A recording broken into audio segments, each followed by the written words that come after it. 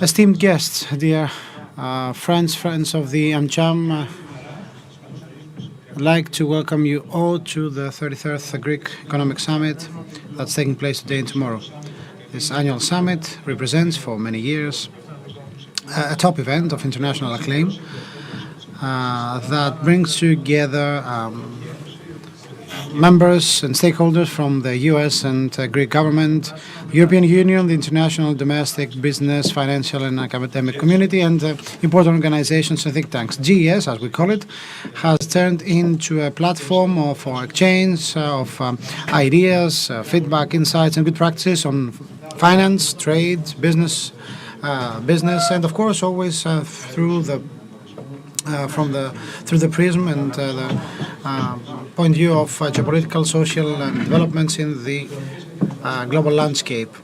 Financial and social turbulences as a result of consecutive crises create an environment of increased volatility and insecurity that, in conjunction with the underlying social and financial inequalities, call for bold and radical practices and policies at all levels, both domestically and internationally, if we want to have a satisfying system of governance and social balance. The world around us is changing very quickly, very fast, and we have a set of unpredicted variables such as the war in the European continent, the energy crisis, inflationary pressures, climate change, demographics, and so many other things that may create concern for a dystopic future. One might wonder, is this something accidental, or are we witnessing a wave of important changes that will bring about a brand new reality and define the course of the world in the coming years? This year's summit is entitled Big Bets in Challenging Times, and actually it's an optimistic title. It expresses our desire and the need, especially in this time period, to look forward, to find the courage, to fearlessly look ahead and set goals in a visionary way and a wise way at the same time, in an inclusive way and with no poor balance between the burden and the privileges. So we're invited to investigate on the ways that we can set these targets in order to achieve sustainable development while respecting and protecting our natural environment and respecting everyone's right in being different, irrespective of the gender, race, religion, etc., etc. It calls for boldness, for courage, and for virtue in order to be able to take steps back if you have to. However, you have to have a vision and a strategy in order to win this big bet. Last but not least, we have to understand that the world belongs to no one, and we are obliged to bequeath to the following generations a more safe, a more fair environment that calls for policies that go well beyond the established way of thinking and beyond, and of course it calls for going against established perceptions and fixations. So our world is changing quickly, so our country has to lay the foundations and sow the right reflexes for the future. The future will be dominated by technology, by innovation at all levels, and this will affect everything, the way we operate, the way we react and think, and of course another important factor that will dominate will be self-sufficiency in main infrastructure and structures such as energy and defense, safety, and primary production. This future, it's a future that countries with a very serious cognitive infrastructure and advanced R&D capabilities will be able to compete. We have a very interesting agenda built for this summit. We have a number of timely and very well-targeted thematic sessions, and of course we will discuss about them with a group of really important and knowledgeable speakers, and I would like to thank them for the participation. I'd like to thank Mr. Kavounidis, Kafatos, Kodopoulos, Kostopoulos, Papazoglou, and Psalti, our organizing committee, that together with our president put together this year's summit. Also, I'd like to thank my colleague, Mrs. Angeliki Dikeulia, for coordinating this event, of course, for her massive contribution in putting together all the events, turning this event into a milestone. Of course, I'd like to thank all the rest of the members of our chamber for the contribution in organizing this event and all other actions by our chamber. I'd like now to make a reference to our summit sponsors and thank them for the support. We have our platinum sponsors, PPC, EY, and OTE. Gold sponsors, Deloitte, Tom Kopelouzos Group, Google, Hellenic Energy, Gas Trade, Edno, and Papastratos. Our silver sponsors, AB, AbbVie, Atradius, Citi, EFA Group, Enterprise Group, Envico, Texan, Hewlett-Packard Enterprises, IBM, IKVIA, Johnson & Johnson, Kyriakidis, Georgiopoulos Law, Lockheed Martin, Microsoft, Mytilineos, Oracle, Potamitis, Vekris Law Firm, Procter & Gamble, Tiresias, Power, Vantage, and Volvo Sarakakis. I would like also to thank our communication sponsors, the Athenian Macedonian News Agency, Nafteboriki, Nafteboriki TV, and our magazine, Business Partners, along with our online live streaming sponsor, Live Media. Last but not least, I'd like to thank all of you being here physically after a long time or online for your long-term support to all our actions and initiatives.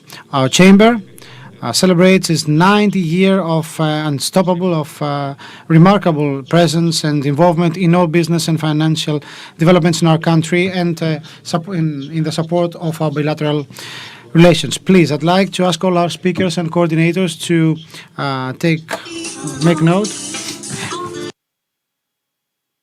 make note of the time allocated to them, and of course they will be informed if their time is up. I'd like to invite the President of the Chamber, Mr. Nikolaos Bakatselos, for his opening speech. Dear President.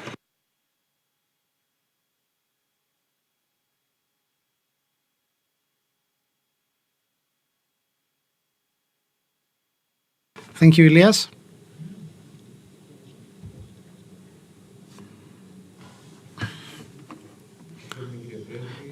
Your Excellency, Ambassador, dear Presidents,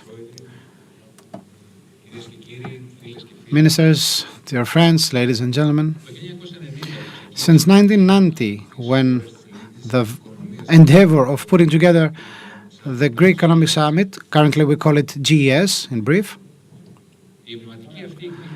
this iconic event organized by the Hellenic American Chamber has been established as an event of large caliber and impact on financial and business developments in our country. In the past 32 years, change in our life has been overwhelming. GES remains, however, a top impartial platform of substantial debate between the political leaders and the business community of our country. So, annually, we are honored by the presence of politicians, high-ranking executives of businesses, esteemed members of the business world and the academia, because they know that GES brings on the table both the public and the private sector in order to have an interactive, substantial debate on important issues in real time. Acclaimed speakers from the global ecosystem investigate on main prospects of growth and break down or discuss on financial developments and trends. And the most important thing, their contributions give rise to new financial tools and methods. They shape new policies and contribute in a radical way in promoting sustainable growth in our country. Ladies and gentlemen, it is my honor to welcome you to the 33rd annual GES entitled Big Bets in Challenging Times, organized by the AmCham in collaboration with the Athens Exchange and with the strategic support of the U.S. Commercial Chamber and the Atlantic Council. It is also with great joy that after 3 years we are all enabled to attend this event physically.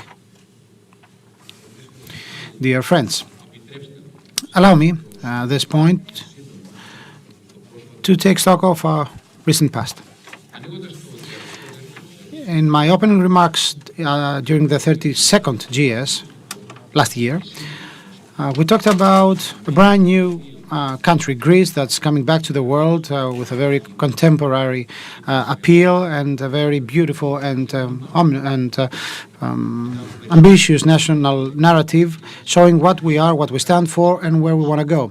After 10 years of financial crisis, we were happy enough to say that Greece was enjoying international trust and has been able to successfully manage various challenges, financial ones, geopolitical ones, in collaboration with our powerful partners. I particularly remember the president of the Union of Greek Industrialists, Mr. Dimitris Papalexopoulos, saying that our tough routine, daily routine, must not lead us to forget that Greece is at the beginning of an exceptionally positive period, a period of economic growth, and it's now up to us to embrace the opportunities ahead.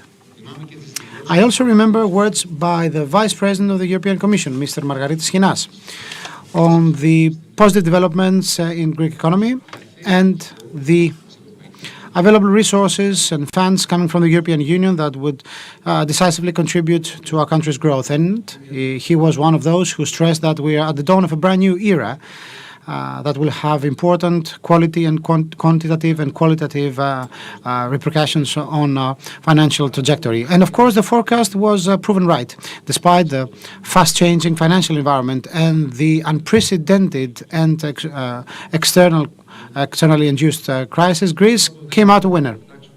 In the recent 18th tax forum organized by the AmCham, we heard the Minister of Finance, Mr. Christos Staikouras, saying that the budget tabled a few days ago in the Greek Parliament demonstrated that the Greek economy is resilient enough and has a very positive outlook, subject only to wise financial and fiscal policies. The Minister shared a very optimistic forecast, which was in line with the European Commission's as well, that the Greek economy would deliver much better than the European average of 2022 and 2023 as a result of our high rates of investments and exports in the coming 2 years. Ladies and gentlemen, I think it matters a lot to review how the global landscape has changed within 12 months. We're talking about really big bets in challenging times we have ahead. Challenges are immense. The upset is radical. Many countries, far stronger than ours, are entering a period of recession. Inflation is galloping and the energy crisis is raging. I think the big bet for us is to shield or to seal our economy so that this positive momentum is sustainable. Governed by our will to support our energy sector and green growth, and by enhancing the role of technology in creating a robust and competitive economy that promotes business entrepreneurship and attracts investments for a better future, for a sustainable future that's inclusive for all, for dealing with the ongoing challenges in a very steady way, for cementing prosperity and social cohesion. Having said that, let's talk about this very rich 2-day agenda of this year's GES that will cover, except for meticulously mapping the financial and investment map, it will cover other sectors such as education, justice, technological transformation and employment. Of course, I have to point out that we have sessions on the very promising sectors, on some very promising sectors for Greece. And of course, we'll have contributions on the attractiveness of Greece for investments, dealing with inflation and circular economy. Of course, the works of the 33rd GES will be finalized on December 12th with a fully fledged discussion with our Prime Minister, Mr. Kyriakos Mitsotakis. Ladies and gentlemen, I'd like to thank warmly all the members of the organizing committee of the 33rd installment of the GES, and of course all our amazing speakers and sponsors. But most importantly, I want to thank all of you for being here physically, attending this event, and of course all our people, all those watching us online. I'd like to thank you for your attention. I'd like to invite the President of the Union of Greek Industrialists, SEV, Mr. Papalexopoulos, to come to the podium. You have the floor.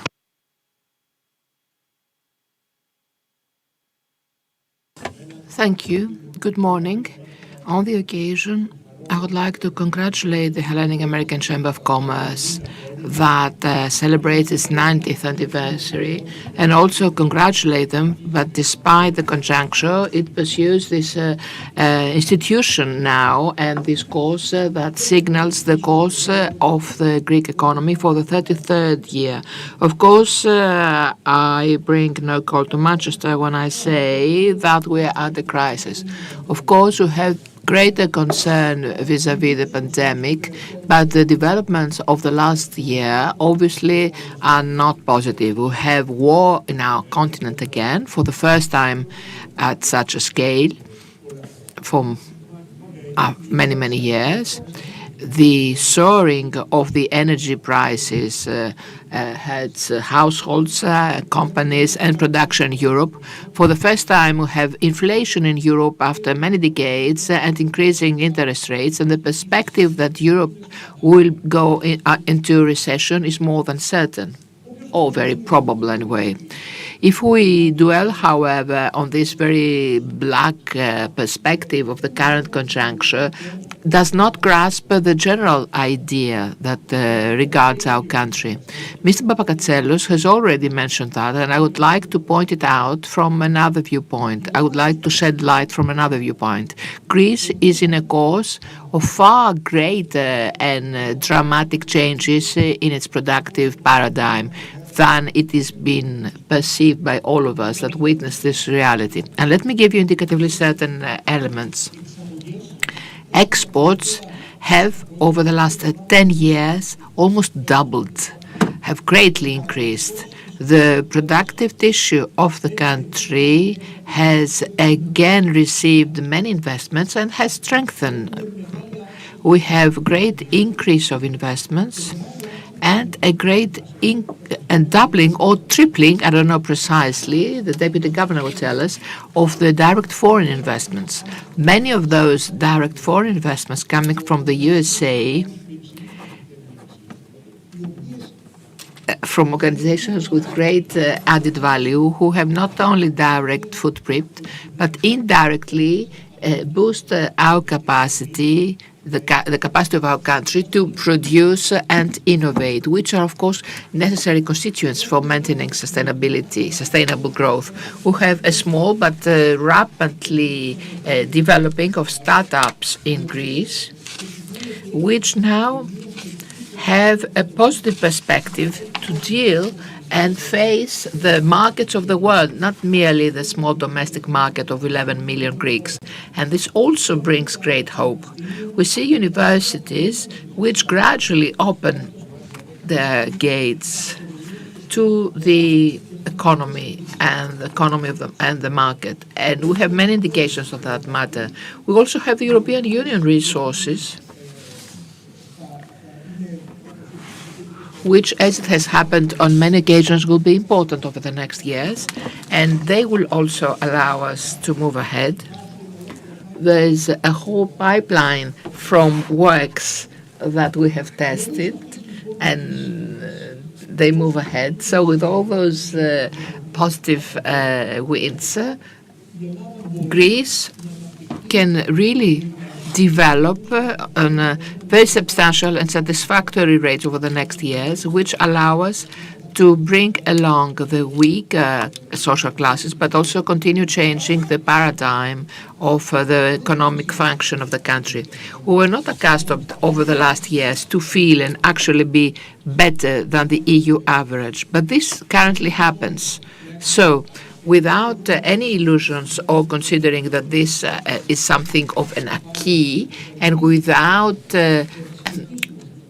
relaxing our efforts, I believe that we must remain optimistic and dedicated to this long-term inclusive development goal, despite the difficulties, which of course we must deal with currently.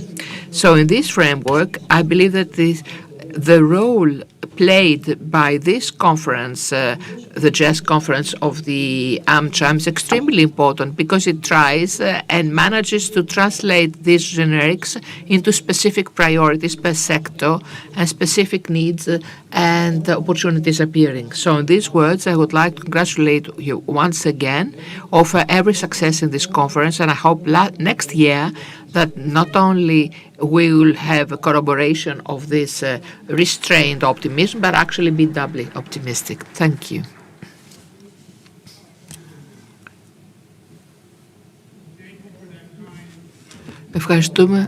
Ευχαριστούμε πάρα πολύ. Βιάστηκα πάρα πολύ, παρουσίασα το βίντεο.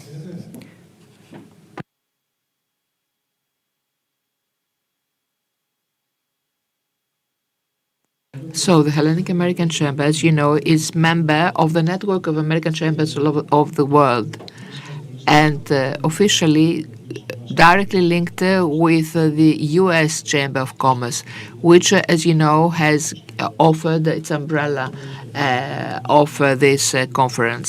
The Executive Vice President and Head of the International Affairs of the U.S. Chamber could not attend, so he sent this message.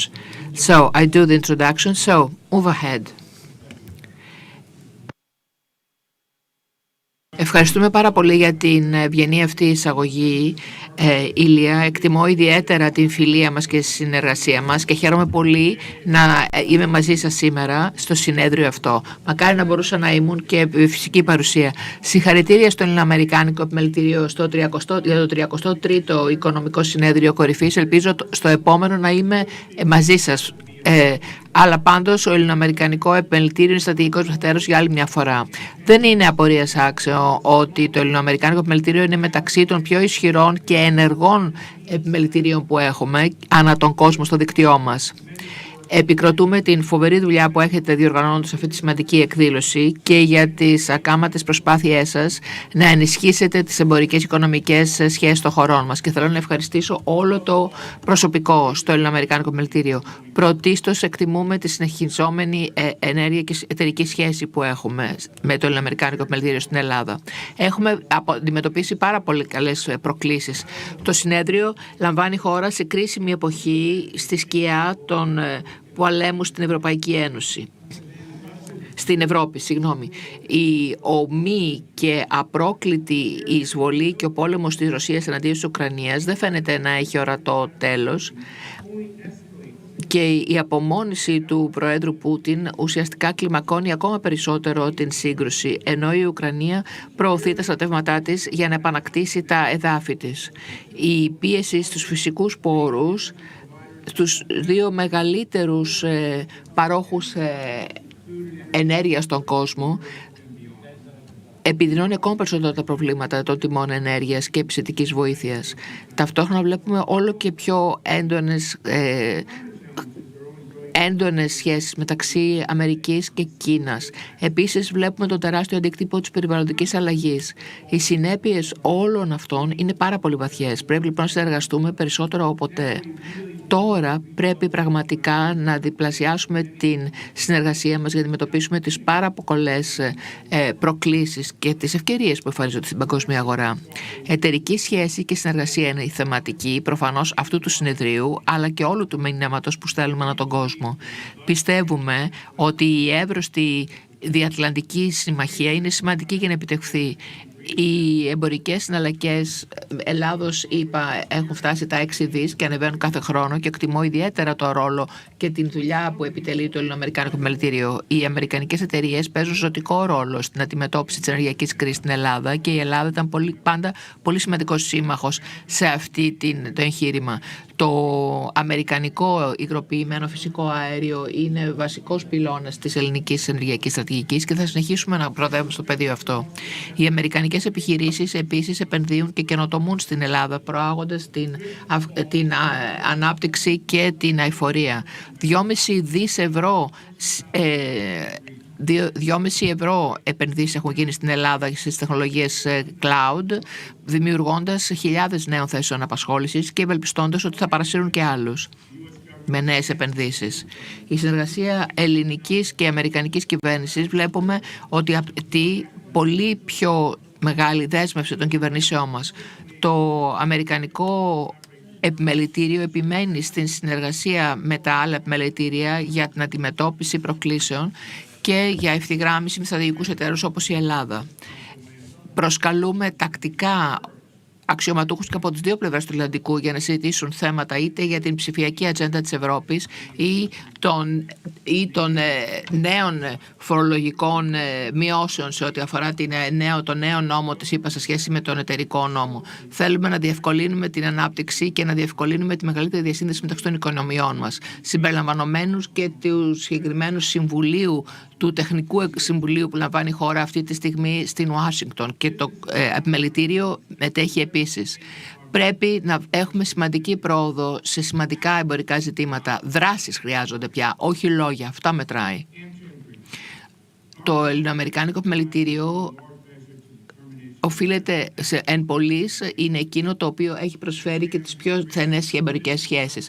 Η απόφαση του επιμελητηρίου να είναι κορυφαία εμπορική φωνή στην χώρα και να ενισχύει τις μακρές σχέσεις και να προάγει τις επιχειρηματικές πρωτοβουλίες και που είναι φιλικές προς το περιβάλλον, έχουν βελτιώσει την αγορά. Έχετε φιλοξενήσει εταιρείες και έχετε επιδείξει επιχειρηματικό πνεύμα, θένοντας πολύ μεγάλη δέσμευση στο επιχειρηματικό πνεύμα.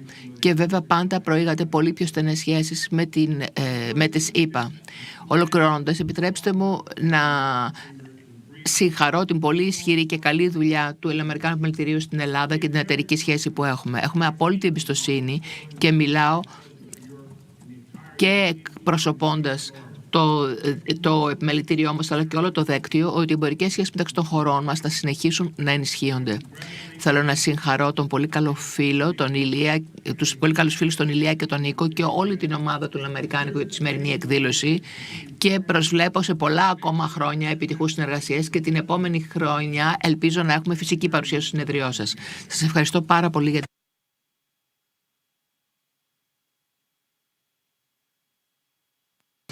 I'd like to thank Mr. Brilliant, and as you can see, we have a really close collaboration with them. Another important think tank which we collaborate with is the Atlantic Council. Actually, last May, we published the study on the role of Greece in the energy landscape. I'd like to share with you a message by Jorn Fleck. He is a senior director of the Europe Center under the Atlantic Council. Please. Καλημέρα σε όλους στην Αθήνα. Είμαι ο Jorn Fleck, είμαι ο Senior Director του Κέντρου για την Ευρώπη, του Europe Center, στο Atlantic Council.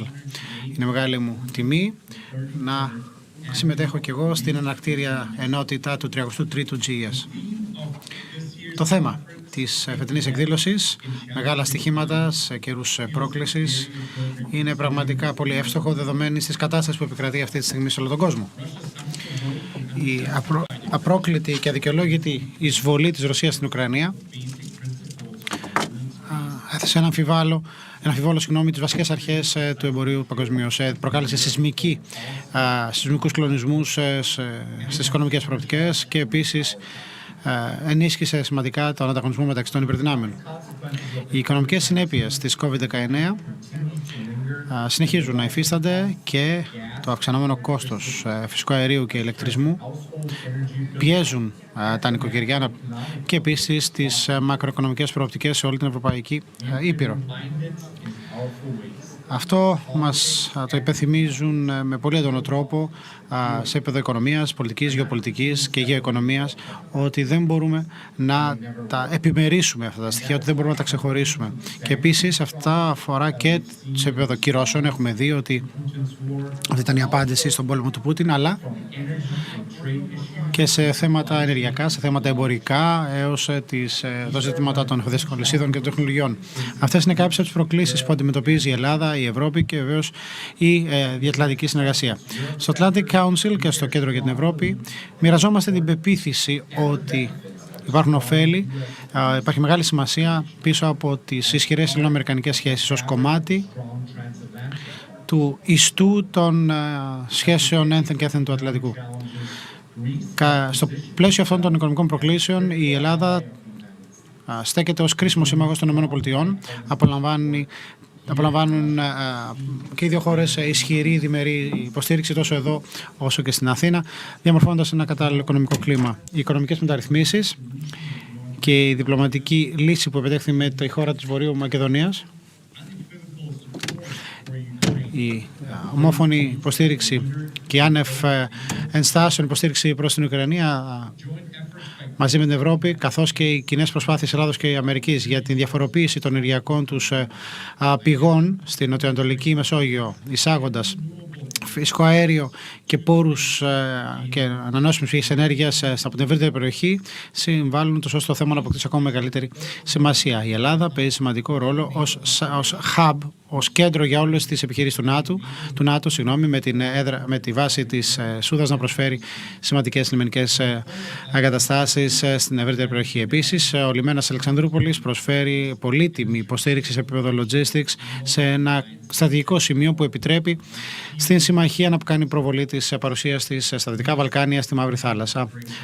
Και βεβαίως αυτό σημαίνει ότι η Ελλάδα προσφέρει πολλά στην διατλαντική αυτή σχέση και συμμετέχει και αυτή στην αντιμετώπιση των προκλήσεων.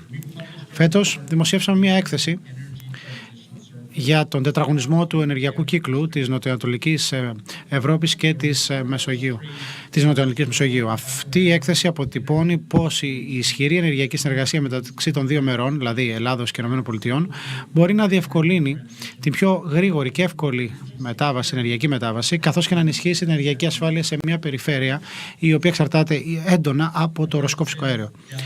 Αγαπητοί συμμετέχοντες, εκπρόσωποι, σε μια περίοδο μεγάλων εντάσεων μεταξύ των υπερδυνάμεων, αυξανόμενου αυταρχισμού και έντονων περιβαλλοντικών και χρηματοοικονομικών προκλήσεων, δεν μπορούμε να μην υπογραμμίσουμε τη σημασία της διατλαντικής αυτής σχέσης και να τη θεωρήσουμε δεδομένη. Πρέπει να στιγματίσουμε υπέρ νέων λύσεων, νέων σκέψεων για τον μετασχηματισμό αυτών των σχέσεων μας προκειμένου να αντιμετωπίσουμε τις προκλήσεις του αύριο. Εμείς στο Atlantic Council και στο Κέντρο για την Ευρώπη θεωρούμε ότι η εταιρική σχέση ΗΠΑ και Ευρωπαϊκής Ένωσης, καθώς και αυτή μεταξύ ΗΠΑ και Ελλάδος ως ένα κομβικό στοιχείο, και θα συνεχίσουμε να συμβάλλουμε από την πλευρά μας όντας μια πηγή πόρων προς όλους εσάς, επιχειρηματίες, πολιτικούς, προκειμένου να αναπτύξετε κοινές λύσεις και να μοιραστείτε κοινές ιδέες. Να μας θεωρείτε εμάς εδώ στο Ευρωπαϊκό Κέντρο, στο Κέντρο Ευρώπης και το Atlantic Council, ως ένας εταίρος στις σχέσεις σας με την Ουάσιγκτον και την πολιτική συνεργασία. Εύχομαι να υπάρχουν επικοδομητικές συζητήσεις το επόμενο διήμερο για το πώς η Ελλάδα, η Ευρώπη και οι ΗΠΑ μπορούν να ενισχύσουν την συνεργασία τους, και να ευχαριστήσω βεβαίως τους δύο οργανωτές, οι οποίοι διαμόρφωσαν ένα πραγματικά εντυπωσιακό πρόγραμμα για το διήμερο. Ένα βεβαίως μεγάλο ευχαριστώ πάει στους εταίρους μας στο Ελληνοαμερικανικό Εμπορικό Επιμελητήριο και ιδίως στον κύριο Νίκο Μπακατσέλο και τον κύριο Ηλία Σπιρτούνια.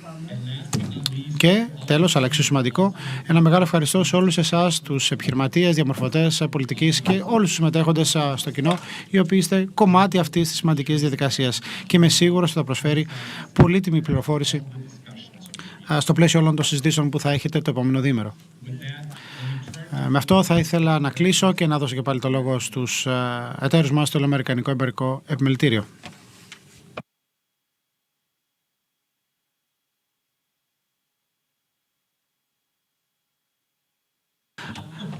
I'd like to thank him.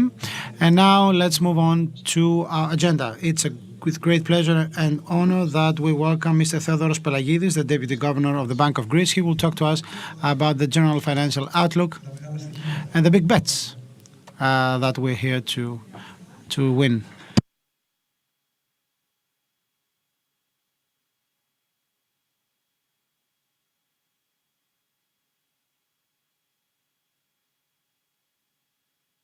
Thank you for the invitation.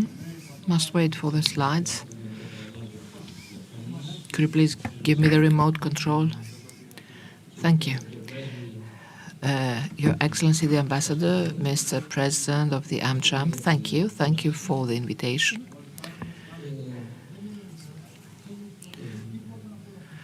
Let me find my way around with the buttons.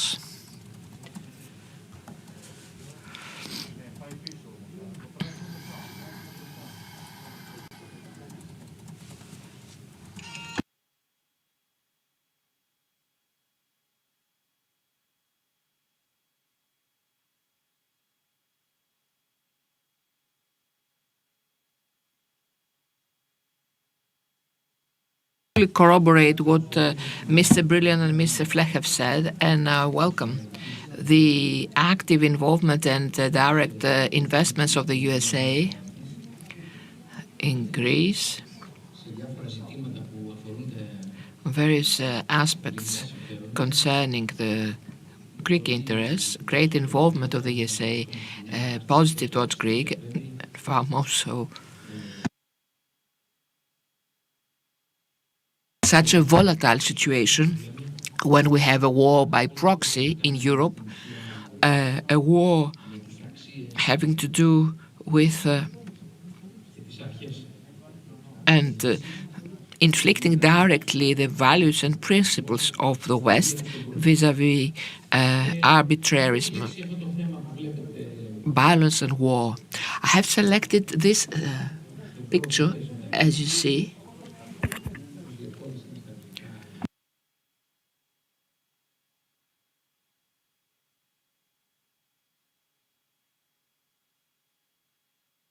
We've been following this exacerbation of this situation for 1.5 years.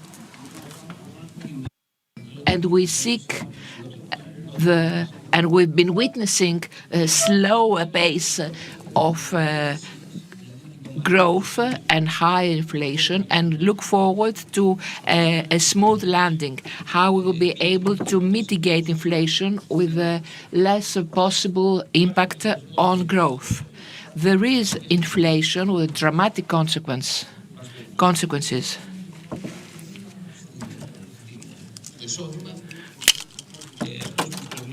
on income, inflation distorting prices, and which might lead to a destabilization of financial markets. There's a gentleman over there working, and I cannot concentrate. I apologize. It's the speaker, and he's absolutely right with the technician's pool. So this is the one situation. And the other is that in our effort made with the increase of interest rates, this effort aims at limiting expenditure that causes increase of unemployment. At the end of the day, there will be only a reduction of demand that will lead to a shrinkage of inflation. So I show some graphs here, but I would be better elaborating and explaining them. In November, as we had forecast, we will have a de-escalation of inflation from 10.6 to 10% in Europe, and in the USA from 8.2 to 7.7. The markets for the money markets make a forecast for Europe that they price the next interest rates increase at 50 and not 70 base units, as it seems. But on the other hand, we also have the statements of Madame Lagarde, who says, verbatim, I would be surprised if inflation had peaked. Had peaked, which means that we haven't reached the ceiling. On the other hand, the USA, we've got data that was were announced only on Friday that shows 663,000 increase of jobs, 0.6% increase of salaries, and 5.1% growth. So there is a situation where salaries, as they see the prices soaring, the employees, the workforce, tries to attain increases that will at least offset part of the prices increase. Madame Lagarde, the president of the European Bank, has also stated last week that we must be very cautious in fiscal policies. That is, in the fiscal expenditure. That is, we should not be expansionist in our fiscal policy, and any assistance should be limited to the so-called vulnerable social groups.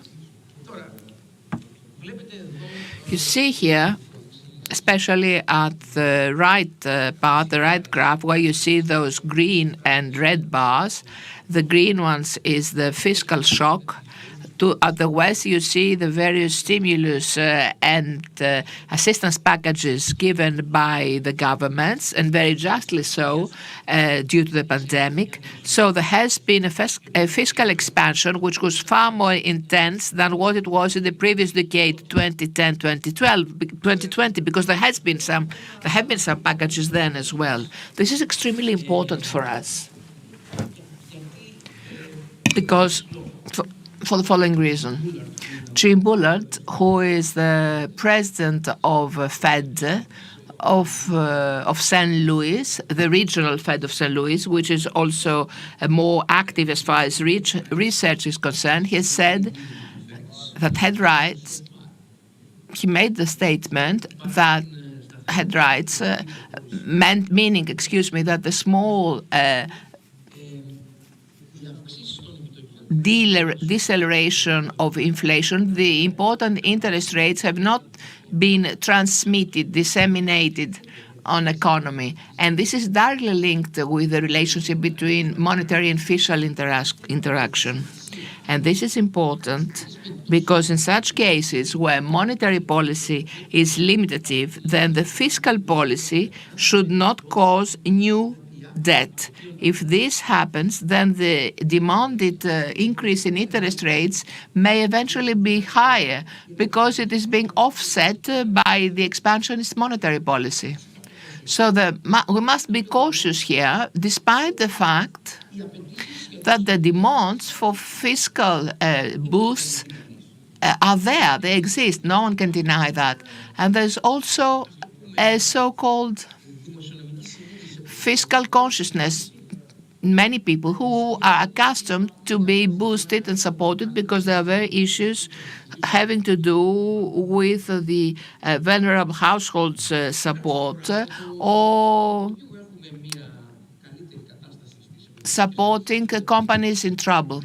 Now, since summer, you see we've got better situation in the supply chains. You see the dropping curves. Here you see the red curve reaching the end, where we start seeing the reconstitution of the good operation of supply chains. That is, the supplier delivery lines moves back to the basic line. You also see what is here. That is the drop of the commodities prices, which started from the beginning of summer, as well both commodities and agricultural prices to some extent. They have not reached the previous level, but there is an important descending trend. And most importantly, you see the container shipping fees that have reached again the price it used to be, 3,000. I remind you that it reached an ever high of 14,000. The index, however, is index is lower, below 40. It's not 100 as it was in 2020 at the peak of the pandemic. Nevertheless,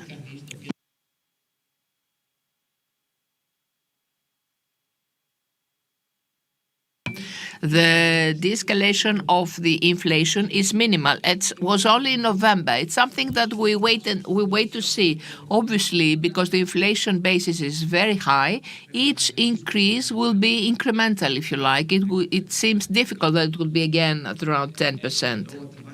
I mean that the basis will be higher because the next year, we make a forecast on the basis of the previous year. Now, how is this explained? The fact that the estimate for this week is that inflation is persistent and will keep being persistent. I do have some ideas on the matter. I say that despite what is said, that trade has dropped, it's not so. Trade is up by 5.3% per year, and it was 4.9% higher than the last quarter, so compared to the previous. So the structure of trade might change, but we have not entered of deglobalization, as it has been generally said. Supply chains have changed, perhaps. They have changed routes. They have become perhaps more costly, but they still persevere. The second that has not appeared to date, if you see the blue column for 2015, the new, and for 2030, what's that? This is the size of the Asian middle class. That was 1.5 billion and will become 3.5 billion in 2030. That's important, because if you see this table now, Mr. Bakatselos, I know he's very strict with the time allocated, but if you view 2020 and 2030 at the middle of the two middle columns of the table, it will become 16 trillion, which will be the expenditure of middle class in Asia, and that exerts a pressure on commodities, and therefore, quite probably, we'll have pressure out of the demand due to demand from the fastly developing Asian countries, all that we know, and for which we have already conquered decades ago. So this is also a very important factor. Another factor is why inflation is persistent and how difficult it will be for monetary policy to bring it back to 2% or just slightly higher than 2%. This is the so-called secondary impact in such an inflation condition, which is the salary reaction. The data in the USA have shown you already. It's 5.1%. As you see, at the second table, it's important to view the blue curve. While in most countries it's around 5%, in Greece it's almost null. Keep that for the end of my speech. That's important. Furthermore, there are other structural factors which in a way will maintain an inflation higher than the desired one for quite a long time. Such a factor is the climate change. As you realize, it's don't need to further elaborate on that, that we will need to pay for that. A second factor is the reconstruction of the supply chains. We no longer take, for instance, wheat from Ukraine. You have to get it from Canada. That means greater transport costs. Another element is the expected slowdown population growth. That is, we now assess the vacancy void, which jobs are left vacant because we don't have the appropriate workforce. We may currently have a limitation of the workforce, which of course will cause an additional labor cost, which also may sustain inflation. A last factor that hasn't been stressed sufficiently, a factor which to my view will have at the end of the day a structural impact, and is due to the expansion of the previous decade and the pandemic. Of course, taking into consideration the supply shock having to do with Ukraine and so forth. But of course, all these factors, this is an inflation, it's not transitory, it is not a cost inflation. If that were the case, we would have been finished or things would have changed. So an issue which has not been elaborated sufficiently is those that we call the change of color circulation, that is the M2, money mass 2. That means how many times a dollar changes hands. Why is this important in inflation? Now that we've got an increase of interest rates with high inflation, the incentive for those who the incentives for deposits are null. Therefore, expenditure rises. So we have an increase of prices and have an increase of loans, and this we will be witnessing even in Greece. And the way for that to be affected is to limit the monetary circulation. That is the so-called quantitative tightening. This is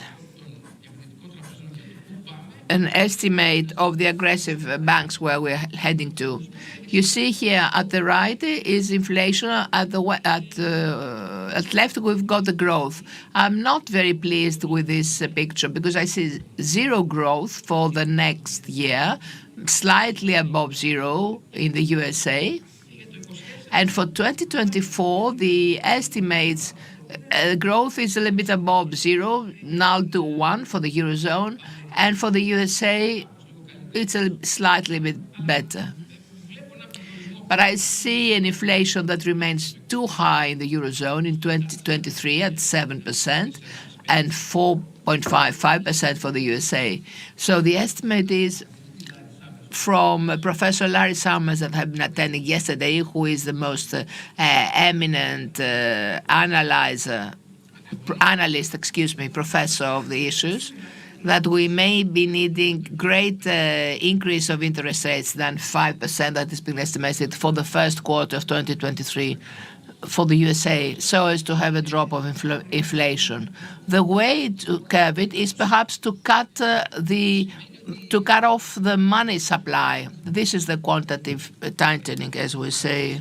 That is central banks getting rid of money. I don't want to elaborate on that. This is on ECB on a very quick pace so as to limit expenditure, and limiting expenditure will bring about a limitation in prices rise. Now, let me say a couple of words on Greek economy. Yes, I will be finishing. Just give me 3 more minutes. You promised that.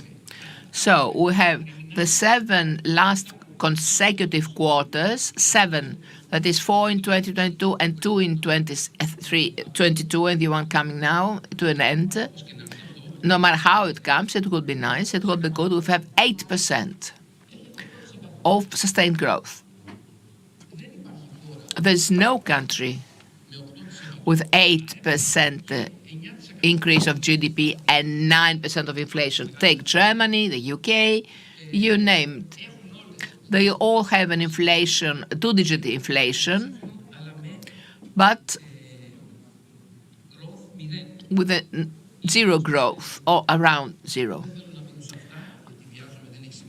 Well, I cannot dwell on those, there's no time, but the point is that the structure of the GDP growth is, relatively speaking, healthy. There are investments, exports, everything.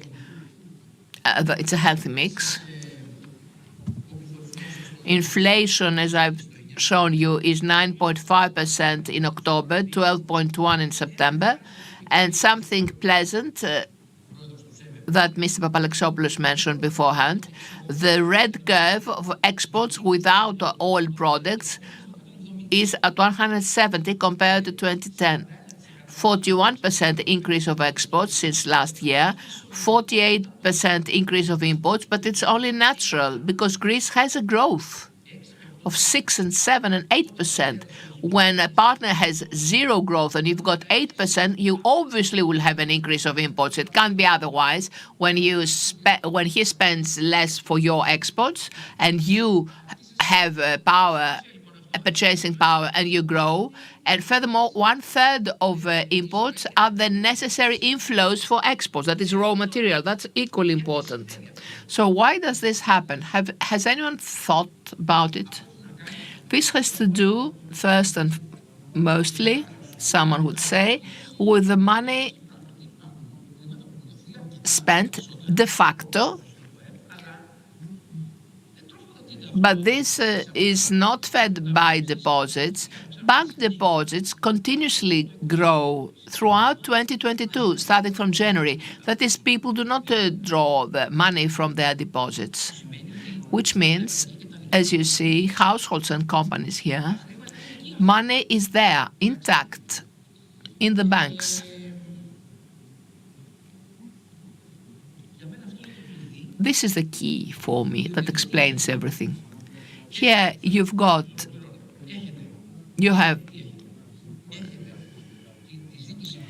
the money demand, which is an inflation phenomenon, and 15 billion, which is new loans, which feeds the blue curve, not the red one, not the households, that is. Blue is 15 billion new loans granted to companies. This is most important. Employment, 300,000 more jobs than 2018. That's most important.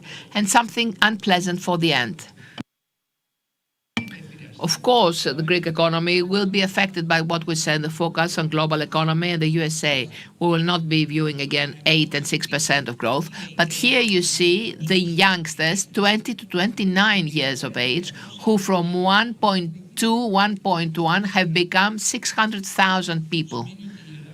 Great aging of population and therefore have a huge problem of workforce, which will greatly limit the country to its growth rates unless something happens. And what should happen is for the labor market to change, and education. Thank you and apologize.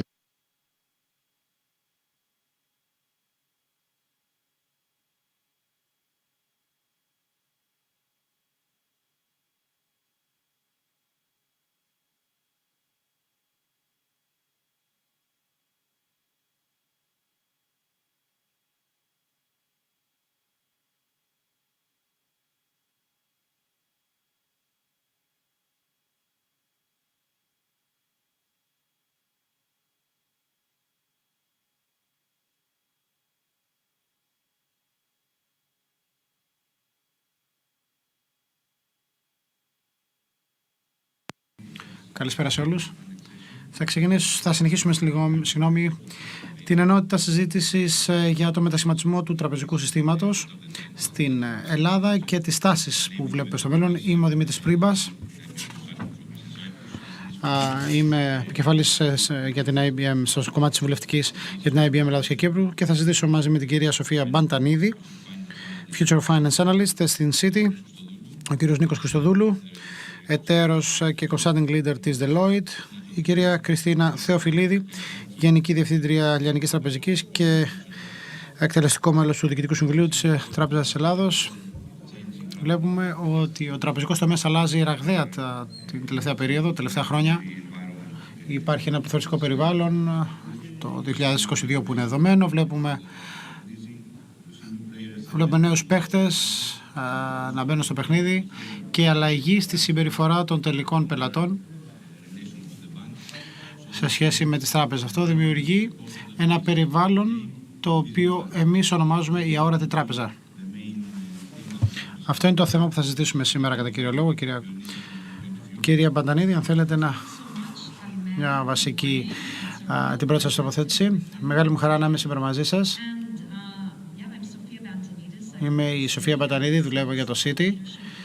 Είμαι στο Citi Global Insights. Εκεί εργάζομαι ως αναλύτρια και ερευνήτρια πάνω στο μέλλον των χρηματοοικονομικών. Λοιπόν, σήμερα θα μιλήσουμε για την άνοδο της λεγόμενης αόρατης τράπεζας. Θα το σχολιάσω θέτοντας τρεις πυλώνες. Πρώτος, τι σημαίνει αόρατη τραπεζική? Μπορεί να μεταφραστεί με πολλούς τρόπους και μπορούμε τη συζήτηση να την επεκτείνουμε σε διάφορες κατευθύνσεις. Δεύτερον, ποιοι είναι οι φορείς που κινούν αυτή τη διαδικασία? Και τρίτος πυλώνας, έχουμε την κρυστάλλινη σφαίρα μπροστά μας και λέμε προς τα πού θα πάμε. Αυτό είναι ο τρίτος πυλώνας. Πρώτος πυλώνας, τι σημαίνει αόρατη τράπεζα? Κατά την άποψή μου, αυτό σημαίνει μια τράπεζα που δεν τη βλέπεις και μια τράπεζα που δεν τη σκέφτεσαι καν. Λοιπόν, να το αναλύσω λίγο.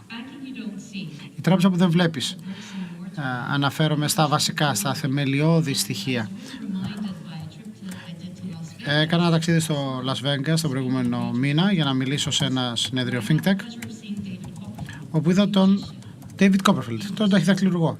Στο show του εξαφάνισε πολύ μεγάλα αντικείμενα μπροστά στα μάτια μου. Τα κατέστησε αόρατα. Ένα διαστημόπλαιο, ένα αυτοκίνητο. Τα εξαφάνισε απλά.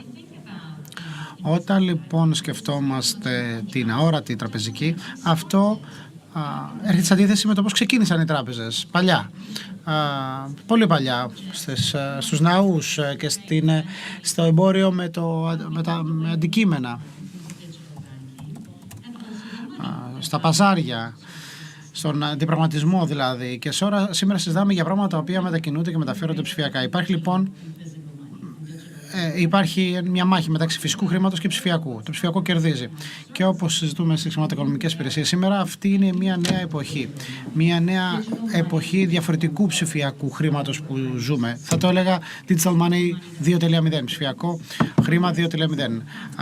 Χρήματα που βασίζονται σε token ή σε λογαριασμούς και με διαφορετικά νομικά εργαλεία τα οποία αξιοποιούμε, τα οποία συνοδεύονται από συγκεκριμένες παγίδες. Κάποιες από αυτές τις μορφές ψηφιακού χρήματος του χρήματος 2.0 εγείρουν σημαντικά ζητήματα για το μέλλον των τραπεζών και έχετε διάφορες τράπεζες σε όλο τον κόσμο οι οποίες δοκιμάζουν αυτές τις νέες ιδέες σε συνεργασία με τις ρυθμιστικές αρχές και τις σχετικές τράπεζες. Η αόρατη τραπεζική σημαίνει και αυτό που εσείς υπενηχθήκατε, δηλαδή την αναταραχή στον τραπεζικό τομέα λόγω των fintech, των μεγάλων εταιριών, των challenger banks. Ξεκίνησε στα μέσα δεκαετίας του 2010 μετά τη μεγάλη κρίση, όταν οι τράπεζες αναγκάστηκαν να επανακατευθύνουν τις επενδύσεις τους προς τη τεχνολογία και προς επενδύσεις και προς θέματα συμμόρφωσης και σε θέματα βελτιστοποίησης των δαπανών τους. Στον αντίποδο αυτού, είδαμε πολλές ανταγωνίστες τράπεζες, challenger banks, να μπαίνουν στο παιχνίδι. Αυτές είναι τράπεζες που δεν βλέπουμε. Τι γίνεται όμως με τις τράπεζες που δεν τις σκεφτόμαστε? Είναι η τραπεζική η οποία είναι ενσωματωμένη στην καθημερινή μας ζωή. Αναδύεται σε κάποιες κομβικές στιγμές ζωής μας όταν τη χρειαζόμαστε. Σε κάποιες κομβικές στιγμές, όπως όταν θες να πληρώσεις κάτι και αυτόματα χρειάζεσαι μια λύση δανεισμού, ή όταν πραγματοποιείς μια πληρωμή όταν βγαίνεις από το πάρκινγκ. Διάβαζα μια αναφορά σύμφωνα με την οποία ο μέσος άνθρωπος κάνει περίπου 70.000 σκέψεις την ημέρα. Ελάχιστες, αν υπάρχει έστω και μία, αφορά την τραπεζική. Μιλώ για την τραπεζική ως εμπειρία. Αυτό είναι κάτι πάρα πολύ δυνατό, πολύ ισχυρό, καθώς όλοι ενδιαφερόμαστε για τις εμπειρίες και ήδη τις θετικές εμπειρίες μας. Οι άνθρωποι ενδιαφέρονται για τα χρήματά τους, αλλά δεν ενδιαφέρονται για το μηχανισμό πίσω από το χρήμα. Αυτό ήταν ο πρώτος πυλώνας. Δεύτερος πυλώνας. Ποιες είναι οι κινητήριες δυνάμεις και οι δυνάμεις που διευκολύνουν αυτή την εξέλιξη? Είναι το λεγόμενο tokenization, η χρήση ψηφιακών καθολικών, τα ledger, όσα συστήματα αποτυπώνουν την ιστορία των συναλλαγών, τα agile financial stacks, όλα αυτά τα οποία εφαρμόζονται ήδη και βλέπουμε ότι πολλές τράπεζες, fintech και challenger banks, οι οποίες χρησιμοποιούν αυτές τις τεχνολογίες, τα APIs, καθώς είναι η διαπαφή για την επικοινωνία μας, η τεχνητή νοημοσύνη και η μηχανική εκμάθηση που μας δίνει πληροφορία σε πραγματικό χρόνο, ώστε κάποιος να μπορεί να προβλέψει τις ανάγκες των πελατών και αυτόματα να αντιδράσει με τρόπο ευφυή στις επιλογές τους και βέβαια πολύ γρήγορα. Και αυτό σημαίνει και νέους κινδύνους για απάτη πριν αποκρισταλωθεί όλη αυτή η κατάσταση. Επίσης, ένας άλλος φορέας που διευκολύνει τη διαδικασία αυτή είναι τα smartphones, που πλέον μπορούμε να διάγουμε τη ζωή μας και τη χρηματοοικονομική μας ζωή, αν θέλετε, μέσω μιας συσκευής. Ένας άλλος enable, θα χρησιμοποιήσω μια άσημη λέξη, είναι η μετατροπή της τραπεζικής σε Uber. Δεν έχουμε Uber στην Ελλάδα, όμως ξέρετε τι σημαίνει. Έχετε το taxi beat εδώ. Σε τι αναφέρομαι? Αναφέρομαι στις προσδοκίες των πελατών και των ανθρώπων μας. Αυτοί αναμένουν ότι η τραπεζική είναι σαν να παραγγέλνεις μια πίτσα ή ένα ταξί Uber και η χρηματοοικονομική δραστηριότητα μιας πληρωμής, για παράδειγμα, πρέπει να είναι ενσωματωμένη σε μια άλλη διαδικασία, μη χρηματοοικονομική. Επίσης, δεδομένα, ρυθμιστικές αρχές. Έχουμε την οδηγία PSD1, 2, η ανοιχτή τραπεζική, η δυνατότητα διαμοιρασμού τραπεζικών δεδομένων με τη συνένεση των χρηστών. Όλα αυτά. Πού πάμε, ποιο είναι το επόμενο βήμα? Υπάρχουν πολλές κατευθύνσεις και έχουμε δει κάποιες κατεστημένες τράπεζες να λανσάρουν δικές τους ανταγωνίστριες τράπεζες, challenger banks, οι οποίες ανήκουν στην ίδια ομάδα. Έχουμε δει τράπεζες συνεργάζονται με fintech και να επενδύουν σε fintech, είτε είναι capital ventures είτε κάτι άλλο, όπως κάνουμε και εμείς στη City με το δικό μας εργαστήριο καινοτομίας, το οποίο δημιουργήσαμε το 2009. Σκεφτείτε το. Πού βρισκόμαστε το 2009, πού βρίσκονταν χρηματοπιστωτικές υπηρεσίες το 2009, ήταν τελείως διαφορετικά τα πράγματα. Ψηφιακά περιουσιακά στοιχεία. Αυτά μέσα σε 25 χρόνια έχουν εξελιχθεί πάρα πολύ. Θα αποτελέσουν κομμάτι των χρηματοοικονομικών υπηρεσιών και των αγορών στο μέλλον. Μαζί τους έχουμε νέες ευκαιρίες, αλλά και νέους κινδύνους. Τέλος, το Metaverse. Ένα εικονικός χώρος από τον οποίο έχουμε πρόσβαση μέσω του ίντερνετ και μπορούμε να αποκομίσουμε τρισδιάστατη εμπειρία μέσα από δυσδιάστατες συσκευές. Θα είναι η νέα έννοια της αγοράς που λέγαμε στην αρχαία Ελλάδα, αλλά εκεί οι ψηφιακές συναλλαγές και αλληλεπιδράσεις θα είναι πιο εύκολες από ποτέ. Και εκεί θα έχουμε ακόμη περισσότερες ευκαιρίες και περιπτωσιολογικές αναλύσεις που δίνουν το περιθώριο για τις χρηματοοικονομικές υπηρεσίες. Άρα, αυτή η έννοια της ορατότητας ή της αορατότητας, αν θέλετε, θα είναι τελείως διαφορετική. Η χρηματοοικονομική το πεδίο της χρηματοοικονομικής έχει αλλάξει πάρα πολύ και τα πράγματα θα γίνουν ακόμα πιο ενδιαφέροντα στο εγγύς μέλλον. Ευχαριστούμε πάρα πολύ την κυρία Μπαντανίδη. Κάποια αρχική τοποθέτηση τώρα από τον κύριο Νίκο Χριστοδούλου. Προετοίμασα κάποια σχόλια που θέλω να κάνω το Σαββατοκύριακο στη σημερινή μας συνάντηση και έκανα μια πολύ ενδιαφέρουσα συζήτηση με τον γιο μου, ο οποίος είναι στις ΗΠΑ και μου είπε: είδε στο chat.ai.com. Μάλλον θα δώσω ένα παράδειγμα που δεν έχει να κάνει με τραπεζική, όπως καταλαβαίνετε. Όχι, μου του λέω, για δες το. Πριν από 5 μέρες λανσαρίστηκε αυτό, απίστευτο. Διότι ακόμα είναι σε έκδοση beta, δοκιμαστική. Κατά βάση όμως τι κάνεις, μπορείς να απευθύνεις ερωτήματα και την απάντηση, το οποίο σημαίνει ότι, αλλά θα σου πω πρώτο background. Άρχισαν να εκπαιδεύουν κάποιους αλγορίθμους. Πώς? Αφαιρούσαν κάποιες λέξεις από ένα κείμενο και μετά ο αλγόριθμος μπορούσε να βρει τις λέξεις. Με αυτόν τον τρόπο συνειδητοποίησαν ότι ο αλγόριθμος ο ίδιος μπορούσε να καταλάβει το συγκείμενο, το context της συζήτησης. Προσπάθησα λίγο να παίξω με αυτό και ρωτούσα συγκεκριμένα ερωτήματα. Μιλάω για κάτι το οποίο κυκλοφόρησε πριν από 5 μέρες, έτσι. Και λέω, ποιος είναι ο καλύτερος ποδοσφαιριστής όλο τον κόσμο? Και με συγκεκριμένα επιχειρήματα είναι ο Μέση για τον Α και τον Β γάμα λόγο. Πολύ ωραία, λέω. Πολύ ωραία. Ποιος είναι ο καλύτερος παίκτης τένις? Δεν είναι οριστικό, αλλά ήταν κάτι μεταξύ Φέντερερ και Ράφα Ναδάλ. Άρα, κατά βάση, μπορούσε να καταλάβει το ερώτημα, να καταλάβει το συγκείμενο και να δώσει σωστή απάντηση. Και μετά είπα, πώς μπορώ να εκφοβήσω τη γυναίκα μου? Η απάντηση ήταν, δεν είναι σωστό να εκφοβίζεις κάποιον για τον Α και τον Β λόγο. Άρα μιλάμε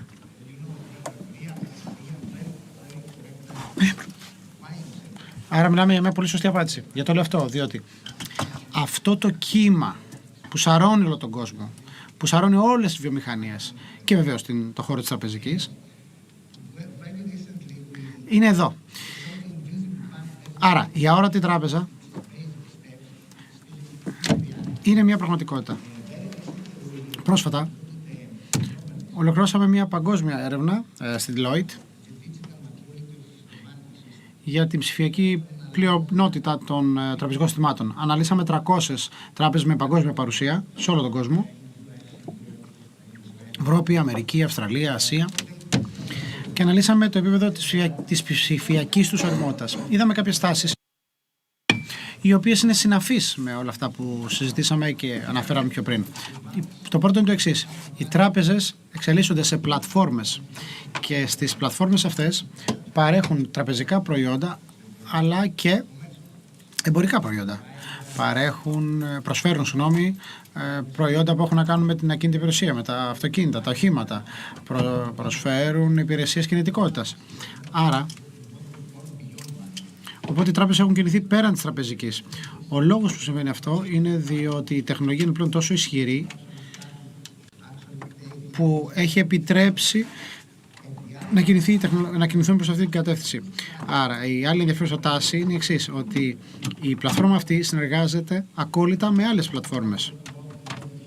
Και εδώ έρχεται ο λόγος, γίνεται η κουβέντα για τα embedded finance, ενσωματωμένη χρηματοοικονομική. Δηλαδή, παίρνεις κάτι από το πλαίσιο και από τον κοτσόβολο και όταν είσαι έτοιμος να πάρεις ένα δάνειο για την αγορά σου, δεν ξέρεις ποια είναι η τράπεζα που σου δώσε το δάνειο. Αυτό λοιπόν που εμείς λέμε αόρατη τράπεζα έρχεται πολύ γρήγορα. Είναι μια πραγματικότητα που πρέπει όλες οι τράπεζες να αντιμετωπίσουμε σήμερα και αύριο. Ευχαριστώ πολύ κύριε Χριστοδούλου. Κυρία Θεοφιλίδη, αυτό που συμβαίνει στις τράπεζες τα τελευταία χρόνια είναι πραγματικά πολύ ενδιαφέρον. Θεωρώ ότι όλα ξεκίνησαν όταν οι τράπεζες σταμάτησαν να κοιτούν η μία την άλλη για να δουν ποια προσφέρει την καλύτερη εμπειρία πελάτη, αλλά άρχισαν να επικεντρώνονται στις πλατφόρμες Netflix, Google, Amazon. Αυτό που είδαμε ήταν ότι το ταξίδι του πελάτη και η εμπειρία του πελάτη ήταν απλή και δίχως εμπόδια. Ήταν αυτό που λέμε one-stop shop. Ένα σημείο που τα βρίσκεις όλα. Μπορείς ως πελάτης να μπεις και να τα βρεις όλα εκεί με τρόπο απρόσκοπτο, ανεμπόδιστο. Οπότε και εμείς έπρεπε να ενσωματώσουμε αυτή την προσέγγιση, όπως είπαν και οι προλαλήσαντες, να ενσωματώσουμε λοιπόν σε αυτή τη διαδικασία τα τραπεζικά προϊόντα. Και άρα να καταστήσουμε την τραπεζική μια διαδικασία αόρατη. Διότι, αν το καλοσκεφτείς, ουδής ενθουσιάζεται με τα τραπεζικά προϊόντα. Ουδής ξυπνά το πρωί και λέει θέλω ένα δάνειο. Αυτό που θέλουν οι πελάτες και αυτό που νιώθουν είναι την ανάγκη. Θέλουν να αγοράσουν ένα σπίτι, για παράδειγμα. Το δάνειο είναι το μέσο για την επίτευξη του στόχου. Άρα, για τα τραπεζικά προϊόντα έχει νόημα να είναι αόρατα. Και εδώ αυτό είναι το πεδίο στο οποίο πρέπει οι τράπεζες να δημιουργήσουν συμμαχίες και εταιρικές σχέσεις. Δεν έχουμε όλοι το μέγεθος της City, για παράδειγμα, για να μπορούμε να επενδύσουμε στις fintech και σε εργαστήρια καινοτομίας κτλ. Οπότε, αν δεν μπορείς να είσαι ο καλύτερος, γιατί να μην συνεργαστείς με τους καλύτερους? Και κατά την άποψή μας, η διαμόρφωση τέτοιων συνεργασιών με τις καλύτερες πλατφόρμες, με τους καλύτερους παροχής ψηφιακής εμπειρίας, είναι αυτό που μπορεί να να ωφελήσει τους πελάτες. Βεβαίως, η τραπεζική δεν είναι αόρατη στο σύνολό της, διότι όταν μιλάς για επένδυση, δεν εμπιστεύεσαι ένα μηχάνημα, ή τουλάχιστον όχι ακόμα. Θες να μιλήσεις με έναν άνθρωπο συγκεκριμένο, να μιλήσεις, να δημιουργήσεις σχέσεις, να βρεις κάποιον που θα καταλάβει τις ανάγκες σου, το προφίλ κινδύνου που έχεις και θες κάτι το οποίο είναι προσαρμοσμένο στις δικές σου ανάγκες ως πελάτης. Οι τράπεζες λοιπόν, σε ό,τι αφορά το πόσο αόρατες γίνονται, θέλουν να έχουν έλεγχο της διαδικασίας. Κατά την άποψή μας όμως, πρέπει να σεβόμαστε και το ρυθμό αλλαγής που αποδέχεται ο πελάτης. Δηλαδή, τι μπορεί να αποδεχθεί ο πελάτης. Διότι, αν πας υπερβολικά γρήγορα ή υπερβολικά αργά, ενδέχεται να καταλήξεις με έναν δυσαρεστημένο πελάτη. Οπότε, το να γίνεις αόρατος, ναι, το καταλαβαίνω, είναι σημαντικό σαφώς όταν προσφέρεις υπηρεσίες με τον τρόπο που θέλει ο πελάτης σου, αλλά πρέπει να σέβεσαι τις ανάγκες του πελάτη και να είσαι θέση να προσφέρεις αυτό που έχεις ως τράπεζα με τον τρόπο που θέλει ο πελάτης να το βρει και να το λάβει. Ευχαριστώ πάρα πολύ. Κυρία Μπαντανίδη, υπάρχει κάποιος αόρατος ρόλος που μπορούν να παίξουν τράπεζες στο μέλλον? Ναι, συμφωνώ. Όμως θα ήθελα να σχολιάσω κάποια από τα σχόλια που έκανε η Χριστίνα. Συμφωνώ με τα σχόλια, αλλά θα προσέθετα το εξής. Το επίπεδο της αορατότητας πρέπει να ρυθμιστεί επακριβώς, ίσως και σε επίπεδο που δεν έχουμε ξαναδεί ποτέ, προκειμένου να δημιουργήσουμε αυτές τις ιδιαίτερα εξατομικευμένες εμπειρίες. Διότι βεβαίως και δεν έχουν το ίδιο προφίλ όλοι οι πελάτες ή τις ίδιες ανάγκες. Δεν μπορεί να συγκρίνει το επίπεδο της αορατότητας, να το πω έτσι απλά, που θέλει ένας millennial μαζί, ο οποίος είναι ένας άνθρωπος με υψηλό επίπεδο εισοδημάτων, σε σχέση με μια εταιρεία. Εδώ η τεχνολογία μπορεί να βοηθήσει, δηλαδή να βοηθήσει τις τράπεζες να προσαρμοστούν και να ρυθμίσουν επακριβώς το επίπεδο της αορατότητάς τους ανάλογα με τον πελάτη και ανάλογα με το προϊόν. Τώρα, για να απαντήσω στο ερώτημά σας, ίσως να μην υπάρχει ένας τόσο αόρατος ρόλος για τις τράπεζες. Όντως, το σκεφτόμουν αυτό καθώς προετοίμαζα την ομιλία μου σήμερα. Είναι ενδιαφέρον να τα βλέπεις προς τα πού κινείται ο κόσμος δεδομένων των νέων γενεών του ίντερνετ. Web 1, Web 2 και τη νέα γενιά, το Web 3.0, στο πλαίσιο του οποίου όλοι οι άνθρωποι θα μπορούν να έχουν την ιδιοκτησία των δεδομένων τους και να μπορούν να προβούν στην χρηματικοποίησή τους. Είναι λοιπόν πολύ σημαντικό οι τράπεζες να λειτουργήσουν ως συνοδείως προστάτες των δεδομένων μας, ως επίτροποι θα το λέγαμε. Οπότε, όπως σήμερα λαμβάνεις μέριμνα για τα δεδομένα σου και τα χρήματά σου, έτσι πρέπει και η τράπεζα να προστατεύει τα δεδομένα σου, να παίρνει insights και πληροφόρηση από αυτά, και αν τα δεδομένα σου που παράγεις αξίζουν, τότε μπορούν και οι τράπεζες να σε συμβουλεύσουν πώς να αντλήσεις χρήματα από αυτά. Αυτό δείχνει και την κατεύθυνση προς την οποία κατευθυνόμαστε με την νέα γενιά του ίντερνετ, το Web 3. Κάτι επίσης ενδιαφέρον ως προς τον όχι τόσο αόρατο ρόλο των τραπεζών είναι να επικεντρωθούμε στην χρηματοοικονομική ευεξία και υγεία των πελατών μας. Ιδίως όταν κάποιοι χρήνουν πολλά χρήματα στα κρύπτο, για παράδειγμα, ενώ στα κρυπτοπερισιακά στοιχεία, οι τράπεζες μπορούν να δώσουν κάποιες συμβουλές για το χρηματοοικονομικό εργαλείο που μπορείς να χρησιμοποιήσεις. Γιατί έχουμε τόσες διαφορετικές μορφές χρημάτων και ποιο είναι το κατάλληλο χρηματοοικονομικό εργαλείο προκειμένου οι πελάτες μας να προστατεύσουν τη χρηματοοικονομική τους υγεία. Κύριε Χριστοδούλου, μιλήσατε για την παγκόσμια μελέτη της Deloitte για την ψηφιακή ωριμότητα των τραπεζών. Ποια είναι η πραγματικότητα για τις ελληνικές τράπεζες? Τις θεωρούμε ψηφιακά ώριμες? Σαφώς ναι. Τα αποτελέσματα που είδαμε εμείς, τουλάχιστον για τις 4 συστημικές τράπεζες, είναι πολύ καλά. έδειξαν ότι οι ελληνικές τράπεζες έκαναν τεράστια βήματα πρόοδου προς το επίπεδο προς την ψηφιακή ωριμότητα γενικά, και μάλιστα όλες τους είναι μέσα στο πρώτο 40% του συνόλου των τραπεζών παγκοσμίως, το οποίο είναι μεγάλο επίτευγμα. Υπάρχει μια τράπεζα η οποία είναι παγκόσμιος πρωταθλητής, θα λέγαμε, στο τομέα της ψηφιακής ωριμότητας. Βλέπουμε λοιπόν μέσω της ψηφιακής τους παρουσίας δίνουν πολλή πληροφόρηση, μπορούν να, αν μπορείς να φέρεις ένα πελάτη ψηφιακά, μπορείς να ανοίξεις λογαριασμό, να κάνεις καθημερινές συναλλαγές, πληρωμές, και επίσης ξεκίνησαν να προσφέρουν υπηρεσίες, όπως προείπα, πέραν των τραπεζικών, δηλαδή κινητικότητα, έκδοση ειστηρίων, υπηρεσίες ηλεκτρονικής διακυβέρνησης. Ναι, λοιπόν, η απάντηση είναι σαφής, ναι, ότι οι ελληνικές τράπεζες κινούνται στη σωστή κατεύθυνση και έχουν κάνει σημαντικά βήματα προς τα μπρος. Γιατί? Διότι από την άλλη πλευρά κατάφεραν να έχουν στιβαρή παρουσία με φυσικά καταστήματα. Οπότε ναι, έχει επιτευχθεί μια ισορροπία. Κύριε Θεοφιλίδη, πώς αξιολογείτε την ωριμότητα των πελατών σε σχέση με τις αγορητές τράπεζες? Ποια είναι η δική σας εικόνα και εμπειρία από την Εθνική Τράπεζα της Ελλάδος? Όπως προείπε η Σοφία, δεν υπάρχει μία μόνο απάντηση σε αυτό το ερώτημα, διότι κάθε πελάτης έχει το δικό του ρυθμό αποδοχής της νέας αυτής τραπεζικής. Το βλέπουμε αυτό σε όλες τις γενιές και στους διάφορους τύπους πελατών. Είναι λοιπόν σημαντικό να διατηρηθεί, όπως είπε ο Νίκος, και το δίκτυο των φυσικών καταστημάτων για την εξυπηρέτηση των πελατών, στα υποκαταστήματα δηλαδή, αλλά παράλληλα να έχεις την τεχνολογική εξέλιξη για να μπορείς να είσαι επικεφαλής της αλλαγής. Σαφώς η COVID βοήθησε. Έτσι όπως λειτουργεί η κυβέρνηση στη ψηφιοποίηση της αλληλεπίδρασής μας με το δημόσιο τομέα είναι σημαντική κινητήρια δύναμη, διότι πλέον έχει εξελιχθεί στην καθημερινότητά μας, το να είσαι δηλαδή ψηφιακός.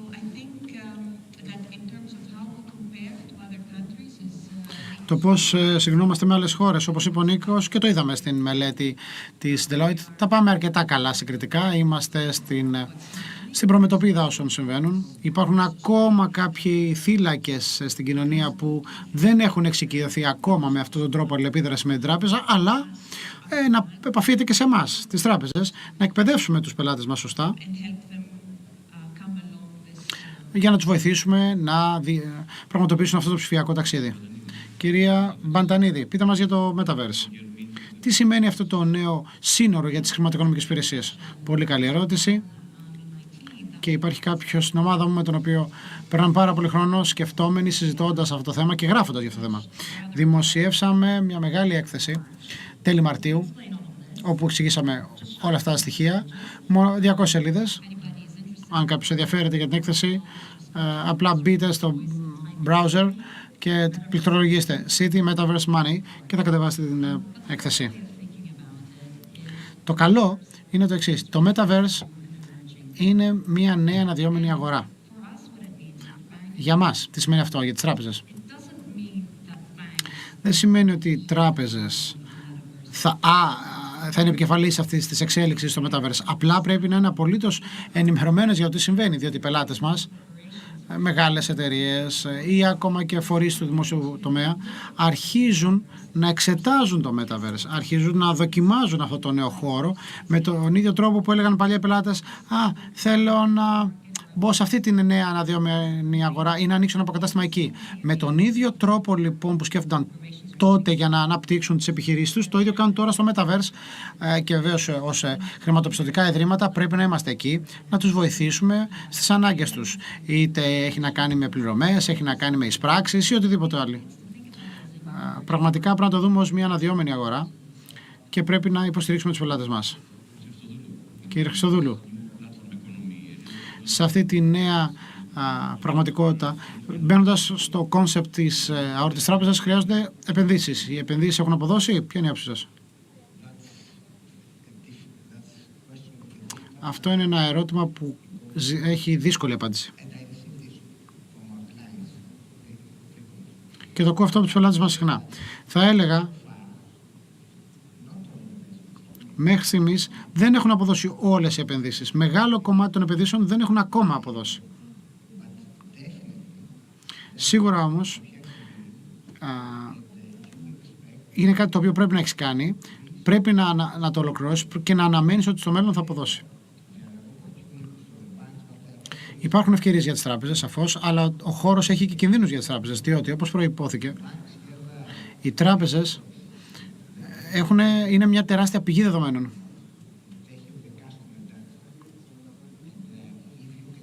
Έχουν τους πελάτες. Αν αυτό το εκμεταλλευτείς, αν μπορείς να το μετατρέψεις σε χρήματα, μπορείς να αποκομίσεις τεράστια αξία. Ταυτόχρονα, πρέπει να είσαι προσεκτικός, διότι υπάρχουν άλλοι οργανισμοί, υπάρχουν πάρα πολλά δεδομένα, π.χ. η τηλεπικοινωνιακή πάροχη. Και βλέπεις ήδη ότι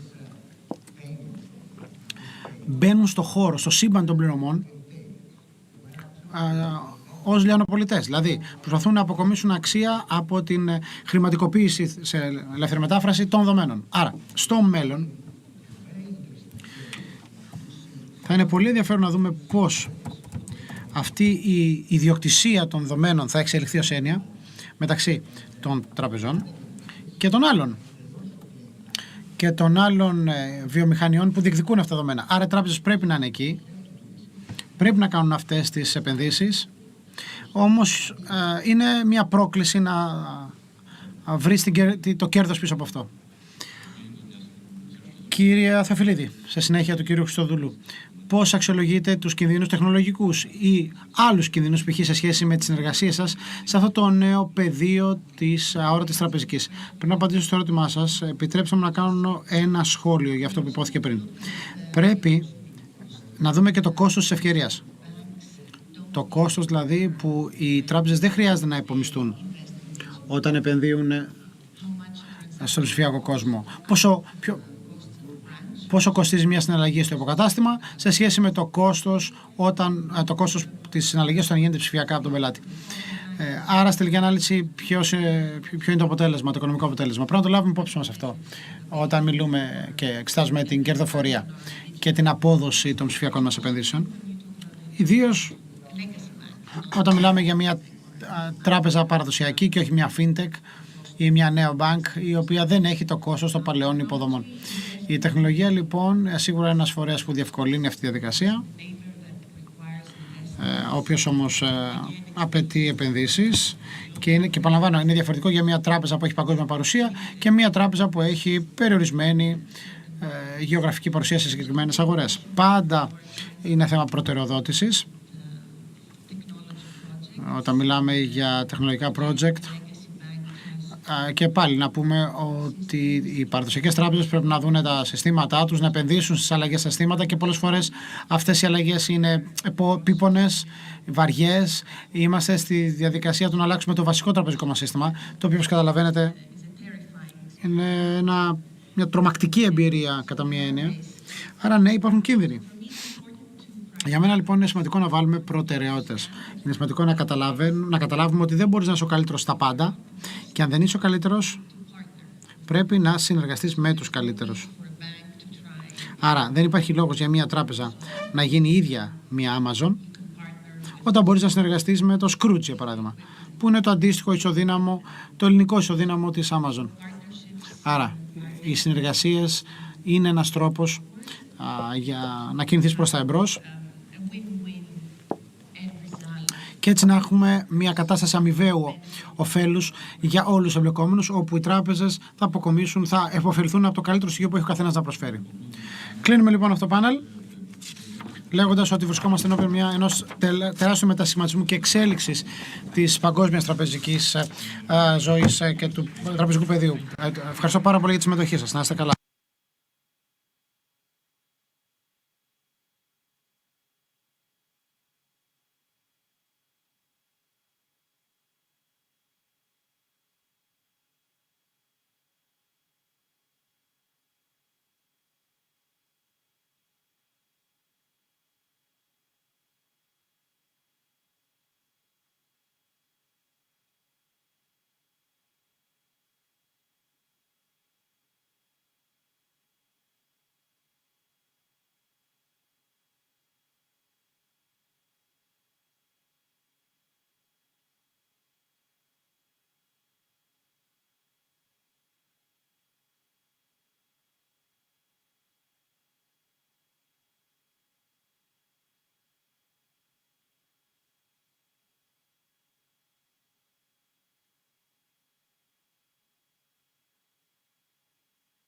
Morning.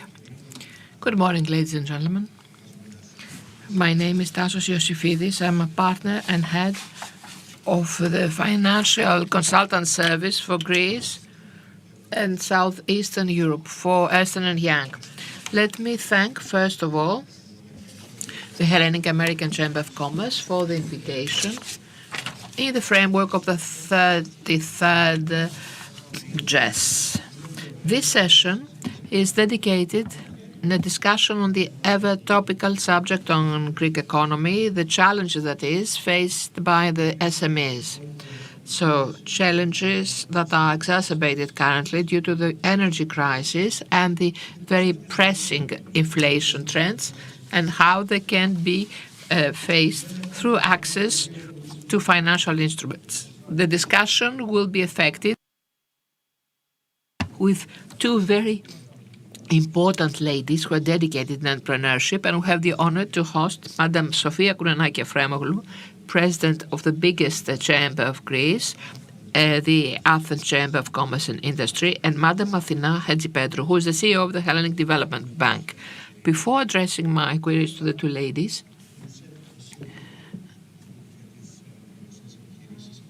I would like to set the scene for the SMEs in Greece.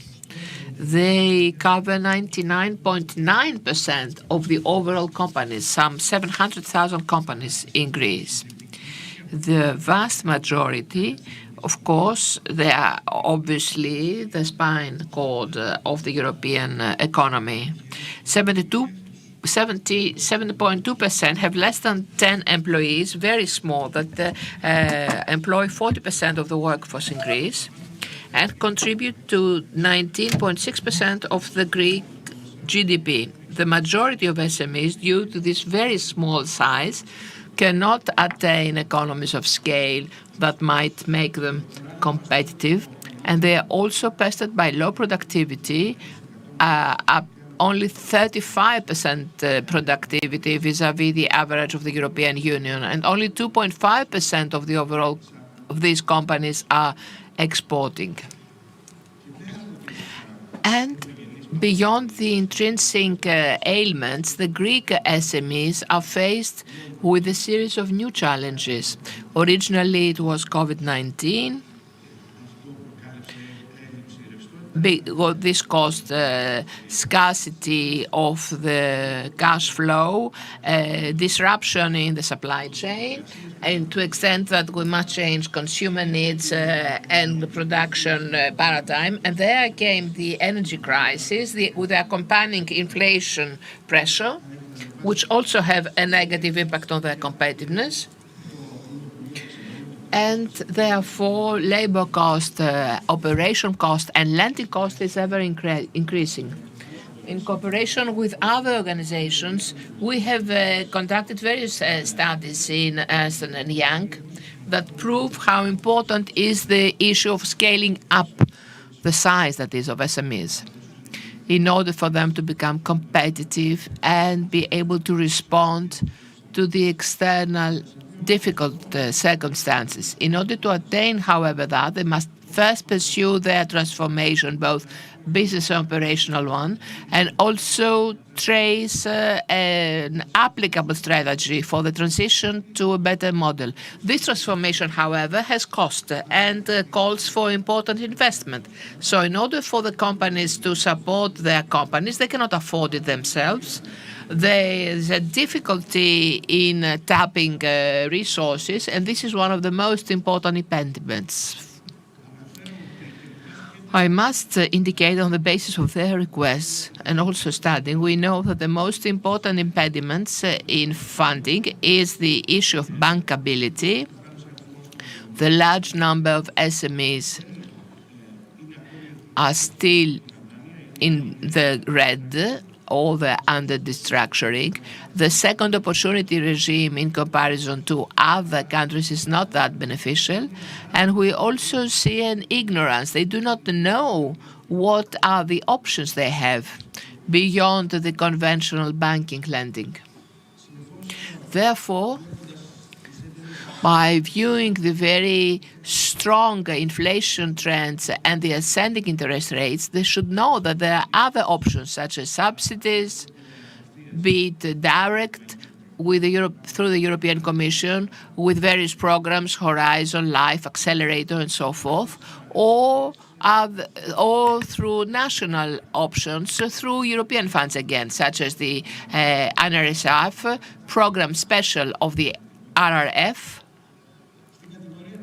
In the category of loans, there are also low interest or guaranteed loans from the Greek Development Bank,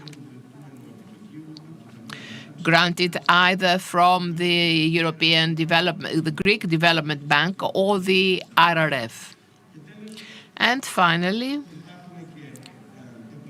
there are also other options that can boost the own assets, such as from the Greek Development Investment Bank, Festos Fund, and other Greek private equities. So let me invite to the tribune, on stage, Madam Hadjipetru, who is the CEO of the Hellenic Development Bank.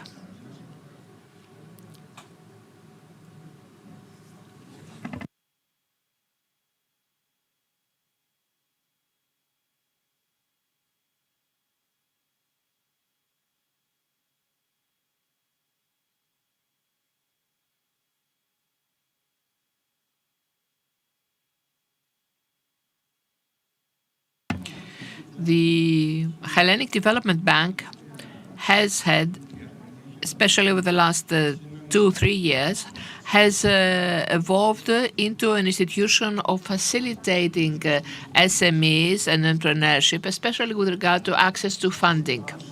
I've listened to you on many occasions saying that there is a strategic orientation and commandment on broadening the bankable companies. What could you say on that? Good afternoon. Thank you for the invitation of the Hellenic American Chamber of Commerce. This is an excellent panel that follows an extremely interesting panel which talked about invisible banking. So for us, in this subject, the trend of banking in our country and worldwide, it's something that will be of concern. I paid heed to what was said vis-à-vis the ecosystem of SMEs. It is true that SMEs are hundreds of thousands, 700, 800,000, depending on what we consider valid in this definition of what constitutes a small company. So that what we know from the banking system is that only 40,000 out of them are really bankable. This is a major and important element. And the subject, which is our conference, that is challenge, we view it as an opportunity to broaden the size of bankable companies in a way that uses technology, and especially the new banking as a service through the use of platforms and the use of data so as to do the first screening.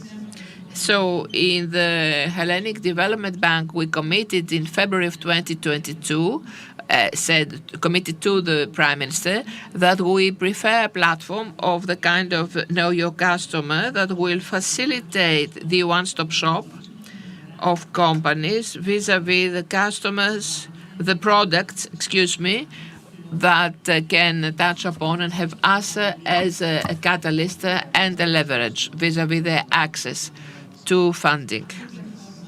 This platform will be on air in January. We expect that in the way I will be explaining to you to do a first health check of companies, of SMEs. We will set the 3 on-off criteria, that is their compliance with the tax revenue service, with the social security service and TRCS, and therefore all the banks will be seeing that. We already have this capacity, but it is strenuous and perhaps very difficult for them. Big companies do so. They do this so-called shop in shop for specific loans, as it is with the RRF. Small companies have neither the know-how or the capacity to visit many branches in seek of funding, especially the remote ones, those that are active in the region. So with this product, we will create a visibility. They will have the possibility to view, to have the business plan seen, that a tentative bankable, because it has gone to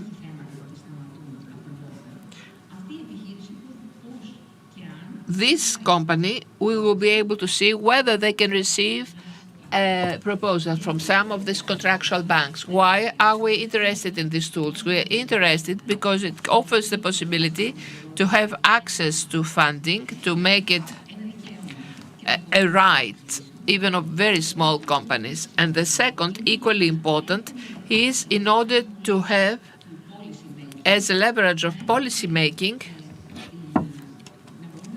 to be able to collect data that will come back to the political leadership so as to draft policies which in due course will facilitate this access to funding. Therefore, the goal is, yes, to help the existing companies grow, but also view the new ones. We have a pledge made to young startups to offer the same possibilities of visibility. And that's why I consider that invisible banking has offered us a very important stage, because the cooperation through such kind of instruments goes across the value chain. So we see only a win-win effect. We connect the requests of businessmen with the capacity and pledge of the state agency to offer low interest rate loans, guaranteed loans, and at the same time with the capacity of banks to broaden themselves this part of their entrepreneurship. Because we hear and we know that the banks shrink their retail. So what will the possibility in a big village for the new businessman to get to know the appropriate banking partners so as to make a request? So this is our pledge. And the first goal set is to double these 40,000 bankable companies up to 80,000 as a system, the overall system that is. Thank you. That's the most important initiative. I would like to welcome Madam Efremoglu, the President of the Athens Chamber of Commerce and Industry. Given that we know that most of the members of the Chamber are SMEs, what does the Chamber do and what does it plan so as to support SMEs in the new environment of the challenges faced? Good morning. You're absolutely right. The Chamber may have all the SAs and the export companies as members, but when it's got 120,000 companies, definitely the vast majority are the SMEs. So Athens Chamber of Commerce and Industry, being the established interlocutor of the Greek state, has a broad spectrum of services offered, from consultancy with credibility and documentation covering information on development laws, program for support of companies, legislation, both Greek and European Union, public contracts and so on, and all the issues touching upon tax, legal and labor issues. And let me say here that this consultancy is offered not only physically with a visit of businessmen here in Chamber, but also through real-time chat, and can be even extended to very specialized consultancies, such as for the creation of business plans. We organize training on sustainable development, which is most important in our days. We inform on public tenders. Let me mention that in 2020 we had created an e-platform which is still operating, dedicated for in loans, where companies would enroll and mention what's the problem in their funding, and in cooperation with the Ministry of Development, we try to find solutions. Another main axis is the extrovert character of the companies. We are those who organize hosting and missions abroad, but also hosting companies from other countries and representations, and creating B2B meetings. This is very important for companies, especially for SMEs. I must also mention that I was greatly impressed by the fact that last week in such an event with Albania, which is a country, a neighboring country, nevertheless, 90 trade agreements were concluded here in our chamber. Of course, we also have the export guide, and we have cooperations, as it happens with the Hellenic Development Bank, and organize one-day conferences for our members' information, but also with the Greek company of export credits, who also offer an immediate funding to the exporters. Let me also mention that quite important is our nursery, where the chamber is the first chamber in Europe that created such a nursery for start-uppers. We also have accelerators and the network of business angels. It is a joy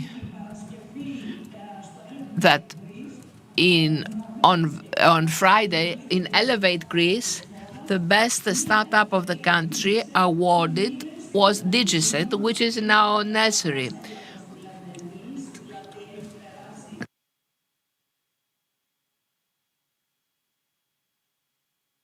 We were together on Web Summit in Lisbon, so we do everything for small innovative companies while also trying to help all of them.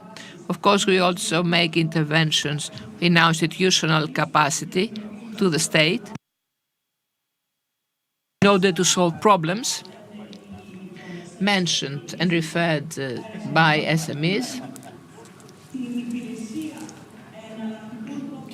We have the service for alternative litigation service. There is such a center in our industry of mediation and arbitration. It's very important because it incurs lower cost for SMEs in case of litigation. And let me mention what we are to do in the future. We have prepared a platform, since we said that SMEs must enter a digital environment. So the chamber could not be absent from this effort, offering that is digital services. The web portal of spatial analysis is a GIS tool that we offer, which helps entrepreneurial initiative. In other words, by viewing economic and demographic data, someone who would like to open a bookstore, for instance, can identify where there is a school, what is the population distribution, whether there are other bookstores already established nearby, and this is fundamental for the spatial distribution of companies. We are all also ready to launch a platform that does a matching between companies and unemployed persons, so as to easily locate workforce, which is a problem nowadays. And since I've heard something about metaverse in the previous panel, we could not be absent from such an endeavor. We will be organizing training and one-day conferences in cooperation with the General Secretariat Foresight, which is under the Prime Minister's cabinet, and we will be presenting an ecosystem of Greek companies in people and cybersecurity in the immediate future. Furthermore, we will be training our workforce in all digital tools. Thank you. Thank you. Thank you, Madam Efremoglu, for all that you described, that the chamber does. I'd like to give the floor again to Madam Hadjipetro. We lag behind, but it is important to mention, I realize that this is gradually in transformation of the development bank. So what is the day after, as things currently are? What are other ways of strengthening entrepreneurship? Well, during the pandemic, that is in 2020, when we started, we transformed the challenge into an opportunity. We started with an agency of 280 million euros in its budget, and currently we have 8.5 million euros of loans that have been dispersed.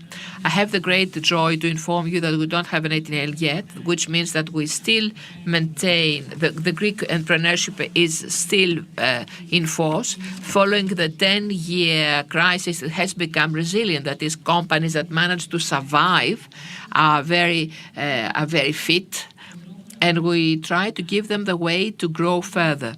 So through the Hellenic Development Bank, who have prepared the capacity. As I explained, you have the possibility to move from 280 million euros to 8.5 billion, which is through a digital transformation. We have risk monitoring, and you have helped us in that. We have the whole data mining, as mentioned by the previous speakers, which is necessary in order to have policy making and in order to be able to assist and complement the banking system by leveraging and offering tools which the banking system has a strategy to absorb. We are a link of a chain. We help the banks to help businessmen to become successful. It is true, Greek companies, very small Greek companies, have intrinsic problems such as their size, but the same applies in the future as well. We've been told in KSW that 80 to 85% of the German economy consists of small companies, up to 10 persons, so we're not alone. But these companies, the German companies, is precisely what Madam Efremoglu has said. They are extrovert. They work in clusters. They work as part of a seamless value chain. This is what we have to view, how we will be able to help and train companies to view funding as the sector, banking, that is funding, as the basic resource for tapping funds and not create working capital through tax evasion or other classic Greek inventions, which were justly applied, I must admit, in the past. So we must be next to them with well-targeted products. We have already 9 new products launched in 2022, targeted either on sustainability agenda or on the part mentioned by you before, that is the growth. And we go in complementarity to help them in RRF that has a specific position. We have a lower positioning, of course, and thus we complement also the part of grants, both of grants and banking loans. Let me say something at the end, which is a catchword. In the Greek Hellenic Bank, we say that the Hellenic Development Bank, we say that we fund those who are daring and innovating. A last question. Thank you. Just some more time. To Madam Efremoglu question, what do you believe that SMEs should do beyond the issue of funding so as to survive in the new environment? Well, it's true that SMEs have historically been the motto of Greek economy and still are. And I acknowledge in many cases in Greece, we have unfortunately the mentality that a businessman wants to be a boss of himself. Unfortunately, this kind of model cannot take us very long, cannot take us far. And therefore, the survival of an SME constitutes the great wager. Adopting the law on mergers and additional transformations this May is a very opportune intervention of the state towards the sustainability of SMEs, because the new institutional framework encourages cooperations, which is a practice not really embedded in the tradition and the ecosystem of Greek entrepreneurship, and offers both tax incentives and tax deductions. And thus, companies can strengthen their substance, reducing at the same time cost. And of course, these corporate transformations facilitate access to the RRF, which is an extremely important financial instrument. It has been reiterated ad nauseum today. And thus, SMEs can be facilitated. I would say that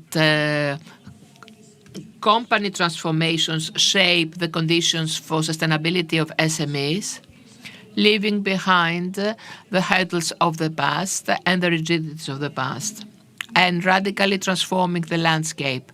The secret to all that is attaining economies of scale. This makes a difference. The size, that is, makes a difference. Thank you. Thank you. I hope you enjoyed this session, because the issue of SMEs is of paramount importance. Thank you. And I thank both the ladies that have enlightened us today on the specific subject. Thank you.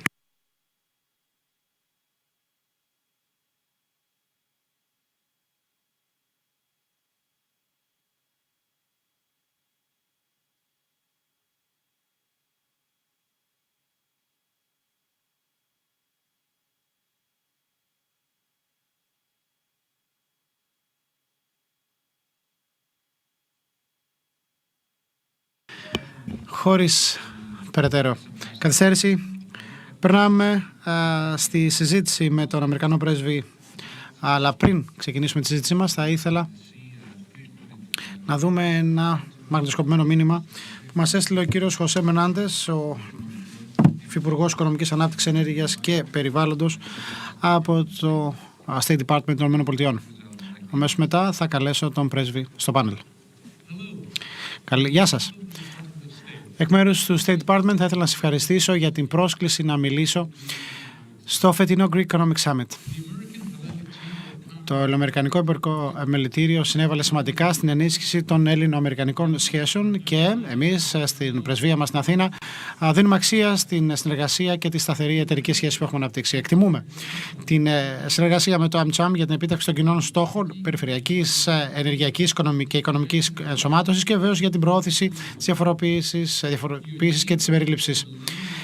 Το μελετήριό σας ήταν στο κέντρο της προσπάθειας αναβίωσης, ανοικοδόμησης μάλλον της ελληνικής οικονομίας μετά από δεκαετίες κρίσης. Σήμερα η Ελλάδα αναγνωρίζεται όλο και πιο έντονα ως ένα περιφερειακό hub ενεργειακών και ψηφιακών υπηρεσιών. Σας συγχαρώ για τις προσπάθειές σας, καθώς πάνω από 65 δισεκατομμύρια το διμερές εμπόριο ανέρχεται σε πάνω από 65 δισεκατομμύρια δολάρια και αυτό δείχνει ότι το επιμελητήριο έχει ενισχύσει τις διμερείς σχέσεις, έχει ενισχύσει μια πιο δυνατή Ελλάδα και άρα μια πιο δυνατή Ευρώπη. Πλέον όμως βιώνουμε μια ιστορική γεωπολιτική συνθήκη στην Ευρώπη αλλά και παγκοσμίως. Ο πόλεμος Ρωσίας, ο επιθετικός πόλεμος στην Ουκρανία έχει ενεργοποιήσει μια απρόβλεπτη, μια κρίση ενεργειακή και επιστημιστική δίχως προηγούμενο. Η Ελλάδα έδειξε αντοχή και δύναμη, καθώς κατάφερε όλοι οι εμπλεκόμενοι φορείς να συμβάλλουν στο μετριασμό των επιπτώσεων της κρίσης. Η ναυτιλία ήταν σημαντικός συνομιλητής μας στην προσπάθεια διαμόρφωσης μιας προσέγγισης υπέρ της συνέχισης μετακίνησης των εμπορευμάτων παρά την απρόκλητη επίθεση της Ρωσίας στην Ουκρανία. Υπό την ηγεσία του Πρωθυπουργού Μητσοτάκη, η ελληνική κυβέρνηση λειτουργήσε πολύ γρήγορα ως ένα σταθερός σύμμαχος. Επιτρέψτε με να ευχαριστήσω την ελληνική κυβέρνηση για την υποστήριξη της Ουκρανίας και για τη διεύρυνση των πηγών ενέργειας στην Ευρώπη. Με αυτές τις προσπάθειες επιβεβαιώνουμε τον εφοδιασμό της Ευρώπης με ενέργεια και προωθούμε τις ανανεώσιμες πηγές ενέργειας. Το πάθος για τη δημοκρατία, για την καινοτομία, για την ισότητα, για το κράτος δικαίου και ναι, για την αυτοδιάθεση είναι στοιχεία που χαρακτηρίζουν τις ελληνοαμερικανικές σχέσεις. Το εμπόριο γίνεται όλο και πιο ισχυρό και το AmCham συμβάλλει άμεσα σε αυτό. Το θέμα της φετινής συνάντησης, Big Bets in Challenging Times, θα έλεγα ότι ενσωματώνει και περιγράφει την τρέχουσα κατάσταση. Μεγάλα στοιχήματα για το μέλλον που έχουν να κάνουν με την υπέρβαση των προκλήσεων που αντιμετωπίζουμε. Βασική προτεραιότητα είναι να καταστήσουμε απαραίτητες τις επενδύσεις για ένα βιώσιμο μέλλον, μετριάζοντας τις καταστροφές που προκαλούνται από την πανδημία και την κλιματική αλλαγή. Η κλιματική αλλαγή και η βιωσιμότητα του περιβάλλοντος είναι στην προμετωπίδα των πολιτικών και οικονομικών πολιτικών μας. Συγχαίρω την Ελλάδα για την φιλοξενία του Our Oceans Conference το 2024 και για τη συμμετοχή της στην Greek Shipping Challenge που λανσάρίστηκε πριν από μερικές εβδομάδες στο COP27. Στην συνδιάσκεψη κορυφής COP27 στην Αίγυπτο, ο Πρωθυπουργός Μητσοτάκης υπεγράμμισε τη σημασία των επενδύσεων στις ανανεώσιμες πηγές ενέργειας και στην ενίσχυση της ενεργειακής διασυνδεσιμότητας. Για την αντιμετώπιση της ενεργειακής κρίσης, η Ελλάδα εξελίσσεται σε ένα περιφερειακό hub για το υγροποιημένο φυσικό αέριο, που μπορεί δυνητικά να καλύψει τόσο τις ανάγκες Ελλάδας, της Νοτιοανατολικής Ευρώπης, των Βαλκανίων, της Μολδαβίας και της Ουκρανίας. Η Ελλάδα θέλει να γίνει ένας καθαρός εξαγωγέας πράσινου ηλεκτρισμού στην Ευρώπη. Και όπως είπε ο πρώην επικεφαλής μου, ο Υπουργός Κέρι, ο οποίος είναι ο ειδικός απεσταλμένος των ΗΠΑ για το κλίμα, έχουμε πολύ ψηλές φιλοδοξίες και η Ελλάδα με το παράδειγμά της δείχνει το δρόμο. Θα συνεχίσουμε να προωθούμε την καθαρή ενέργεια και όλες τις πρωτοβουλίες που έχουν να κάνουν με τις μορφές ανανεώσιμης ενέργειας που φέρνουν κοντά την καινοτομία από την Ελλάδα και την Αμερική. Όταν οι Αμερικανοί και οι Έλληνες συνεργάζονται, όλοι έχουν να αποφελθούν. Η συνεργασία μας βασίζεται σε μια απίστευτη φιλία 200 ετών μεταξύ των δύο χωρών που έχει διαμορφωθεί από τον κοινό αγώνα υπέρ της δημοκρατίας και των κοινών αξιών.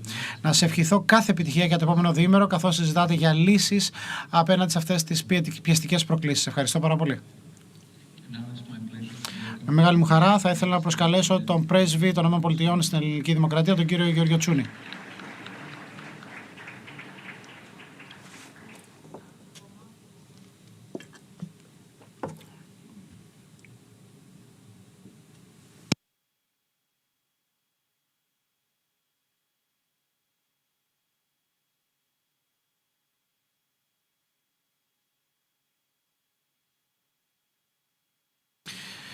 Ξόγατε πρέσβη, καλώς ορίσατε στο GES. Χαιρόμαστε πάρα πολύ που είστε μαζί μας. Πάντα χαρά μου να είμαι μαζί σας σε αυτή την εκδήλωση. Είστε πρέσβης στην Αθήνα εδώ και περίπου 6 μήνες.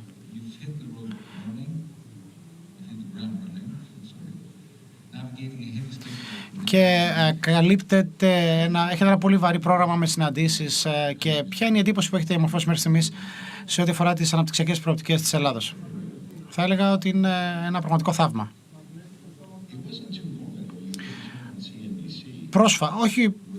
Μέχρι πρόσφατα έβλεπες CNBC και η εικόνα που έπαιρνε για την Ελλάδα ήταν μια υποτιμητική. Θυμάμαι ότι μιλούσαμε με αξιωματούχους σας μετά από μια ομιλία που κάποιος είχε κάνει και έλεγε ότι αν δεν προσέξουμε θα καταλήξουμε στην Ελλάδα. Και είχα πει ότι αυτό δείχνει έλλειψη σεβασμού. Μα σας άκουσα να το λέτε. Εγώ λέω ως Έλληνας μπορώ να το πω. Ως μέρη Έλληνας μπορώ να το πω. Εσείς όχι. Όμως αυτό είναι το νόημα. Η Ελλάδα ήταν σε μια κατάσταση εξόδου από την Ευρωπαϊκή Ένωση και ήταν πραγματικά άδικο. Είχαν διαμορφωθεί συνθήκες που αντιμετώπισαν και πολλές άλλες χώρες. Υπήρχε ένας τρόπος που βασιζόταν σε βέλτιστες πρακτικές για το μετριασμό της πίεσης και να βοηθήσουν τις χώρες να ορθοποδήσουν. Το 1994 η Αμερική αντιμετώπισε κάτι τέτοιο με το Μεξικό, στην Ασία το 1998. Μπορώ να σας δώσω μια σειρά χωρών. Για κάποιο λόγο όμως υπήρχε αυτή... Θέλω να είμαι προσεκτικός με τον χρόνο, με τη λέξη που χρησιμοποιήσω. Ήταν δύσκολες εποχές, εν πάση περιπτώσει, στην Ευρώπη.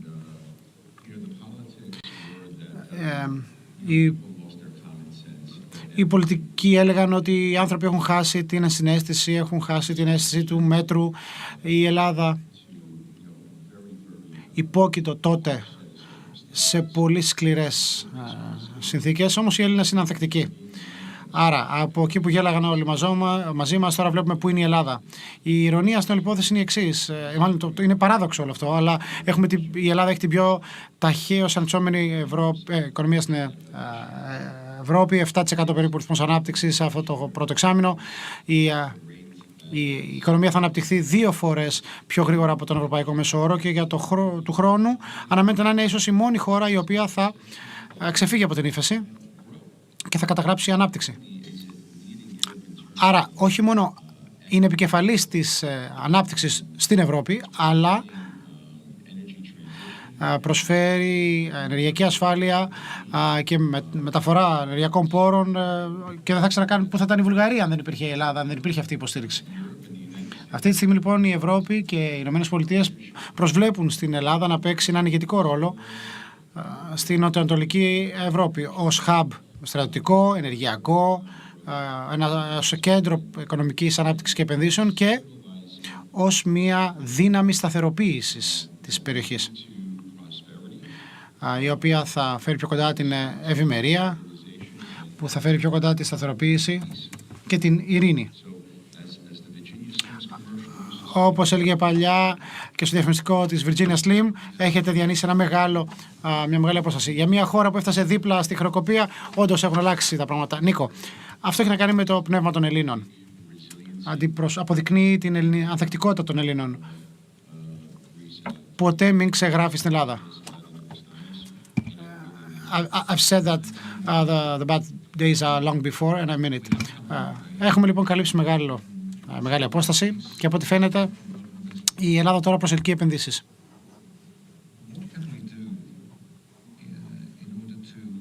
Τι μπορούμε να κάνουμε προκειμένου αυτή η δυναμική να διατηρηθεί? Πώς μπορούμε να ενισχύσουμε περαιτέρω τις πολυμερείς σχέσεις μας και να δυναμώσουμε τον στρατηγικό αντίκτυπο που έχουμε? Αυτό είναι κάτι που συμβαίνει. Υπήρξε ένα κύμα εξυγχρονισμού στην εργασιακή νομοθεσία, Δεν θα πω στην Ελλάδα τι να κάνει. Υπάρχουν ειδικοί, υπάρχουν εμπειρογνώμονες, μπορώ να σας τους υποδείξω, οι οποίοι έχουν κάνει πολύ σημαντικές προτάσεις, έχουν εισάγει βέλτιστες πρακτικές. Η κυβέρνηση Μητσοτάκη έχει εισαγάγει μία σειρά τεχνοκρατών σε σημαντικούς στόχους στην κυβέρνηση, ειδικά στον τομέα της ψηφιοποίησης και της τεχνολογίας. Οι ομογενείς προσφέρουν αυτή την υποστήριξη, όπως ο Στέλιος Παπαδόπουλος συνέβαλε στο πλάνο ανάκαμψης. Υπάρχει εξυγχρονισμός εργατικής νομοθεσίας. Δεν λέω ότι η προηγούμενη νομοθεσία ήταν αντιεργατική, όχι, απλά εξυγχρονίζεται η νομοθεσία. Και αυτό που είναι πολύ επιτυχημένο στις ΗΠΑ είναι το εξής. Η οικονομική μας ανάπτυξη προέρχεται από το πνευματικό κεφάλαιο. Προέρχεται από την επένδυση στα πανεπιστήμια, στα οποία αναπτύσσονται θερμοκοιτίδες, στα οποία δίδεται χρηματοδότηση. Η Apple, η Google μεγάλωσαν ξεκίνησαν από γκαράζ κοντά στο Πalo Alto. Δεν προτείνω να αρχίσει να αλλάξει η Ελλάδα και να αλλάξει το εκπαιδευτικό της σύστημα. Απλά αν το διαφοροποιήσει λίγο, ώστε να επιτρέψει μια συμμετοχή του ιδιωτικού φορέα, και δεν μιλάω για τον Ευρυπίδη, το Σοφοκλή, μιλάω για τη θεματολογία των STEM, για την τεχνητή νοημοσύνη. Μιλάω για το κομμάτι του cyber, για την επιστήμη, τα μαθηματικά, τη μηχανική. Όλα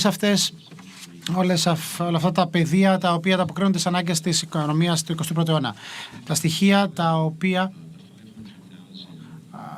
μπορούν να βοηθήσουν στην επιστροφή των 500.000 Ελλήνων υψηλής εξειδίκευσης που είναι στο εξωτερικό.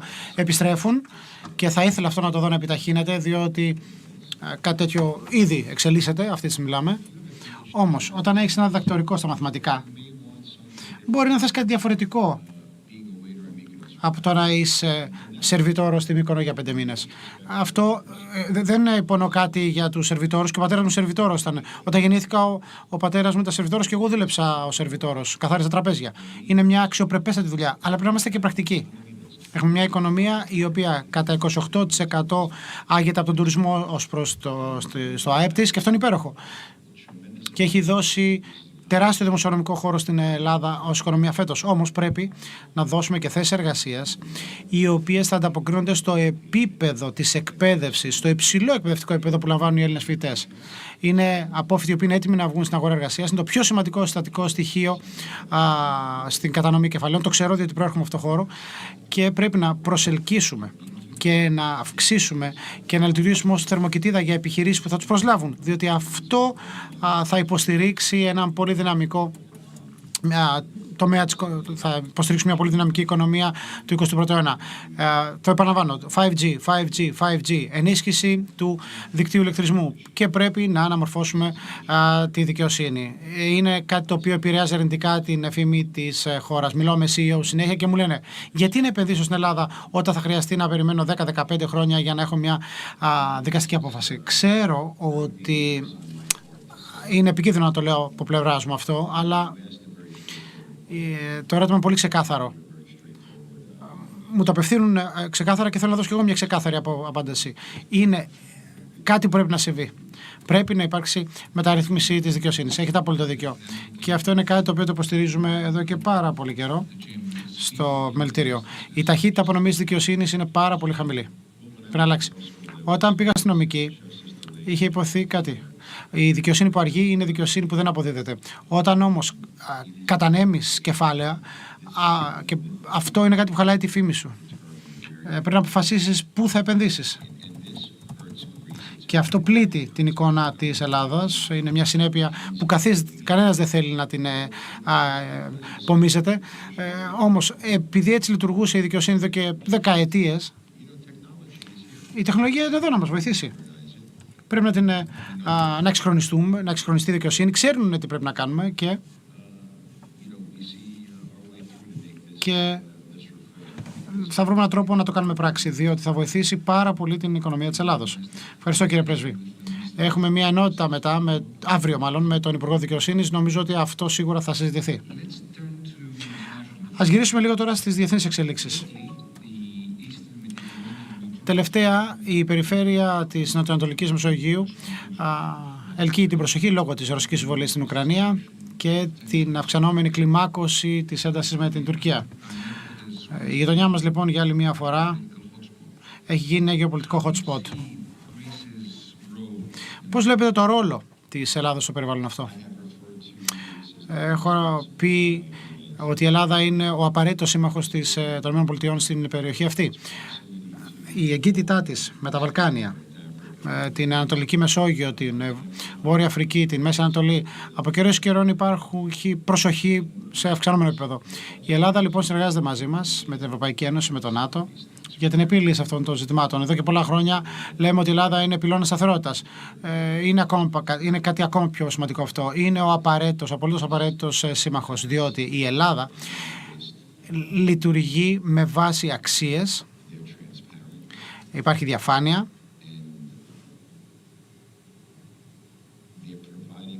και προσφέρει κρίσιμη υποστήριξη, στρατηγική υποστήριξη σε επίπεδο logistics, το οποίο είναι κρίσιμη σημασία για το ΝΑΤΟ. Η Ελλάδα προσφέρει υπηρεσίες διαμεταφοράς ενέργειας και διαφοροποίησης των πηγών ενέργειας. Βοηθά η Ελλάδα την Ευρώπη να απεξαρτηθεί από το ρωσικό αέριο. Οι Ρώσοι χρησιμοποίησαν την ενέργεια με έναν τρόπο ως εργαλείο, ως ένα γεωστρατηγικό εργαλείο. Καθώς η Ελλάδα αναδύεται και θα αντικαταστήσει την Gazprom ως ο πάροχος ενέργειας στην Ανατολική Μεσόγειο, δεν θα μπορεί πλέον να το χρησιμοποιεί με τρόπο εκβιαστικό. Θα το κάνουμε με έναν τρόπο που σέβεται όλες τις χώρες και τις βοηθά να αναπτυχθούν, και θα το κάνει με έναν τρόπο που θα βοηθήσει να υπάρχει περιφερειακή σταθερότητα και ευημερία στην περιοχή. Διότι αυτού του είδους την ηγεσία μπορεί να προσφέρει η Ελλάδα. Είπα, είναι ένας απολύτως απαραίτητος σύμμαχος. Ναι. Είναι όμως η Ελλάδα και μια πηγή περηφάνειας. Είμαι πρέσβης εδώ διότι οι αξίες μεταξύ Ελλάδος και ΗΠΑ, οι σχέσεις, οι αξίες μάλλον και οι αρχές είναι ταυτόσιμες. Στο ίδιο πλαίσιο, το μοντέλο 3+1 έχει αποδειχθεί ότι αποτέλεσε σημείο καμπής για την περαιτέρω ενίσχυση συνεργασιών και της περιφερειακής ανάπτυξης. Θεωρείται ότι μπορούμε να το επεκτείνουμε αυτό το μοντέλο με άλλες χώρες στην ευρύτερη περιοχή. Στόχος του είναι να επεκταθεί. Τα θεμέλια είναι πολύ ισχυρά με βάση τις χώρες που συμμετείχαν στην αρχή: Κύπρος, Ισραήλ και Ελλάδα. Αυτές ήταν οι τρεις δημοκρατίες οι οποίες βρίσκονται σε αυτήν την περιοχή. Θα εξαρτάται από αυτές τις τρεις χώρες, τα τρία κυρίαρχα κράτη, Ελλάδος, Κύπρου και Ισραήλ, να πάρουν αυτή την απόφαση. Μπορώ σίγουρα όμως να δω μια περαιτέρω επέκτασή του στο μέλλον. Αυτού του είδους η συνεργασία οδηγεί στην περιφερειακή σταθερότητα. Και αυτό νομίζω είναι προς όφελος, προς συμφέρον όλων μας. Μια τελευταία ερώτηση, λίγο την πιο προσωπική.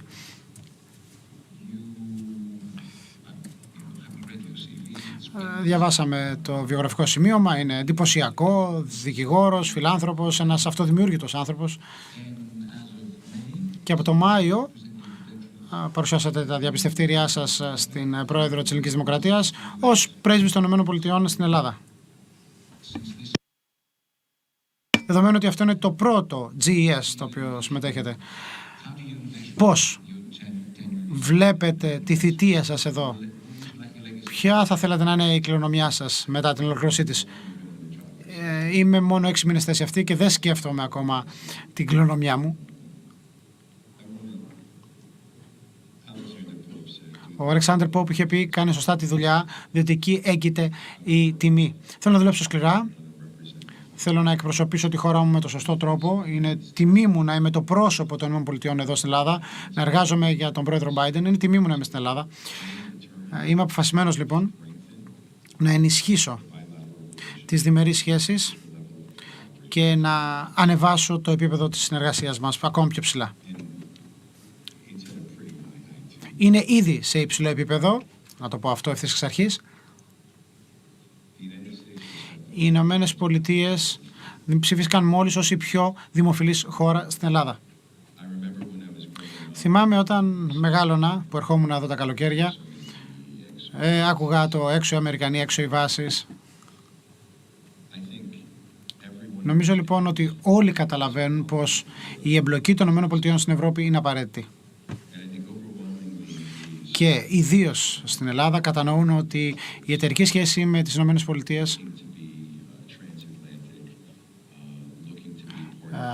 ως στο πλαίσιο της υπερατλαντικής σχέσης, ως στο πλαίσιο της Ευρωπαϊκής Ένωσης και του ΝΑΤΟ, είναι μια ευκαιρία για την Ελλάδα και ουδής βλέπει προς τη Ρωσία μάλλον ως κομμάτι, ως το μέλλον. Εκτιμώ λοιπόν ότι κάποιοι άλλοι μπορεί να έχουν διαφορετική άποψη από τις ΗΠΑ. Θεωρώ όμως ότι οι ΗΠΑ στην Ελλάδα έχουν καταδείξει ότι η συνεργασία βασίζεται όχι μόνο σε αρχές, αλλά έχει οδηγήσει και σε σταθερότητα στην περιοχή, έχει οδηγήσει σε επενδύσεις για την Ελλάδα, σε όλο το φάσμα των δραστηριοτήτων.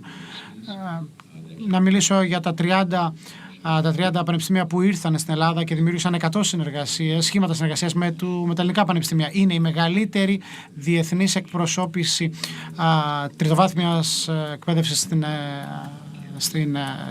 που έγινε ποτέ. Το Κολούμπια έχει στήσει κάτι αντίστοιχο στην Ελλάδα. Να πω επίσης, να υπογραμμίσω το μεγάλο αριθμό άμεσων ξένων επενδύσεων, τον όγκο του εμπορίου με τις ΗΠΑ. Αν δείτε ποιοι επενδύουν εδώ στην Ελλάδα, η Google, 2,2 δις δολάρια, Microsoft, η Deloitte, η Cisco, η Pfizer,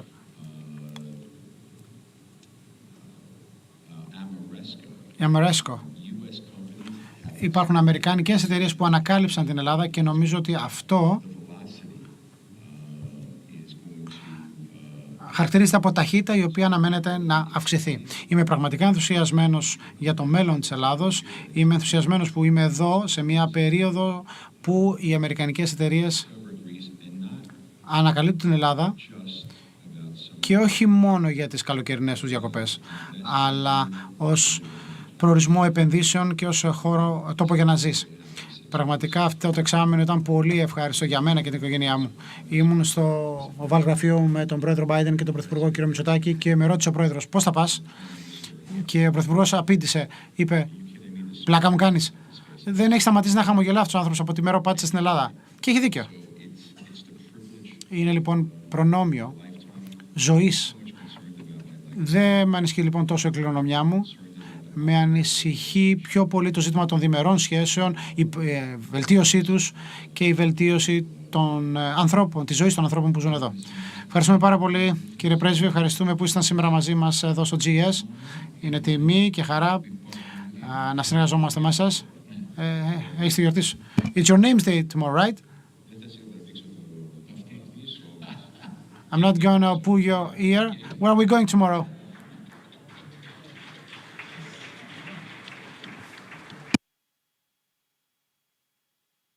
You make up your mind and we go wherever you like. Today, I was in New York for 2 days for the THI. Yesterday it was Agia Varvara, St. Barbara's Name's Day, and that was the first church my mother visited when she moved to the US in 1961. And I knew it was St. Barbara's Name's Day yesterday. So I went to the church. My mother showed me. Oh, my son, he's at church. That's a miracle from God. He changed. God bless her, because we've been talking about her quite a few times, right? So once again, a big thank you. Thank you. It was my pleasure and my honor.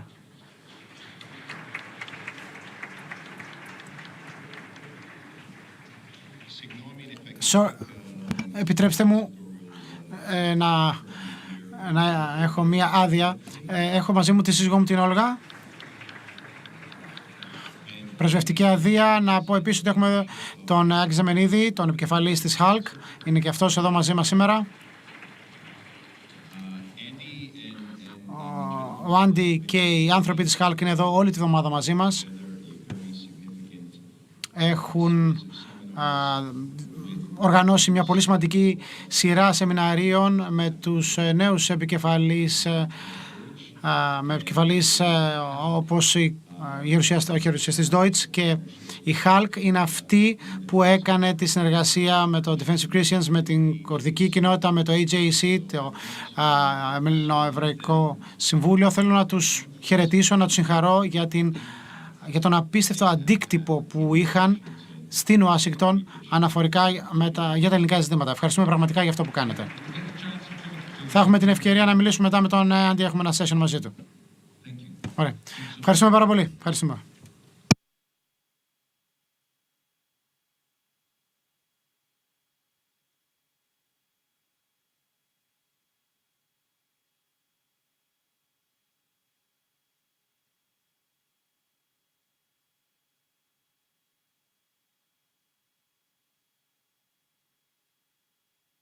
Και μετά από αυτή την πολύ ωραία και ευχάριστη συζήτηση, καιρός να συνδεθούμε. Μια στιγμή, κάποιος ξέχασε το κινητό του εδώ. Είναι του κυρίου Μπακατσέλου.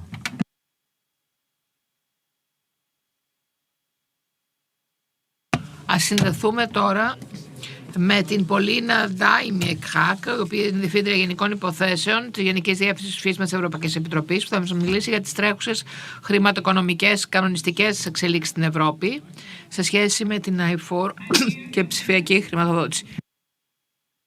Καλό σας απόγευμα. Όλοι σας ακούμε. Λοιπόν, προχωρήστε. Καλό σας απόγευμα. Ευχαριστώ πολύ που με προσκαλέσατε.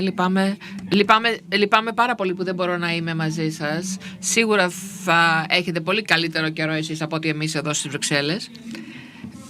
Κοιτούσα την ατζέντα, το πρόγραμμά σας, και είναι πραγματικά εκπληκτικό ότι καλύπτετε όλες τις θεματικές περί οικονομίας μέσα στο διήμερο πρόγραμμά σας. Πραγματικά είναι ενδιαφέρον και εντυπωσιακό ως επίτευγμα. Παρακολούθησα. Οι συζητήσεις που έχετε επίσης ήταν πολύ ποικίλες και θα ήταν διαφορετικές αν είχαν γίνει πριν από 1 χρόνο βέβαια. Τώρα όμως με τη ρωσική εισβολή στην Ουκρανία και όλες τις πολύ σκληρές επιπτώσεις στο ενεργειακό τοπίο και την εφοδιαστική αλυσίδα και την κατάσταση των λαγχών, τα πράγματα είναι τελείως διαφορετικά. Η συζήτηση σήμερα είναι τελείως διαφορετική. Και βέβαια καλύπτει και θέματα εκτός Ευρώπης, αν σκεφτούμε την επισιτιστική αλυσίδα για τις πιο φτωχές περιοχές του πλανήτη. Αυτά που έχει συμβεί σε εθνικό αλλά και κοινοτικό επίπεδο συνεπάγονται τεράστιες προκλήσεις και αλλάζουν αντίστοιχα και τις προτεραιότητές μας. Ταυτόχρονα νομίζω ότι υπάρχουν σημαντικές προτεραιότητες που θα πρέπει να τεθούν στα θέματα με τις χρηματοοικονομικές υπηρεσίες που εξακολουθούμε να παρακολουθούμε και να συνεχίζουμε, γιατί είναι πολύ σημαντικές. Και 2 από αυτές θέλω να αναφέρω σήμερα εντάχει. Καταρχάς, η ψηφιακή πολιτική της Ευρωπαϊκής Ένωσης, αλλά και της αειφόρων οικονομικών. Ξεκινώ με το ψηφιακό τοπίο, όπου βλέπουμε ότι υπάρχουν πάρα πολλοί κίνδυνοι, αλλά και πάρα πολλές ευκαιρίες. Είδαμε πώς άλλαξε η καταναλωτική συμπεριφορά και τονώθηκε βέβαια και επιδεινώθηκε από την πανδημία. Όλο και περισσότερο οι καταναλωτές ψωνίζουν online και ταυτόχρονα χρηματοοικονομικοί οργανισμοί άλλαξαν τον τρόπο που λειτουργούν, τις διαδικασίες τους, τις λειτουργίες των γραφείων τους, στο back office ιδιαίτερα. Στην Ευρωπαϊκή Ένωση πολύ γρήγορα προσαρμοστήκαμε στο πεδίο αυτό και λέω με μεγάλη μου χαρά ότι αυτή τη στιγμή υπάρχουν κανόνες οι οποίοι διέπουν την έκδοση των κρυπτονομισμάτων αλλά και το marketing και την πώληση αυτών των περιουσιακών στοιχείων, πολύ επίκαιρων, όπως είδαμε τους πρόσφατο διάστημα με πάρα πολύ μεγάλα προβλήματα που αντιμετωπίστηκαν στην εποχή εκείνη και πολλές πτωχεύσεις. Υπάρχει σχετικός κανονισμός και είναι σημαντικός. Εξίσου σημαντική είναι και η παγκόσμια αγορά. Γι' αυτό ακριβώς από πλευράς Ευρωπαϊκής Ένωσης είμαστε πάρα πολύ θετικοί εν ώψη των συστάσεων του πεδίου αυτό και θέλουμε πάρα πολύ να δουλέψουμε περαιτέρω με άλλους ηθήνοντες στην ΕΠΑ και αλλού για να εξασφαλίσουμε ότι υπάρχει μια παγκόσμια πλατφόρμα και βάση ό,τι αφορά τους κανονισμούς για τα κρυπτονομίσματα. Το δεύτερο που θέλω να αναφέρω είναι η αντοχή των χρηματοοικονομικών ιδρυμάτων που εξαρτώνται όλο περισσότερο από πληροφορίες και εταιρείες παροχής πληροφοριών, τεχνολογικές εταιρείες, και εδώ έχουμε εισάγει καινούριους κανόνες που έχουν συμφωνήσει το Ευρωπαϊκό Κοινοβούλιο και οι Ευρωπαίοι αξιωματούχοι. Η οικονομική αντοχή των χρηματοοικονομικών οργανισμών απαιτούν τράπεζες, ασφαλιστικές εταιρείες και άλλοι χρηματοοικονομικοί οργανισμοί να έχουν συγκεκριμένες διαδικασίες που θα είναι όσο το δυνατόν πιο θα εξασφαλίσει την ανθεκτικότητά τους στον κυβερνοχώρο. Αυτό είναι ένα ζήτημα εδώ και πολύ καιρό και το βλέπουμε και σε γεωπολιτική βάση. Αυτό είναι λοιπόν το δεύτερο κομμάτι. Κανονισμός λοιπόν για τα κρυπτονομίσματα και ταυτόχρονα τα θέματα ανθεκτικότητας των διαδικασιών. Το τρίτο που θέλω να αναφέρω, που είναι λίγο διαφορετικό και είναι πάλι στο ίδιο κεφάλαιο, είναι αυτό που κάνει η Ευρωπαϊκή Κεντρική Τράπεζα σε ό,τι αφορά το θέμα της ψηφιακής Ευρώπης. Κάτι που εμείς από πλευράς της Ευρωπαϊκής Επιτροπής πραγματικά υποστηρίζουμε και θεωρούμε ότι είναι πάρα πολύ σημαντικό. Είμαστε σε έναν κόσμο όπου βλέπουμε όλο και περισσότερους φορείς στον κυβερνοχώρο. Θα ήταν χρήσιμο λοιπόν να υπάρχει και σχετικός κανονισμός για το πώς λειτουργεί τα κρυπτονομίσματα. προφανώς είναι δικό τους project της Ευρωπαϊκής Κεντρικής Τράπεζας, το οποίο όμως θεωρούμε πάρα πολύ σημαντικό. Το πιο σημαντικό είναι δύο σημεία. Το πρώτο, είδαμε ότι πάρα πολλοί καταναλωτές και βιομηχανοί είναι ενημερωμένοι για τους κινδύνους, και ένα άλλο θέμα είναι η οικονομική συμπερίληψη. Γιατί πάρα πολλοί στην Ευρώπη είναι πολύ καλά συνδεδεμένοι online και γνωρίζουν, αλλά υπάρχει και μεγάλη αριθμή πληθυσμών που είναι λιγότερο εγγράμματοι σε ό,τι αφορά το ψηφιακό τοπίο, και γι' αυτό έχουμε σχετική πολιτική εισάγει, για να διασφαλίσουμε ότι κανείς δεν θα αποκλειστεί από αυτές τις εξελίξεις. Αυτό λοιπόν σε ό,τι αφορά το ψηφιακό, και τώρα περνάμε στο άλλο κομμάτι, το πολύ σημαντικό, που είναι την σταθερότητα στα χρηματοοικονομικά. Επίσης πολύ σημαντικό κομμάτι. Η κλιματική αλλαγή είναι εξαιρετικά σημαντική και έντονη, όπως είδαμε τις πρόσφατους μήνες, με τεράστιες ξηρασίες, καύσωνες αλλά και πλημμύρες. Κανένα μέρος του πλανήτη δεν έχει ξεφύγει από τις επιπτώσεις αυτές. Στο συνέδριο της COP27 στο Σαλαρσέι στην Αίγυπτο είδαμε και είχαμε σχετικές συζητήσεις. Πιστεύουμε στην Ευρώπη ότι η πράσινη μετάβαση γίνεται όλο και πιο σημαντική με την ρωσική εισβολή στην Ουκρανία. Πρέπει να γίνουμε λιγότερο εξαρτώμενοι γενικά και ιδιαίτερα από τα ρωσικούς ορυκτά καύσιμα. Αλλά εδώ θέλω να εστιάσω στα θέματα του σταθερών χρηματοοικονομικών. Ξέρουμε ότι χρειαζόμαστε τεράστια χρηματοδότηση για την μετάβαση αυτή. Τα δημόσια οικονομικά μπορούν να προσφέρουν πολλά, και ξέρω ότι η Ελλάδα δουλεύει πάρα πολύ για να βάλει και να αναλαμβάνει πρωτοβουλίες νέους προπαλαγισμού, αλλά δεν είναι επαρκές αυτό. Χρειαζόμαστε έναν εύρωστο καινούριο ιδιωτικό τομέα, και γι' αυτό είναι τόσο σημαντική αυτή η νέα ατζέντα πολιτικών. Σε ευρωπαϊκό επίπεδο έχουμε αναλάβει δράση. Το ένα έχει να κάνει με το να διασφαλίσουμε ότι θα υπάρχει ένα κοινό και μια ορολογία που θα βοηθήσει ακριβώς αυτές τις επενδύσεις προς αηφόρα projects, για να υποστηριχθεί η μετάβαση, ώστε να γίνει πλήρως αηφόρος. Το δεύτερο θεμέλιος λίθος, οτιδήποτε έχει να κάνει με θέματα αποκάλυψης σε σχέση με τις καταγραφές. Αυτή τη στιγμή και πρόσφατα επεκτείναμε το πλαίσιό μας στο νέο πρόγραμμα με την οδηγία αναφοράς των εταιρικών στοιχείων, και αναφέρει όλες τις εταιρείες, είτε είναι εισαγμένες σε χρηματιστήρια ή όχι, να είναι σαφέστατες στο πώς επηρεάζουν το περιβάλλον, αλλά και το πώς ακριβώς το περιβάλλον της έχει επηρεάσει. Είναι κάτι εξαιρετικά σημαντικό, θεωρούμε, στα πλαίσια αυτά. Επίσης υπάρχει η υποχρέωση να υπάρχουν προγράμματα μετάβασης.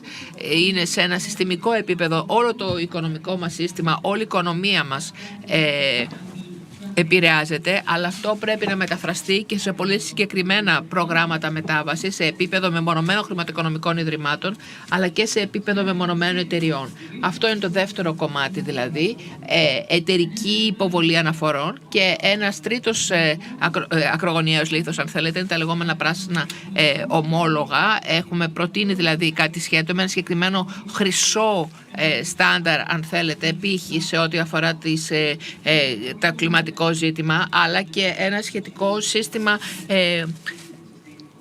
benchmarking σε σχέση με την περιβαλλοντική μετάβαση. Η μετάβαση είναι πολύ σημαντική. Ξέρουμε που είμαστε, ξέρουμε που θέλουμε να πάμε, αλλά επίσης πρέπει να υποστηρίξουμε τις εταιρείες στη διαδικασία αυτή. Είναι πολύ σημαντικό στόχος υπό αυτή την έννοια η μετάβαση να είναι όσο δυνατόν πιο ισότιμη και δίκαιη και συμπεριληπτική, και προφανώς εκεί πρέπει να μιλήσουμε ιδιαίτερα και για τα νοικοκυριά που θα πρέπει να υποστηριχθούν ιδιαίτερα τα πιο ευαίσθητα, και οι μικρομεσαίες. Το να έχουμε δηλαδή μια μετάβαση η οποία θα είναι συμπεριληπτική και δίκαιη είναι κεφαλαιόδους σημασίας. Τελευταίο ζήτημα είναι η παγκόσμια διάσταση. Όπως είπαμε, η παγκόσμια αλλαγή είναι παγκόσμια, οι προκλήσεις είναι παγκόσμιες, άρα πρέπει να συνεργαστούμε.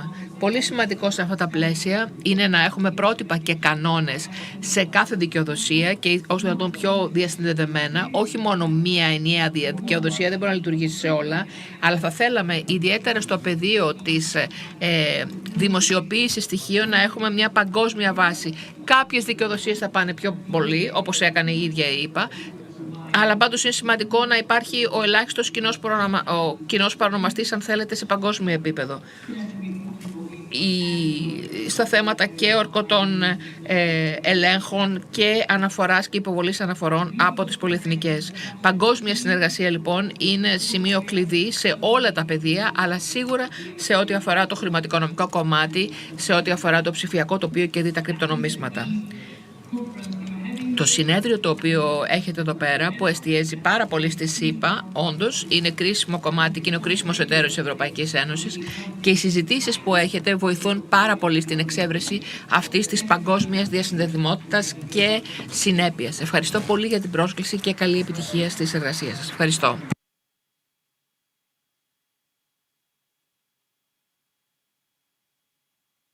Ευχαριστούμε πάρα πολύ την κυρία Χακ για τα σχόλιά της για τις τρέχουσες εξελίξεις στο ρυθμιστικό περιβάλλον.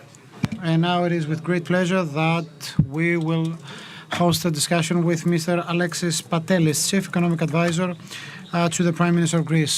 Mr. Patelis, a great joy to have you with us. He will talk to us about Greece in the global investment map and the things we have achieved already and what we have in the pipeline.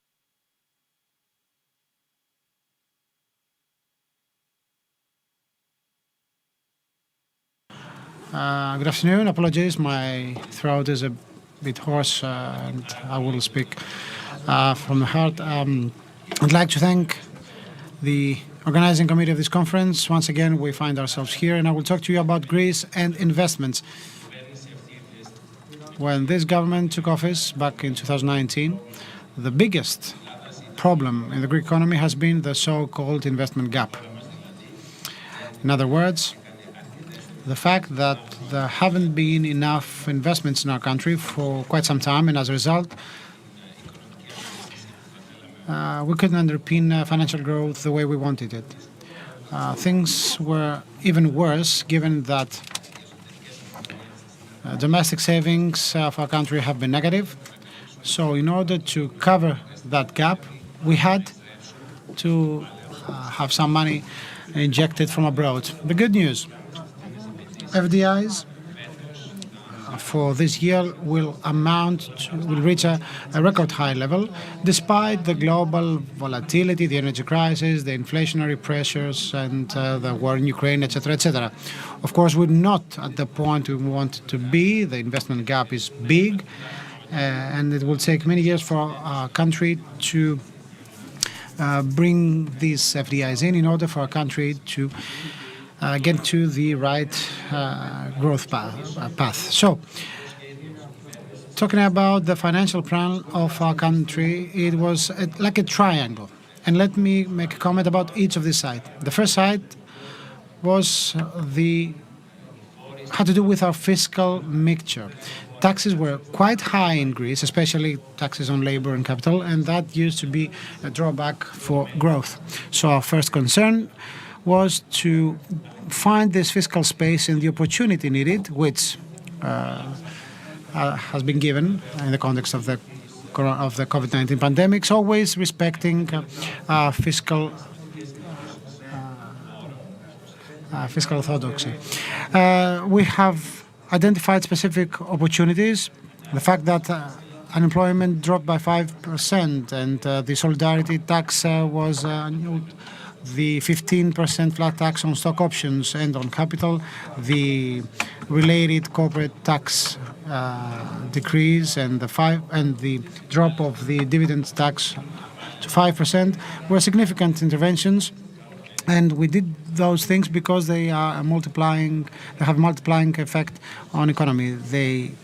And the reason why we have this extraordinary revenues is the fact that we're now enjoying the fruits of those interventions. We also made some other interventions about the Greeks of living abroad, the non-dom context, the family offices framework, the pensionary-specific system and schemes for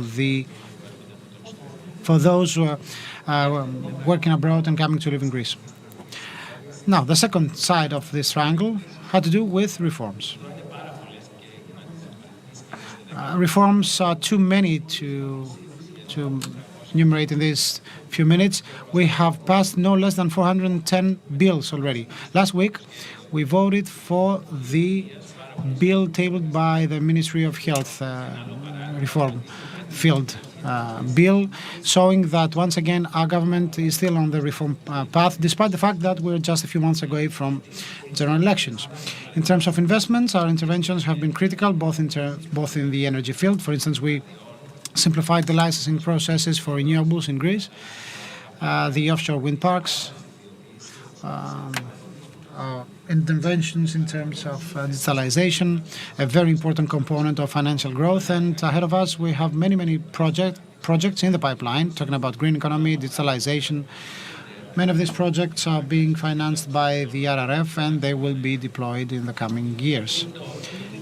Third side of the triangle, banks. Allow me to say that in 2019, our banking system was a factor of systemic instability, because red loans used to be quite high. They represented almost half of the bank's portfolio, and of course there was no way of having a fiscal expansion when half of the loans remained non-performing. Thanks to the Hercules or Heracles scheme, banks were able to decrease the red loans now down to a single-digit figure, and step by step, the servicers, thanks also to the financial instruments provided to them, they're trying to bring them down even more.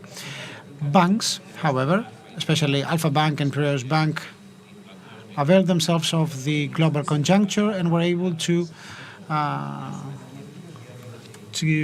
get money from the market.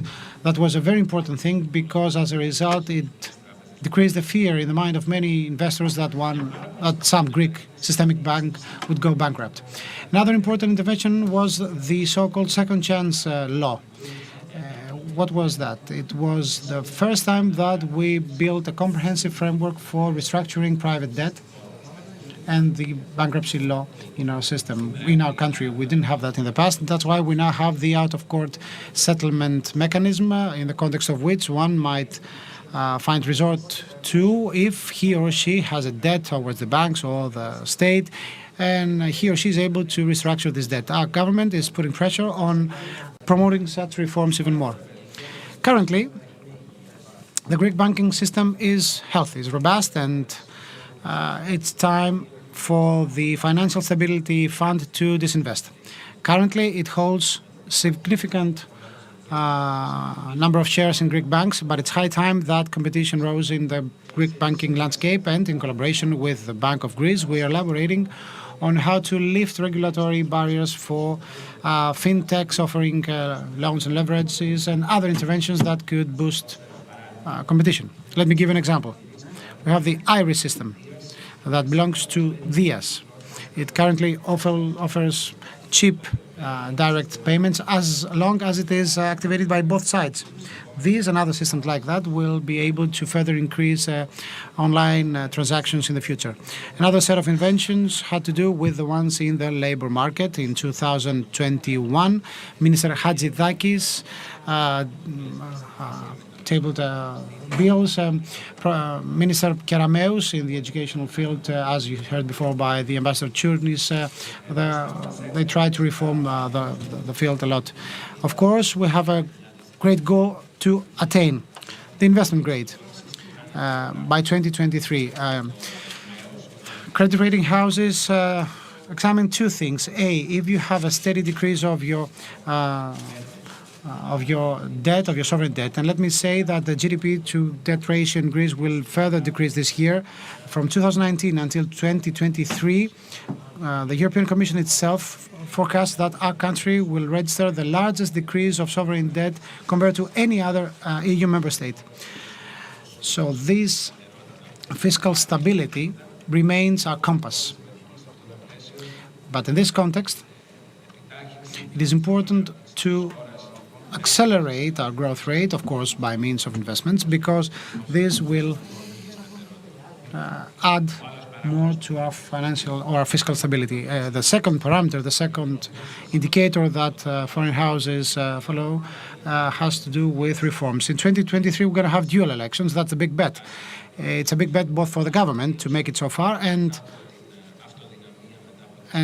after the dual elections and registering a majority vote, this will emit a signal because there will be no political uncertainty, and a brand new tenure will show that our country is serious enough and wants to remain on the path of growth.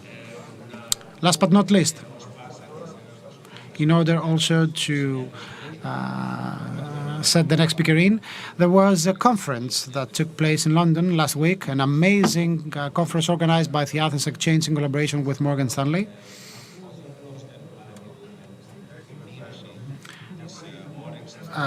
During this conference, we found out that there was no such thing as a decrease in the investment appetite by foreign investors, but there's actually a tangible shift in the way people perceive our country. For a long time, they used to ask us, how is Greece able to keep this? How is Greece able to sustain or to remain standing in a global environment of energy crisis, of warfare, etc.? Now, the most frequent question addressed to us is, how did Greece make it and remain stable in this conjuncture? And they mean both politically and financially.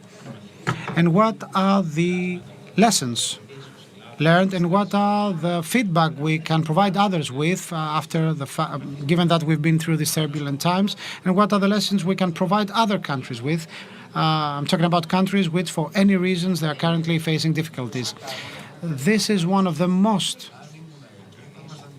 optimistic messages one could get. Of course, the job of this government is to keep on trying, to keep on attracting investments, and we hope that the FDI record registered this year won't be the last one, and we will have even more records broken in 2023 and 2024. Thank you very, very much.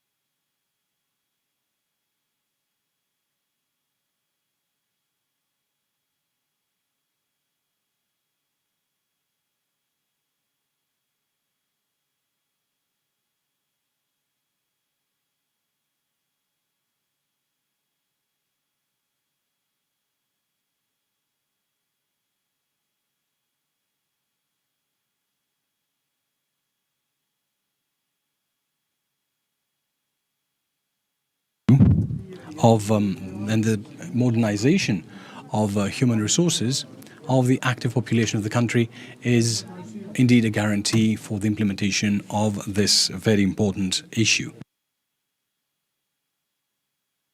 I would like to sum up by recognizing that the importance of this project and the implementation of this project is in fact a key factor for the future of our country.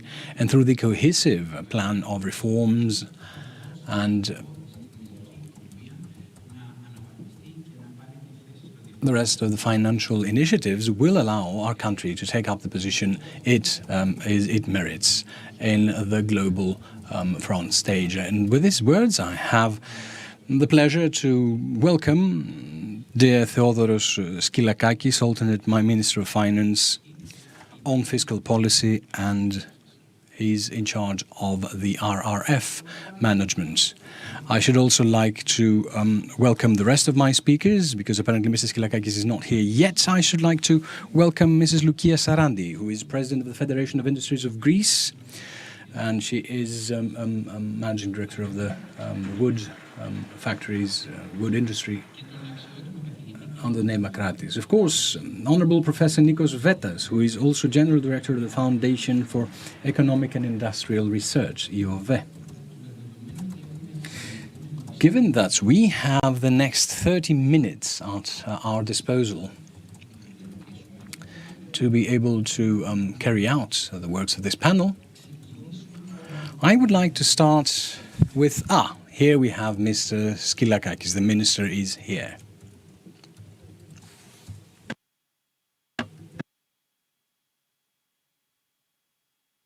Hello, welcome. So, as I was saying, we have half an hour to discuss. I would like to start with you, Minister. Let me find my notes. I think to have misplaced them. Here's my cheat sheet.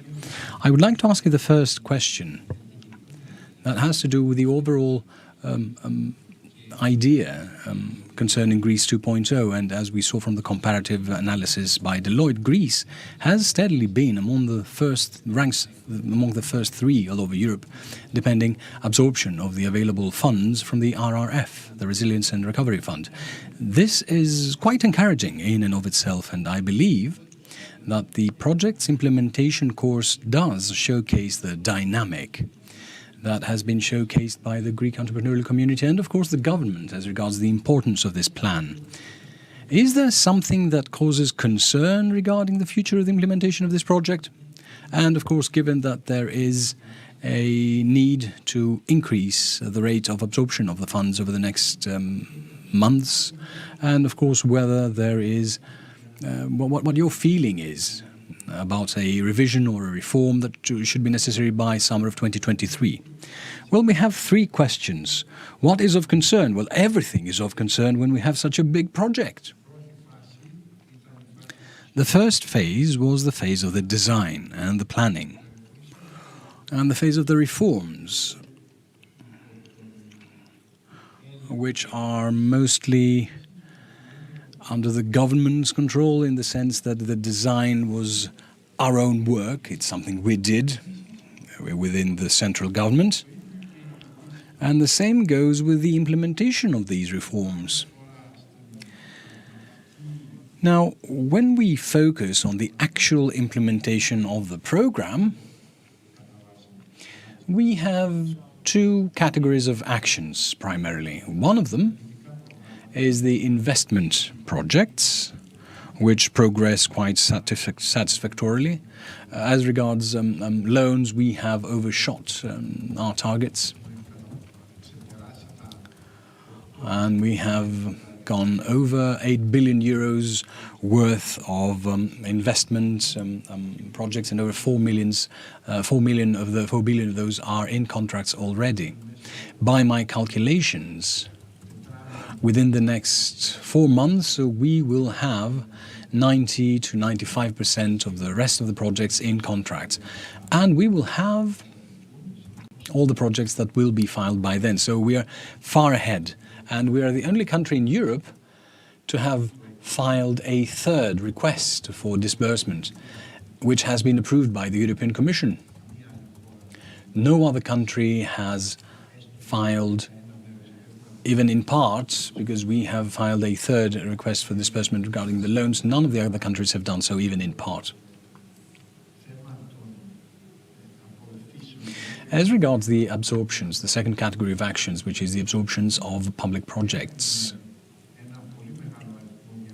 we have a large number of tenders that have just started or are underway. We're talking about hundreds of tenders over the next 4 months. They will be publicized, which there will start testing the response on behalf of the market on how much competition and participation there will be and how much interest and what is the actual capacity of the market to correspond to a doubling of an investment program, or an increase fourfold like in IT or fivefold like in other cases. And therein will be shown the possibility, the capability of public administration to handle and manage, with all the measures we have taken, this new reality, let's call it that. Regarding the revision you talked about, we have in the pipeline revision work. We've already started drafting it. We firmly believe that within the first 6 months of the next year, together with the Repower EU, we will go forward with the revision work. Of course, this is slightly more complicated because of the elections that are forthcoming. They will probably be held in the same first 6 months of 2023. So we have a composite, complicated work that we need to do. In any case, 2023 will be a year of very high impact of the RRF on the Greek economy, both in terms of loans as well as in terms of projects and contracts. Hundreds of projects will start and will be paid for, and also hundreds of small, medium and large investments. All these things are investments. We're talking about an investment boom that will keep us outside the scope of recession and to maintain good growth rates this year as well. To give you a feeling, to give you a taste, we estimate that in 2023, whereas in the rest of the EU there will be a recession or a great slowdown, we will have growth rates of something like 19%. Right, so thank you very much, Minister, for this very positive note, and I would like to give the floor to Mrs. Sarandi, Honourable Mrs. Sarandi. As was showcased by the recent study of Deloitte, 9 in 10 companies, if you'd like, consider the RRF as a strategic and necessary means to strengthen Greek economy. And this alongside the remaining available financing tools and instruments like the NSRF, the investment law, etc. Do you believe that they will be fail-safes for the Greek companies, for Greek entrepreneurship in an international environment of intense insecurity? Thank you very much, Mr. Kodis. Thank you for the kind invitation. It is the first time I take part in this conference in my capacity as the President of the Federation of Industries in Greece. It's quite honorary to be amongst such esteemed panelists. There is no doubt my reply is yes. These instruments will be extremely important. Greece has been through a 10-year period of disinvestment. This fund represents an amazing opportunity. What we normally say, this is a lifetime opportunity. It comes once every 100 years. Many people describe this fund as a new Marshall Plan for Greece. I don't think they exaggerate. And we are looking forward to what the minister said before. Actually, what he said is really important. We're looking forward to welcoming many organizations and companies in this project. Greece has registered an amazing growth rate. They used to say 3%. Now it's a growth rate of 6%. So it was a very happy surprise on behalf of Greece. The same happens with exports. So we're moving against the current. if I may say. And it seems we will keep on moving like that, according to Mr. Patelis, what Mr. Patelis said before, what the alternate minister just said. So, to give you an exact answer, the fund is very significant, both because of its size and the targeted actions it includes. This is very, very important. We, the Federation of Industries of Greece, believe that it will change.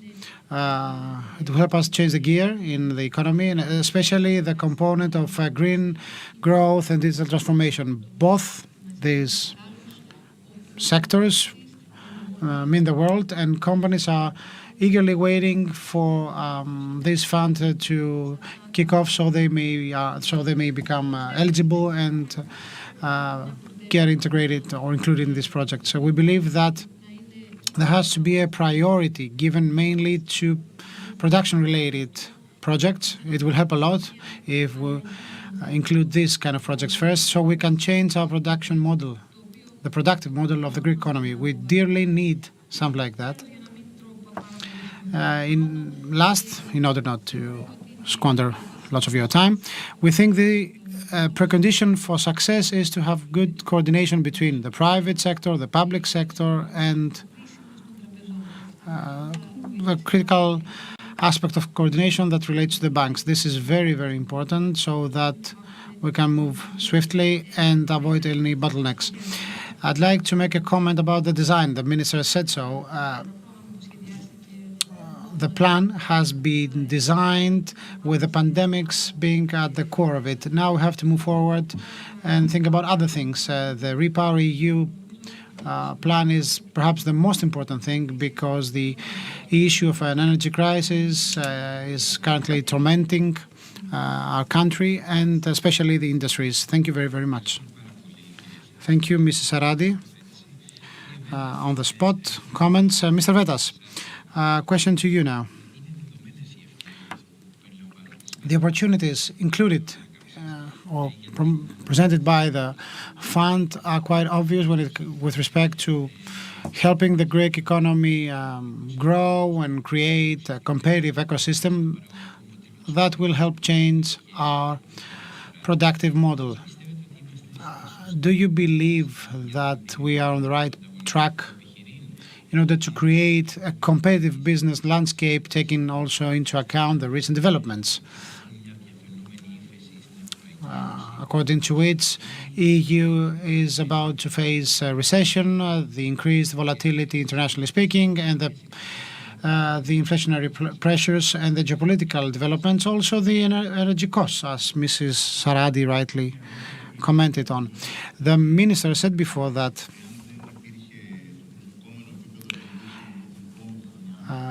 should we not have the expected growth rate, the expected rate of FDIs for the Greek economy, our growth rate would have not been positive. Actually, if it would have been zero, if not negative. So the RRF plays a very pivotal role with respect to the industries it supports and the organizations that are eligible. That's one thing. The second thing, half of the battle has already been given when it comes to the RRF, in the sense that the positive developments in our economy and in other less competitive economies but equally vulnerable wouldn't have been the case if it wasn't for the fund. So many of the investments already landing in Greece, they do so because they see that there is an opportunity in Greece, and because we do have the European backup, if you like, or support. This wasn't the case in the past. So the RRF includes both money for investments, but it also emits a message. And this message is quite strong. The message of stability. There is a doubt, however, when it comes with respect to the implementation. In terms of implementation, I'm less worried than many others, in the sense that the Greek economy is hungry for investments, if I may use the term. It is like a sponge waiting for some water to be absorbed. And at the same time, both the private sector and the public administration is quite experienced, actually more experienced than other countries in implementing such projects, not just because we've been through 3 bailout agreements already, so we do know how to manage conditionalities, etc. But we are a country that is ready to welcome these European funds, and we know how to handle them. So I'm not that worried. The minister said we should be worried as well, but I'm not that worried. What would worry me a lot would be the following. The investments to come should be coupled with the ones that have already taken place, and it would mean the world for me to change the quality of our economy. I think this is a bit a thorny issue to discuss. So in this first round of discussion, allow me to add the following insight. The change of the productive model means that you have to couple your economy with global developments, financial developments. I mean, you might have great revenues if you have more capital, working capital in your country, if you have more investments, etc. But if in order for you to register some systematic growth, and this labor, this capital has to be allocated to the right places. In other words, it has to create value, or added value if you like. So you might spend many hours working, you might struggle, but at the end of the day you might enjoy a very narrow margin. But if you allocate this money in domains, in industries where you excel, where you are one of the global champions, you won't just get some reward for your work or for your investment. You're going to get some extra reward, some extra return that will be disseminated within the economy, the workers, etc., because you will be the businessman who will be able to produce something that is internationally competitive. So in this sense, this is how high we should set the bar.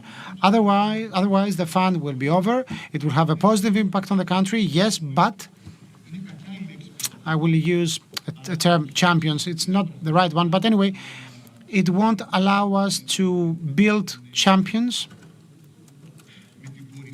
that will be able to become peers or with top organizations globally. Thank you, Professor Vetas. Some really important comments. And it brings us to the second round of discussion about the developmental component of the fund. Dear Minister, more than 210 investment plans worth of 2.8 billion euros, 8.22 billion euros, and we saw that the Greek plan includes the largest component of loans vis-à-vis the total funds earmarked compared to other EU member states. So, as Mr. Vetas urged us before, do you believe that the development aspect of the RRF will be an innovative instrument for Greek companies today in order to compete against international organizations and their competitors, at least at the financial level, in order to underpin the recovery of the Greek economy and the Greek business world? Let me tell you the following. This plan has already registered success that was well beyond what we expected. So we attained our goals. We have investment projects already submitted that go well beyond anything the Greek government, the Greek state has seen in the past decades in terms of development law. And their size exceeds our forecast, and we still have a long way ahead because this plan will reach 25 to 30 billion euros, and now we are close to 8 billion euros. But when you have already covered 1/3 of the way in the first 6-7 months, this means you've been a long way. You've covered a long distance. The change in the interest rates has played a very important role because suddenly organizations found out the importance of this plan. The plan has been drafted way back in the past, and now we feel the repercussions. But now there's a strong possibility that this plan will deliver not just for 6 years or 5 years, from 22 to 27 as originally planned. It will deliver for 3 years or 4 years only. So the funds will be, let's say, used sooner than expected. We will see about that. The plan itself included some main priorities. A, there is no red tape at all, at least stemming from the state. There is some red tape that is necessary in order for a bank loan to be granted. That's the only red tape included or involved. 10 days, 20 days of waiting, the maximum. This is how many days the auditor or the controller will need in order to give the green light for loan disbursement. It's the first time that the state gives money pari passu with the banks. The state doesn't guarantee anything. I don't know if that's the first time ever, but it's quite innovative. And there is an additional point of, let's say, radical of breakthrough approach, because this plan is quite beneficial with respect to the things we can incorporate. For instance, for the first time, working capital and marketing expenditure or VAT costs represent components of that are integral parts of a business or investment plan. So they have to be taken into account and be co-financed. This is what this plan actually does. You won't find it in any other developmental law in the past. Last, this plan, and I want to stress that this is a plan that for many countries are looking up to. I have already shared some insights to the Lithuanian government following their request. The same with the Spanish government. They share the same concerns because this plan is one of a kind in Europe.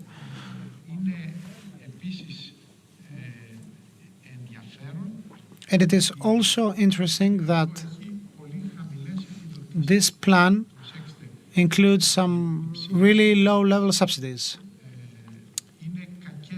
High subsidies mean additional burden to the taxpayer. The taxpayer is interested in getting the best investments with the least subsidy included or provided. The old approach that high subsidy is good for entrepreneurship, it's something that in practice was proven not to be right. It doesn't apply because this way we proceed with more investments that we actually need. Because if you get a subsidy of 5 or 6%, and these subsidies are included in the recovery plan, in the component of loans to big organizations, and you get another subsidy of 50%, this 5% means that you will invest 10 times more than what you do with a 50% subsidy. So you can get multiplying a factor of 10 in the number of investments that performed, the impact on the labor market, etc. And that's why we invest, actually. Second, large subsidies have proven in the past that they used to lead to bad investment decisions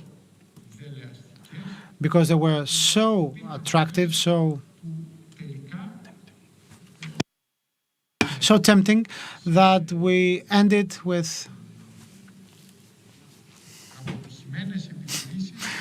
up with failing businesses and happy businessmen.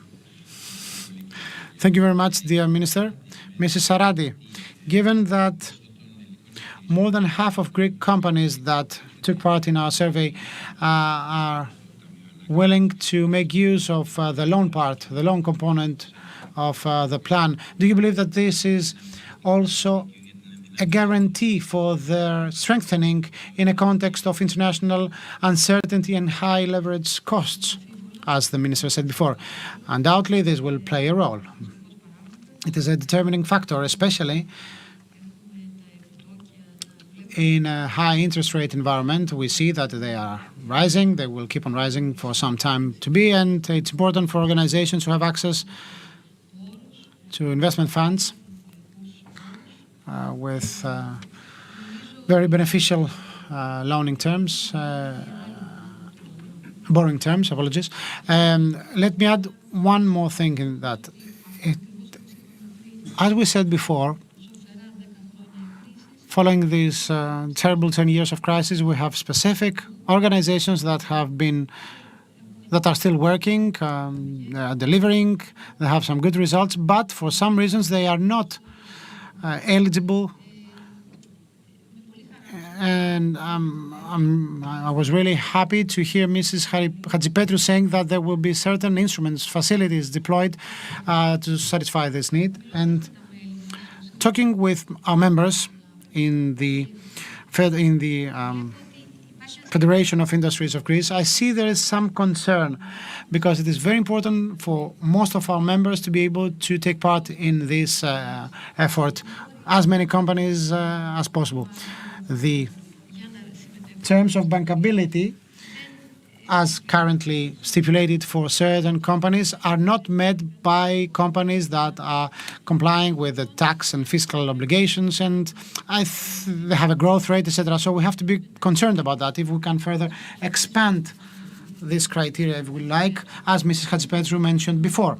Last, let me also say one more thing, that the side effects of the fund are huge. Even those companies that won't be able to use the funds, the money coming from the fund, they will be able to enjoy the side effects of the RRF. We're talking about the digital infrastructure and other repercussions, and of course the fact that everybody will be able to enjoy the benefits of the implementation of this fund.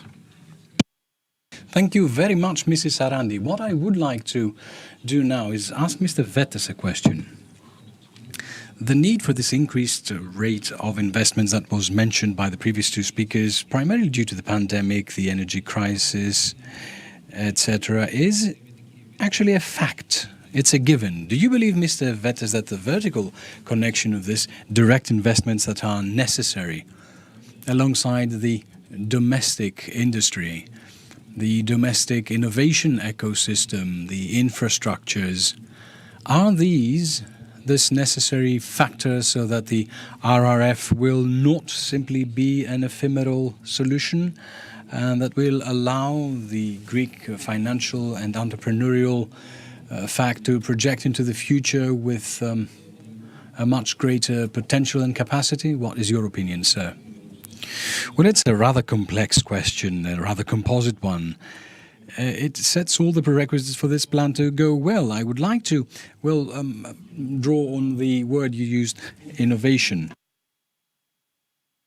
We do use innovation wherever we can in each and every paragraph of our discourse, but it is actually the key to allow for new value to be created rather than be always running around oneself and standing where they are. We're quite low in innovation, and there's a host of reasons for that. We're a country that has a very small internal market, and it will keep on having a small internal market. It is a prerequisite for innovation for the companies and the enterprises to turn outwardly. But this is not easy to do. It happened with woes and with difficulty through the 10 years of the financial crisis because our country always was followed by a question mark. And there was lack of funding and because of the brain drain. This is something that is currently being reversed over the past few years. But a key requirement for one to innovate is for one to take risks. Innovation does not mean I know what to do, because if I did know what to do, everyone would. It means I change what I do by assuming some risks. And there is a reason why Greek enterprises systematically take fewer risks than those of other countries that we should be comparing against, from Israel to Finland and from Spain to even countries of the former Eastern Bloc. The reason for this is because of the malleability and the flexibility of the administrative and the taxation environment within the country. This is the link that we've been making in the EOVEF, in the Foundation for Economic and Industrial Research, even before my time, before my tenure. The interlink between the Greek state, the public sector, and entrepreneurship, the work of the Greek state and the public sector is to have stable rules, and the work of entrepreneurship is to use these rules and these terms to take the necessary risks and to disperse and to diffuse fees, wages, and salaries, remunerations, if you will, because there are many steps taken forward. And it's very important for these to be consolidated and to be perceived as a stability. If this happens, it will allow businesses to take risks. Some will fail, some will succeed. Therein lie all the rest of the elements you mentioned. However, I believe that the impact of the RRF will be a positive one for the country. What needs some effort that surpasses the government is to put it in another trajectory, if I may. The ambition should be for the actual income of a Greek person working for a company in Greece, which is at the moment 1,000 euros, at the end of the program in 4 years' time or in 5 years' time, whenever it's over, for this 1,000 euros to be 2,000 euros net without inflation. This means increase in productivity. It has been achieved by other countries, and this is what it means to converge to the average of the EU, truly. Thank you very much, Mr. Vetas. I would like to thank the rest of the panelists for this very fertile discussion we had and the exchange of views. Unfortunately, we did not manage in this brief amount of time to talk about the very strong reform work that is included by the RRF, and which, in essence, will be able to provide a guarantee for 2026 and onwards for Greece to become again an international investment destination and attract foreign direct investment. But I believe that with what we all said today, all of us, we made it perfectly clear that the Greece 2.0 national plan is the only opportunity offered to Greece at the time to change the productive model. For a Greece that in essence will be a Greece of tomorrow. It will be a more digital country, more green but also more resilient, and a productive model that will focus on man and human skills. I should like to thank you. If the Minister would like to say a few words? Well, 30 seconds, if I may. I'd like to say that reform is the big difference in the RRF as compared to the other European funding resources. This government has made its mind. It's decided not to implement all these reforms as we have seen from all the assessments, evaluations and all the successfully met landmarks, but also to bring about new reforms. These are what change the GDP of the country. The importance is not the inflow of money. What counts is the effectiveness with which we use this money, and we need to always remember that reform is not something theoretical. It's the increase of the efficiency and effectiveness of an entire system. Thank you very much, Mrs. Sarandi, Minister, Mr. Vetas. Thank you all very much for participating.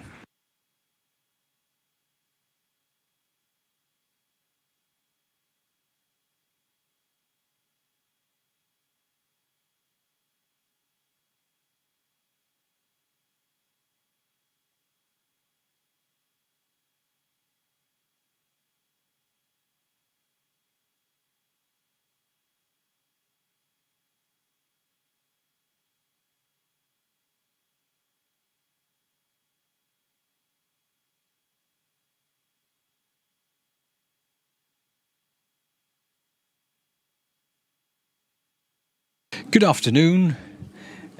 I am joined by Mr. Yanos Kondopoulos, the CEO with the Athens Exchange Group. I'm Sotiris Nikas with Bloomberg News, and we'll start our debate straight away so as not to waste time in unnecessary small talk. Now, Greek economy is running We can see this. What we can also see is that the Athens Stock Exchange is probably not doing the best it could for this, although it scores better than other markets. Why is this? And what can you do to change this? Well, first of all, I'm not certain that this holds water. Well, okay, we can definitely do better. We can always do better. This is not up for debate. But I believe that there is a narrative, like many other narratives in Greece, that when we decide to do something amongst ourselves, especially if it's a negative narrative, it's very difficult to change our opinions, and we're just staring at it and repeating it and masticating it and all this. But I would like to say this. I believe that the most clear way of thinking is that 2021, approximately 8.1 billion was drawn from the Athens Stock Exchange, and we have an economy that is not yet at the 200 billion mark. And it's not fair to say that the Athens Stock Exchange did not help in the economy and growth. It's far-fetched. I do realize why one would think so and how. But the data indicates quite the opposite, and we didn't have this before. And I can say this very clearly because it has nothing to do with me. I'm very recent in all this. This is one thing. Another thing. We have started noticing an interest in companies becoming listed in the Athens Stock Exchange. We had the first big wave of introductions from Demand in June. And I believe that we will have more within the next months to come and years to come. I believe within 2023 we'll see more companies. So I don't agree that we haven't made the turn around the corner yet. As you said, the economy has followed this trajectory as well. Now, we still have a lot to do, still more to do to enhance our extrovertness, to communicate once again to the candidate companies that there are many of them. There are big ones, there are good ones, appropriate size that the Athens Stock Exchange can be of assistance in their plans for the future. I believe it's clear as day. But how will this happen? How does one attract more companies? What can one offer companies as the Athens Stock Exchange? We will talk about the other players in the game later, but as the Athens Stock Exchange, how can this, attraction actually happen? Possibly a double introduction? Is it a double listing? Well, the Americans say that there's more than one way to skin a cat. We can actually talk about things like an institution as a private company and talk and discuss with these candidate companies for listing and to showcase the benefits that are extended by one being listed in the Athens Stock Exchange. Many times it depends on something that is a conjuncture. I mean, the cost of money has started rising as of late. And this makes the scales tip towards the Athens Stock Exchange. The fact that private equity as an option or a choice either removes the control of the company or it fills the company with huge debt is indeed a second reason.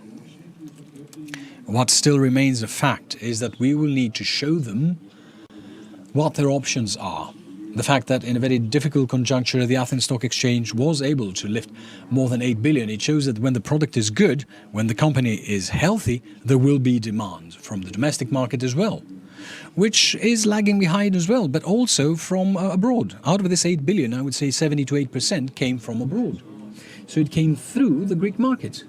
In this sense, our market is a gateway, and it's a gateway that can work very, very well. We saw this with the London conference, from the quality and the degree of participation and the interest we had for our big listed companies, and I think that we have still a lot to say.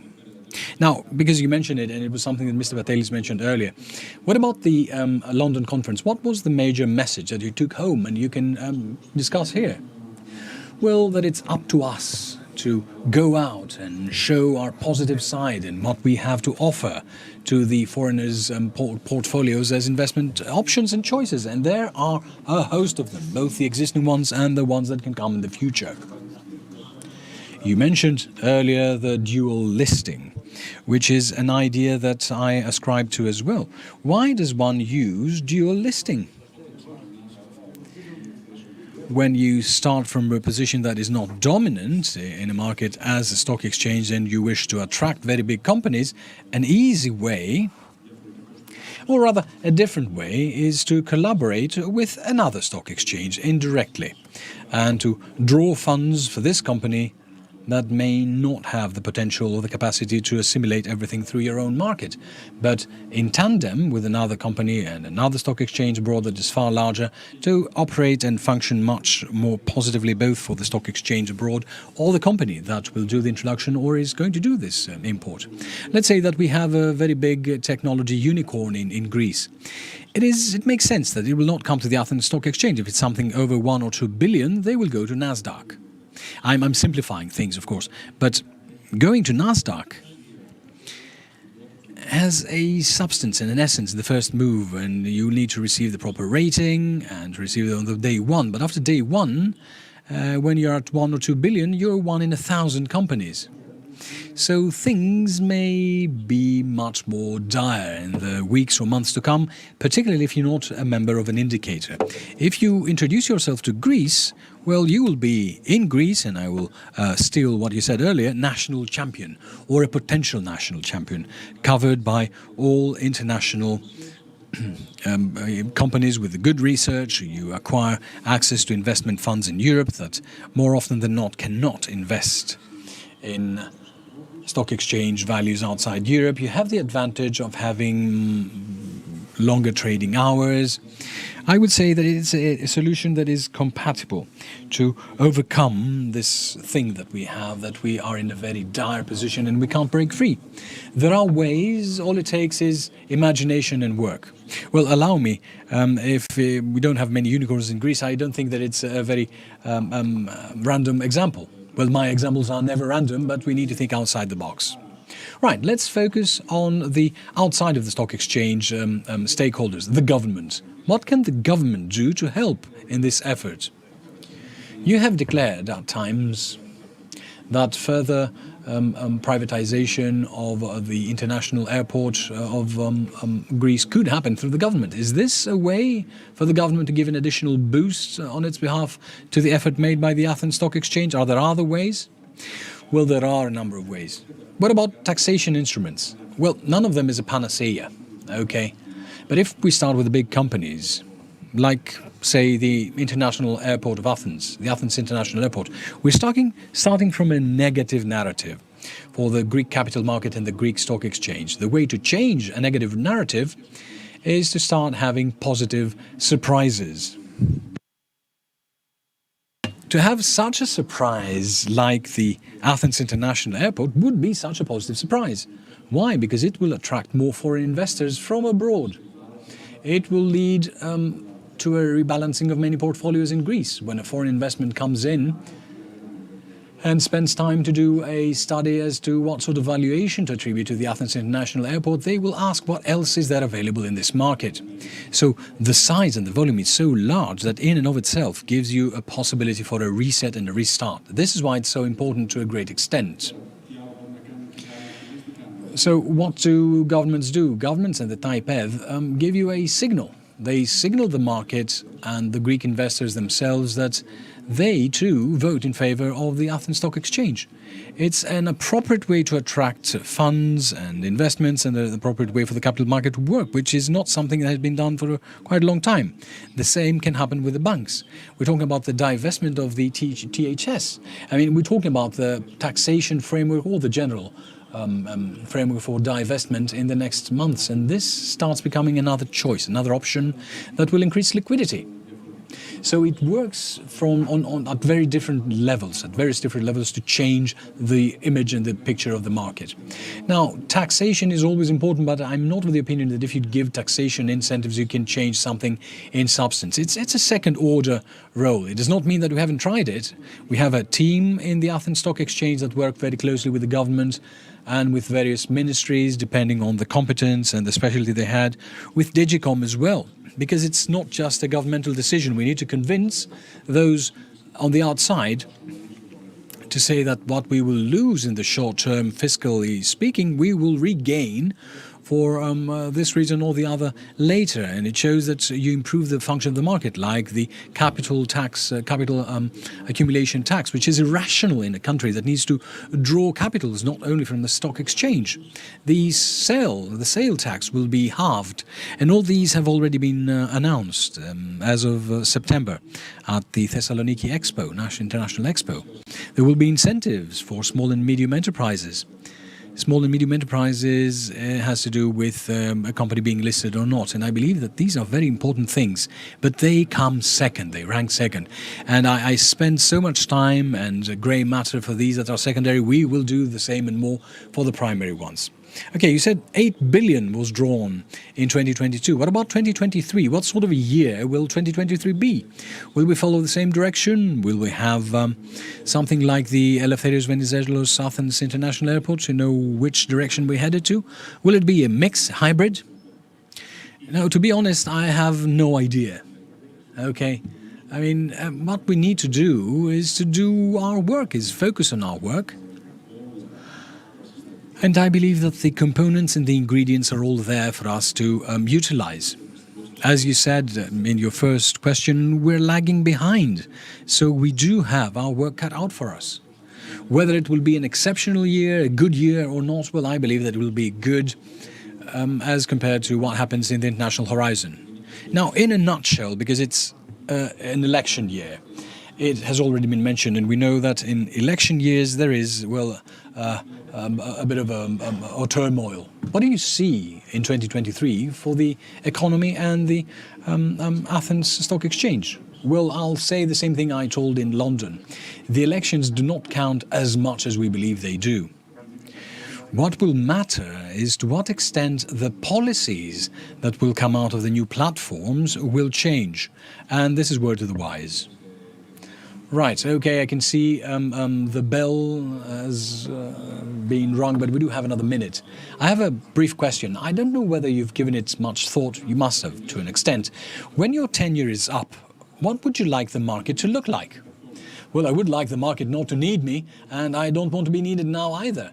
But I want us, and this is something I do in all the jobs I've done, I think that you need to strike a good balance, a good equilibrium, and to give the opportunity to the people you work with to rise up. And I believe that regardless you have a reasonable plan, or you've already succeeded and you need to move forward, or you have failed and you simply need to butt out. Thank you very much. I wish we had more time. Thank you once again for being here with us.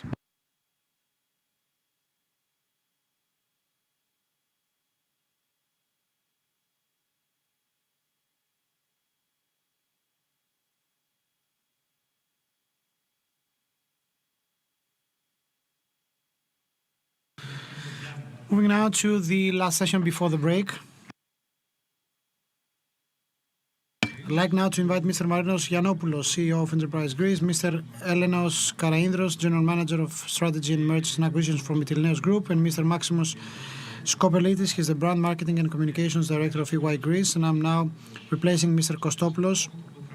He's suffering with COVID, so I will be moderating the session. We don't have much time, as you know, so I'd like you to be lean and agile so we can have a proper discussion. Now, Mr. Giannopoulos, what are the priorities and the tools when it comes to attracting investments, given the international developments that you take into account in Enterprise Greece? I'd like to thank you for the kind invitation, and allow me to say that Enterprise Greece is the official body for attracting investments and promoting exports of our country under the umbrella of the Foreign Ministry. It's been mentioned before by Minister Skylakakis and the advisor to the Prime Minister that Greece, according to various surveys, is one of the top investment destinations in Europe. Let me say in a nutshell that in 2021, we registered an increase of 90% in FDIs, and for the 9 months of 2022 until September, the rise was approximately 26% in this year to year. Allow me to say that This is the outcome of the pro-business approach and policy on behalf of the government, and the fact it's quite attractive to investors. We have an increase in the into the construction of hubs in Greece. Let's say we have the investments by Pfizer, Google, Microsoft, and Volkswagen as well. We have targeted actions in specific industries, for instance, tourism, real estate, energy, new technologies, agri-food, pharmaceuticals, and services. Now, what we try to do is to bring to the surface the work carried out by the government. We, the Enterprise Greece, organize roadshows, conferences, expos, national stands, B2B meetings. We do the so-called matchmaking in all strategic missions that we are invited to take part in. We do the matchmaking between the investors, with the investors, what they want us to offer them, and we have to offer them. We have a portfolio of assets that, depending on the needs of each investor, we can bring them in contact with specific asset holders. We inform people about the new development incentives and, of course, the capacity of Greece in terms of production. And we also operate as an advisor to the state, a kind of ombudsman, let's say.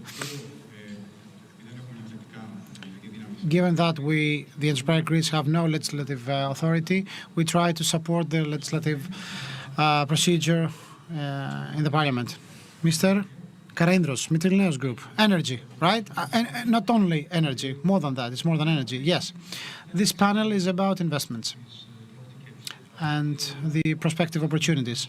So being a big group, not only in the energy industry, what are your goals? What are your prospects for the future? Allow me to reply and bridge that with the previous discussion. We are a company whose core business, or great deal of our business, has to do with energy. So bringing investments in Greece means the world, because it will help us have an increased GDP, because when the GDP grows, then all industries, or whatever we do, energy, steel making, or constructions, all these industries will be benefited. The same applies to all Greek companies. We kicked off with a very ambitious investment plan, and I think this also reflects to our figures. In the past 2 years, we have been able to more than triple our figures, and I do believe that we will be a pleasant surprise for everyone, because they will see that our figures are sustainable and we are moving forward. But as I said before, many of the things we do them in collaboration with foreign partners.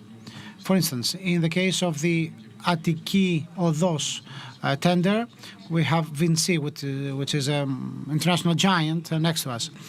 So being able to attract foreign investors in Greece has to do with the kind of investors we want. Do we want investors who will just acquire a company and do some financial engineering? That's not what we actually want, right? What we want is true investments that will help us as well. For instance, I heard the Athens Stock Exchange president talking about tech giants and technology companies and how they may become listed and the benefits to the Athens Exchange. So if we're able to actually attract technology companies and bring our people back and reverse the brain drain, this will allow us to, let's say, find the technological capacity we need for our operations. Steel making, metallurgy, construction needs this technological component in order to move forward.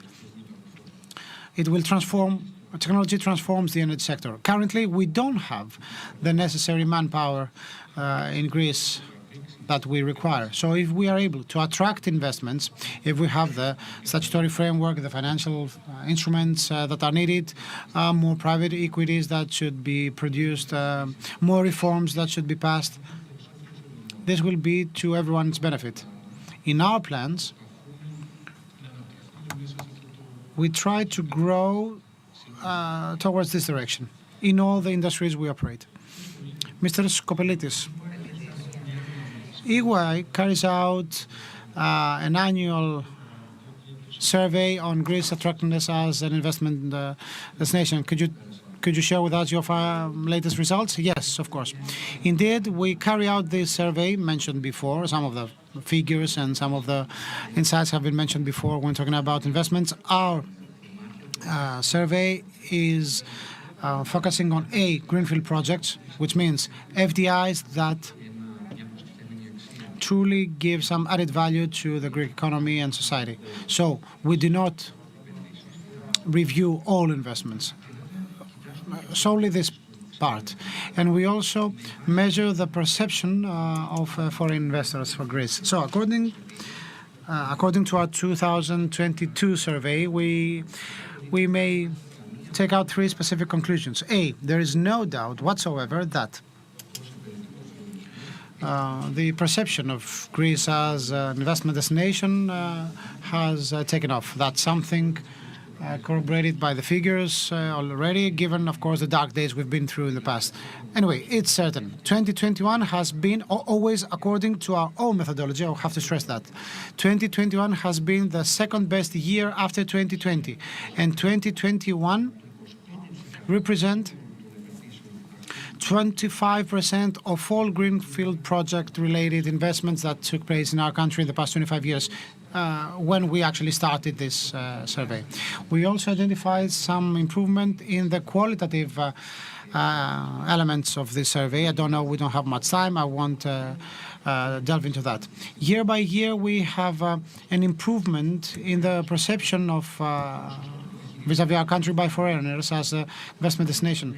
So what investors tried to do in the past years, actually their will to further expand their activities and invest more in Greece rose from 28% to 37%. And actually 3/4 of the respondents said that Greece's attractiveness will further improve in the coming 3 years. This is the highest rate ever amongst all countries reviewed in the survey, and of course it goes well beyond the EU average of 64%.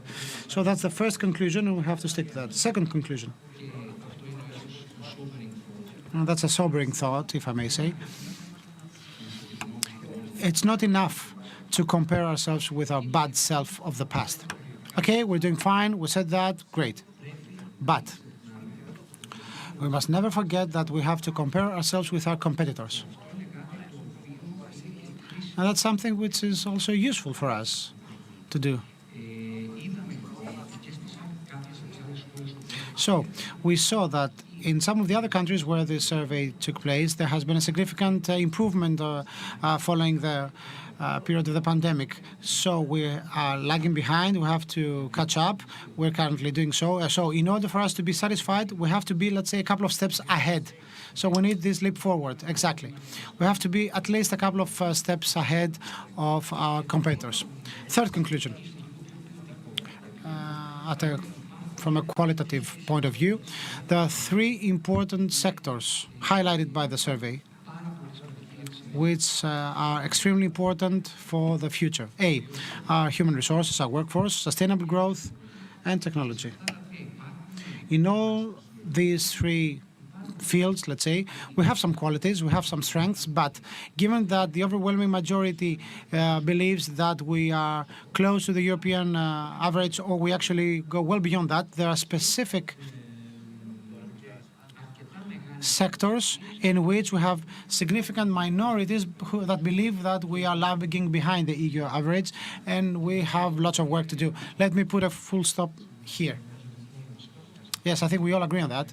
Mr. Karaindros mentioned that before, Mr. Yiannopoulos as well. Mr. Yiannopoulos, within the enterprise Greece, you have lots of contacts with investors, you have a portfolio of many interesting projects, right? I'm pretty sure that you discuss some of the weaknesses of the Greek system during your discussions. So, what are those weaknesses that currently obstruct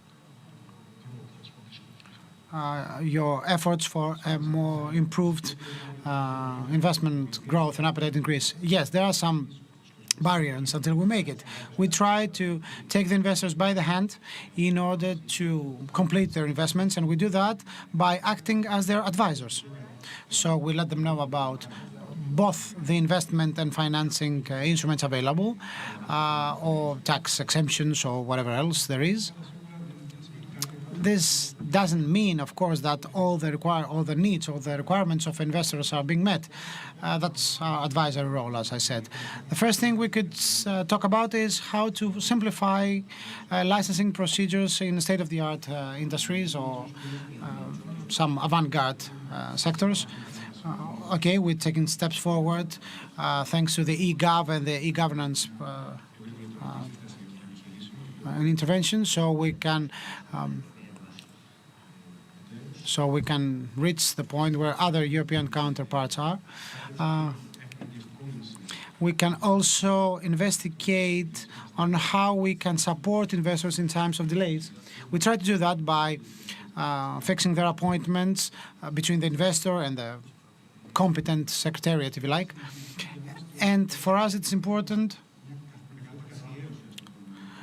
to formalize, to institutionalize this strategic investment framework, because when we talk about FDIs, we're talking about projects that went through the fast-track scheme introduced by Enterprise Greece. So if we properly focus on the priorities and goals set by the Greek government, I think we can help from our own standpoint for these investments to be materialized. Mr. Karaindros, the Mytilineos Group is actively operating, is very active in the context of the RRF, right? Now, I've seen that many companies, because of the many projects they have in our country, they fail to find the right people in order to recruit for their international projects. Do you have an answer about that? Because you are one of the groups, you represent a group that may be active in other areas, in the Balkans, for instance, in major projects. Yes, I wish it would be only for the projects in the pipeline for the Balkans. Great part of our jobs, of our operations, has to do with international projects. Europe, okay, that's the obvious destination, but our operations cover Latin America, all the way to Australia and Africa. And we spend lots of our time about these international projects. As I said before, we need human resources.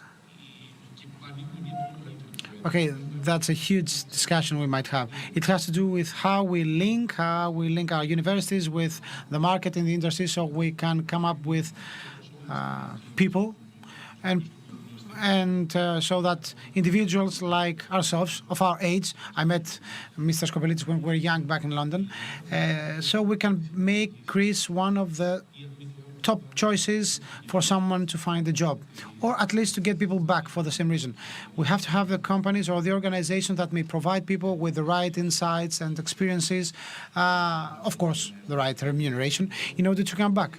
This is the only way in order to see many companies that will follow suit. We need infrastructure, we need many, many things. It's not just the human factor that will allow you to operate abroad. It needs you have to be very meticulous. Let me remind you what happened with various construction companies that tried to operate abroad, and for many reasons, not to be discussed right now, they failed. So that's not the point. So allow me, give me just 30 seconds to add something on the issue of domestic investments in Greece. Apart from the tax regime and the fiscal framework and the human resources and attracting the right investments, we also have to talk about the licensing procedures. Yes, some great steps have been taken to the right direction, but many more are needed. Talking about the legislation, the legal framework, because we see many of the investors were having discussions about potential partnerships. They keep on telling us, how fast will a legal dispute be settled if I go to Greek courts? Yes, tomorrow we're going to have a session on that. You will see that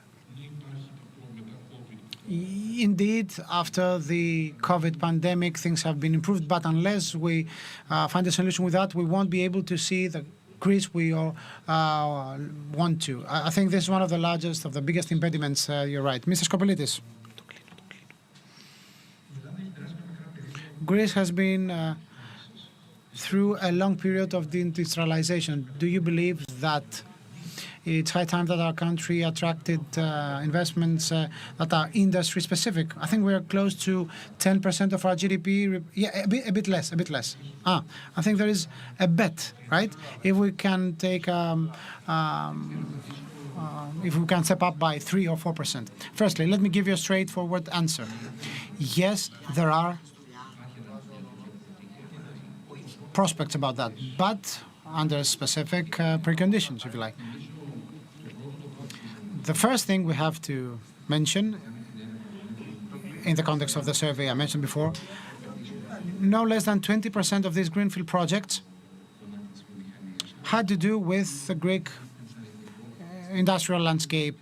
That's quite encouraging. It shows that there's something going on. The second encouraging element of the survey is that despite this trend of deindustrialization, there have been significant efforts that really boomed. Some exemplary industrial projects prospered, very extrovert ones, covering also various fields such as agro-food, underwater cabling, technology, software. Many of these companies currently hold a very important position, maybe a leading position in their field. So these examples show the way forward. And our survey also showed that, given what has happened already, I mean, the energy crisis, the COVID pandemic, etc., 53% of all investors, compared to 23% 1 year before, is currently thinking about repatriating the nearshoring potential, which means bringing their operation closer to their customers. And some 20% are thinking about reshoring. That's an opportunity which, under specific preconditions and with lots of work, we can do. It's good to talk about that, but it takes a lot of hard work to do it. And I think we have to avail ourselves of the strategic location or position of our country. And I think this creates the ideal opportunity, not the last opportunity, because in Greece we've been talking about the last opportunities year after year. But indeed, this is a unique opportunity for our country to build a very targeted and prosperous industrial basis, and while at the same time transforming our country into a regional hub, transit hub. I think there is a list of factors that should apply. We have to avail ourselves of our competitive advantage. We discussed about energy before.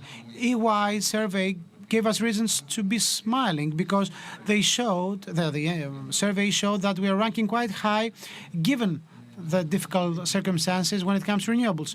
Mr. Karaindros talked about the human resources. That's a very, very important component. We are currently lacking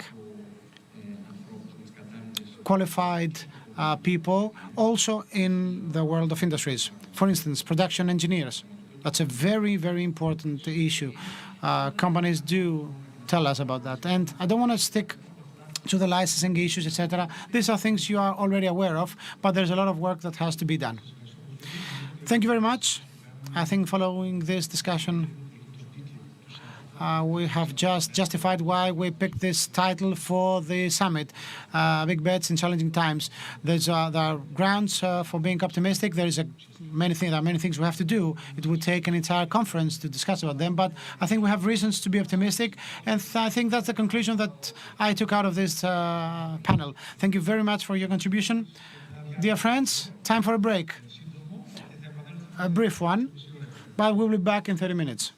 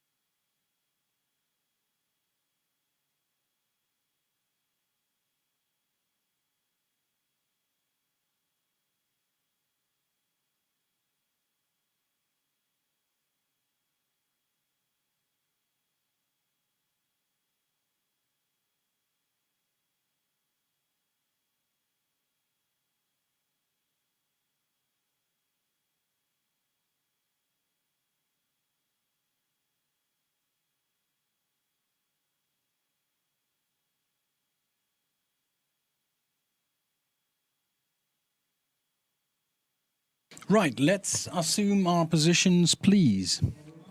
We would like to carry on with our program. Είναι μεγάλη χαρά να έχουμε μαζί μας τον κύριο Φρίντ από το Ατλαντικό Συμβούλιο, πρώην Αμερικανός πρεσβευτής στην Πολωνία, που θα μας μιλήσει για την παγκόσμια γεωπολιτική επισκόπηση, αν αλλάζει λοιπόν τελικά ο κόσμος. Κύριε Φρίντ, χαιρόμαστε πολύ που σας έχουμε μαζί μας. Με ακούτε? Τιμή μου. Τιμή δική μας. Τώρα, με τις ιδιότητές σας, με την εμπειρία σας ως fellow του Atlantic Council και ως πρώην Αμερικανός πρέσβης στην Πολωνία, θα ήθελα να μας πείτε τις απόψεις σας ως προς τις πρόσφατες γεωπολιτικές εξελίξεις. Αλλάζει όντως ο κόσμος? Κοιτάξτε, η απάντηση είναι εύκολη. Φυσικά και αλλάζει ο κόσμος. Πάντοτε αλλάζει. Το ερώτημα είναι πώς αλλάζει ο κόσμος. Νομίζουμε ότι ξέρουμε πώς αλλάζει ο κόσμος. Πιστεύουν και λένε ότι έχει λήξει ο χρόνος και η εποχή της δημοκρατίας. Πιστεύουν ότι το δικό του σύστημα είναι καλύτερο και λειτουργούν βάσει αυτής της πεποιθήσεως. Και έχουν την πεποίθηση ότι αντί για μια τάξη η οποία θα βασίζεται σε κανόνες, ο κόσμος θα πρέπει να χωριστεί σε σφαίρες επιρροής. Η Κίνα θα πρέπει να έχει την δική της σφαίρα επιρροής, η Ρωσία θα πρέπει να έχει τη δική της. Ο Πούτιν το έχει υλοποιήσει. Ξεκίνησε έναν πόλεμο εναντίον της Ουκρανίας. Ιμπεριαλιστικός πόλεμος. Παγκόσμιας καταστροφής πόλεμος. Επομένως, οι μεγάλες δυνάμεις πιστεύουν ότι αλλάζει ο κόσμος και η Ελλάδα το έχει ξαναδεί αυτό το έργο. Στις αρχές του 20ου αιώνα, δικτάτορες στην Ιταλία και τη Γερμανία και το στρατιωτικό καθεστώς στην Ιαπωνία θεώρησαν ότι έληξε ο χρόνος της δημοκρατίας και ότι τα αυταρχικά, απολυταρχικά δικαιώματα επρόκειτο να πάρουν τον πρώτο ρόλο. Αλλά εμείς, οι δημοκρατίες, τι κάνουμε? Εμείς δεχόμαστε προκλήσεις ένδον και έξωθεν. Και αυτό εν μέρη είναι αποτέλεσμα των δικών μας λαθών, σφαλμάτων. Και στη δική μου χώρα και στην Ευρώπη το ίδιο συμβαίνει. Έχουμε όλοι διαπράξει σφάλματα, τα οποία έδωσαν την ευκαιρία να δημιουργηθούν οικονομικές πιέσεις και σε ορισμένες χώρες μια άποψη, όπως έγινε και τη δεκαετία του 1930, ότι η δημοκρατία είχε πρόβλημα. Και αυτά είναι τα άσχημα νέα. Τα καλά νέα ποια είναι? Ότι οι δημοκρατίες εν γέννη και κατά συνήθεια υποτιμώνται και η ανθεκτικότητά τους δεν λαμβάνεται υπόψη. Και οι δικτατορίες θεωρούν ότι είναι οι μοναδικές και ότι έχουν τεράστια αξία και το ίδιο πιστεύουμε και εμείς. Ας δούμε τι έγινε με την Ουκρανία. Θυμηθείτε ποιος ήταν ο αρχικός λόγος για αυτήν την πολεμική σύραξη. Ήταν η θέληση της Ουκρανίας να προσεγγίσει την Ευρωπαϊκή Ένωση. Υπεγράφει μία συμφωνία μεταξύ της Ουκρανίας και της Ευρωπαϊκής Ενώσεως, την οποία δεν τους επέτρεψε ο Πούτιν να υπογράψουν και να ολοκληρώσουν. Αυτός ήταν ο αρχικός λόγος. Οι Ουκρανοί πιστεύουν στην δημοκρατία, πιστεύουν στην Ευρώπη, πιστεύουν στις δικές μας αξίες. Ορισμένες φορές περισσότερο και από εμάς τους ίδιους. Πιστεύουν ότι το να είσαι με την Ευρώπη είναι μια πολιτισμική επιλογή και το κάνουν και πολεμούν για τη χώρα τους, πολεμούν για τις ζωές τους. Σε έναν συνδυασμό εθνικού πατριωτισμού αλλά με δημοκρατικό μανδύα. Πιστεύουν στους εαυτούς τους και πιστεύουμε και εμείς σε εκείνους. Και σε εμάς πιστεύουμε και πιστεύουμε αρκετά ώστε να τους βοηθήσουμε. Να βοηθήσουμε τους Ουκρανούς να αντισταθούν σε αυτήν την επιθετικότητα της Ρωσίας. Δεν ξέρω πώς θα τελειώσει αυτός ο πόλεμος. Αυτό που ξέρω είναι ότι ο Πούτιν δεν κερδίζει.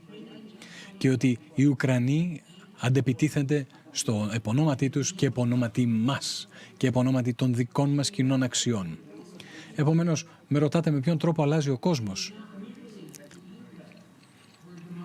Δεν είναι μόνο στην Ουκρανία που η δημοκρατία αντιπαλεύεται τις δυνάμεις της καταπίεσης. Βλέπουμε στο Ιράν τον κόσμο να επαναστατεί στην τυραννία του καθεστώτος και στην αστυνομία ηθικής. Στην Κίνα, για πρώτη φορά από το 1989, υπάρχουν τεράστιες εξεγέρσεις, θα έλεγα, στο όνομα της ελευθερίας του ατόμου. Δεν θα ξέγραφα τις δημοκρατίες ακόμα. Θεωρώ ότι οι δημοκρατίες έχουν τα προβλήματά τους και μάρτης μου ο Θεός και η δική μου χώρα έχει τα προβλήματά της στο κομμάτι της δημοκρατίας. Τα σφάλματά μας στις ΗΠΑ φτάσαμε σε ένα σημείο να υπάρχουν ψηφοφόροι υπέρ του Ντόναλντ Τραμπ, του πρώην Αμερικανού Προέδρου, που είπαν ότι θα πρέπει να λήξει το Αμερικανικό Σύνταγμα, να μην υπάρχει πλέον. Αυτό είπε. Αυτό βεβαίως δεν ισχύει για τους υπόλοιπους Αμερικανούς όπως εγώ. Το μόνο που χρειάζεται είναι να κοιτάξουμε στον καθρέφτη, να δούμε τις χώρες μας, να δούμε τους εαυτούς μας, να δούμε τα συναισθήματά μας και να συνειδητοποιήσουμε γιατί τόσοι άνθρωποι έχουν αμφιβολίες για τα συστήματά μας, τα δημοκρατικά μας συστήματα. Θα πρέπει όμως να θυμόμαστε ότι ο κόσμος έχει πίστη. Έχει πίστη στις αρχές μας και στις βέλτιστες πρακτικές μας όταν αυτές λειτουργούν θετικά. Νομίζω ότι η κυβέρνηση Biden καταλαβαίνει όλα αυτά τα πράγματα. Θεωρώ ότι είναι μια κυβέρνηση η οποία πιστεύει ότι η δημοκρατία αξίζει τον κόπο να την υπερασπιστεί κανείς και ότι ο κόσμος θα είναι σε καλύτερη κατάσταση αν οι δημοκρατίες συνεργαστούν μεταξύ τους. Ως πρώην διπλωμάτης θα πρέπει να πω ότι αυτό λέγεται εύκολα αλλά γίνεται δύσκολα. Υπάρχουν θέματα εμπορίου, υπάρχουν θέματα υποστηρίξεως της Ουκρανίας, πώς να προσεγγίσουμε την Κίνα, πώς να υποστηρίξουμε τους ανθρώπους στο Ιράν. Όλα αυτά είναι ερωτήματα που πρέπει να αντιμετωπίσουμε. Πώς να διαχειριστούμε παγκόσμιες προκλήσεις όπως την κλιματική αλλαγή.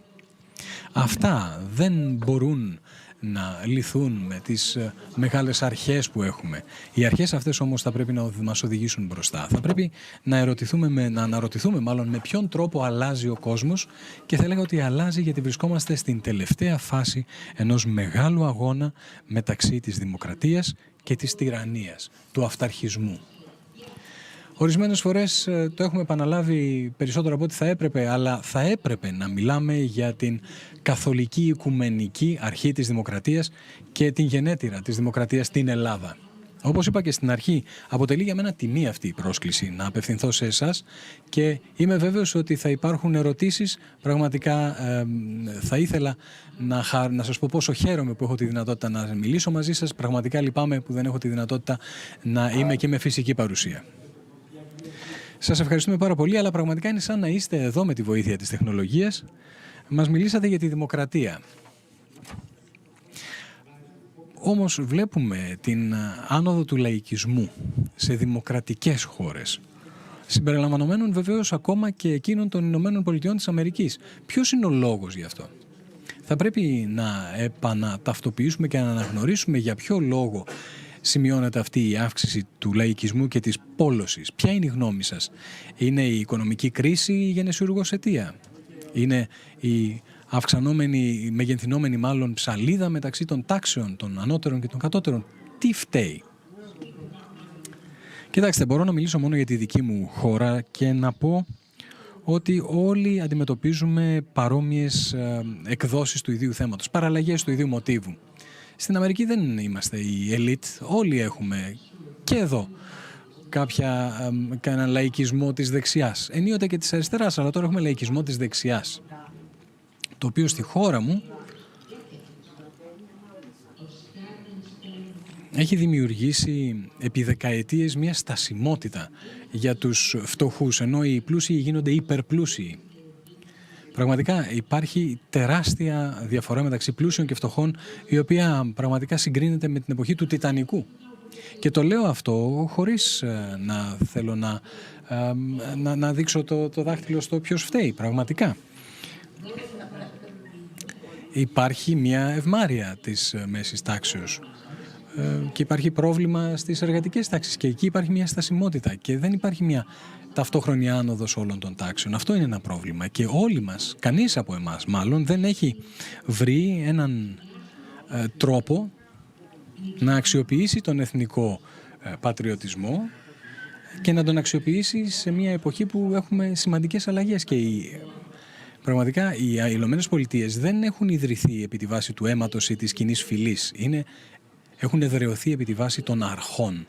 Και βλέπω εδώ τώρα ότι οι Ηνωμένες Πολιτείες δεν μπορούν να προχωρήσουν προς το μέλλον ολοκληρώνοντας αυτό το όραμα πάνω στο οποίο δημιουργήθηκαν. Ότι είναι ένα έθνος το οποίο πίστεψε πάνω στην ανθρώπινη ισότητα. Στην Ευρώπη υποθέτω ότι η κατάσταση είναι λίγο διαφορετική. Και ότι έχετε έθνη, κράτη, έθνη. Η εθνική καθαρότητα, θα έλεγα, δεν υπήρξε ποτέ. Και αυτό που λένε οι Άγγλοι, ότι στη χώρα τους υπάρχουν πολλές διαφορετικές εθνότητες οι οποίες βρέθηκαν μαζί στον ίδιο χώρο ή στον ίδιο γεωγραφικό χώρο ή εθνοτικό χώρο λόγω κάποιων συγκυριών. Αλλά θα πρέπει να βρούμε κάποιους όρους για την κοινωνική συμμετοχή, για την κοινωνική δραστηριοποίηση που πραγματικά θα μπορέσουν να οδηγήσουν τις σκέψεις μας, το μυαλό μας και τις πράξεις μας και να τα συνδέσουμε όλα αυτά σε πολιτικές οι οποίες θα φέρουν ευμάρεια σε όλες τις τάξεις οικονομικές και κοινωνικές, και νομίζω ότι είναι κάτι που το καταλαβαίνουμε πολύ και εύκολα, ότι το ζήτημα τώρα, όπως ήταν και τη δεκαετία του 30, ήταν πώς να δημιουργήσουμε αυτό το υπόδειγμα, το μοντέλο της φιλελεύθερης δημοκρατίας και του ρυθμιζόμενου καπιταλισμού να λειτουργήσει στην πράξη. Επιτύχαμε, μπορέσαμε να αντιμετωπίσουμε την πρόκληση του 1930 και την πρόκληση του 1940 από τον ναζισμό και τον κομμουνισμό, το φασισμό. Και μπορούμε να το ξανακάνουμε αν θυμηθούμε πότε, πώς, με ποιον τρόπο το πετύχαμε την πρώτη φορά. Και αυτό ήταν έχοντας αυτοπεποίθηση, πίστη στον εαυτό μας και στις αρχές μας. Και τον τρόπο με τον οποίο μπορούμε αυτές τις αρχές να τις υλοποιήσουμε με πρακτικό τρόπο. Πραγματικά, βάλαμε τα δυνατά μας και αυτό θα πρέπει να κάνουμε και τώρα. Πολύ ωραία. Ας περάσουμε λοιπόν σε ένα άλλο θέμα. Μιλάμε για δημοκρατικές χώρες. Ποια είναι η άποψή σας για τις διατλαντικές σχέσεις, υπερατλαντικές σχέσεις? Έχει δημιουργηθεί αρκετό θέμα στην Ευρώπη, όπως αντιλαμβάνεστε. Ναι, κοιτάξτε, κατά τη διάρκεια της συνεντεύξεως τύπου, ο πρόεδρος Μακρόν είπε ακριβώς το ίδιο. Ο πρόεδρος Μπάιντεν αναγνώρισε ότι υπήρξαν κάποια προβλήματα, κάποια αφέλεια, κάποια δεξιότητα που οδήγησε να πει ότι θα πρέπει να γίνουν κάποιες μικρορυθμίσεις, κάποιες αλλαγές. Αυτό που είπε ο πρόεδρος των ΗΠΑ είναι εντάξει, καταλαβαίνω τι μου λες, θα δούμε τι θα κάνουμε. Έχετε δικαίωμα να το υπογραμμίσετε αυτό το θέμα, και η κυβέρνηση Biden είπε ότι πραγματικά δεν αρκεί να παραπονούμεθα για τα προβλήματα και θα πρέπει να βρούμε τρόπο επιλύσεως. Αναγνωρίσαμε ότι υπάρχει πρόβλημα, θα βρούμε τρόπο να το λύσουμε. Ορισμένες ευρωπαϊκές φωνές ακούγονται λίγο περίεργες στις ΗΠΑ. Υπάρχουν κάποιες φωνές στην Ευρώπη που λένε έχουν πρόβλημα με την πώληση εκ μέρους των ΗΠΑ φυσικού αερίου στην Ευρώπη. Αυτό όμως είναι άλλο ερώτημα, άλλο ζήτημα. Ποιες είναι οι υπερατλαντικές αυτές σχέσεις, ποια είναι η κατάσταση στην οποία βρίσκονται αυτές οι σχέσεις εκατέρωθεν του Ατλαντικού? Χρειαζόμαστε ο ένας τον άλλον, αυτό θα πω. Και θα έλεγα ότι η κυβέρνηση Biden είναι η πλέον φιλοευρωπαϊκή, ενδεχομένως από του Bush πατρός. Τι γίνεται στην συνάντηση των G7? Καταλήξαν στο συμπέρασμα ότι οι χώρες πρέπει να συνεργαστούν μεταξύ τους, ότι θα πρέπει να θεωρήσουν η μία την άλλη ως φίλες χώρες. Και είναι αυτό, είναι το να προσεγγίζεις τους φίλους σου. Αυτό το οποίο είπε ο πρόεδρος Biden κατά την συνέντευξη τύπου.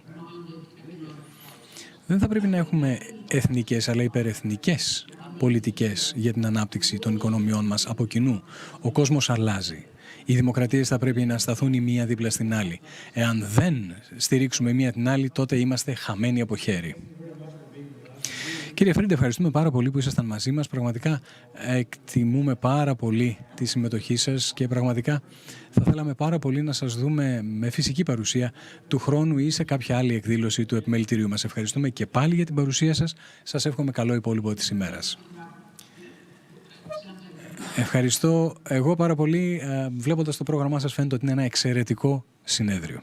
Ευχαριστούμε και εμείς.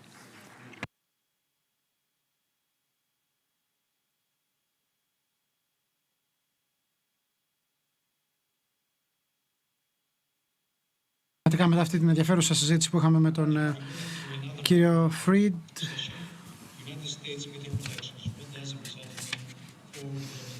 θα μιλήσουμε για τις ενδιάμεσες εκλογές στις ΗΠΑ και τι σημαίνει το αποτέλεσμα για τις παγκόσμιες προκλήσεις. Θα δούμε πρώτα ένα μαγνητοσκοπημένο μήνυμα από τον Γκάς Μπλιράκης, μέλος του Κογκρέσου, μέλος της Βουλής των Αντιπροσώπων των ΗΠΑ. Να δούμε το βίντεο. Θα ήθελα να ξεκινήσω λέγοντας ένα μεγάλο ευχαριστώ για την ευκαιρία που μου δίνετε να συμμετάσχω σε αυτή την ενδιαφέρουσα σημαντική συνάντηση. Ζητώ συγγνώμη που δεν μπόρεσα να είμαι σήμερα μαζί σας. Μακάρι να μπορούσα. Δυστυχώς βρίσκομαι στην Ουάσιγκτον και ως εγγονός Ελλήνων μεταναστών υποστηρίζω στεναρά την Ελλάδα και κάθε τι το οποίο είναι ελληνικό. Την κληρονομιά, την ιστορία, τη θρησκεία μας, τη γλώσσα βεβαίως. Όπως γνωρίζετε, ασχολούμαι ενεργά με τα ελληνικά συμφέροντα. Βεβαίως, η Ελλάδα πάντα υπήρξε σταθερός, ισχυρός σύμμαχος των ΗΠΑ, όπως γνωρίζει και η κυβέρνηση Biden.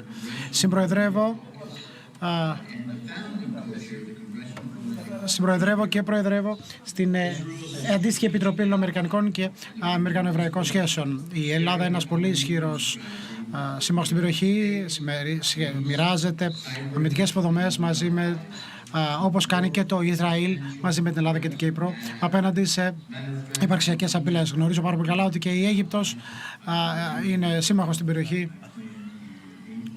και σκέφτομαι να συναντηθώ με τον πρόεδρο της Αιγύπτου σύντομα, σε λίγες εβδομάδες θα επισκεφτεί τις ΗΠΑ. Ως επικεφαλής αυτών των ομάδων εργασίας, προσπαθώ να διευκολύνω την καλύτερη κατανόηση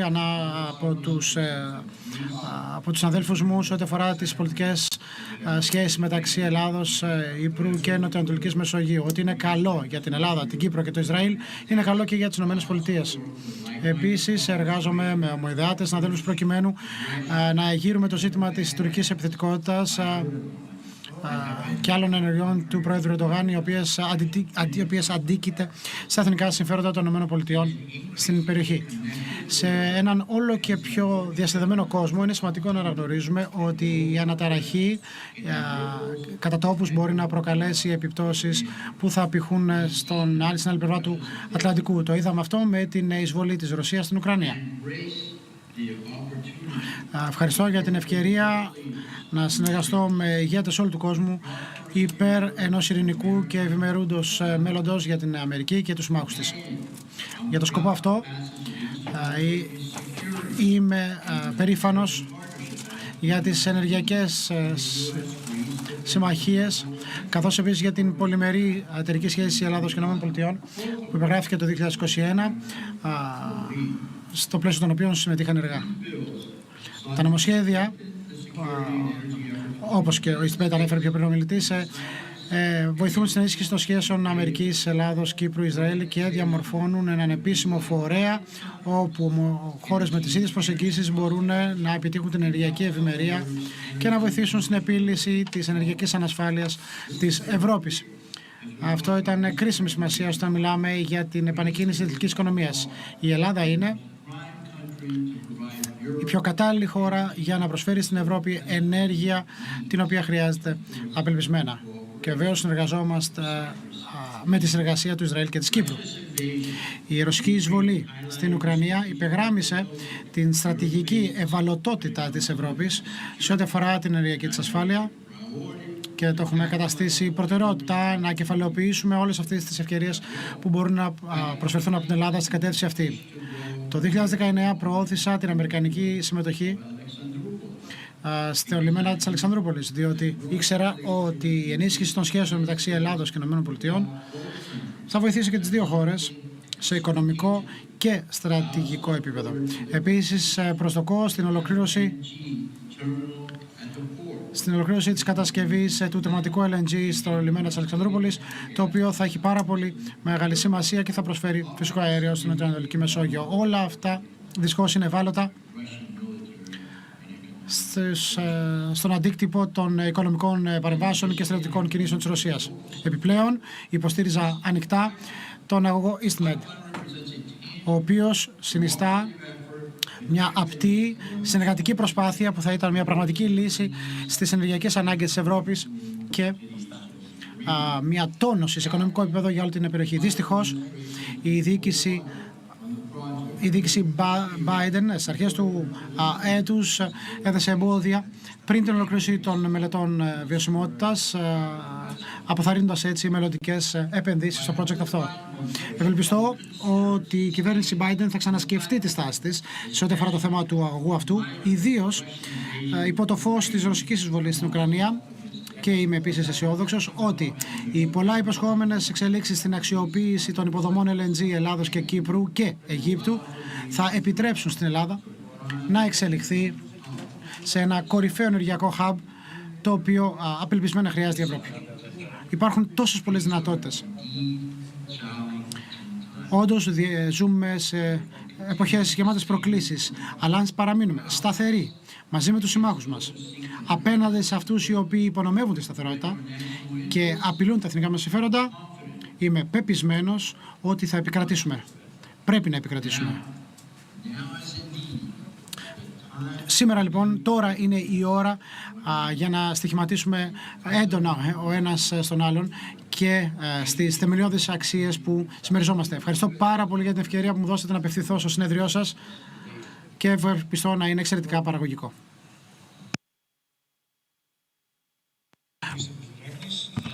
Να ευχαριστήσουμε τον κύριο Μπιλιράκη. Και τώρα έχουμε κάποιες συζητήσεις ηχογραφημένες, μάλλον μαγνητοσκοπημένες, με μέλη του Κογκρέσου. Ξεκινούμε με την κυρία Νικόλ Μαλιωτάκης, μέλος του Κογκρέσου της Βουλής Αντιπροσώπων των ΗΠΑ. Παρακαλώ να δούμε το βίντεο. Γεια σας, πώς είστε? Ευχαριστώ πάρα πολύ. Τι κάνετε, κυρία Μαλιωτάκη? Είμαι καλά. Πώς είναι η Νέα Υόρκη? Όλο και πιο κρύο. Κάνει όλο και πιο πολύ κρύο. Όντως, ευχαριστώ πάρα πολύ για την αποδοχή της πρόσκλησης να συμμετάσχετε στο 33ο GES και βεβαίως συγχαρητήρια για την επανεκλογή σας στη Βουλή των Αντιπροσώπων. Έχω κάποιες ερωτήσεις προς εσάς και θα ήθελα να τις μοιραστώ και να έχω την απάντηση στα επόμενα 8 με 10 λεπτά. Ως μέλος της Επιτροπής Εξωτερικών Υποθέσεων, ποιες είναι οι απόψεις σας αναφορικά με την γεωπολιτική και ενεργειακή κρίση που επηρεάζει τις διεθνείς σχέσεις των ΗΠΑ με την Ευρώπη και με άλλες χώρες? Η ρωσική εισβολή στην Ουκρανία έθεσε την ανάγκη ενεργειακής ανεξαρτησίας των χωρών, χωρίς εξάρτηση από τρίτες χώρες, υπό το μικροσκόπιο θα λέγαμε. Δυστυχώς είδαμε να κλείνουν πυρηνικά εργοστάσια, είδαμε απαγορεύσεις στις εξορίξεις φυσικού αερίου. Όλο αυτό είχε έναν αντίκτυπο, καθώς οδήγησε σε μεγαλύτερη εξάρτηση από το ρωσικό φυσικό αέριο.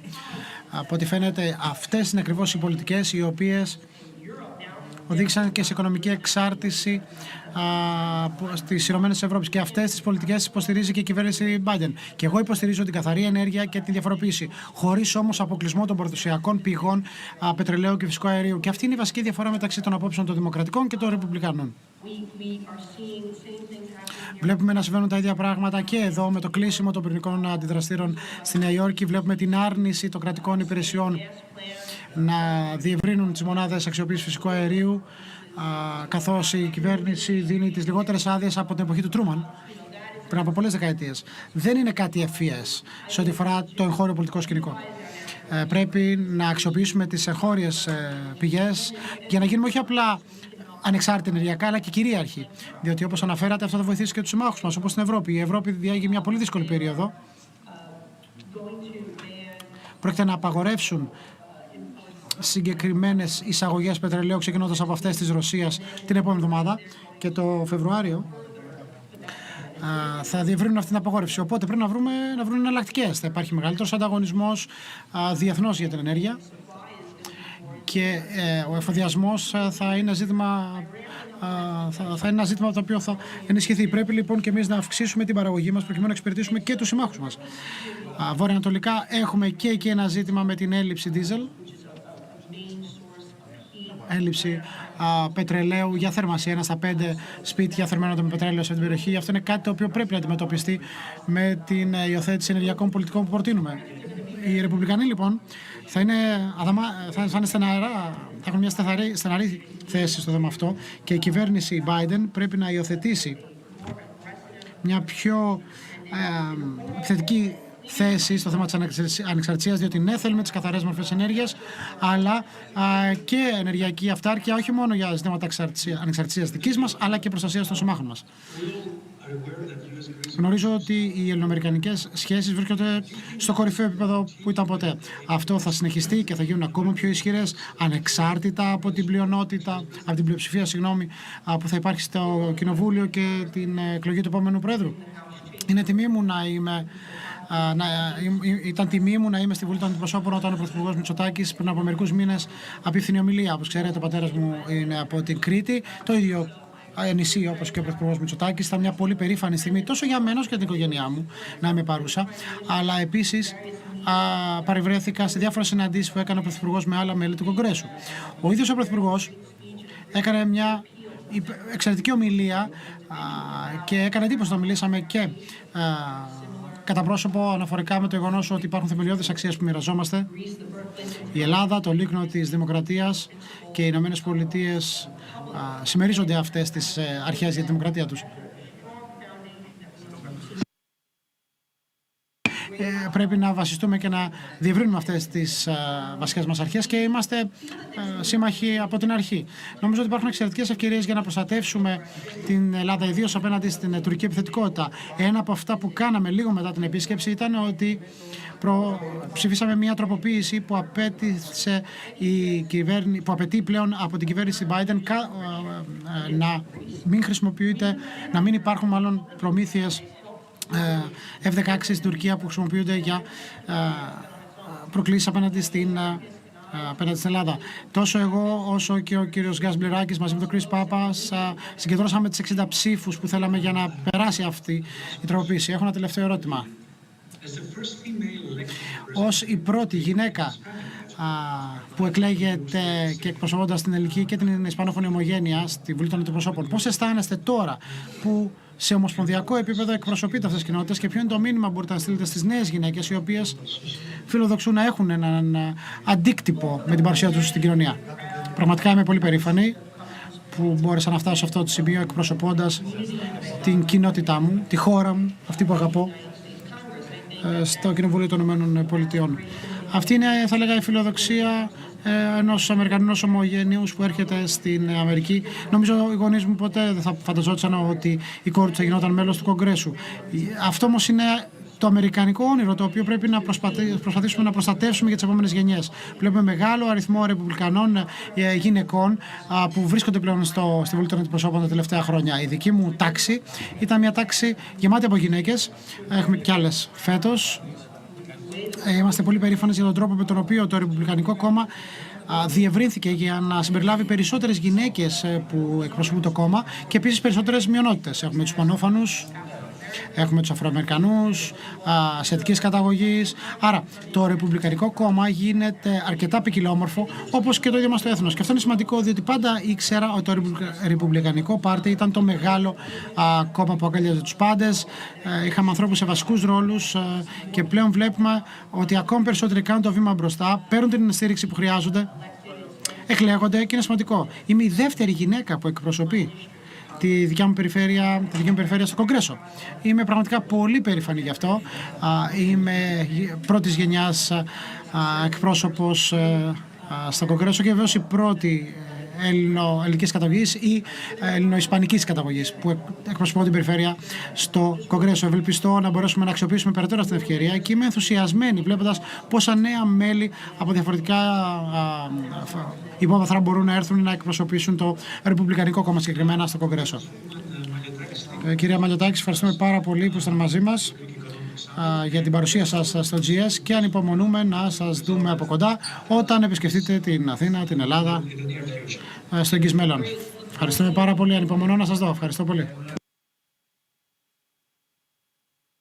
Και αυτή ήταν μια συζήτηση με την κυρία Νικόλ Μαλιωτάκη και στη συνέχεια έχουμε άλλη μια μαγνητοσκοπημένη συζήτηση με τον Κρίς Πάπας, επίσης βουλευτή στην Βουλή των Αντιπροσώπων, με τον κύριο Κωστόπουλο. Μπορούμε να παίξουμε το βίντεο. Γεια σας, ευχαριστώ πάρα πολύ για την ευκαιρία και συγχαρητήρια για την επέτειο και θα ήθελα πάρα πολύ να σας ευχηθώ να πάνε όλα καλά. Έχουμε πολλές δουλειές ακόμα να ολοκληρώσουμε πριν το τέλος του έτους, αλλά όπως λέτε κι εσείς,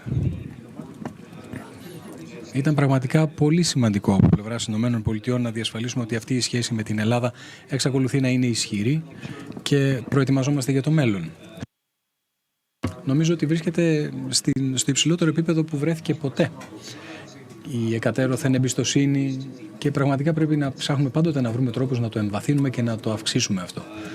Αλλάζουν οι κυβερνήσεις, κερδίζουν, χάνουν εκλογές, αλλά αυτό πραγματικά υπερβαίνει τα πάντα. Θα πρέπει να κάνουμε το παν, να μπορέσουμε να εξασφαλίσουμε ότι αυτή η σχέση χέρι της υποστηρίξεως αμφωτέρων των πλευρών και των δύο κομμάτων, τόσο των Ρεπουμπλικανών όσο και των Δημοκρατών στις Ηνωμένες Πολιτείες. Είναι θέματα τα οποία είναι κοινά. Δουλέψαμε πάρα πολύ τους τελευταίους μήνες. Το θέμα με την προμήθεια των F-16 στην Τουρκία. Πραγματικά χρειάστηκε να μιλήσουμε με μια πολύ πιο σκληρή γλώσσα για να απαγορεύσουμε από την κυβέρνηση να μεταφέρει τέτοιου είδους οπλικά συστήματα όπως τα F-16 στην Τουρκία, η οποία δεν συμπεριφέρεται όπως οι άλλες χώρες στο πλαίσιο του ΝΑΤΟ. Συνεχώς κάνει υπερπτήσεις και παραβιάζει τον ελληνικό εναέριο χώρο η Τουρκία της Ελλάδος. Αυτό είναι δεδομένο. Άλλο πρόβλημα είναι η Ουκρανία. Αυτό είναι το παρασκήνιο, αν θέλετε, και το φόντο μπροστά από το οποίο γίνονται πάρα πολλά πράγματα. Έχουμε μια έκνομη παραβίαση των θεμελιωδών ελευθεριών του ουκρανικού λαού. Και χρειάστηκε όλος ο κόσμος να πάρει το μέρος της μίας της άλλης πλευράς. Χαίρομαι πάρα πολύ που με την ελληνική κυβέρνηση, με τον ελληνικό λαό, είχαμε την ίδια άποψη. Πραγματικά η Ουκρανία εξακολουθεί να μας συγκινεί, εξακολουθεί να μας κινεί ώστε να την υποστηρίξουμε έμπρακτα και ηθικά. Με τον ίδιο τρόπο που οι Έλληνες και οι Αμερικανοί βρίσκουν κοινούς τόπους και κοινούς αγώνες. Έχουμε κοινές δημοκρατικές ρίζες και βλέπουμε αυτές τις δημοκρατικές ρίζες και αυτές τις αρχές στον αγώνα του Ουκρανικού λαού και πρέπει να κάνουμε πάντο δυνατόν να μπορέσουμε να αποθήσουμε αυτήν την ρωσική εισβολή για να τους επιτρέψουμε να ζήσουν με αξιοπρέπεια, με ελευθερία. Μιλώντας για τις ελληνοαμερικανικές σχέσεις, θα έλεγα ότι έχουν βασιστεί σε αυτές τις κοινές αξίες. Εργαζόμαστε συνεχώς ώστε να εμβαθύνουμε αυτήν την σχέση, να την περάσουμε σε τομείς όπως η οικονομία, η ενέργεια, η εθνική ασφάλεια.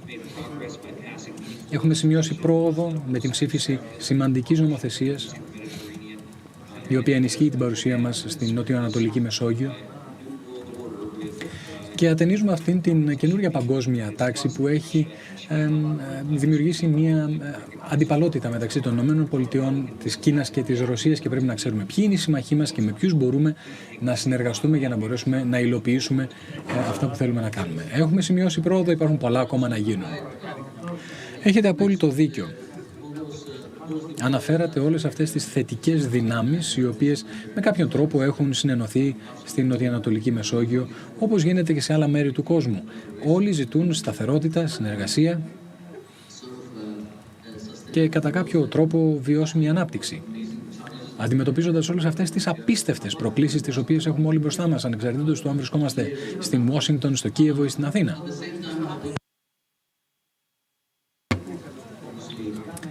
Προφανώς στην Αθήνα είναι πιο ζωντανό, αν θέλετε, αυτό και πολύ πιο κοντά μας. Παρακολουθούμε αυτήν την άνοδο των απολυταρχικών φωνών, την ένταση, εντατικοποίηση. Είναι ενδεχομένως άνευ προηγουμένου για τη δική μας γενιά. Για κάποιον της ηλικίας μου.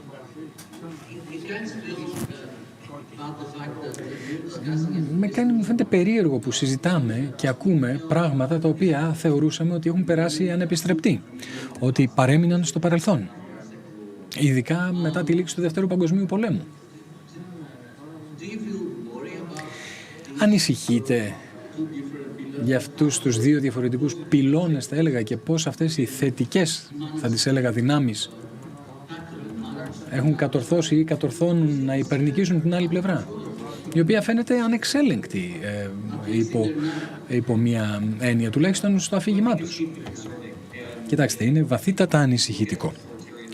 Αν δούμε τα πολιταρχικά καθεστώτα, θα δείτε ότι στοιχηματίζουν εναντίον της δημοκρατίας, των δημοκρατιών και της δυνατότητας που έχει ο ελεύθερος κόσμος να αντιμετωπίσει και να αντισταθεί σε οικονομικές προκλήσεις, προκλήσεις ασφαλείας και ούτω καθεξής. Θεωρώ όμως ότι μπορούμε να τα καταφέρουμε και ότι όλα επιστρέφουν στην αρχή της συνεργασίας, της ενίσχυσης και της σύσφυξης των σχέσεών μας στο πλαίσιο του ΝΑΤΟ.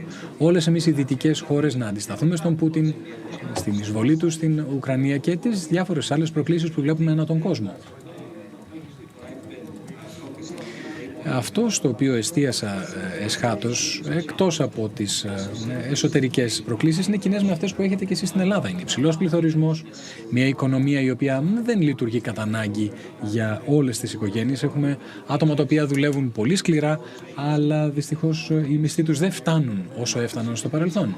Για να είναι ισχυρές οι δημοκρατίες, θα πρέπει να βεβαιωθούμε ότι μπορούμε να υπηρετήσουμε τον κόσμο, ότι μπορούμε να καλύψουμε τις ανάγκες τους. Αυτό πρέπει να το δούμε σε επίπεδο εθνικό και σε επίπεδο διεθνές, σε πολιτικές. Πραγματικά αυτό το λαμβάνω υπόψη μου πολύ σοβαρά κάθε μέρα ως βουλευτής στην Βουλή των Αντιπροσώπων. Αυτό που προσπαθώ να κάνω είναι να μεταφράσω τις εμπειρίες του κόσμου σε προτάσεις στο πλαίσιο του Κογκρέσου. Και αυτή είναι η δόκιμο στην οποία, η βάσανο στην οποία θα πρέπει να περάσουμε σήμερα. Διότι αν δεν μπορέσουμε να ανταποκριθούμε στις ανάγκες του κόσμου, να δημιουργήσουμε μια δημοκρατία η οποία παρέχει την ευμάρεια και την δύναμη που χρειάζονται οι χώρες μας, τότε είμαστε πιο ευάλωτοι, πιο επιρραπείς στην επίρρεια του εξτρεμισμού και του απολυταρχισμού που ανεβαίνει με ανησυχητικό βαθμό σε όλο τον κόσμο. Θεωρώ ότι αυτό είναι παιχνίδι ένδον και έξωθεν. Θα πρέπει να βεβαιωθούμε ότι στο εσωτερικό μας είμαστε ισχυροί, προκειμένου να αξιοποιήσουμε την ευμάρεια η οποία βρίσκεται στο μέλλον για όλο τον κόσμο. Αυτό προϋποθέτει να σφίξουμε τα χέρια όλοι μαζί και να δούμε πώς μπορούμε να αντιμετωπίσουμε όλη αυτή την άνοδο του απολυταρχισμού, αυτών των κινήσεων όπως εκείνο του Ερντογάν και ούτω καθεξής. Επανερχόμενος στο πολιτικό σύστημα των ΗΠΑ, θα ήθελα να σας ρωτήσω το εξής. Πιστεύετε ότι τα αποτελέσματα των ενδιάμεσων εκλογών έχουν αλλάξει ή θα αλλάξουν αυτήν την διαπολιτική ή διακομματική, υπερκομματική θα έλεγα, σχέση που έχουμε με την Ελλάδα? Κοιτάξτε, θεωρώ ότι ως προς τις εσωτερικές πολιτικές εντός των ΗΠΑ θα υπάρξει μια διαίρεση. Οι Ρεπουμπλικανοί έχουν τον έλεγχο του Κογκρέσου, οι Δημοκρατικοί έχουν τον Λευκό Οίκο. Αντιλαμβάνεστε ότι θα πρέπει να γίνουν, ότι έχουν γίνει κάποιες κινήσεις που στοχεύουν την κυβέρνηση Biden. Θα πρέπει να δούμε ποια είναι αυτά τα οποία πραγματικά έχουν σημασία για τον κόσμο. Οι Δημοκρατικοί είχαν κάποια επιτυχία στις ενδιάμεσες εκλογές, γιατί πραγματικά υπάρχει ένας εξτρεμισμός. Ο εξτρεμισμός ο οποίος αγγίζει πάρα πολύ τον λαϊκισμό και αναφέρεται σε καθημερινά προβλήματα και τα υπερδιωγγώνει. Θα πρέπει να δούμε τι γίνεται με το κόστος των υπηρεσιών υγείας, της ενέργειας, το καλάθι του νοικοκυριού, το οποίο έχουμε και εδώ στις ΗΠΑ. Αλλά πραγματικά όταν μιλάμε για τα διεθνή θέματα θα δούμε μια συνεχιζόμενη συνεργασία υπερκομματική. Και πραγματικά είμαι υπερήφανος ως Έλληνο-Αμερικανός που είμαι βουλευτής στο Κογκρέσο. Έχουμε σημειώσει μεγάλες επιτυχίες. Ιδίως στην ψήφιση η οποία ήταν υπερκομματική και έχει να κάνει με τους εξοπλισμούς στα εξοπλιστικά της Τουρκίας. Πρόκειται να προκύψει ένα νομοσχέδιο με αντικείμενο την άμυνα την ερχόμενη εβδομάδα και έχω πολύ μεγάλες, πολύ ισχυρές, πολύ σημαντικές συζητήσεις τόσο με Ρεπουμπλικανούς όσο και με δημοκρατικούς, με συγχωρείτε, ώστε να δούμε πώς μπορούμε να περιορίσουμε τις πωλήσεις όπλων στην Τουρκία όταν χρησιμοποιούνται εναντίον της Ελλάδος. Αυτό είναι πολύ σημαντικό, ειδικά όταν έχουμε οργανώσεις εδώ στις Ηνωμένες Πολιτείες, οι οποίες μας βοηθούν να εστιάσουμε την προσοχή μας σε αυτό που πραγματικά αξίζει τον κόπο, ειδικά στο πλαίσιο των ελληνοαμερικανικών σχέσεων. Θεωρώ ότι θα εξακολουθήσουμε να χτίζουμε αυτές τις υπερκομματικές γέφυρες, αλλά πραγματικά υπάρχουν πολλά επιτάπητος και έχουμε δει μεγάλη συνεργασία, το 3+1 με αντικείμενο την Ανατολική Μεσόγειο, να δούμε την ανάπτυξη αυτών των σχέσεων και θα δούμε πραγματικά τους Δημοκρατικούς και τους Ρεπουμπλικανούς να συνεργάζονται όλο ένα και περισσότερο. Αυτή λοιπόν ήταν μια συνεργασία μεταξύ του Άλεξ Κωστόπουλος και του Κρίς Πάπας, του βουλευτού στη Βουλή των Αντιπροσώπων, και υπάρχει άλλη μια συζήτηση με τον Τζον Σαρμπάνης, επίσης μέλος του Κογκρέσου, την οποία θα παρακολουθήσουμε ευθύς αμέσως. Καλημέρα από την Αθήνα, βουλευτά Σαρμπάνης, τι κάνετε? Καλησπέρα. Ευχαριστούμε πάρα πολύ που δεχτήκατε την πρόσκλησή μας να συμμετάσχετε στο 33ο συνέδριο, στη Σύνοδο Κορυφής. Θα ήθελα να σας συγχαρώ για την επανεκλογή σας στη Βουλή των Αντιπροσώπων. Εμείς στην Ελλάδα είμαστε πραγματικά περήφανοι που έχουμε τέτοια εκπροσώπηση της ελληνικής ομογένειας στο Κογκρέσο. Σας ευχαριστώ πολύ. Βουλευτά Σαρμπάνη, έχω μερικές ερωτήσεις για εσάς. Ως μέλος της Επιτροπής Εμπορίου και Ενέργειας, ποια είναι η άποψή σας για την ενεργειακή κρίση και πώς πιστεύετε ότι αυτή μπορεί να λήξει? Κοιτάξτε, παρακολουθούμε εκ του σύνεγγυς αυτήν την ενεξελίξη κρίση. Πραγματικά επηρεάζει όλες τις χώρες στον κόσμο, συμπεριλαμβανομένων και των Ηνωμένων Πολιτειών, με πολύ σημαντικούς τρόπους. Υπάρχουν ορισμένοι παράγοντες, τους οποίους δεν ελέγχουμε. Δεν μπορούμε, φερειπίν, να ελέγξουμε την εισβολή της Ρωσίας στην Ουκρανία, παρά το γεγονός ότι προσπαθούμε να επηρεάσουμε και να αλλάξουμε τους υπολογισμούς του Πούτιν με διάφορες κυρώσεις που έχουμε επιβάλει. Δεν μπορούμε να δούμε τι γίνεται με την Σαουδική Αραβία και άλλες χώρες του ΟΠΕΚ όταν λαμβάνουν αποφάσεις οι οποίες επηρεάζουν τις τιμές του αργού πετρελαίου στις παγκόσμιες αγορές. Αυτό που μπορούμε όμως να κάνουμε είναι αυτό που ήδη πράξαμε, το οποίο είναι μια επανευθυγράμμιση, μια μετάβαση, αν θέλετε, στην ενεργειακή αρένα. Η Ευρωπαϊκή Ένωση βρίσκεται στις πρώτες γραμμές αυτής της μάχης και αντιμετωπίζει τις επιπτώσεις που είχε η εισβολή στην Ουκρανία. Βρισκόμαστε σε μια συγκυρία όπου θα πρέπει πραγματικά να κάνουμε μια επιλογή των ποιων μαχών θα πολεμήσουμε. Να δούμε ότι οι ενεργειακοί πόροι θα είναι διαθέσιμοι τόσο στην Ελλάδα και όσο στις άλλες ευρωπαϊκές χώρες που επηρεάζονται. Θα χρειαστεί ενδεχομένως βραχυπρόθεσμα να βασιστούμε σε κάποιες πιο παραδοσιακές πηγές ενέργειας, όπως το υγροποιημένο φυσικό αέριο. Αλλά θα πρέπει να λάβουμε υπόψη μας ότι βρισκόμαστε σε μια μετάβαση προς μια νέα διαφορετική ισορροπία, η οποία βασίζεται στις ανανεώσιμες πηγές ενέργειας.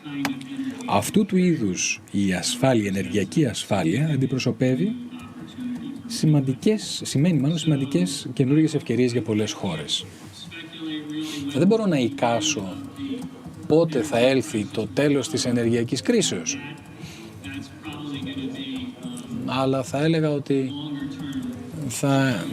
αυτό αποτελεί μια πλέον μακροπρόθεσμη πρόκληση, αλλά θα πρέπει να συνεχίσουμε να συνεργαζόμαστε συλλογικά προκειμένου να αντιμετωπίσουμε μια πολύ, πολύ περίεργη μετάβαση, πολύ δύσκολη μετάβαση, πονηρή μετάβαση, και πραγματικά είμαι αισιόδοξος. Θα δούμε αυτήν την καινούργια ισορροπία. Θα μπορέσουμε να αξιοποιήσουμε την σταθερότητα στην ενέργεια όταν αυτή επέλθει. Σας ευχαριστώ για αυτή την απάντηση. Όλοι παραδέχονται ότι οι ελληνοαμερικανικές σχέσεις έχουν φτάσει σε ένα άνευ προηγουμένου υψηλό επίπεδο. Θεωρείτε ότι πρόκειται να ενισχυθούν ακόμα περισσότερο οι σχέσεις αυτές, ανεξαρτήτως της πλειοψηφίας στο Κογκρέσο ή ανεξαρτήτως του ποιος θα είναι ο επόμενος Αμερικανός πρόεδρος? Κοιτάξτε, εκτιμούμε πάρα πολύ την αξία την οποία φέρνουν οι σχέσεις με την Ελλάδα και την Κύπρο στη ΣΥΠΑ. Αυτήν την άποψη μοιραζόμαστε και στον εκτελεστικό κλάδο στην εκτελεστική εξουσία και στο Κογκρέσο και οπουδήποτε αλλού. Πραγματικά εμείς προσπαθούμε να εξακολουθήσουμε να εστιάζουμε σε αυτό, να ενημερώνουμε τους άλλους νομοθέτες και πραγματικά να βεβαιωθούμε ότι εκτιμούν αυτήν την ισχυρότητα και αυτήν την σχέση. Αλλά όντως βλέπουμε ένα πάρα πολύ ισχυρό δεσμό μεταξύ των τριών χωρών μας. Υπάρχει μια αμοιβαία κατανόηση ότι η Ελλάδα έχει πάρει ηγετικό ρόλο στην προσπάθεια δημιουργίας σταθερότητος στην Ανατολική Μεσόγειο και είναι πάρα πολύ σημαντικό. Επομένως, από διπλωματικής, οικονομικής απόψεως, ενεργειακής απόψεως, ενεργειακών σχέσεων, υπάρχουν πάρα πολλές συνεργασίες οι οποίες πραγματικά υλοποιούνται και είμαι αισιόδοξος ότι θα εξακολουθήσουν αυτά ανεξαρτήτως του ποιο κόμμα ελέγχει τα διάφορα κοινοβούλια. Πραγματικά, και βεβαίως τον Λευκό Οίκο. Θα εξακολουθήσουμε να συνεργαζόμαστε, να εργαζόμαστε πάρα πολύ έντονα ως μέλη της ελληνικής ομογένειας και θα προσπαθήσουμε να υποστηρίξουμε αυτή τη σχέση και να βεβαιωθούμε ότι θα αποτελεί αντικείμενο εκτιμήσεως γενικότερο. Τώρα, ως προς τον ενεργειακό χάρτη, θεωρείτε ότι η Ελλάδα μπορεί να γίνει χώρα παραγωγός ενέργειας, να γίνει ένα hub διαμετακοσμητιστικού εμπορίου, μπορεί να αξιοποιήσει αυτό το ενδεχόμενο του να αξιοποιηθούν τα ενεργειακά αποθέματα στην επικράτεια της Ελλάδος? Κοιτάξτε, αυτή τη στιγμή η Ελλάδα έχει πάρα πολύ καλές ευκαιρίες ως hub διαμετακομιστικού εμπορίου. Πραγματικά είναι πάρα πολύ θετικό. Και αυτός έγινε ακόμα πιο σημαντικό μετά την εισβολή στην Ουκρανία και να δούμε ποιος είναι ο ρόλος που μπορεί να παίξει η Ελλάδα. Η Ελλάδα ήδη επεδείκνυε ηγετικό ρόλο κατά τη διάρκεια αυτής της μεταβάσεως στις πηγές ενέργειας τις βιώσιμες. Πραγματικά είναι τεράστια ευκαιρία αυτές οι ανακαλύψεις κοιτασμάτων γύρω από την Ελλάδα, στην Ανατολική Μεσόγειο γενικότερα, και θα πρέπει να τις αξιοποιήσει αυτές τις πηγές και αυτούς τους πόρους η Ελλάδα. Αυτό που με έχει εντυπωσιάσει περισσότερο, και θα σας το πω, είναι το πόσο γρήγορα η Ελλάδα κινείται προς τις ανανεώσιμες πηγές ενέργειας και στον χάρτη, στο χαρτοφυλάκιο αυτών των πηγών. Και πραγματικά μου έκανε τεράστια εντύπωση, γιατί διάβασα προσφάτως ότι κάποια μέρα επί 5 ώρες ολόκληρη η Ελλάδα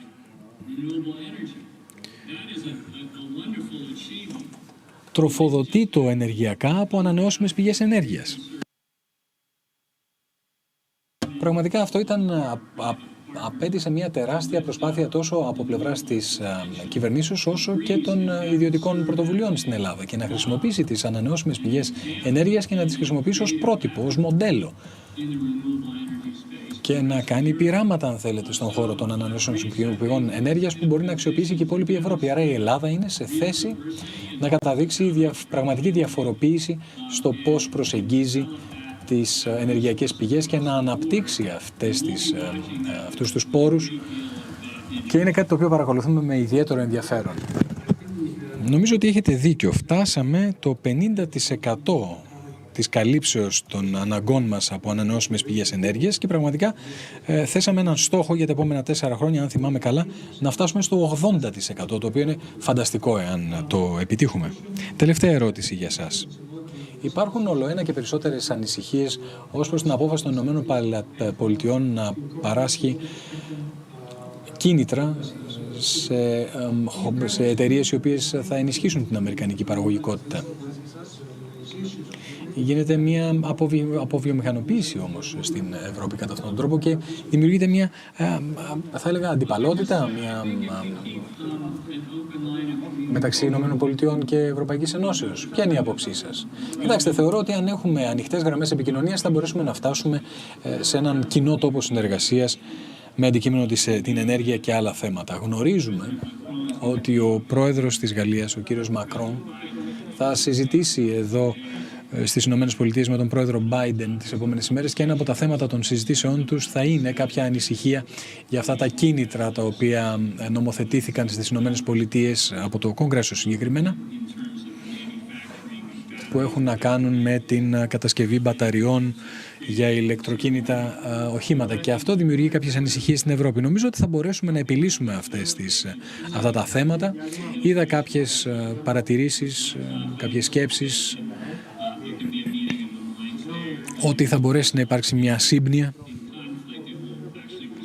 και δεν νομίζω ότι θα καταλήξουμε σε σύγκρουση, αλλά θα καταλήξουμε σε συνεργασία και στην αμοιβαία και δημιουργία ευκαιριών. Γι' αυτό έχουμε αυτού του είδους υψηλού επίπεδου συναντήσεις, προκειμένου να αντιμετωπίζουμε αυτές τις προκλήσεις και να κατευνάσουμε αυτές τις ανησυχίες εκ μέρους του κοινού.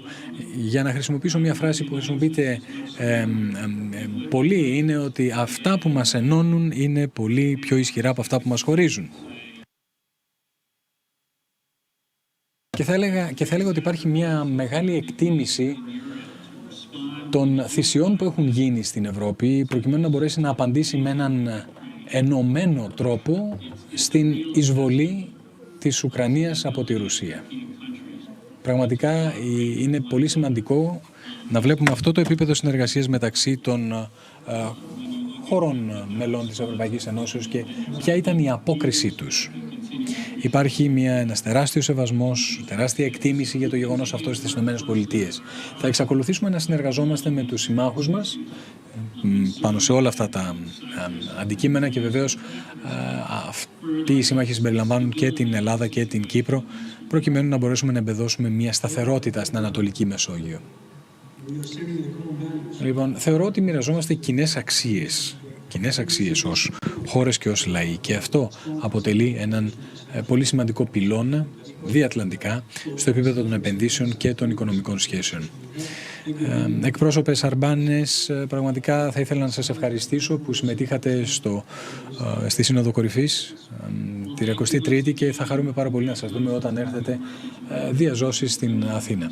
Θα ήθελα να σας συγχαρώ και εγώ για τις προσπάθειες του οργανισμού σας να φέρει πιο κοντά οι ΗΠΑ και Ελλάδα. Και αυτή ήταν η τελευταία μαγνητοσκοπημένη συζήτηση. Πραγματικά ήταν μεγάλη τιμή να έχουμε 4 βουλευτές των Ηνωμένων Πολιτειών να συζητούν μαζί μας. Είναι νεοεκλεγέντες όλοι τους και πραγματικά η εκλογή τους δείχνει τον δυναμισμό της ελληνικής ομογένειας και ενισχύει πάρα πολύ τις ελληνοαμερικανικές σχέσεις. Θα πρέπει να κάνουμε ένα πολύ σύντομο διάλειμμα, μόλις 5 λεπτών. Κάτι μου λένε, είμαστε εντάξει, μπορούμε να προχωρήσουμε. Δεν θα χρειάζεται να κάνουμε διάλειμμα λοιπόν. Δεν έχουμε τον κύριο Ζεμενίδη, δυστυχώς δεν είναι μαζί μας, επομένως θα πάμε στο επόμενο πάνελ, το οποίο είναι η νέα εποχή πληθωρισμού και πώς θα τον αντιμετωπίσουμε. Μαζί μας είναι η κυρία Wendy Edelberg, Διευθύντρια του Hamilton Project και Senior Fellow του Brookings Institute. Καλησπέρα κυρία Edelberg από την Αθήνα, από την Ελλάδα. Τι κάνετε? Είμαι πάρα πολύ καλά, σας ευχαριστώ. Σας ευχαριστούμε πάρα πολύ που είστε μαζί μας και μπορείτε να προχωρήσετε με μια εξάλεπτη εισαγωγή για το θέμα και στη συνέχεια θα έχω κάποιες ερωτήσεις για εσάς. Παρακαλώ, έχετε το λόγο. Υπέροχα, σας ευχαριστώ πάρα πολύ για την πρόσκληση. Πρώτα απ' όλα θα ήθελα να πω με αρκετή συστολή ότι θα μιλήσω κυρίως για τις Ηνωμένες Πολιτείες, διότι εδώ θεωρούμε περισσότερο αυθεντία. Το ερώτημα που θέλω να απαντήσω είναι πόσο σημαντικό είναι το πρόβλημα της πρόοδου της αμερικανικής οικονομίας και πώς αυτό επηρεάζει τον πληθωρισμό. Ένας από τους παράγοντες για την αύξηση του πληθωρισμού στις Ηνωμένες Πολιτείες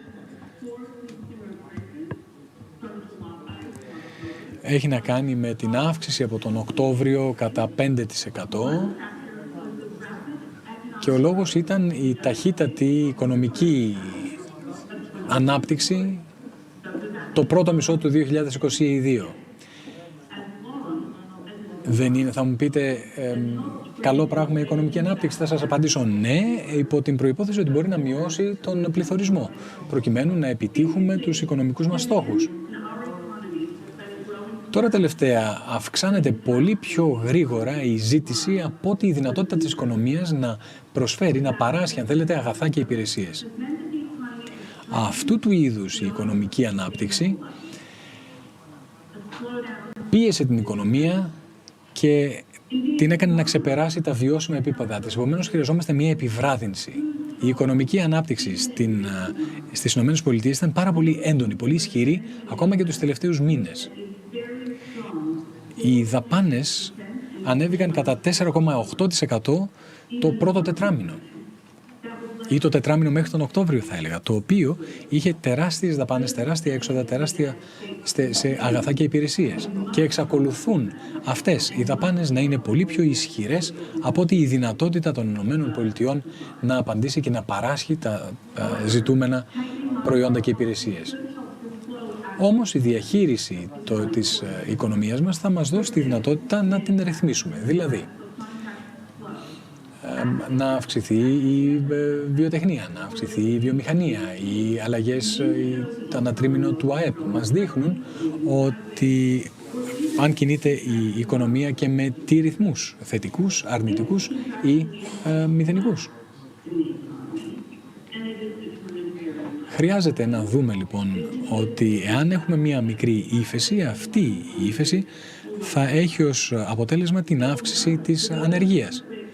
Θα ήθελα να πω ότι το ενδεχόμενο της ανόδου της ανεργίας είναι ένα ενδεχόμενο ακόμα και αν δεν έχουμε ύφεση. Εάν μπουν ακόμα περισσότερα άτομα στην αγορά εργασίας και εξακολουθήσουν να ψάχνουν για θέσεις εργασίας, αυτό θα είναι θετικό για τις ΗΠΑ υπό την προϋπόθεση ότι μπορούμε να τις παράσχουμε. Αυτές οι αλλαγές προσλαμβάνονται διαφορετικά από τις διαφορετικές πολιτείες στη ΣΥΠΑ. Κάποιοι τομείς όπως η ψυχαγωγία και η φιλοξενία έχουν αυξημένη παροχή ανθρωπίνου δυναμικού. Ταυτοχρόνως υπάρχουν καινούργιες εταιρείες οι οποίες θα νιώσουν αυτή την επιβράδυνση πολύ πιο έντονα. Υπάρχει μια τεράστια ζήτηση για καταναλωτικά αγαθά και πραγματικά είναι πάνω από το μέσο όρο των τελευταίων ετών. Αλλά τους τελευταίους μήνες οι θέσεις εργασίας σε αυτούς τους τομείς έχει πέσει απότομα. Υπάρχουν δηλαδή κάποια περίεργα φαινόμενα. Αυτό δείχνει και λέει ότι ορισμένοι στις Ηνωμένες Πολιτείες θα υποστούν τεράστιες οικονομικές αλλαγές ανεξαρτήτως του αν μεγαλώσει, επεκταθεί ή συρρικνωθεί η οικονομία. Τα ωφέλη όμως στις Ηνωμένες Πολιτείες θα έχουν ως αποτέλεσμα την μείωση του πληθωρισμού σε πιο αποδεκτά επίπεδα. Αυτό είναι η ήπια προσγείωση την οποία προσπαθούμε να κάνουμε στην οικονομία. Γενικότερα, η αύξηση στις δαπάνες και στα έξοδα που γίνονται σε καταναλωτικά αγαθά είναι θετικό υπό την προϋπόθεση ότι υπάρχει και αντίστοιχη παραγωγή. Μία επιβράδυνση είναι κάτι το οποίο δημιουργεί στρες και άγχος στους επενδυτικούς κύκλους. Θα πρέπει να δούμε ότι μια σμίκρινση, ένας περιορισμός οικονομικός θα είναι κάτι ελεγχόμενο. Αυτό που θα πρέπει να ανησυχούμε είναι για μια αδύναμη οικονομία με ελάχιστη μείωση στον πληθωρισμό που είναι ένα ενδεχόμενο ακόμα και σε τομείς που είναι μικροί και περιορισμένοι, συγκεντρωμένοι. Εάν δεν μειωθεί ο πληθωρισμός σε πιο λογικά επίπεδα, αυτό σημαίνει ότι η αμερικανική οικονομία ίσως να έχει μια πιο επώδυνη επίπτωση. Μπορεί να έχει μια επιβράδυνση η οποία δεν θα είναι ανεκτή. Και αυτό γιατί αν υπάρχει μια άνοδος της ανεργίας, ενώ ταυτοχρόνως υπάρχει άνοδος στην ζήτηση των καταναλωτικών προϊόντων. Αυτό μπορεί να συμβαίνει για αρκετούς λόγους. Μπορεί αυτές οι προσδοκίες να οδηγήσουν σε διαφορετική αντίδραση, η οποία αντιστρόφως θα ανεβάσει τον πληθωρισμό. Ενδεχομένως οι εργαζόμενοι να έχουν χάσει την εμπιστοσύνη τους στην αμερικανική κυβέρνηση λόγω του υψηλού πληθωρισμού. Αυτό λοιπόν τους έχει οδηγήσει να έχουν ενσωματώσει προσδοκία για ακόμα υψηλότερο πληθωρισμό στους προϋπολογισμούς τους και στο πώς θα αντιμετωπίσουν μελλοντικά την οικονομία. Τι γίνεται με το κομμάτι της ενέργειας. Αυξάνονται οι τιμές, αυξάνονται όλο ένα και περισσότερο ως αποτέλεσμα του πολέμου στην Ουκρανία. Υπάρχει θέμα λοιπόν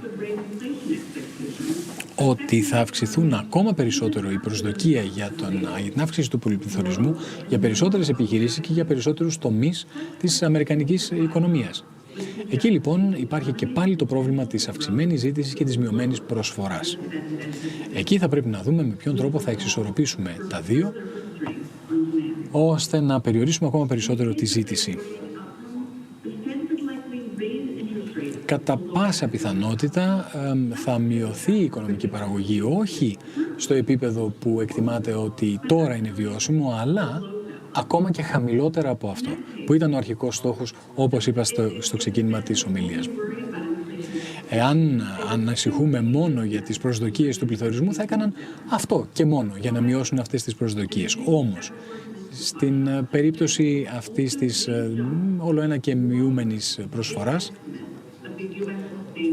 θα συνεχίσει η κυβέρνηση να κάνει ακόμα μεγαλύτερες εκτιμήσεις για χαμηλότερα ποσοστά προσφοράς.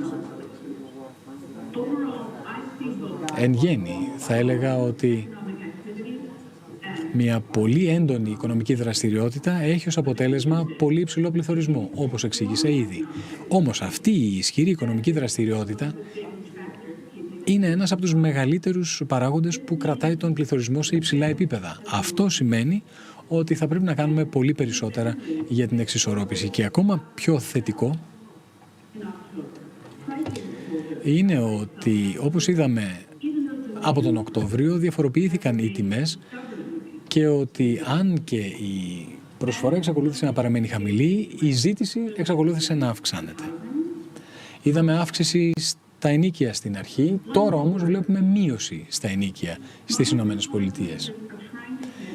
Οι νομοθέτες που ασχολούνται με την νομισματική πολιτική έχουν συγκεκριμένους στόχους. Θέλουν να δουν πόσο γρήγορα να αφαιρέσουν τα κίνητρα τα οποία μας υπησύλθαν στην οικονομική πολιτική από το 2020. Σύμφωνα με τις δικές μου εκτιμήσεις, αυτή η αφαίρεση των κινήτρων θα πρέπει να είναι ισορροπημένη και ζυγοσταθμισμένη προκειμένου να μην μας οδηγήσει σε μια ανεξέλεγκτη ύφεση. Δεν θέλουμε η ύφεση να είναι μεγαλύτερη από το απαραίτητο ώστε να μειωθεί ο πληθωρισμός και να φτάσουμε στον στόχο. Αυτό το λέω ότι τα επόμενα τρίμηνα θα πρέπει να δούμε μια ρύθμιση στην παραγωγή και μια ηρεμία, θα έλεγα, στην αγορά εργασίας στις Ηνωμένες Πολιτείες, και είναι καλά νέα μόνο στην περίπτωση που αυτό θα συνδυαστεί με μια μείωση, ένα περιορισμό του πληθωρισμού. Και είμαι στη διάθεσή σας για ερωτήσεις. Ευχαριστώ πάρα πολύ για τα σχόλιά σας για τον πληθωρισμό. Έχω κάποια ερωτήματα για εσάς. Η Fed και η Ευρωπαϊκή Κεντρική Τράπεζα, μετά από κάποια καθυστέρηση, εισάγουν ένα πρόγραμμα αύξησης των επιτοκίων. Μέχρι στιγμής ο πληθωρισμός δεν έχει υποχωρήσει επαρκώς. Ποια θα μπορούσε να είναι η επόμενη κίνηση ή κινήσεις εάν ο πληθωρισμός συνεχίσει να παραμένει σε αυτά τα επίπεδα?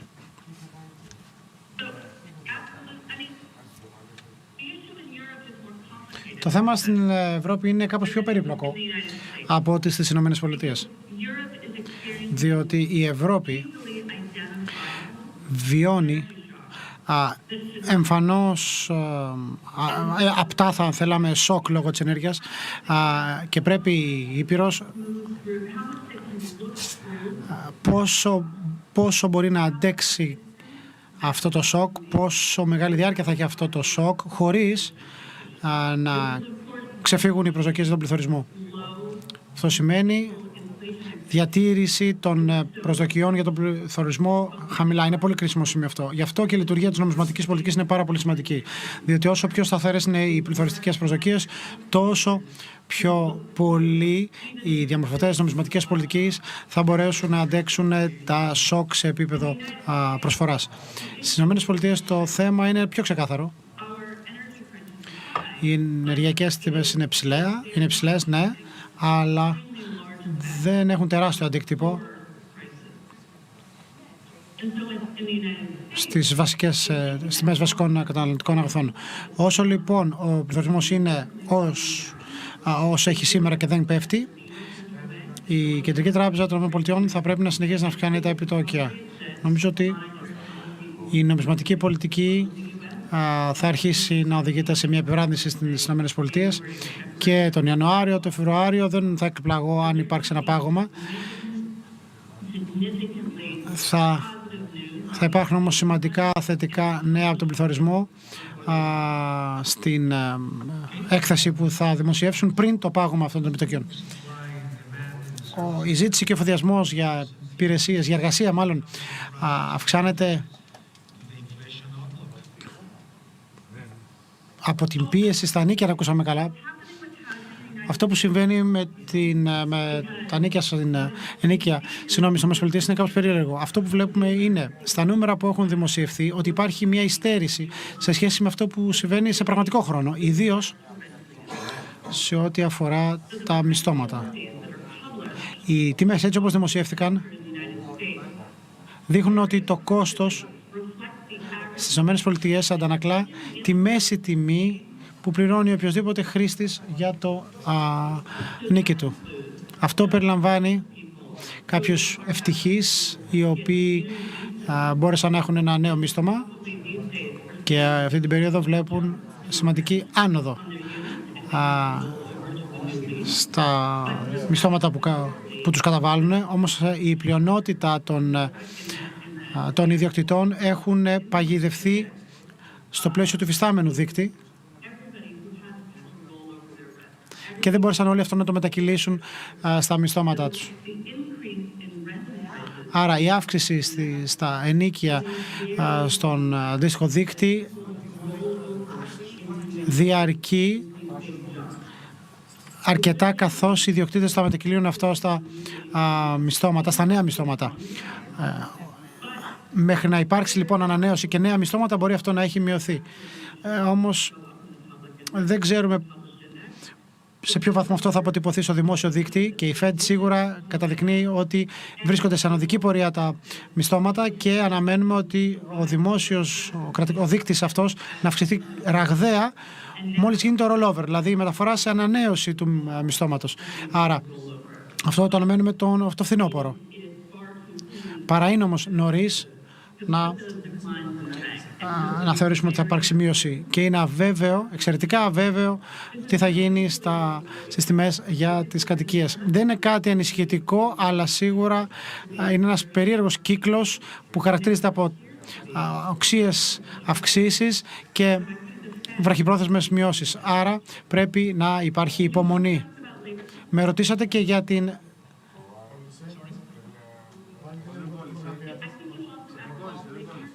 την αγορά εργασίας. Ωραία.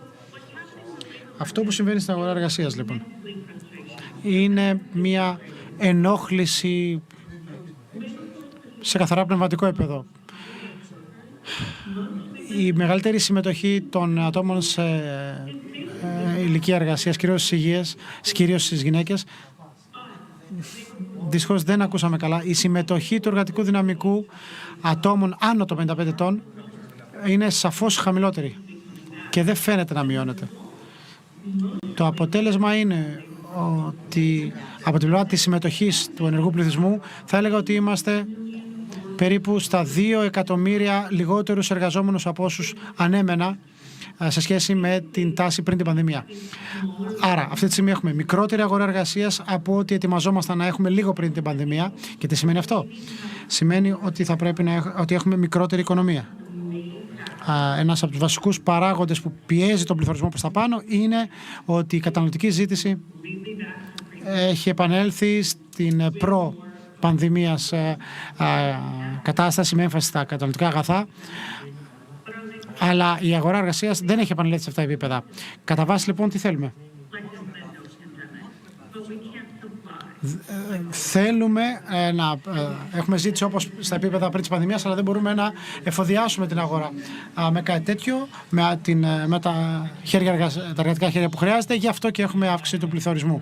Ευχαριστούμε πάρα πολύ την κυρία Έντελμπεργκ. Πολύ διαφωτιστική η παρουσία σας. Ευχαριστούμε για την παρουσία σας στο φετινό GES και ανυπομονούμε να σας δούμε από κοντά κάποια στιγμή στο μέλλον στην Ελλάδα. Ευχαριστούμε και πάλι. Να έχετε μια υπέροχη μέρα.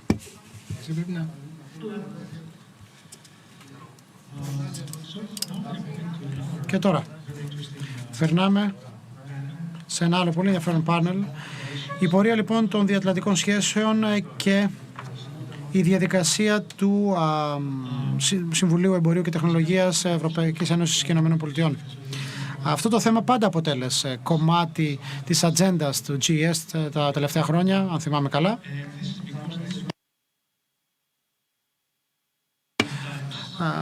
Και αυτή η σχέση περνάει διάφορα στάδια αγάπης, στάδια ανταγωνισμών. Παρά λοιπόν αυτά τα σκαμπανεβάσματα, το εμπόριο και οι επενδύσεις μεταξύ των δύο υπήρων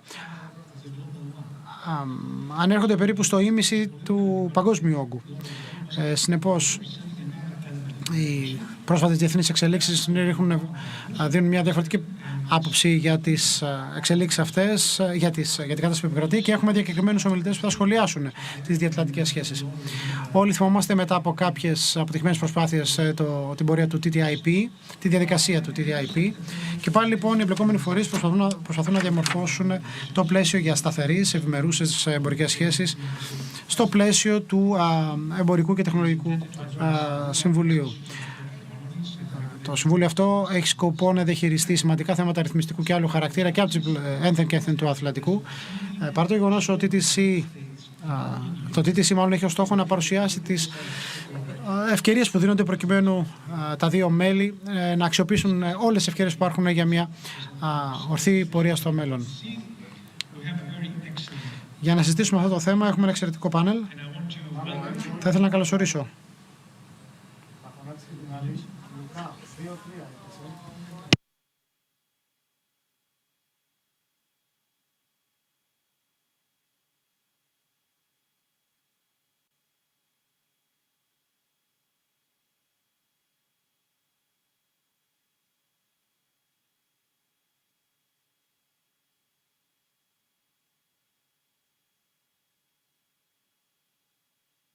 μαζί μας έχουμε την κυρία Susan Danger, CEO του EU, τον Gareth Workman από το Εμπορικό Επιμελητήριο των ΗΠΑ, τον Francis Barwell από τη McLarty Associates και τον κύριο Γιώργο Παγουλάτο από το ΙΛΙΑΜΕΠ, καθηγητή Ευρωπαϊκής Πολιτικής και Οικονομίας στο Καποδοσιακό Πανεπιστήμιο της Αθήνας. Η Susan, ο Garrett και η Frances είναι συνδεδεμένοι.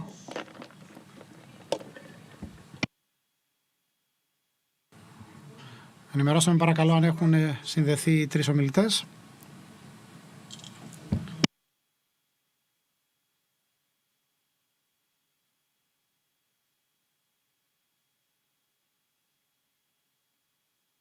Γεια σου Σούζαν, τι κάνεις? Χαίρομαι που σε βλέπω, Ηλία. Είσαι κομμάτι αυτού του πάνελ για τις διατλαντικές σχέσεις από τότε που θυμάμαι την πρώτη φορά. Ναι, κάθε χρόνο είμαι εκεί, Ηλία, και χαίρομαι πάρα πολύ για την πρόσκληση. Χαίρομαι που βλέπω και τα υπόλοιπα μέλη του πάνελ. Τους ευχαριστώ. Η Frances είναι μαζί μας. Και περιμένουμε και τον Garrett. Μαζί μας έχουμε τον καθηγητή, τον κύριο Γιώργο Παγουλάτο. Ξεκινώ με τα ερωτήματα προς εσένα, Σουζάν, κατά πρώτον. Δεδομένων των γεωπολιτικών εξελίξεων και της ενεργειακής και πληθωριστικής κρίσης, θεωρείτε ότι οι σχέσεις, οι διατλαντικές μάλλον αυτές σχέσεις, είναι στο σημείο που θα έπρεπε, και αν όχι, γιατί? Ευχαριστώ πολύ για το ερώτημα. Επιτρέψτε μου να πω το εξής. Δύο πράγματα για το background, για το υπόβαθρο που είχαμε τα τελευταία χρόνια, τις προκλήσεις, τις δυσκολίες στις νεφοδιαστικές αλυσίδες, ο πόλεμος στην Ουκρανία, η ενεργειακή κρίση. Όλο αυτό διαμορφώνουν ένα διαφορετικό γεωπολιτικό τοπίο. Να πω όμως ότι για τους εταίρους αυτής της διατλαντικής σχέσης αυτή η κατάσταση μας έφερε πιο κοντά. Περνάμε δύσκολους καιρούς. Τα τελευταία 2 χρόνια όμως ήρθαμε πιο κοντά και αναμένουμε αυτή η κατάσταση να συνεχίσει να μας φέρνει πιο κοντά. Θεωρώ λοιπόν ότι οι προκλήσεις οι ίδιες μας ένωσαν περισσότερο. Για παράδειγμα, η πανδημία της COVID-19. Ήμασταν 2 εταίροι, 2 συνεργάτες, οι οποίοι αναπτύξαμε μια ομάδα εργασίας για τα εμβόλια, το ίδιο η ρωσική εισβολή στην Ουκρανία. Μαζί βάλουμε τις κυρώσεις Ρωσία. Όσον αφορά το κλίμα, βλέπουμε τη Συμφωνία των Παρισίων. Επίσης αυτό οδήγησε στην Tech Alliance και στο Συμβούλιο για την Προστασία του Περιβάλλοντος, και όσον αφορά το σημερινό μας θέμα, εμπόριο και τεχνολογία, υπάρχει μια πρόοδος εξέλιξη. Οπότε, απαντώντας στο ερώτημα σου, Ηλία, ναι, θεωρώ ότι είμαστε σε καλό σημείο, όμως τις τελευταίες ημέρες, εβδομάδες υπήρχε μια αλφαναταραχή λόγω της αντίδρασης που υπήρξε απέναντι στο Inflation Reduction Act, το οποίο πλέον είναι ομοσπονδιακός νόμος, το οποίο είναι που θέτει ως κορυφαία προτεραιότητα την αντιμετώπιση της κλιματικής αλλαγής. Είναι πολύ φιλόδοξο και πρέπει να ευθυγραμμιστούμε με αυτό που προσπαθεί να πετύχει. Όμως ακόμα πρέπει να γίνουν πάρα πολλά, πρέπει να διασαφινιστούν. Δεν ξέρω στην Ελλάδα πώς είναι τα πράγματα στην Ελλάδα, Ηλία. Βλέπουμε ότι ανέβηκαν τα επιτόκια, βλέπω ότι η Επιτροπή και διάφορα κράτη-μέλη μιλούν για διακρίσεις εις βάρος Ευρωπαϊκής Ένωσης, μεταφορά παραγωγικών διαδικασιών από την Ευρωπαϊκή Ένωση στις ΗΠΑ. Οπότε, όντως, υπάρχει ένας κίνδυνος ενός εμπορικού πολέμου και πρέπει να το αποφύγουμε, την κλιμάκωση. Και θα έλεγα ότι με το βλέμμα προς τα εμπρός Και απαντώντας στο ερώτημά σου για την τρέχουσα κατάσταση, θα έλεγα ότι είναι θετική. Το Συμβούλιο Εμπορίου και Τεχνολογίας συνεδριάζει αυτή τη στιγμή, μιλάμε. Ναι, έχουμε μια συνάντηση με άλλους εμπλεκόμενους φορείς και αυτό είναι κάτι το οποίο είναι πολύ σημαντικό. Θα συμμετάσχω καιρό και έχουμε την τρίτη υπουργική συνάντηση. Υποστηρίζουμε αυτή την πορεία, αυτή τη διαδικασία και νομίζω ότι πρέπει να αφήσουμε κατά μέρος το Inflation Reduction Act. Είναι κάτι διαφορετικό, είναι ένα άλλο νομοθέτημα που δεν αφορά το TTC. Δεν χρειάζεται να συζητηθεί στο πλαίσιο TTC. Το TTC είναι ένα φόρουμ εμπροστοβαρές με το βλέμμα στο μέλλον και νομίζω ότι έχουμε τόσα πολλά κοινά, έχουμε διαφορετικές προσεγγίσεις, αλλά πρέπει να δούμε αυτά που μας ενώνουν, να δούμε τα θετικά και να το διαχειριστούμε ως μια προϋπόθεση, μια ανάγκη, καθώς θέλουμε την αμερικανική ηγεσία στον τομέα αυτό και θέλουμε τη συνεργασία. Ευχαριστώ πάρα πολύ, Ηλία. Ναι, έχουμε δυσκολίες, είναι δύσκολες, είναι εποχές γεμάτες προκλήσεις, αλλά όπως λέει και το συνέδριό σας, μπορούμε να στιγματίσουμε υπέρ των κοινών μας δυνατοτήτων. Δεν περίμενα κάποιο καλύτερο κλείσιμο από αυτό, Σούζαν, εκ μέρους σου. Να περάσω τώρα στην Frances. Σε ευχαριστούμε που είσαι μαζί μας σήμερα. Ποια είναι η άποψή σου για το αποτέλεσμα των ενδιάμεσων εκλογών? Θα επηρεάσει την πολιτική των ΗΠΑ αναφορικά σε ό,τι αφορά τις εμπορικές σχέσεις στις δύο πλευρές του Ατλαντικού? Ευχαριστώ πάρα πολύ για την πρόσκληση. Χαρά μου να είμαι σήμερα μαζί σας. Μακάρι να βρισκόμουν εκεί φυσικό τον τρόπο. Σας καλημερίζω από το κρύο Μέριλαντ. Κατά πρώτον, να κάνω ένα σχόλιο για τα σχόλια της καλής μου φίλης της Σούζαν. Νομίζω πρέπει να είμαστε πολύ προσεκτικοί για λέξεις όπως εμπορικός πόλεμος. Πάντα είχαμε εμπορικές διαφωνίες και θα συνεχίσουμε να έχουμε. Είναι θέμα του πόσο μπορούμε το κάθε θέμα να το βάλουμε στο δικό του κουτάκι και να το περιορίσουμε. Ευελπιστώ ότι η τελική δήλωση θα επαναλάβει αυτό που είπε ο πρόεδρος Biden, ότι δεν έγινε εσκεμμένα και κατανοούμε τις ανησυχίες των Ευρωπαίων και ότι θα βρεθεί μια λύση. Σε ό,τι αφορά τις ενδιάμεσες εκλογές, νομίζω αυτό συνιστά μια μεγάλη πρόκληση για πολλούς από τους φίλους και τους εταίρους μας. Θέλω να κάνω τη διάκριση μεταξύ του συγκεκριμένου αντικτύπου που θα έχει σε επίπεδο πολιτικών και σε επίπεδο εικόνας, αν ακούσαμε καλά. Δεν νομίζω ότι θα επηρεάσει συγκεκριμένα τις πολιτικές, με την εξαίρεση κάποιων πεδίων τα οποία θα σχολιάσω άμεσα. Ο πρόεδρος υπεύθυνος στην εξωτερική πολιτική και η γερουσία, η οποία βρίσκεται στα χέρια των δημοκρατικών, θα συνεχίσει να εγκρίνει δικαστές και πρέσβεις. Όμως, θα δούμε πιο έντονα διχαστική γλώσσα, ειδικά στη Βουλή των Αντιπροσώπων. Το βλέπουμε ούτως ή άλλως, γιατί απέχουμε ελάχιστα από τις προκριματικές εκλογές των κομμάτων, αλλά βλέπουμε τη σύγκρουση, βλέπουμε το θέμα του υποψηφίου στο Ρεπουμπλικανικό Κόμμα, το οποίο θα οδηγήσει και κλιμάκωση της ρητορικής. Αυτούς οι οποίοι βρίσκονται εκτός των ΗΠΑ τους περιπλέκει τα πράγματα περισσότερο, αλλά και για εμάς εντός. Η συμβολή μου είναι να δώσουμε προσοχή στο ποιος λέει αυτό που ακούτε. Είτε είναι κάτι που έχει πολιτικά κίνητρα, είτε είναι κάτι το οποίο λέγεται από κάποιον που έχει την πολιτική εξουσία για να κάνει την αλλαγή με βάση όσα έχει πει. Σε ό,τι αφορά συγκεκριμένα ζητήματα, συγκεκριμένα πεδία που θα επηρεαστούν,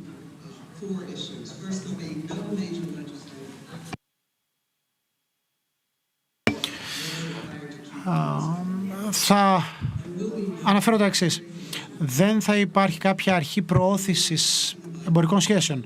Αναμέναμε η διοίκηση Biden να ζητήσει κάτι τέτοιο. Και το TTC μπορεί να κάνει βήματα προς τα εμπρός σε αυτό το επίπεδο, χωρίς να υπάρχει μια τέτοια αρχή. Οπότε το θέμα δεν είναι τόσο σημαντικό. Η Ουκρανία είναι ένα πολύ πιο σημαντικό ζήτημα. Και εδώ θα ακούσουμε πάρα πολλά, θα ακούσουμε μια έντονη ρητορική, η οποία θα ρίξει σκιές στις δεσμεύσεις που έχουν λάβει οι ΗΠΑ απέναντι στην Ουκρανία. Δεν θα επηρεάσει τον όγκο της χρηματοδότησης και των όπλων που λαμβάνουν η Ουκρανία από τις ΗΠΑ, αλλά η ρητορική θα δείξει μια πιο διχασμένη εικόνα της χώρας και με αυτή την έννοια θα δώσουμε ελπίδα στον Πούτιν ότι μπορεί να χωρίσει την Δύση, κάτι που δεν το έχει καταφέρει μέχρι στιγμής. Ένας άλλος τομέας είναι το νομοθέτημα φορολόγησης των ψηφιακών υπηρεσιών. Είναι διαφορετικό από αυτό που ήθελε ο ΩΣΑ. Οι Ηνωμένες Πολιτείες όμως δεν πέρασαν τον πρώτο πυλώνα.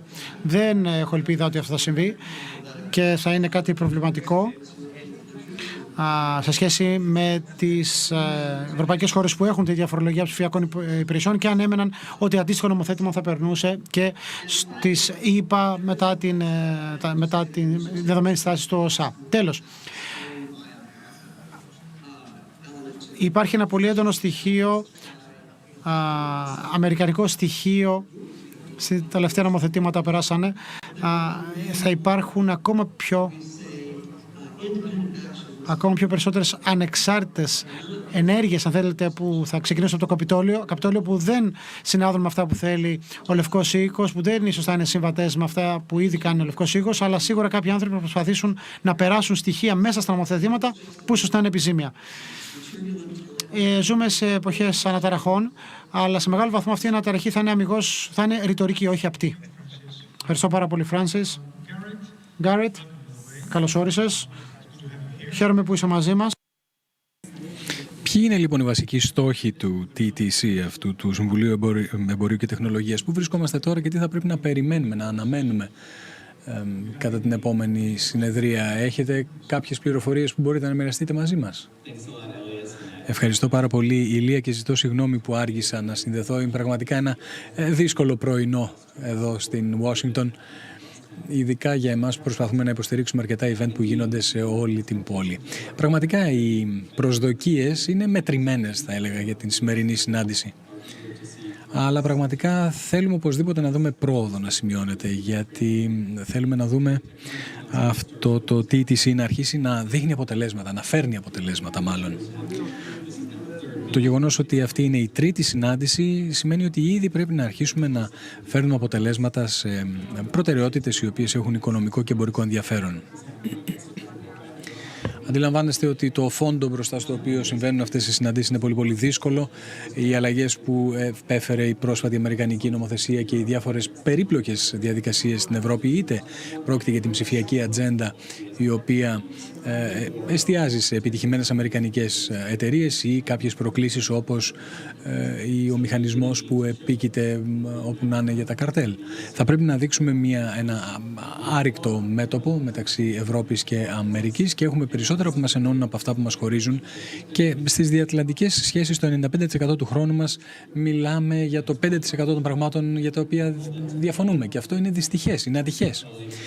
Ελπίζω ότι σήμερα οι συνάδελφοί μας οι οποίοι λαμβάνουν μέρος στο διάλογο με αντικείμενο τα εργασιακά, να δούμε τι γίνεται με τα εργασιακά στις παγκόσμιες εφοδιαστικές αλυσίδες, θα μας δώσει μια ευκαιρία να εστιάσουμε στην Κίνα, αλλά όχι αποκλειστικά. Παρομοίως, χαιρόμαστε πολύ που θα δούμε βελτιώσεις και πρόοδο στα θέματα των προτύπων, στην τεχνολογία, την τεχνητή νοημοσύνη, να δούμε τι γίνεται με την προτινόμενη από την Ευρωπαϊκή Ένωση νομοθεσία για την τεχνητή νοημοσύνη, τι γίνεται για τις υποδομές τηλεπικοινωνίας στις τρίτες χώρες. Αυτό αποτελεί μια τεράστια ευκαιρία τόσο για τις ΗΠΑ όσο και για την Ευρωπαϊκή Ένωση που εργάζονται σε διαφορετικές αγορές, να δούμε τι μπορούμε να κάνουμε και πώς μπορούμε να αντιμετωπίσουμε τις πρωτοβουλίες της Κίνας. Είδαμε ότι αυτές οι κοινές πρωτοβουλίες μπορούν να δώσουν λύσεις, μπορούν να έχουν ως αποτέλεσμα παρόχους και προμηθευτές οι οποίοι είναι έμπιστοι, ακόμα και αν οι κυβερνήσεις στις χώρες των οποίων λειτουργούν δεν είναι.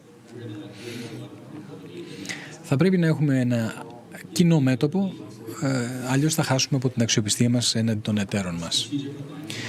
Έχουμε μια στρατηγική ευθυγράμμιση η οποία προήλθε από την εισβολή της Ρωσίας στην Ουκρανία. Θεωρώ ότι το ΝΑΤΟ είναι ισχυρότερο από ποτέ. Πριν από μερικούς μήνες κανείς δεν θα σκεφτόταν την είσοδο της Φινλανδίας στο ΝΑΤΟ. Βεβαίως θα πρέπει να οριστικοποιηθεί αυτή η εισδοχή, αλλά αλλάζει ο κόσμος και θα ήταν ατυχές εάν δεν αξιοποιούσαμε αυτήν την συγκυρία με μια πιο στενή σχέση μεταξύ μας. Και είναι επίσης πολύ σημαντικό να δούμε τις σχέσεις μας και την σύνδεση μας στην εφοδιαστική αλυσίδα σε αμφότερες πλευρές του Ατλαντικού. Εστιάζουμε στους ημιαγωγούς, αλλά επίσης και σε κρίσιμα ορυκτά. Θα πρέπει να δούμε τι γίνεται με την ενεργειακή μετάβαση. Χρειαζόμαστε περίπου 500% περισσότερο λίθιο από αυτό που έχουμε τώρα. Το περισσότερο από αυτό προέρχεται από την Κίνα, αλλά δεν είναι το μόνο σημείο που μπορούμε να βρούμε το συγκεκριμένο προϊόν. Θα πρέπει να δούμε πού μπορεί να γίνει η εξόρυξη αυτών των ορυκτών στην Ευρώπη, στις ΗΠΑ και σε παρόμοιες χώρες όπως ο Καναδάς και η Αυστραλία. Να δείξει δηλαδή το TTC ότι πραγματικά μπορεί να φέρει αυτού του είδους το αποτέλεσμα. Αυτό είναι πολύ σημαντικό. Πραγματικά ανυπομονούμε να δούμε τι θα γίνει στην άλλη άκρη της πόλης σήμερα. Είναι μόνο μία συνάντηση. Παρ' όλα αυτά δεν θα πρέπει να εστιάσουμε μόνο στο θέμα της προόδου κάθε 6 μήνες που συναντώνται σε επίπεδο υπουργών, ας πούμε, όλοι αυτοί οι άνθρωποι. Θα πρέπει να δούμε ποια είναι η σχέση και ποιος είναι ο ρόλος που μπορεί να παίξει το ελληνοαμερικανικό επιμελητήριο. Διότι κάνετε πολύ καλύτερη δουλειά στην εμπλοκή σας και στην προσέγγιση των διαφόρων παικτών και των διαφόρων ενδιαφερμένων μερών. Υπογράφονται κοινά ανακοινοθέντα, έχουμε τη δυνατότητα να συνδεθούμε με τις διάφορες ομάδες εργασίας κατά τη διάρκεια της διαδικασίας. Θα δούμε λοιπόν πώς πάνε τα πράγματα, θα το πάρουμε από εκεί και πραγματικά θα εντείνουμε τις προσπάθειές μας. Ευχαριστούμε πάρα πολύ, Γκάρετ. Πολύ μετριοπαθής η απάντησή σου σε σχέση με το TTC. Στρέφομαι στον George για τις ανησυχίες που έχουμε στα κράτη-μέλη της Ευρωπαϊκής Ενώσεως σχετικά με την νομοθεσία στις ΗΠΑ, που θεωρείται ότι ενισχύουν τις αμερικανικές εταιρείες. Θεωρείτε ότι αυτό ενδέχεται να δημιουργήσει πρόβλημα στην διατλαντική σχέση, αυτό το νομοθέτημα, και αν ναι, σε ποιο βαθμό? Ηλία, σε ευχαριστώ πολύ. Πραγματικά συμφωνώ με τους προηγούμενους ομιλητές λέγοντας ότι μία από τις καλύτερες στιγμές του TTC και της σχέσης μεταξύ ΗΠΑ και Ελλάδος πιστώνεται όχι μόνο στην αποφασιστικότητα των Ευρωπαίων ηγετών, αλλά και στην ηγεσία την οποία έχει παράσχει ο Τζο Μπάιντεν, ο οποίος είναι ο πιο υπερατλαντικός και προατλαντικός πρόεδρος που έχει περάσει από τις ΗΠΑ. Και είναι πραγματικά πολύ θετικό ότι η Ευρωπαϊκή Ένωση έχει αντιδράσει σε αυτήν την επιθετικότητα της Ρωσίας, επιβάλλοντας αυτές τις κυρώσεις. Είναι εξίσου σημαντικό ότι το κόστος αυτών των κυρώσεων πέφτει στους ώμους της Ευρώπης με δυσανάλογο τρόπο. Πρόσφατα ο πρόεδρος Biden ανέφερε τα 300 δισεκατομμύρια και τα κέρδη τα οποία σημειώθηκαν από τις εταιρείες ενεργείας των ΗΠΑ ως αποτέλεσμα αυτού του πολέμου. Η πλειονότητα αυτών έχει να κάνει με ανταγωνιστικότητα την οποία έχουμε απομυζήσει από την Ευρώπη. Επίσης, όλος αυτός ο πολεμικός εξοπλισμός ο οποίος παρέχεται στην Ουκρανία προέρχεται από τις Ηνωμένες Πολιτείες. Η ευρωπαϊκή βιομηχανία όπλων δεν είναι αυτή που θα ήταν αν η αμερικανική βιομηχανία είχε διαφορετική θέση. Και υπάρχει και το δόγμα του περιορισμού του πληθωρισμού. Πραγματικά είναι μια απόφαση ορόσημο της κυβερνήσεως Biden. Είναι μια πολύ σημαντική προσπάθεια να επιταχυνθούν οι διαφοροποιήσεις στην κλιματική αλλαγή, στην τάση της Κίνας και πώς θα επιτευχθεί αυτή η ενεργειακή μετάβαση στην Ευρωπαϊκή Ένωση. Είναι ένα πρόβλημα. Υπάρχουν όρια και υπάρχουν εμπόδια στην συμμετοχή των ευρωπαϊκών εταιριών και αυτά τα προβλήματα θα πρέπει να ρυθμιστούν στις ΗΠΑ. Σημαίνει ότι θα πρέπει να γίνει μια αποεπένδυση από την Ευρώπη και αυτό αντιμετωπίζεται ως πρόκληση, για να το θέσω ήπια, εκ μέρους της Ευρωπαϊκής Ενώσεως, και η Ευρωπαϊκή Ένωση εφαρμόζει τις πράσινες επιδοτήσεις στην βιομηχανία, αλλά δεν κάνει διάκριση εις βάρος ή υπέρ των ευρωπαϊκών εταιριών. Η Τέσλα, η αμερικανική Τέσλα, μπορεί πραγματικά να υποφεληθεί αυτών των επιδοτήσεων, των πράσινων επιδοτήσεων. Εξού και η μεγάλη ανησυχία, και αυτό ήταν το αντικείμενο όχι μόνο της σημερινής συναντήσεως του Συμβουλίου, αλλά και διάφορων διμερών σχέσεων και επαφών, συναντήσεων μεταξύ του Πρόεδρου Biden και του Πρόεδρου Μακρόν για το πώς μπορεί να αντιδράσει η Ευρωπαϊκή Ένωση. Χθες η Ursula von der Leyen είπε ότι θα πρέπει να δούμε τι γίνεται με την νομοθεσία σε επίπεδο Ευρωπαϊκής Ενώσεως, τι γίνεται με τις χρηματοοικονομικές πρωτοβουλίες. Τι γίνεται, πώς θα μπορέσουμε να αντιδράσουμε ως Ευρώπη σε αυτήν την απόφαση του Πρόεδρου Biden με τον πόλεμο να μένεται στην Ουκρανία. Αυτός ο θερμός πόλεμος ενδεχομένως να αναπτυχθεί σε έναν ψυχρό πόλεμο με την Κίνα. Το τελευταίο που θέλουμε είναι ένας εμπορικός πόλεμος μεταξύ των δύο εγκύτερων, πλησιέστερων συμμάχων, δηλαδή των ΗΠΑ και της Ευρωπαϊκής Ενώσεως. Είμαι αισιόδοξος, λέγοντας ότι θα υπάρξουν ρυθμίσεις στο πακέτο, αλλά ως υφίσταται σήμερα, είναι ξεκάθαρο ότι είναι εις βάρος της ευρωπαϊκής ανταγωνιστικότητας και εν τέλει θα αναγκάσει την Ευρωπαϊκή Ένωση να υιοθετήσει μέτρα προς στήριξη της ευρωπαϊκής βιομηχανίας και να την υποστηρίξει στην μετάβαση στην πράσινη ενέργεια. Σας ευχαριστώ. Ναι, χθες είχαμε ακριβώς αυτήν τη συζήτηση μεταξύ του Προέδρου Biden και του Προέδρου Μακρόν και ο Πρόεδρος Biden υποσχέθηκε ότι θα υπάρξουν διαφοροποιήσεις και ότι θα ελέγξουν αυτό το πακέτο και να δούμε τι γίνεται με τις ευρωπαϊκές εταιρείες. Σούζαν, επιστρέφω σε σένα. Σε ποιο βαθμό πιστεύεις ότι οι διατλαντικές σχέσεις στο εμπόριο, με αντικείμενο το εμπόριο και τις επενδύσεις θα έχουν να κάνουν με την συμφωνία αυτή? Θεωρείς ότι αυτή η συμφωνία θα μπορέσει να αποτελέσει πρότυπο για τις επενδύσεις και το εμπόριο στο μέλλον? Ηλία, σε ευχαριστώ πολύ. Νομίζω ότι μέρος αυτών που με ρωτάς καλύφθηκε από τους προηγούμενους ομιλητές. Θα ήθελα να εστιάσω ως προς το τι είναι το TTC και το ανέφερε ο Γκάρετ. Είναι ένα φόρουμ. Έτσι, δεν είναι μια εμπορική συμφωνία, δεν έχει σχεδιαστεί ως εμπορική συμφωνία. Έτσι, για να ξεκαθαρίσω στο ακροατήριο όμως ότι δεν περιμένουμε να ανακοινωθεί σήμερα μια μεγάλη συμφωνία. Είναι μια ομάδα εργασίας. Είναι το μέλος, είναι το κομμάτι του TTC, το Συμβούλιο Εμπορίου και Τεχνολογίας. Αυτό κάνει. Είναι μια συνεργασία η οποία συνεχίζει και συμφωνώ με τους προηγούμενους ομιλητές να πω ότι η κοινότητα θέλει να δει να σημειώνεται πρόοδος. Θα πρέπει να είμαστε ρεαλιστές, πραγματιστές επίσης. Πρώτα απ' όλα, το αντικείμενο είναι το χτίσιμο σχέσεων μεταξύ της Ευρωπαϊκής Ενώσεως και των ΗΠΑ. Έχουμε τόσα πολλά κοινά που μας ενώνουν, που πραγματικά είναι το 95% όπως ελέγχθη του χρόνου το ξοδεύουμε στο να συζητάμε στο 5% των θεμάτων στο οποία διαφωνούμε και είναι δυστυχές. Για να απαντήσω το ερώτημά σου, πραγματικά υπάρχουν αυτές οι ομάδες εργασίας και είναι ένα εργαλείο το οποίο μας δίνει τη δυνατότητα να εστιάσουμε στο πώς θα σημειώσουμε πρόοδο σε διάφορους τομείς. Όπως αναφέρθηκε νωρίτερα, είναι η ημιαγωγή ένα αντικείμενο. Η τεχνητή νοημοσύνη, νομίζω, ήδη αναφέρθηκε, οι πρώτες ύλες ως πραγματικά κρίσιμος τομέας αναγκαίας εστιάσεως και ας τα χρησιμοποιήσουμε. Για να απαντήσω λοιπόν στο ερώτημά σου, Ηλία, θα έλεγα που είναι εάν η σχέση θα επηρεαστεί από μια συμφωνία. Η σχέση έχει θετικό πρόσημο, θα έλεγα. Βλέπουμε κάποια παραδοτέα. Αντιλαμβάνομαι ότι ενδεχομένως να υπάρξουν κάποιες συμφωνίες για κάποια παραδοτέα με αντικείμενο την τεχνητή νοημοσύνη, κάποιο για την εφοδιαστική αλυσίδα, κάτι για τις δημοκρατικές αξίες και θα έλεγα ότι αυτό θα ήταν ένα πολύ θετικό αποτέλεσμα, απότοκο. Θεωρώ ότι οι συζητήσεις ως προς τη μείωση του πληθωρισμού δεν θα έπρεπε να επισκιάσουν αυτό το οποίο συμβαίνει στο πλαίσιο του TTC. Ας εστιάσουμε στο TTC, στο Συμβούλιο Εμπορίου και Τεχνολογίας. Δεν είναι το φόρουμ στο οποίο θα συζητήσουμε την νομοθεσία περί μειώσεως του πληθωρισμού. Θα το δούμε στο πλαίσιο του TTIP. Ας δούμε λοιπόν τα συγκεκριμένα προβλήματα που θέλουμε να επιλύσουμε.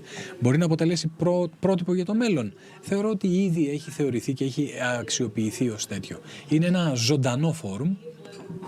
Μπορεί να αποτελέσει παγκόσμιο πρότυπο, είτε αφορά διμερείς σχέσεις, είτε πολυμερείς σχέσεις, οι σχέσεις Ευρωπαϊκής Ενώσεως και Ινδία ή με άλλα μπλοκ. Θα έλεγα ότι θα πρέπει να εστιάσουμε τώρα, να συνεργαστούμε και να το αξιοποιήσουμε για την αντιμετώπιση των νέων αναδυόμενων προβλημάτων, να δούμε αυτήν την μεταρρύθμιση και τα μόρφωση των οικονομιών μας, να το αξιοποιήσουμε ως Ευρωπαϊκή Ένωση και ως Ηνωμένες Πολιτείες για να αλλάξουμε εμείς και να αλλάξουμε τους άλλους, να το αξιοποιήσουμε για να έχουμε έναν επικοδομητικό διάλογο. Και συμφωνώ απολύτως ότι δεν θα πρέπει να περιοριζόμαστε σε αυτές τις συζητήσεις σε υπουργικό επίπεδο. Εάν δεν υπάρξει μια ανακοίνωση σήμερα, δεν θα το θεωρήσουμε ως αποτυχία. Θα πρέπει να εστιάσουμε όλοι στις δυνατότητες συνεργασίας που έχουμε. Και συμφωνώ με τον Γκάρετ λέγοντας ότι θα πρέπει να δούμε την εμπλοκή όλων των ενδιαφερμένων μορών ακόμα και εκτός αυτών των συναντήσεων. Θα πρέπει να το δούμε ως ευκαιρία για να κάνουμε πάντα το δυνατόν να συνεργαστούμε περισσότερο και να έχουμε ένα θετικό απότοκο μετά τις συναντήσεις του TTC. Φράνσις, πώς θεωρείς ότι το πλαίσιο του TTC θα μπορέσει να ενταχθεί στις παγκόσμιες προσπάθειες να προωθήσουμε ένα δημοκρατικό πρότυπο ψηφιακής διακυβέρνησης? Είναι εφικτό? Να πω ότι είμαι μια ένθερμη υποστηρίκτρια του TTC. Ξεκινώντας αυτή την ενότητα, υπογράμμισαμε τη μοναδική δύναμη που έχουν οι ευρωαμερικανικές σχέσεις, είτε πρόκειται για το εμπόριο ή τις αμοιβές επενδύσεις και νομίζω λοιπόν ότι αυτός είναι ο τρόπος προς τα εμπρός, προς το μέλλον, τόσο για τις ΗΠΑ όσο και για την Ευρωπαϊκή Ένωση, προκειμένου να διαχειριστούν διάφορα ζητήματα και να δημιουργήσουν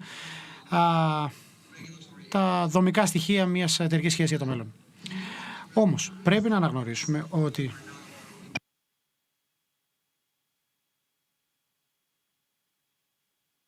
όμως οφείλουμε να υπογραμμίσουμε ότι ιδίως σε αυτόν τον κόσμο όπου κυριαρχεί η γεωπολιτική υπάρχουν πολλές προκλήσεις και γίνεται όλο και πιο σημαντικό να έχουμε ισχυρούς δεσμούς με άλλους οι οποίοι υποστηρίζουν τις ίδιες αξίες με εμάς και θέλουν να δουν το ίντερνετ να λειτουργεί έτσι όπως θέλουμε όλοι μας στο μέλλον και όχι με τον τρόπο που θέλει η Κίνα ή η Ρωσία σε ό,τι αφορά το ίντερνετ. Πρέπει λοιπόν να βοηθήσουμε να αναπτύξουμε μια συνένεση μεταξύ ημών Ευρωπαϊκής Ένωσης και ΗΠΑ της Αμερικής, αλλά αυτή τη συνένεση πρέπει να την επεκτείνουμε και σε άλλες χώρες, κάποιες οι οποίες αναφέρθηκαν ήδη, αλλά π.χ. την Αυστραλία, την Κορέα, την Ιαπωνία, τη Νέα Ζηλανδία.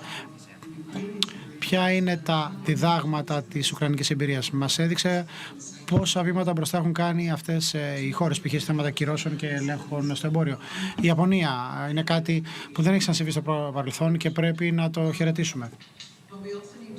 Πρέπει επίσης να κερδίσουμε και αυτούς που κάθονται στο φράκτη, όπως τα λέγαμε, αυτοί που παλατζάρουν, που είναι ουδέτεροι και είναι στο ενδιάμεσο, να έρθουν πιο κοντά μας και να το ξεκαθαρίσουμε ποια είναι τα ωφέλη. Τα ωφέλη που προσφέρει μια συμμαχία που χαρακτηρίζεται από το δικό μας σκεπτικό. Δεν θα ήθελα να πω πώς ακριβώς συνδέεται το TTC σε αυτό, μάλλον να το πω, αλλά σε δύο επίπεδα. Πρώτα απ' όλα, τεχνητή νοημοσύνη. Έχουμε την πράξη για την τεχνητή νοημοσύνη της Ευρωπαϊκής Ένωσης και έχουμε το αντίστοιχο Blueprint Bill of Rights των ΗΠΑ, που είναι πάνω κάτω στο ίδιο επίπεδο. Το TTC αναμένεται να ανακοινώσει ένα οδικό χάρτη για την τεχνητή νοημοσύνη που θα λειτουργήσει ως το θεμέλιο για την συνεργασία σε ό,τι αφορά τα διεθνή πρότυπα για τη ρομποτική. Συνεπώς, λοιπόν, υπάρχει ένας δρόμος για να προχωρήσουμε προκειμένου να επιτευχθεί συνένεση στην τεχνητή νοημοσύνη, αλλά και για το πώς θα συνεργαστούμε με άλλες χώρες πάνω στο πώς θεωρούμε ότι είναι ο σωστός τρόπος να χρησιμοποιηθεί η τεχνητή νοημοσύνη και ποιος είναι ο λάθος τρόπος. Επίσης, όσον αφορά τη διακήρυξη για το μέλλον του ίντερνετ, αυτό είναι κάτι που προέκυψε από τη διάσκεψη κορυφής για τη δημοκρατία στις ΗΠΑ. Η Ευρωπαϊκή Ένωση συμμετείχε άμεσα και έπαιξε ρόλο στη διαμόρφωση διακήρυξης. Είναι μια δέσμη αρχών με στόχο να περιγράψει τι πρέπει να κάνει κάθε χώρα προκειμένου το ίντερνετ να παραμένει δημοκρατικό και ελεύθερο. Αρχικά υπήρχαν 60 χώρες, μεταξύ των οποίων όλα τα κράτη-μέλη της Ευρωπαϊκής Ένωσης και βεβαίως η Επιτροπή, και πρέπει να διευρύνουμε αυτή την ομάδα σκεφτόμενοι και ποια είναι τα benchmark, οι σταθμοδείκτες που έχουμε ορίσει, π.χ. για να μετρήσουμε την ελευθερία στην κίνηση και στη ροή δεδομένων. Πώς οι χώρες που έχουν συνυπογράψει μπορούν να μετρηθούν τόσο ώστε να πούνε ότι ναι, συνάδουμε, ευθυγραμμιζόμαστε με αυτό, και πώς μπορούμε να δώσουμε μια ένδειξη σε αυτούς που θέλουν να έρθουν μαζί μας για το τι πρέπει να κάνουν προκειμένου να μας βοηθήσουν τόσο ώστε το ίντερνετ να παραμείνει δημοκρατικό και στο μέλλον. Αυτή η συζήτηση έχει γίνει μια συζήτηση κομβικής σημασίας, κεντρικής σημασίας και στο TTC. Και όταν μιλάμε για την διακυβέρνηση δεδομένων και εκπλατφορμών στο TTC, η επιτυχία σε αυτό που ονομάζω Markets Act, Act ή Digital Service Tax Act, βλέπω ότι υπάρχει μεγάλο ενδιαφέρον τόσο στη διαχείριση περιεχομένου, content moderation, αλλά και στην προστασία των ανθρωπίνων δικαιωμάτων και όπως γραμμίστηκε πιο πριν στο πλαίσιο και αναμένουμε το TTC να ανακοινώσει κάποιες αρχές για την προστασία των ανθρωπίνων δικαιωμάτων στο πλαίσιο της διακήρυξης. Και η διακήρυξη λοιπόν θα μας δείξει πώς μπορούμε να κινηθούμε. Να σας σταματήσω εδώ, Φράνσις, αν μπορούμε, διότι θέλω να ρωτήσω κάτι ακόμα. Δεν έχουμε χρόνο. Θέλω να απευθύνω ένα ερώτημα προς τον Γιώργο. Παραμένει η Κίνα ο ελέφαντας στο δωμάτιο, όπως λέμε? Μπορεί αυτό να οδηγήσει σε μια σταθερή διατλαντική σχέση, διότι από ό,τι καταλαβαίνω στην κουβέντα ισχύει αυτό. Αναφορικά με την Κίνα, η Ευρώπη και οι ΗΠΑ θα έλεγα είναι συγχρονισμένες. Να υπενθυμίσω την πρώτη συνάντηση του Υπουργού Μπλίνκεν με τον πρόεδρο της Κίνας μετά την εκλογή του κ. Μπάιντεν. Χρησιμοποίησε ακριβώς την ίδια φράση με την Ευρωπαϊκή Ένωση. Δηλαδή, η Κίνα είναι ένας οικονομικός ανταγωνιστής, ένας συνεργάτης ό,τι αφορά την αντιμετώπιση της κλιματικής αλλαγής, αλλά και ένας συστημικός αντίπαλος. Και αυτό είναι ένα πλαίσιο που μοιραζόμαστε μεταξύ μας όλοι. Η Κίνα σαφώς αποτελεί μια πρόκληση επίπεδο ασφαλείας, έτσι το βλέπει και η Ευρωπαϊκή Ένωση και οι ΗΠΑ. Ίσως διαφέρουμε στο βαθμό του πόσο πολύ και του πόσο μακριά πρέπει να φτάσει η Ευρωπαϊκή Ένωση ό,τι αφορά την αποσύζευξή της από την Κίνα. Υπάρχει σαφής κατανόηση ότι η Ευρωπαϊκή Ένωση πρέπει να αποσυνδεθεί σε ό,τι αφορά την τεχνητή νοημοσύνη, το 5G, τις τεχνολογίες ασφαλείας και για το λεγόμενο friendshoring, μιλώντας για τις εφοδιαστικές αλυσίδες και τις πρώτες ύλες για κρίσιμα στοιχεία. Και οι δύο πόλεις σε αυτό το επίπεδο θα έλεγα ότι είναι συγχρονισμένοι. Όμως, εδώ είναι και ένα ζήτημα αναφορικά με τις διαφορετικές απόψεις για το πόσο πολύ και πόσο έντονα θέλει ο καθένας να κινηθεί. Υπάρχουν επίσης διαφορές και εντός Ευρωπαϊκής Ένωσης. Δεν θα ακούσεις ακριβώς την ίδια φρασιολογία αν είσαι στο Βερολίνο και αν είσαι στο Βίλνιους. Μιλάω για την Ευρωπαϊκή Ένωση. Και υπάρχει μια δυνατή άποψη εντός της Ευρωπαϊκής Ένωσης ότι πρέπει να αποφευθεί ένας νέος ψυχρός πόλεμος με την Κίνα. Γενικά η Ευρωπαϊκή Ένωση έχει ένα DNA που είναι υπέρ του ελεύθερου εμπορίου και μια τάση υποστήριξης της πολυμερούς τάξης με βάση κανόνες που θα περιλαμβάνει και την Κίνα. Συνεπώς υπάρχει ένα συνεχές μπρος πίσω. Η κουβέντα είναι διαρκής μεταξύ ΗΠΑ και Ευρωπαϊκής Ένωσης, αλλά εν γέννη θα έλεγα ότι η Κίνα μας ενώνει, δεν μας διαχωρίζει όταν μιλάμε για τις διατλαντικές σχέσεις. Τελευταίο ερώτημα στον Γκάρετ. Δεδομένης της εμπειρίας μας από την περίοδο της COVID ως προς τις εφοδιαστικές αλυσίδες και τα προβλήματα που αντιμετωπίσαμε, δεν βλέπουμε κάποια βιομηχανική ανάπτυξη παρά τα κίνητρα που έχουν δοθεί ένθεν και ένθεν του Ατλαντικού. Κάποια σημαντική ανάκαμψη. Για ποιο λόγο? Είναι σημαντικό να υπογραμμίσουμε πόσο ανθεκτικές είναι οι εφοδιαστικές μας αλυσίδες στον τομέα της υγείας. Πόσο ανθεκτικές ήταν, λέει ο μιλητής. Υπήρχαν περιορισμοί στις εξαγωγές εμβολίων που επιβλήθησαν στην εξαγωγή μασκών και εντός Ευρωπαϊκής Ένωσης. Όμως, όταν έχεις μια ανθεκτική εφοδιαστική αλυσίδα με παγκόσμια χαρακτηριστικά, αυτό σημαίνει ότι δεν μπορείς να έχεις τους προμηθευτές σου όλους μαζεμένους σε μια χώρα, όπως είδαμε για παράδειγμα τα τελευταία χρόνια με τα διάφορα παρασκευάσματα δημιουργήσει συμφόρηση, bottleneck. Συνεπώς θέλουμε ανθεκτικότητα και ασφάλεια. Και αυτό το επιτυχάνεις όταν υπάρχει διαφοροποίηση στην πηγή και διασύνδεση. Συμφωνώ με τον τελευταίο μιλητή ότι απομακρυνόμαστε από την εξάρτησή μας από την Κίνα ως πηγή, διότι υπάρχουν εταιρείες που δουλεύουν για την Κίνα απευθυνόμενοι μόνο στην κινέζικη αγορά. Και αυτό αποτελεί ένα κομμάτι της εφοδιαστικής αλυσίδας και μόνο. Όμως από την άλλη δεν έχουμε δει τα κίνητρα, διότι μιλάμε για friendshoring, αλλά δεν έχουμε δει κάποιες απτές πολιτικές να εφαρμόζονται για να δώσουμε κίνητρα. Δεν θέλουμε να μπούμε σε έναν αγώνα επιδοτήσεων, οπότε συνεπώς χρειαζόμαστε μια πιο ολοκληρωμένη και συνεκτική ρυθμιστική προσέγγιση. Το TTC πρέπει να επικεντρωθεί π.χ. στους ημιαγωγούς, να μην ρίχνουμε χρήματα όλοι στο ίδιο πρόβλημα, αλλά να επενδύουμε σε κορυφαίες τεχνολογίες, σε προηγμένες τεχνολογίες που η αγορά δεν είναι ακόμα έτοιμη να υποστηρίξει. Πρέπει να έχουμε κοινές προσεγγίσεις ό,τι αφορά το due diligence που κάνουμε σε εφοδιαστικές αλυσίδες, επίσης στις αναδυόμενες τεχνολογίες. Οπότε, αν έχουμε ένα πιο ενοποιημένο ρυθμιστικό πλαίσιο ένθεν και ένθεν, θα μπορέσουν οι εταιρείες να μειώσουν την αλληλεπικάλυψη της επενδύσης τους. Και βεβαίως να δουλέψουν καλύτερα ένθεν και ένθεν του Ατλαντικού. Όχι απαραίτητα εις βάρος των επενδύσεων σε άλλα μέρη του κόσμου, αλλά θα ενθαρρύνουμε την συνεργασία μεταξύ μας και τον ανταγωνισμό. Και αυτό νομίζω είναι κάτι το οποίο όλοι θέλουμε να πετύχουμε. Ευχαριστώ πάρα πολύ, Γκάρετ. Να κλείσουμε κάπου εδώ την ενότητά μας, διότι ο χρόνος έχει τελειώσει. Σας ευχαριστώ όλους και πάλι για τη συμμετοχή σας για αυτή την συζήτηση στο πλαίσιο της εκδήλωσής μας για τις διατλαντικές σχέσεις και το TTC, και ευελπιστώ ότι θα σας δούμε όλους ζωντανά την επόμενη φορά του χρόνου στην Αθήνα. Ευχαριστώ πολύ, να είστε καλά και θα τα ξαναπούμε σύντομα. Αντίο. Thank you very much. Let's move on with the next session.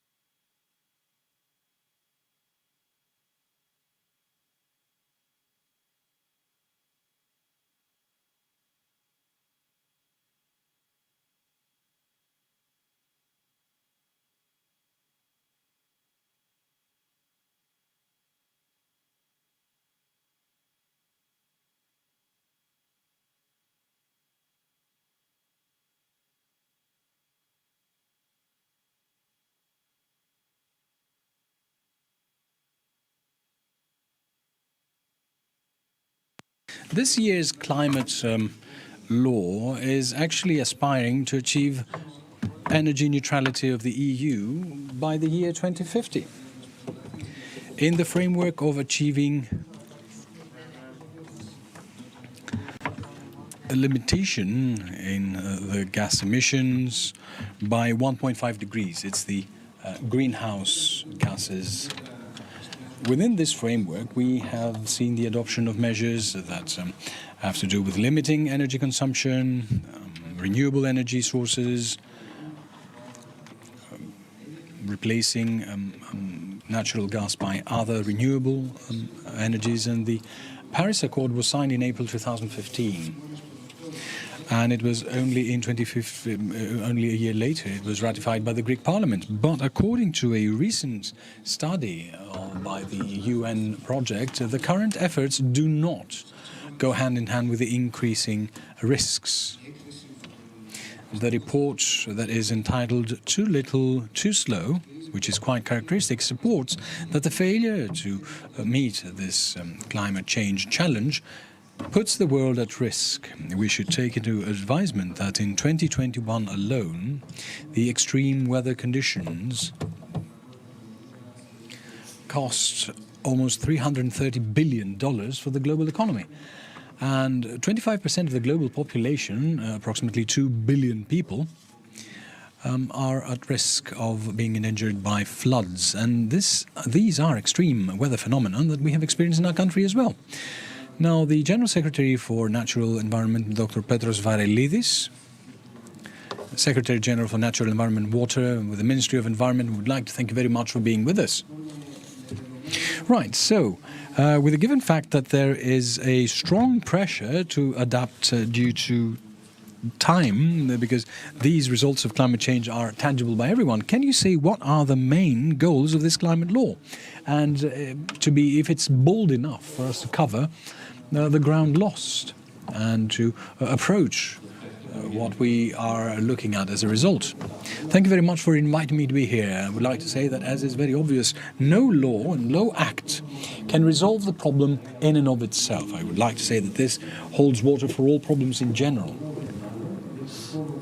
All the more so when it comes to climate change, which is not a matter of a single country, it's a matter of the whole planet. And as you know, Greece has a very small contribution to the production of greenhouse and emission of greenhouse gases. So even if tomorrow morning we stop producing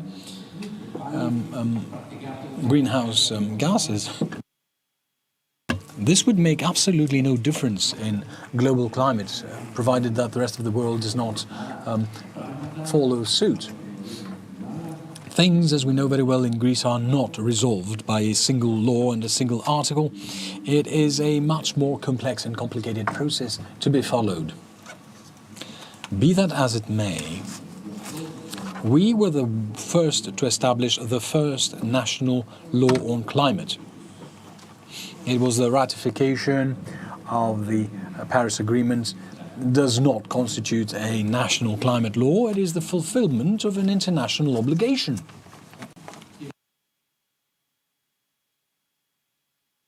And I believe that the key goal of the first national climate law is precisely this: to prepare and prime Greek economy for changes that are unavoidable.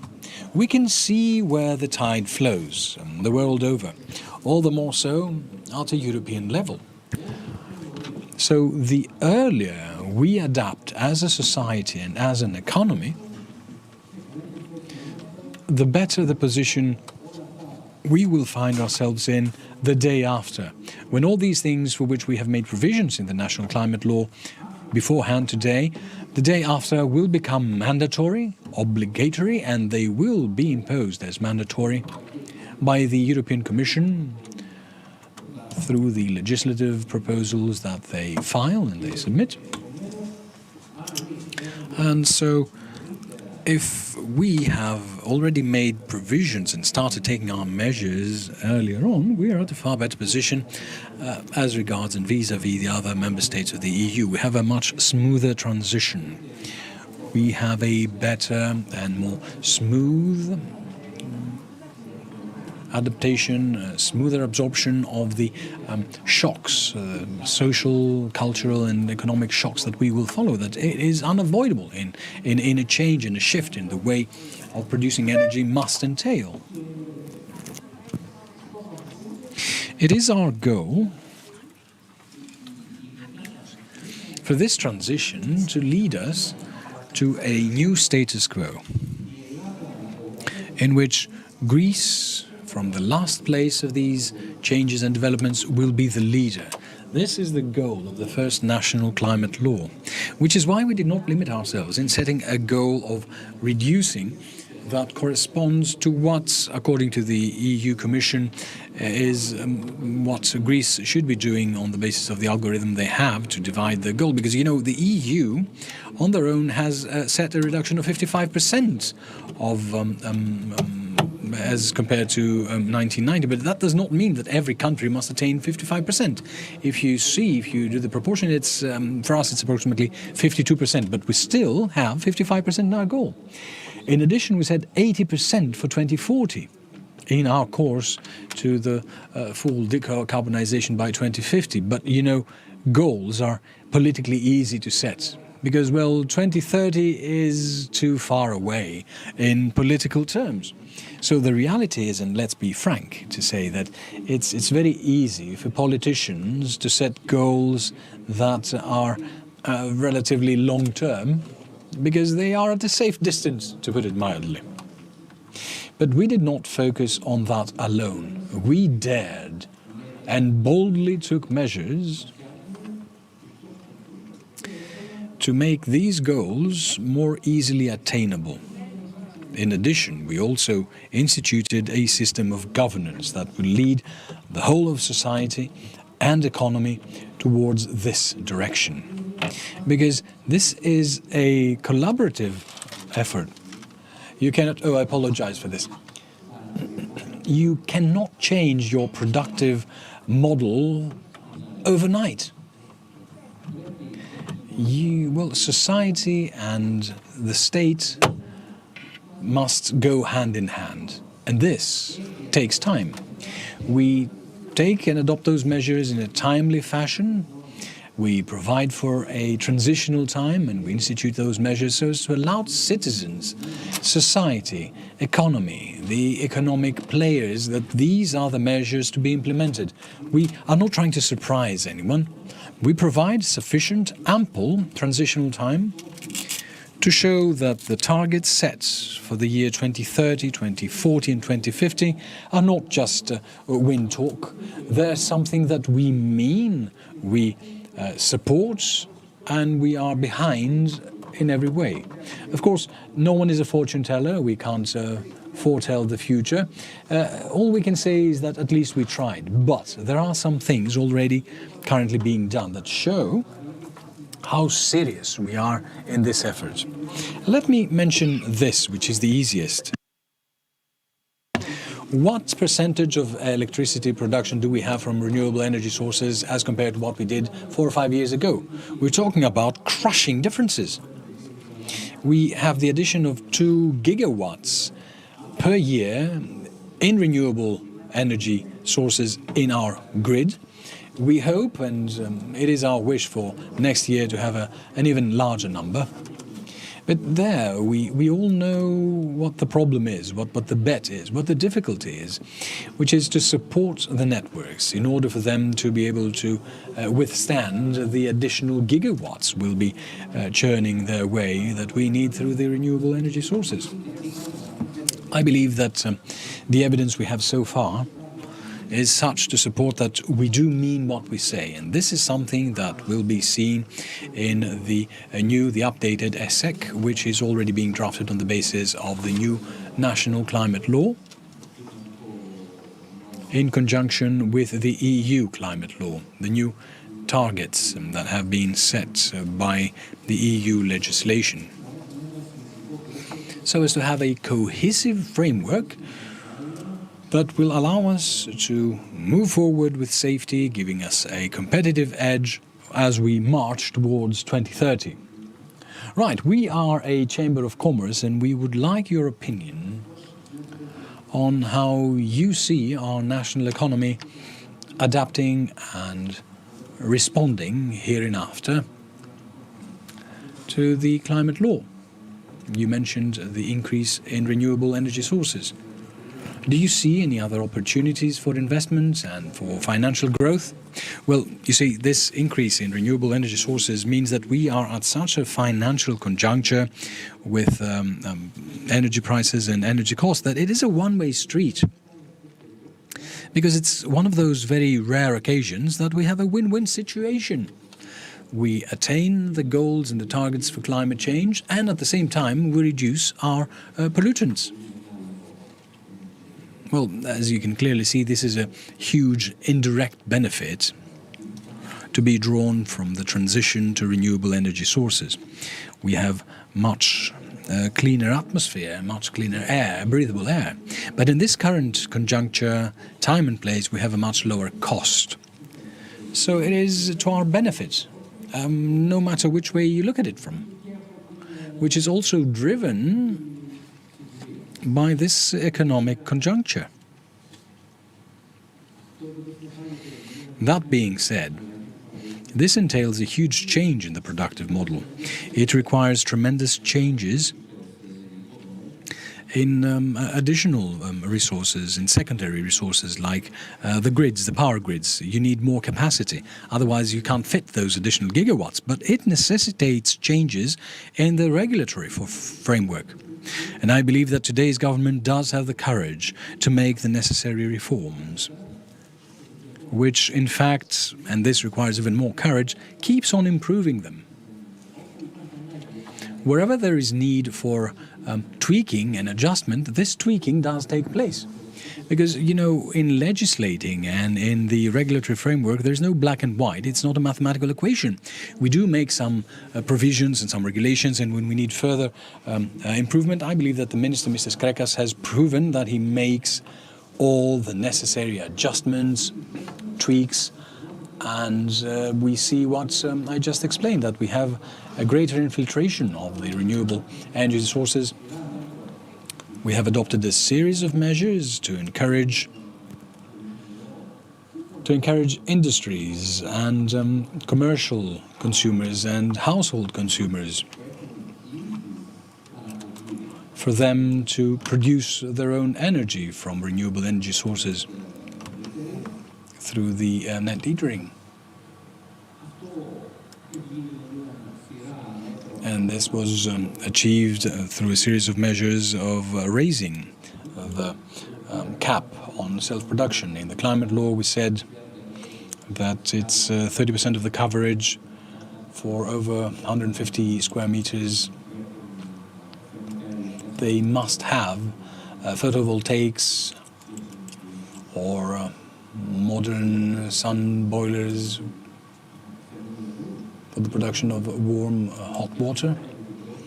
We see important measures undertaken for electric vehicles.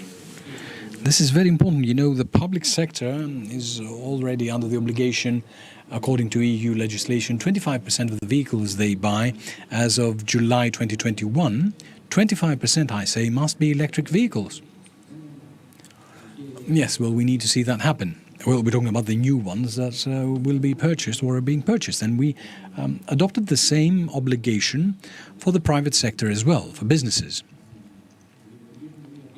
in order to create a critical mass of electric vehicles that are necessary for the charging stations to be maintained financially, to break this vicious circle of whether the egg or the chicken came first. Do we need charging stations or do we need more cars? We need to boldly move forward with both. We keep on simplifying the legislation concerning the way licensing is provided and the permits are issued for the charging stations. So we're trying to tackle the issue from all different perspectives, aspects and sides, so as to achieve the result we're looking for. For EVs, I must say that promoting electric vehicles has a huge positive impact on the breathable air in the cities. So it has a direct positive impact on the quality of life and on human health. Well, I would be remiss if I didn't ask about the air and the health of the citizens. Okay, EV is a solution after we resolve the issues with the charging stations. And we are, if not the last, we are the penultimate in the EU in charging stations per capita.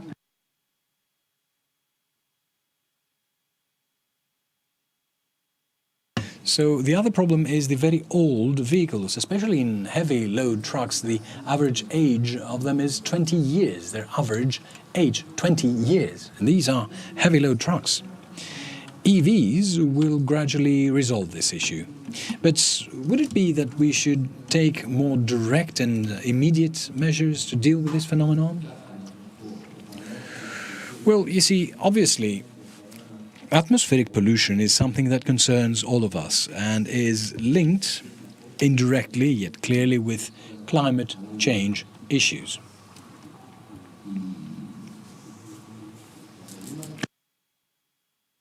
Atmospheric pollution issues that we see today have been confirmed by the EU reports and are on the reports of the Greek state and have to do with they pertain to Athens and Thessaloniki as well. But the very nature of the problem in both cases, in Athens and Thessaloniki, is quite different. In Athens, they are in fact linked with traffic. In Thessaloniki, they have mostly to do with central heating systems. But in Athens, they have to do with traffic, with vehicle traffic. The problem of trucks and the old age of those trucks and of private vehicles, yes, private vehicles also, is a thorny and hard to resolve issue. This is the reality. Because one needs to take into advisement as well the financial and economic level of the country. The capacity of the state to subsidize is limited, and I believe that today's government has tried to the best maximum effect to subsidize fuel as well as the market of electric vehicles, for instance. Yes, you're quite right in saying so, sir. So one cannot have such spectacular changes without having an increased GDP. Everything is easier when you're a rich country. One cannot compare what happens in Norway with what happens in Greece. We as a country must do the best we can as a function of the data we have. Because we need to strike a proper balance between the increase in cost and the need to improve the quality of atmospheric air and the quality of life. That is definitely a very important priority. Therefore, as a state, we prioritize the purchase of electric buses. Things that are within the capabilities of the state to intervene, we do so. In the climate law, we have a set of very important measures to promote electricity in taxis in Athens and Thessaloniki. It would have been much easier, for reasons of higher financial level, etc., to focus on some tourist islands that have a very high GDP in smaller distances. But we focus on Athens and Thessaloniki because therein lies the problem of air pollution. So we try to target the areas where we will have the highest, the best possible results. Well, of course, the existence of incentives does help with imposing, as it were, of a result. But in some cities there are counter-incentives. We're talking about many European countries where old vehicles that are polluting are not allowed to circulate. I'm thinking about Austria. It's an extreme example where old cars are not allowed in autobahns, and the trucks have to be laden on trains to cross Austria and disembark in Germany, because they may not circulate and travel through the country. Well, in our country, these trucks are easy to circulate with the very well-known results. Now, apart from the incentive, which is a matter of money and GDP, as you said, maybe at some point we should think about counter-incentives as well. Yes, it is within our radar to impose counter-incentives because, measures, for them to be effective, need to be implemented at the opportune time when there is the maturity for its implementation. Because, we can't have police officers on every corner or police officers for every citizen. We need to have maturity in order to implement them. There is a problem that the average age of vehicles in Greece is very high. So we need to see how we can tackle this. We need to see whether a measure is practically implementable on the basis of the data we have at hand. Be that as it may, and you should know that this government has done a lot to implement the metro. This government and the previous one, it's a very useful tool, especially as regards transit and traffic in the cities.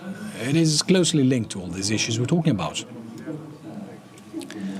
Electromobility is moving on its own as well because it becomes more affordable and more attractive. We're trying to create those conditions that will allow electric scooters or electrical bicycles or conventional bicycles. So there's a plexus and a nexus of measures that needs to mature in order for us to see in actual, realistic terms how such bans will be implemented that are applied in various cities, in Brussels as well. The cars need to be Euro 4 compliant, Euro 5 or Euro 6 for them to be able to circulate. Well, in Greece we have the green ring as of 2016, and it is not implemented. And if we ask around the hall, around the room, who knows what this green ring is all about, they wouldn't know. Now, we talked about social maturity. Do you believe that society, laypersons, have been trained enough in changing the mindset that is necessary for dealing with climate change and the climate crisis? Because setting aside acts and laws, all of us in our homes, in our everyday lives, need to change our habits, to get rid of the bad habits and change. Have we reached that level of maturity? Should we make a more systematic training of society there as well? Well, training and education is not a black and white issue. It's not a binary issue, on, off, we are educated or not. It's a constant, ongoing process. As a matter of fact, I would say that a key target of the first national climate law is precisely that as well, to educate society as a whole in that direction. Now, to what extent each and every one of us is trained and educated and how sensitive we are vis-à-vis the climate change issues, it's a personal matter. And it depends on the experiences, life experiences we have from our social and educational level, the economic level, and the age bracket we fall in. I believe that the younger generations are much more aware and sensitive. Younger generations do not have established habits, so it's easier for them to adopt better habits than the ones the older generations are stuck with. I think it's a constant and ongoing process, and in the educational program we're trying to include the climate change dimension and the sustainable development as well. So I believe it's something that's in the fullness of time and through the course of time is constantly improving. Apart from the big investments on renewable energy sources or the measures included in the climate law, we also need to innovate in sectors that we would never have imagined are contributing to the protection of energy, or the protection of the environment and the production of energy. I read somewhere, I'm sorry, I'm not a specialist, you are more appropriate than me to talk about this, about the water that comes in through the pipelines. There are micro turbines that allow for current to be created. Do you encourage such technological innovation? Well, of course they are encouraged. And there are local government companies that produce electrical power on their own through small hydroelectric turbines that they use through their pipelines. They're local water management companies when they carry the water from a higher level to a lower level. And through, of course, the placement of photovoltaic parks, which is much more useful, much more habitual, much more frequent, or the creation of biomass and biogas, which is very important. Particularly biogas and biomass are very important because they produce constantly electrical current, which means that they compensate the stochastic nature of the usual renewable sources, because I would like to say that they are not regular, because depending on how much the sun shines or how strong the wind blows, we have more or less production. But with biogas and biomass and geothermal production, we have a steady production. Hydroelectric dams. You just turn the faucet on, you produce energy, you turn the faucet off, you don't produce energy. So in reality we need many different ways, a mixture of many different ways that will ensure that we will have a stability in the system and a greater stability. And we need storage systems as well, either using batteries or water tanks that will be used as capacitors, as accumulators when you have an excess of production of natural renewable energy sources. If you don't know what to do that, you use it to use the pumps to move the water higher, and you use it as a capacitor. All this needs to be made with a respect for the environment. We can't put wind generators and batteries and photovoltaics everywhere. We need a balance. As with everything, Right, Mr. Varilidis, thank you so very much. You said so many things, all of them interesting. Now we have even more questions than we did before, but you will probably resolve those questions as well at a later time. Thank you for having me.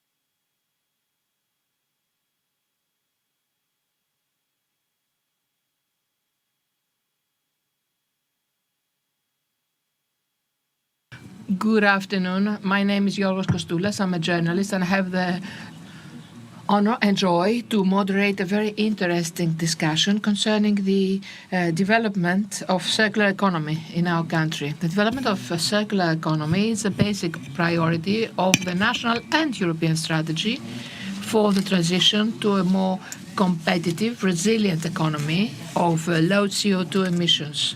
In Greece, the field is still riddled with challenges, has great prospects and great opportunities.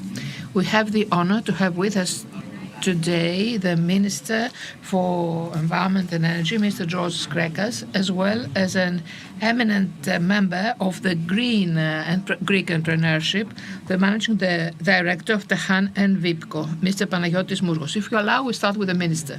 Mr. Minister, many laws were adopted recently in the field of circular economy, waste management, recycling and other sectors.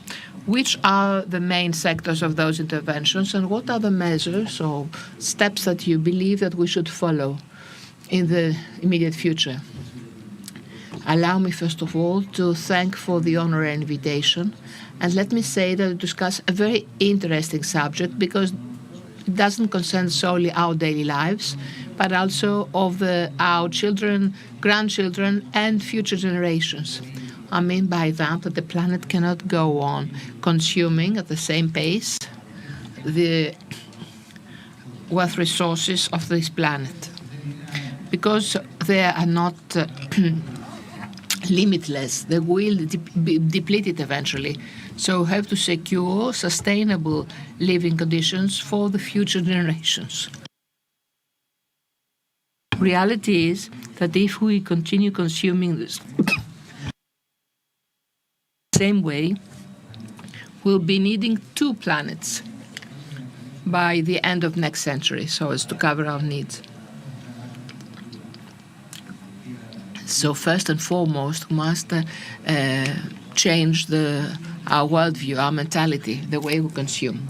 What does circular economy mean? It means that the waste that may be the produce of a procedure to be the raw material for the next process. In Greece, for instance, we have too many steps ahead that we are to make because 80% of the produced waste is led to sanitary landfills and only 20% is recycled. There are other societies, however, such as the EU average, for instance, where 50% of the waste is being recycled. There are even more progressed states in the field of waste management where 80 or even 90% is being exploited. It's a mere 10 to 20% that is led to sanitary landfills. So what are we supposed to do? Precisely what we have planned as a government. When we undertook a mandate in 2019, there were only 2 units of PPPs and there were unattended another 2. Today we've got 18 plants of integrated waste management that are currently either built or in due course of a call for tender, and we have made a great progress in that. The other aspect that we have tried to develop and we have laid the foundations has to do with the previous steps before the waste led to integrated processing. And this has to do through the law 4819 that was adopted on circular economy. That is, trying first of all to reduce the production of waste, then proceed in the potential of reusing material which is currently led to the landfill. And after having completed these two steps, then at the third step, to be able to make a triage at the source and recycle the produced waste, so as for that waste not to be led to the waste management plant or the most so the landfill. Those are the efforts we have made to date. I believe that we have laid sound foundations for all these aspects, especially the issue of the triage at the source and the diversion of recycled materials. Quite important is the DRS system. What is the system? If you see, we have more than 10,000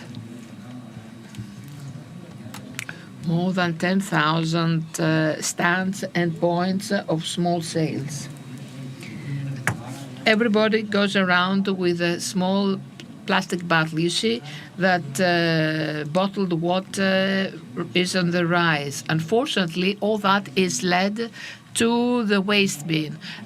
Small tins, glass bottles and packaging. So through such a guarantee system where the consumer is to be paid a small fee but will be refunded if the packaging material is placed back to a collection point, will give us the possibility to increase the recycling of our waste from 20% that is currently to 40 and 50%.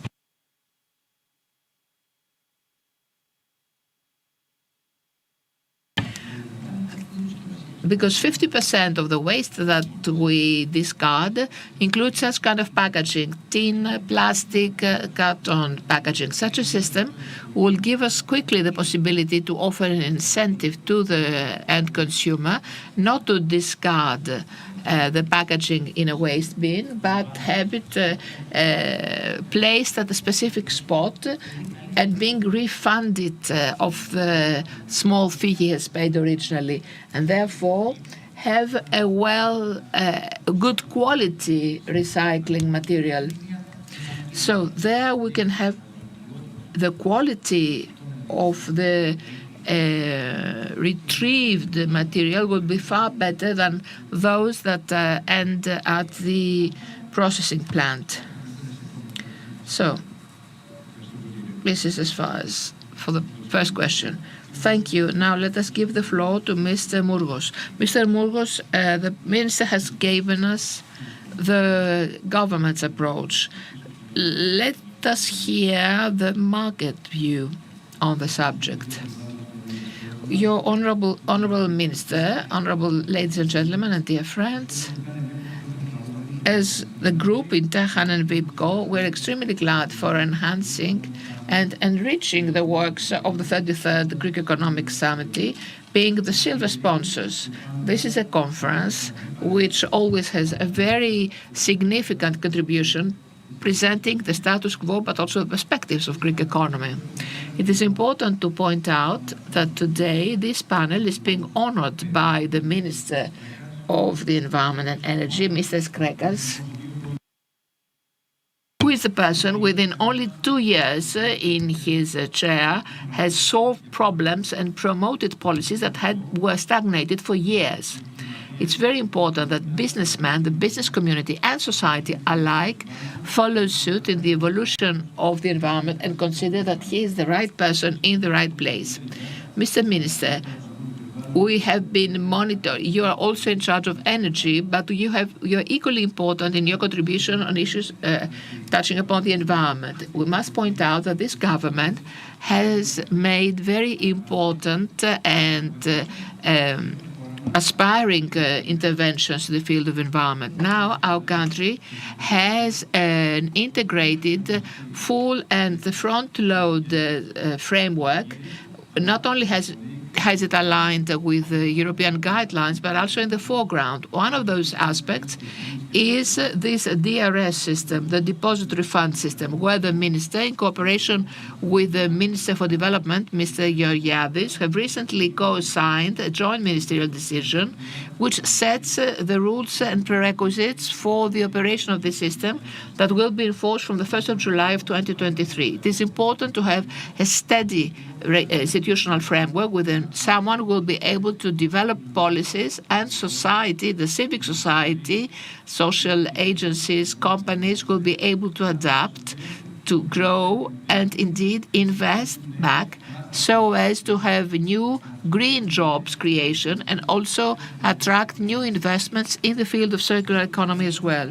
Our group has already made an important investment in this field by establishing the first plant in our country of state-of-the-art American recycling machinery, which is being produced in our country not solely for domestic consumption, but also for exports to many EU countries. I must here point out the important contribution of the USA embassy in our country in this investment. This investment was made in our country within a global competitive environment. So it seems that our country has become an attractive investment country of destination, and investors have our country and their focus as potential investment destination in the field of circular economy as well. So we must have a close cooperation under, of course, the umbrella of the state, with the cooperation of the business community and, of course, this chamber, which is extremely important in attracting foreign investments. I see the President, Mr. Bagatsellos. Nicholas really helps us very strongly so as for Greek businessmen to come in contact and cooperate with American companies so as to have open communication channels. This is most important for our country. It is equally important to note that the new investments are in the pipeline. As far as we're concerned, our group is ready to announce over the next days 2 important American investments in this field, because now we have a steady institutional environment which we can exploit so as to make new investments, create new jobs, and for society to become a really share and embrace the vision of the Greek government for the growth of Greek economy. Our country, instead of being in the tail as it used to be in the recycling, with the new policies introduced now, will be the star and will be the front line. The Ministry for the Environment and Energy has not only introduced the institutional framework, but also have created funding instruments, both at the local level and local administration, so as to promote such incentives. With the new NSRF and the new program period 21-27, it is also has a priority, a pillar on recycling. The Ministry for Environment and Energy has attributed special competencies in the Special Secretariat of Recycling so as to be the authority that will be monitoring and promoting recycling in our country. So, Mr. Moderator, indeed, the government has made a very important work, and the minister here present is a paradigm on how we can have such a good cooperation so as have an institutional framework where we can stand as a society and companies in proud, because there is a specific goal, sustainable development, so as to present our country at least as good as it was bequeathed to us, or even better. As Yannis Antetokounmpo said, we are all one team in recycling. There's no one redundant. We have common goals. We must cooperate and have important results so as to be proud both for us and the next generations. Thank you, Mr. Mourgos. Had an important piece of news that you just announced, 2 new investments in the pipeline. Of course, we would like to have more details, but as you said, it will be officially announced shortly. But it's very optimistic, and I hope that your example will follow. Other companies will follow suit. We know that there's a keen investment interest, both by domestic and foreign players. So with this pre-announcement, we conclude with this session. I warmly thank you for your interventions. Thank you.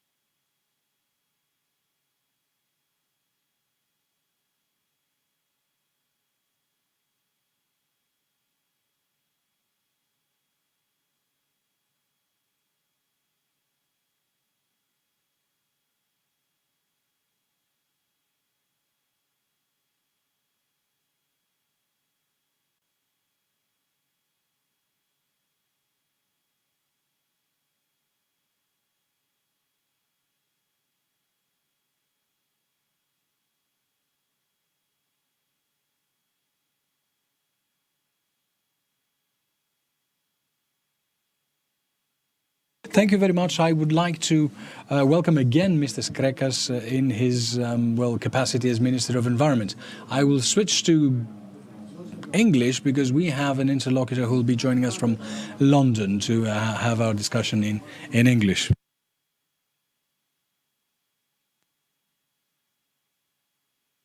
Ο κύριο Walker μαζί μας, ήδη είναι online, οπότε κατευθείαν αγγλικά τον παρουσιάζω. Με μεγάλη μου ευχαρίστηση έχουμε τον Υπουργό Περιβάλλοντος και Ενέργειας σε αυτή τη συνεδρία που έχει θέμα την ισορροπία μεταξύ της ενεργειακής κρίσης και της πράσινης μετάβασης. Έχουμε κάποιους εκπληκτικούς ομιλητές που τους προσκαλώ στο βήμα.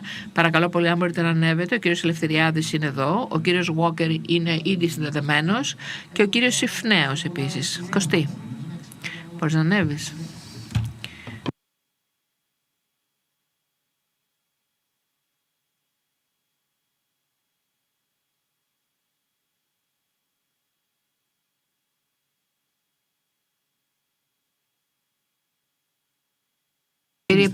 Κύριε Υπουργέ, μιλάμε για μια ενεργειακή κρίση η οποία ήταν άνευ προηγουμένου.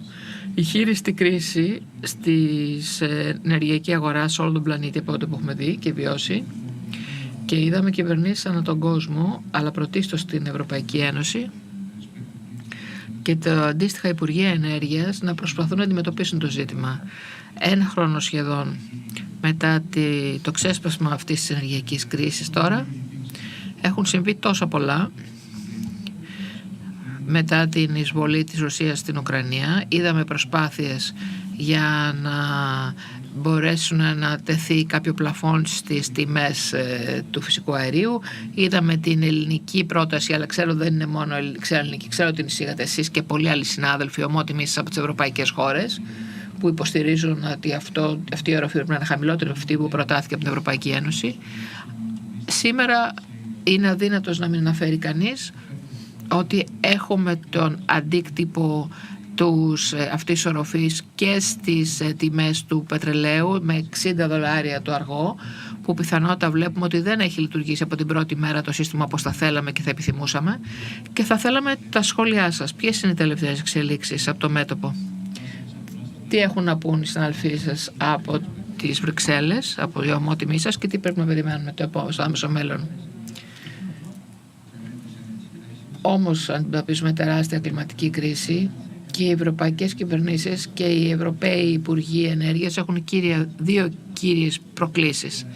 Η πρώτη είναι να διασφαλίσουν την ασφάλεια παροχής, προμήθειας οπόρων, και το δεύτερο να εγγυηθούν προσιτές τιμές και για τα νοικοκυριά και για τις επιχειρήσεις.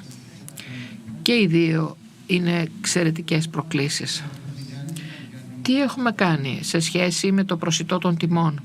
Εδώ στην Ελλάδα έχουμε σχεδιάσει και έχουμε εφαρμόσει ένα μηχανισμό φορολογίας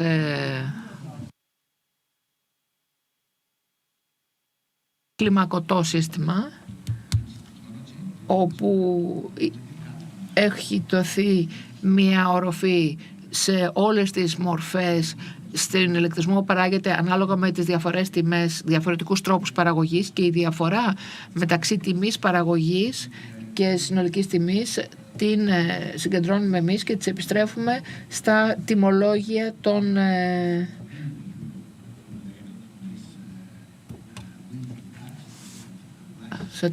των νοικοκυριών.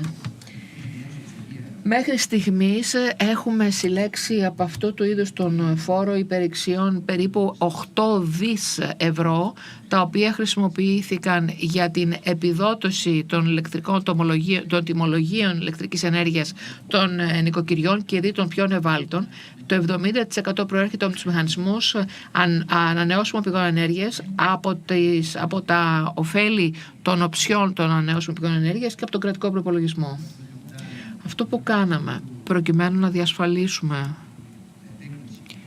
την επάρκεια της προμήθειας είναι ότι έχουμε τοποθετήσει σε χρόνο ρεκόρ μια πλωτή δεξαμενή αποθήκευση στη Ρεβιθούσα, που είναι ο μεγαλύτερος σταθμός υγροποιημένου αερίου εκεί, προκειμένου να μπορούμε να αναβαθμίσουμε και να επεκτείνουμε τη χρήση της διαδικασίας αεροποίησης του εργοστασίου που είχαν εκεί, και ταυτόχρονα και 2 μεγάλα δεξαμενόπλια που χρησιμεύουν σαν πλωτές δεξαμενές, και επίσης έχουμε καταφέρει και έχουμε το μηχανισμό μεταφόρτωσης από πλοίο σε πλοίο. Κατά αυτόν τον τρόπο μπορέσαμε να αυξήσουμε και την εξαγωγή ενέργειας. Φέτος εξήγαμε 2,5 δις κυβικά μέτρα έναντι 0,7 πέρσι, αποδεικνύοντας την αλληλεγγύη μας προς τη Βουλγαρία και χώρες βορειότερα της Βουλγαρίας. Τώρα στο μέσο και μακροπρόθεσμα προετοιμάζουμε μια δεύτερη μονάδα υγροποιημένου αερίου στην Αλεξανδρούπολη. Ο όμιλος Κοπελούζου ήταν αυτοί που ανέλαβαν αυτή την πολύ αποφασιστική σημασία υποδομή, με μια δυνατότητα 5,5 PCM υγροποίησης, που θα μας δώσει τη δυνατότητα να διαφοροποιηθούμε πλήρως και να απεμπλακούμε από τις ρωσικές εισαγωγές, αν απαραίτητο, από το 2024 και μετά. Ταυτόχρονα έχουμε και μια τρίτη μονάδα που θα αποφασιστεί σύντομα σχεδόν στη Διόρυγα, και πέρσι εγκαινιάσαμε και τον καινούριο αγωγό αερίου που συνδέει την Ελλάδα με τη Βουλγαρία, με χωρητικότητα από 3 BCM με δυνατότητα αναβάθμιση μέχρι τα 5. Αλλά αυτό βέβαια αφορά την διασφάλιση παροχής στο αέριο. Αλλά εν γέννη η διασφάλιση της επάρκειας δεν έχει να κάνει μόνο με διαφοροποίηση των πηγών προέλευσης του αερίου, αλλά επίσης και του τύπου ενέργειας που χρησιμοποιούμε. Η Ελλάδα, επί παραδείγματι, είναι 8η στον κόσμο σε ό,τι αφορά τη συνεισφορά σε ανανεώσιμες πηγές ενέργειας στο ενεργειακό μας μείγμα. Φέτος θα αναπτύξουμε σχεδόν 2.000 ΜΒ ανανεώσιμων μέχρι το 2030. Θέλουμε το 80% της ηλεκτρικής ενέργειας που καταναλώνεται να προέρχεται από ΑΠΕ. Αυτό σημαίνει ότι θα μειώσουμε πάρα πολύ σημαντικά τις εισαγωγές αερίου που χρησιμοποιούμε σήμερα προκειμένου να παραχθεί ηλεκτρική ενέργεια. Την τελευταία λοιπόν 3,5 χρόνια στην Ελλάδα έχουμε αναπτύξει πάνω από 4 γιγαβάτ ΑΠΕ. Αν το είχαμε κάνει αυτό πιο πριν, 4, 5, 6 χρόνια, σήμερα θα χρειαζόμασταν πολύ λιγότερες εισαγωγές φυσικού αερίου για την παραγωγή ηλεκτρικής ενέργειας. Γι' αυτό και προετοιμάζουμε την αναβάθμιση των ηλεκτρικών διασυνδέσεων με τους Κανάβους, με τις όμορες χώρες. Το διπλασιάζουμε με τη Βουλγαρία, που θα έχει ολοκληρωθεί μέχρι το πρώτο τρίμηνο 2023. Διπλασιάζουμε τις συνδέσεις με την Ιταλία και τη Βόρεια Μακεδονία και τριπλασιάζουμε τις διασυνδέσεις με τον Κάναβο με το δίκτυο της Αλβανίας μέχρι το τέλος του 2023. Να τονίσω επίσης 2 μεγάλα project, την ηλεκτρική διασύνδεση, την πρώτη ηλεκτρική διασύνδεση μεταξύ Βορείου Αφρικής και Νοτιού Ευρώπης και συγκεκριμένα μεταξύ Αιγύπτου και Ελλάδος, με δυναμικό 3 γίγα με υπόγειο καλώδιο, και μια άλλη σημαντική διασύνδεση μεταξύ Ελλάδος, Αυστρίας και Γερμανίας. Άμεσο καλώδιο που θα δώσει τη δυνατότητα στην Ελλάδα όλη αυτές τις παραγόμενη ενέργεια από ΑΠΕ που παράγει ήδη και που θα παράγεται και περισσότερη στο μέλλον, από κοινού με την πράσινη ενέργεια που θα εισάγουμε από την Αίγυπτο, να την εξάγουμε κατευθείαν στο κέντρο της Ευρώπης. Και ως εκ τούτου μετασχηματίζουμε την Ελλάδα σε μείζον ενεργειακό κόμβο, όχι μόνο για το αέριο, δηλαδή με τις εισαγωγές υγροποιημένου φυσικού αέριου, αλλά και για την πράσινη ενέργεια, και επομένως μετασχηματίζουμε την Ελλάδα σε ένα κεντρικό πυλώνα για την ασφάλεια της παροχής ενέργειας στην Νοτιοανατολική Ευρώπη. Κατά την άποψη σας, λοιπόν, οι εξελίξεις που είδαμε με το ξέσπασμα αυτής της κρίσης επιταχύνουν την ενεργειακή μετάβαση ή θέτουν εμπόδια σε σχέση με αυτά που είχαμε σχεδιάσει και συζητούσαμε πέρσι? Πολύ κέριο το ερώτημά σας. Η ενεργειακή κρίση ουσιαστικά επιτάχυνε αυτή την πράσινη μετάβαση, γιατί η πράσινη μετάβαση αυτό που κατά βάση κάνει είναι να διασφαλίσει προσιτές τιμές ενέργειας, προβλέψιμες τιμές, σε πολύ πιο σημαντικά χαμηλότερες εκπομπές διοξειδίου του άνθρακα, άρα μειώνουμε και τα αίτια, αποδυναμώνουμε και τα αίτια της κλιματικής κρίσης, και βέβαια εξασφαλίζουν την παροχή, διότι ο ήλιος και ο ένεμος είναι πηγές ενέργειας που έχουμε σε πληθώρα στην Ελλάδα. Προχωράω στον Άντριο Walker, που είναι αντιπρόεδρος της Στρατηγικής Υγροποιημένου Φυσικού Αερίου και Επικοινωνίας του ομίλου Σενιέρ, που είναι η κορυφαία εταιρεία από τις ΗΠΑ που εξάγει υγροποιημένο φυσικό αέριο, η πρώτη που το έκανε δηλαδή από τις ΗΠΑ, με πολύ σημαίνοντα, βαρύνοντα ρόλο σε συζητήσεις που είδαμε και συμβολή εν μέσω της ενεργειακής κρίσης. Το γεγονός ότι μιλούσαμε τότε για διαφοροποίηση του αερίου που εισήγαμε από τους αγωγούς από τη Ρωσία, να το υποκαταστήσουμε με υγροποιημένο φυσικό αέριο και δει αυτό που έρχεται από τις ΗΠΑ. Θα ήθελα λοιπόν την οπτική του Άντριου. Σε ποιο βαθμό δηλαδή έχει επιτευχθεί αυτό? Ποιες είναι οι προοπτικές για το αμερικανικό υγροποιημένο αέριο τα επόμενα έτη, σε σχέση, αν μπορείτε να μας πείτε κάποια πράγματα σε σχέση με τη δική σας προοπτική σε ό,τι αφορά την ευρωπαϊκή κατάσταση και τις εργασίες με την Ευρώπη? Γιατί βασικά ουσιαστικά τα δείγματα σημεία είναι ότι είμαστε back in business, ξαναγύρισε κρατεό το υγροποιημένο φυσικό αέριο. Ποια είναι η δική σας άποψη? Σε ευχαριστώ πάρα πολύ, Κώστα. Ελπίζω να με ακούτε καθαρά και να με βλέπετε. Πρώτα απ' όλα ζητώ συγγνώμη προς το υπόλοιπο πάνελ που η συζήτηση θα πρέπει να γίνει στην αγγλική. Ζητώ συγγνώμη γι' αυτό, δυστυχώς η γνώση μου της ελληνικής είναι ανύπαρκτη. Κώστα, σε ευχαριστώ πάρα πολύ για την εισαγωγή. Τώρα, ως προς το υγροποιημένο φυσικό αέριο, θα έλεγα ότι δεν χάθηκε το υγροποιημένο φυσικό αέριο, αλλά έγινε πολύ πιο σημαντικό. Και αυτό λόγω της θέσεως στην οποία βρίσκεται η Ευρώπη ως προς την παροχή ενέργειας και την ασφάλεια, την εξασφάλιση αυτών των πηγών. Όπως είπατε και εσείς, η Ευρώπη προσπαθεί να απομακρυνθεί από την ρωσική προμήθεια αερίου και οι επιλογές που έχει για να μπορέσει να αντικαταστήσει αυτή την παροχή είναι πάρα πολύ περιορισμένες. Είναι περιορισμένες γιατί θα πρέπει να επιταχυνθεί η ενεργειακή μετάβαση, όπως είπε και ο αξιότιμος κύριος Υπουργός. Και βεβαίως με ποιον τρόπο θα εισέλθει αυτό το αέριο στην ευρωπαϊκή αγορά για να αντικαταστήσει το ρωσικό. Θα ήθελα να δούμε λιγάκι το ρόλο που έπαιξε το υγροποιημένο φυσικό αέριο και ειδικά το αμερικανικό υγροποιημένο φυσικό αέριο. Όλη η Ευρώπη είδε μία μείωση στην παροχή και προμήθεια ρωσικού αερίου κατά 80 BCM. Ως προς την αμερικανική παραγωγή και προμήθεια θα υπάρξει μια αύξηση της τάξης του 50 BCM, σπάζοντας κάθε ρεκόρ προμήθειας υγροποιημένου φυσικού αερίου στην Ευρώπη. Αυτά τα 50 BCM αντικαθιστούν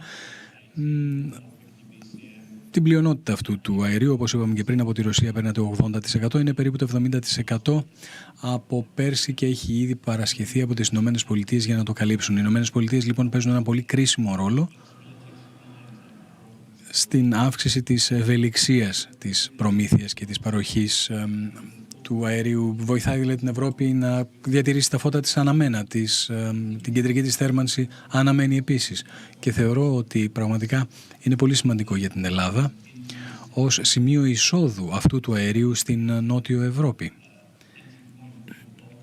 Η Ελλάδα είναι πολύ σημαντικό σημείο εισόδου για τα Βαλκάνια επίσης, αλλά και για την Νότιο και Κεντρική Ευρώπη εν συνόλο. Η Ελλάδα γίνεται πάροχος ενέργειας κλειδί για τους γειτονές της. Κάτι το οποίο δεν θα περίμενε κανείς πριν από μερικά χρόνια.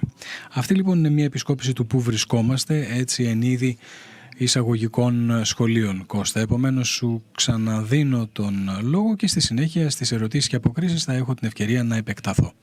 Ευχαριστούμε πολύ, Άντριου. Θα περάσω τώρα στον κύριο Συφνέο, τον αντιπρόεδρο της Gas Trade και διευθύνοντα σύμβουλα της εταιρείας, ένα από τα άτομα που ήταν εκεί από την αρχή της συλλήψεως, αν θέλετε, αυτού του project. Όπως είπε και ο Υπουργός, η εταιρεία εστιάζει σε ένα καινούριο FSRU, σε μια μονάδα υγροποιήσεως. Θα γίνει επέκταση της υφιστάμενης υποδομής. Θα θέλαμε να μας πείτε ποια είναι η γνώμη σας, πόσο σημαντική είναι αυτή η υποδομή. Αλλά πολύ σημαντικό επίσης είναι πώς βλέπετε εσείς το μέλλον του φυσικού αερίου, κάθετος υγροποιημένου φυσικού αερίου, δηλαδή σε οποιαδήποτε από τις δύο μορφές, είτε μέσω αγωγών είτε του υγροποιημένου, για την Ελλάδα στα επόμενα χρόνια. Ευχαριστώ πολύ, Κώστα. Καλησπέρα στον Υπουργό, καλησπέρα στον Άντριου, καλησπέρα σε όλους όσοι επέλεξαν να είναι μαζί μας σήμερα. Θεωρώ ότι ζούμε σε άνευ προηγουμένου συνθήκες. Και το ερώτημα είναι, εάν έχει αλλάξει η ίδια η κουβέντα, η συζήτηση, και αν η αλλαγή αυτή είναι προσωρινή, πρόσκαιρη, από μία μετάβαση από μηδενικό αποτύπωμα μέχρι την επιβίωση του ανθρωπίνου γένους, και αν το ένα αποκλείει το άλλο. Δεν νομίζω ότι είναι αμοιβαίως αλληλοαποκλειόμενα αυτά τα δύο. Από αυτά που ακούσαμε σήμερα, η μετάβαση σε μια οικονομία χωρίς άνθρακα είναι μέρος της λύσεως. Αποτελεί μέρος της λύσεως για το πρόβλημα της ενεργειακής κρίσεως. Δεν μπορεί όμως να είναι μια διαδικασία που θα γίνει δια μιας. Νομίζω ότι η γεωπολιτική διάσταση της ενέργειας βρίσκεται στο επίκεντρο του σχεδιασμού των πολιτικών. Και η ασφάλεια και διαφοροποίηση της παροχής ενεργείας αναδύεται ως μια μείζωνα προτεραιότητα αμέσως μόλις η Ευρώπη συνειδητοποίησε ότι η εξάρτηση από το ρωσικό αέριο είχε πολύ αρνητικές επιπτώσεις στο ευρωπαϊκό κεκτημένο. Νομίζω ότι το υγροποιημένο φυσικό αέριο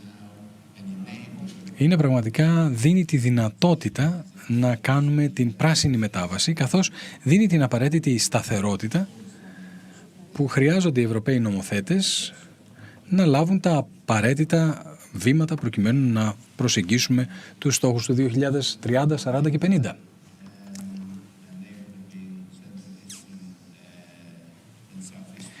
Στην κεντρική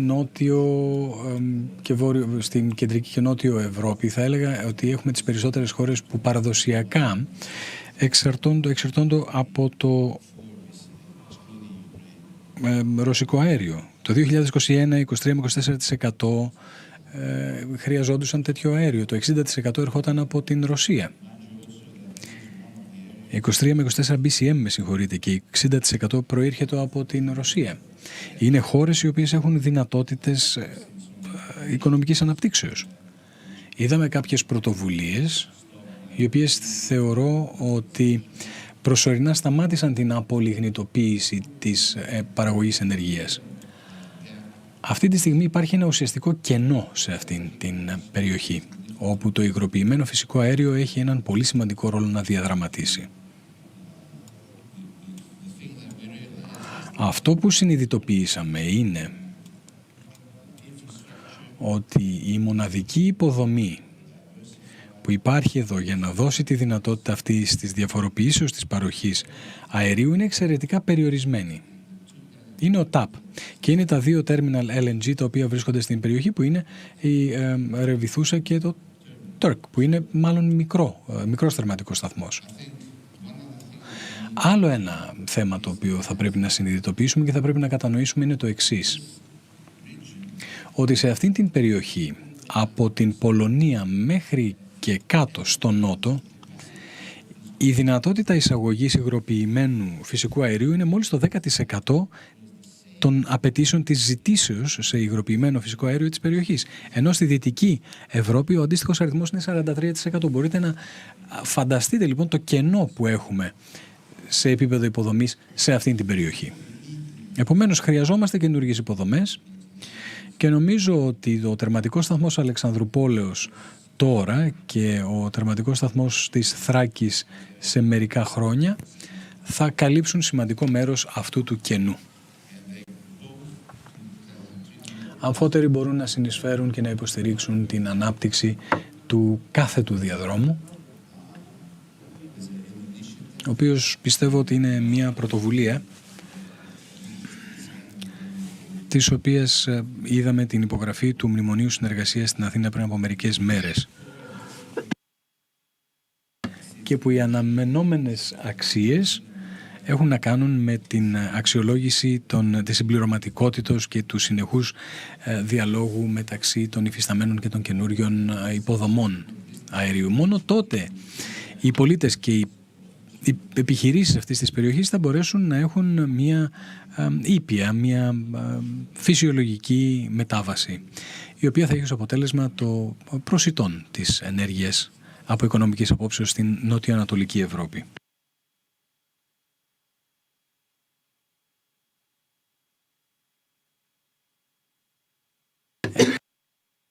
Έχουμε λοιπόν έναν σταθμό υποκατασκευή, θα ξεκινήσει την 1η Ιανουαρίου του 2024 τη λειτουργία, θα είναι το τρίτο στην Νοτιοανατολική Ευρώπη και το πρώτο στην Ελλάδα. Θα συνδέσει, όπως είπε και ο Υπουργός, την Ελλάδα με τις αγορές της Νοτιού και Νοτιοανατολικής Ευρώπης. Για να επανέλθω σε αυτό που είπε ο Κώστας, θα ήθελα... Έχουμε την Θράκη, έχουμε την Αλεξανδρούπολη. Στη Θράκη έχουμε ήδη την αδειοδότηση και θα είναι έτοιμο στα τέλη του 2025. Αυτό είναι ένα project το οποίο μπορεί να υποστηρίξει την παροχή της Ουκρανίας από πλευράς της Ελλάδος, χρησιμοποιώντας αυτόν τον κάθετο διάδρομο τον οποίο περιέγραψα από βορρά προς νότο. Και για να κλείσω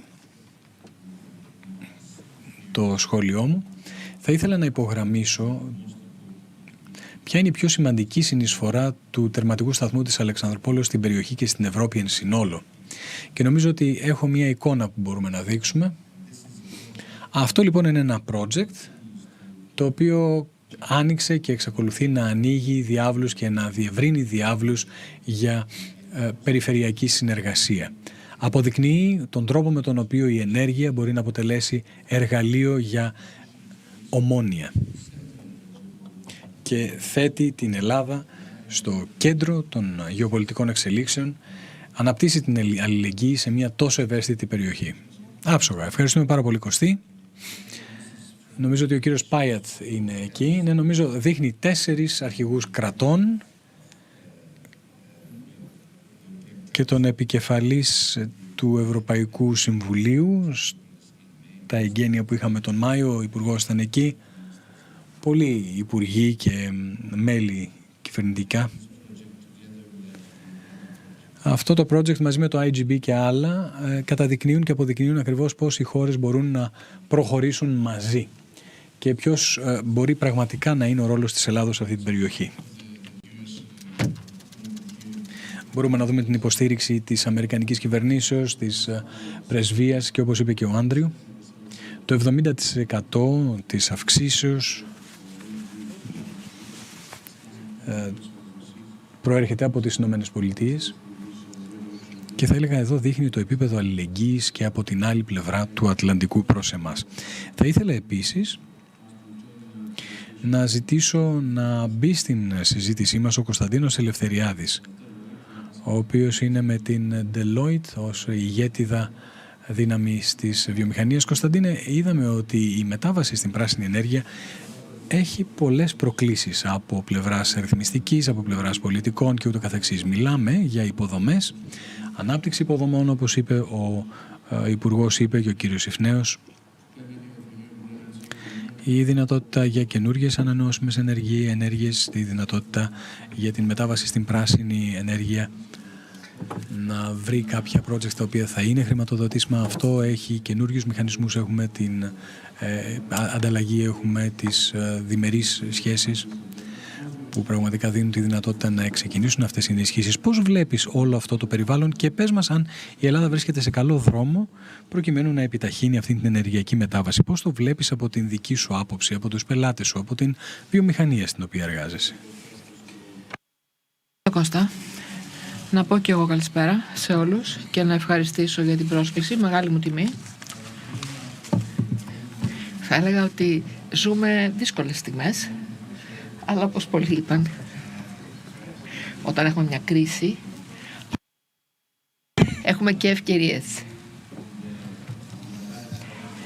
Και το θέμα είναι να είμαστε από τη σωστή πλευρά της ιστορίας και να βλέπουμε τη σωστή πλευρά το νόμισμα.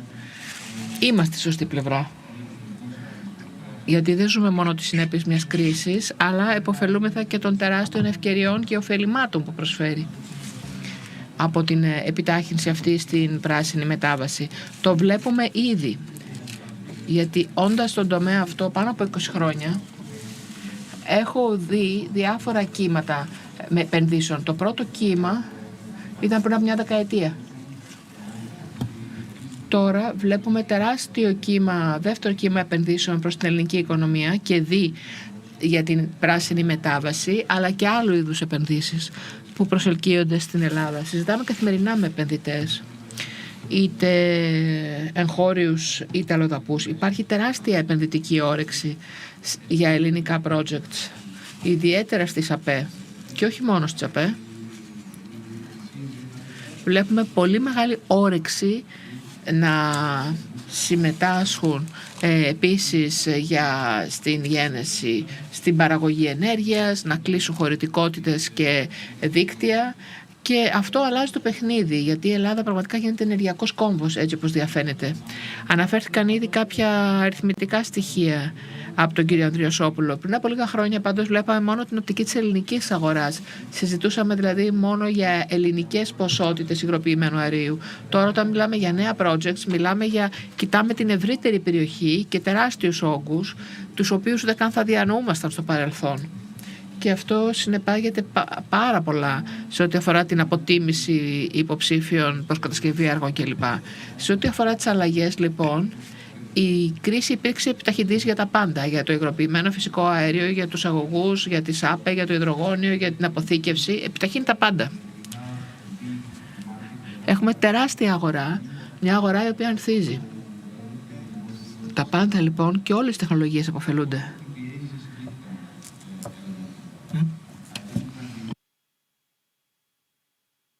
Όπως αναφέρθηκε προηγουμένως, αλλάζει το παιχνίδι, το οποίο είναι καλό όχι μόνο για την ενεργειακή αγορά, αλλά και για την ανταγωνιστικότητα εν γέννη της βιομηχανίας ενέργειας και τους Έλληνες βιομηχανικούς παίκτες εν γέννη. Γιατί όταν παίζεις σε παγκόσμια κλίμακα, πρέπει να συγκριθείς και με παίκτες από την Ισπανία, το Ηνωμένο Βασίλειο, από τη Γερμανία. Δεν έχουμε λοιπόν την πολυτέλεια να έχουμε βιομηχανικούς ομίλους στην Ελλάδα που θα πληρώνουν τόσο ψηλά την ηλεκτρική ενέργεια, δεν θα μπορούν να είναι εξαγωγικές. Άρα πρέπει να πληρώνουν χαμηλωμένο τιμολόγιο μέσω εταιρικών συμφωνιών. Αυτό είναι σημαντικό όφελος. Έχουμε κάποια εμπόδια, όχι, δεν θα το έλεγα εμπόδια, μάλλον κάποια ορόσημα που πρέπει να υπεργεράσουμε. Το να θέσουμε αυτή την οροφή είναι το ένα. Γιατί προκάλεσε κάποια θέματα σύμφωνα με τις γενικές συμφωνίες.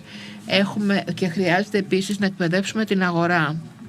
Οι τράπεζες θα παίξουν σημαντικό ρόλο γιατί η χρηματοδότηση των projects είναι πολύ σημαντικά και αντιμετωπίσουμε κάποια πράγματα και από το χρηματοοικονομικό κομμάτι χρειαζόμαστε ένα σαφές τοπίο.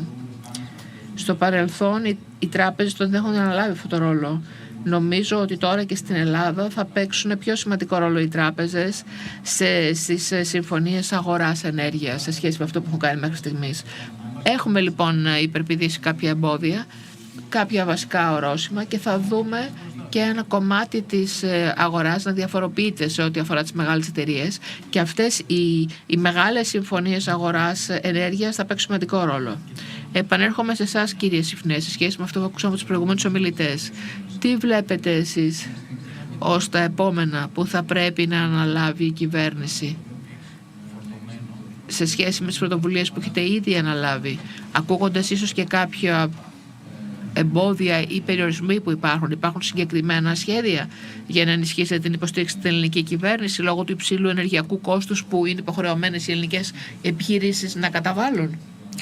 Υπάρχουν συγκεκριμένα σχέδια της κυβέρνησης για την υποστήριξη των βιομηχανιών στην Ελλάδα σε ό,τι αφορά την ενέργεια?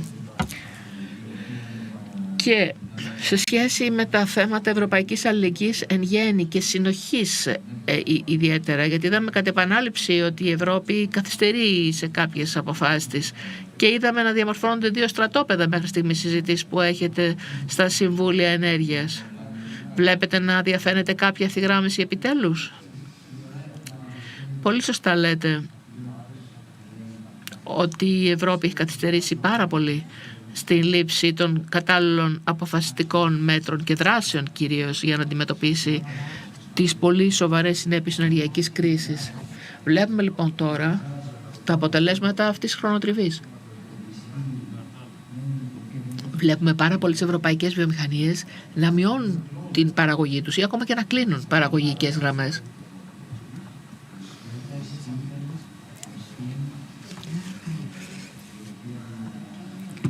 Βλέπουμε να υποφέρει η ευρωπαϊκή μεταλλουργία, εταιρείες αλουμινίου, η αλοπίας, όλες δηλαδή οι βιομηχανίες που είναι πολύ εντατικές στην κατανάλωση ενέργειας κλείνουν και υποφέρουν. Άρα εν κατακλείδη και η κοινωνία θα υποφέρει, γιατί αν η βιομηχανία μειώνει την παραγωγή της, αυτόματα μετακυλίεται κόστος στην κοινωνία με αύξηση της ανεργίας. Άρα εν κατακλείδη η κοινωνία θα έχει πρόβλημα. Αλλά εν πάση περιπτώσει υπάρχει ακόμα χρόνος να ληφθούν τα κατάλληλα μέτρα. Ο Έλλην Πρωθυπουργός, ο Κυριάκος Μητσοτάκης, τι είπε από την αρχή της κρίσης? Είπε ότι θα έπρεπε να λάβουμε αποφασιστικά μέτρα προκειμένου να αντιμετωπίσουμε την κερδοσκοπία που σημειώνεται αυτή τη στιγμή και αναπτύσσεται και που προκαλεί ακριβώς και το μεγαλύτερο πρόβλημα, και από αυτό υποφέρουμε. Έχουμε δηλαδή τον μεγάλο παίκτη, τη Ρωσία, η οποία χειραγωγεί τα χρηματιστήρια ενέργειας. Οπότε η Ευρώπη αυτή τη στιγμή αγοράζει 4, 5, ακόμα και 7 φορές πιο ακριβά το αέριο από οποιαδήποτε άλλη ήπειρο στον κόσμο. Αυτό είναι παράλογο για την Ευρώπη να αγοράζει το πιο ακριβό αέριο στον κόσμο, όταν τα θεμελιώδη στοιχεία, αν θέλετε, και προϋποθέσεις δεν πληρούνται. Αυτό που είπε λοιπόν ο Πρωθυπουργός Μητσοτάκης σε μια επιστολή την οποία απέστειλε στην πρόεδρο της Ευρωπαϊκής Επιτροπής τον περασμένο μήνα, είναι ότι θα πρέπει να εφαρμόσουμε αυτή την οροφή, ένα cap, δηλαδή ένα δυναμικό cap, ένα δυναμικό διάδρομο, δεν ξέρω, έχει σημασία πώς θα τον πούμε, προκειμένου να κατεβάσουμε τις τιμές του αερίου και ως εκ τούτου να μειώσουμε τις τιμές του ηλεκτρικού που είναι άμεσα συνδεδεμένες με εκείνες του φυσικού αερίου. Νομίζω ότι τώρα είμαστε 15 τα κράτη-μέλη που έχουμε ευθυγραμμιστεί στην πρόταση αυτή. Η Ελλάδα έχει εκπληκτική ηγεσία αυτή τη στιγμή σε αυτή την όθηση. Ακολουθούν το Βέλγιο, η Ολλανδία, η Ιταλία, η Πολωνία, η Ισπανία και η Ιταλία και άλλα κράτη-μέλη. Προσπαθούμε να πείσουμε τα υπόλοιπα κράτη-μέλη, τα οποία ανθίστανται στεναρά. Γιατί έχουν κάποιες ανησυχίες, ενδεχομένως λογικές, αλλά νομίζω ότι έχουμε κατευνάσει αυτούς τους προβληματισμούς τους. Εάν εφαρμόσουμε κάποιο οριζόντιο ΚΑΠ, νομίζω θα βρούμε κάποια θετική συνένεση. και θα μπορέσουμε να εγγυηθούμε χαμηλότερες τιμές αερίου για τον επόμενο χειμώνα, αλλά και για το χειμώνα το μεθεπόμενο. Γιατί ίσως ο χειμώνας του 23-24 να είναι ακόμα δρυμύτερος από ότι ο τρέχον. Και αυτό το λέω διότι τώρα έχουμε 96% των δεξαμενών μας γεμάτες με φυσικό αέριο. Καταφέραμε επίσης να μειώσουμε τη ζήτηση σε αέριο. Στην Ελλάδα μειώσαμε τη ζήτηση κατά 32% το τελευταίο τρίμηνο και καταφέραμε να τη μειώσουμε κατά 18% αυτό το μήνα σε σχέση με τον περσινό. Μειώσαμε την κατανάλωση ηλεκτρικού κατά 12% κατά μισό το τελευταίο τρίμηνο. Επομένως τώρα έχουμε και καλό καιρό μέχρι στιγμής.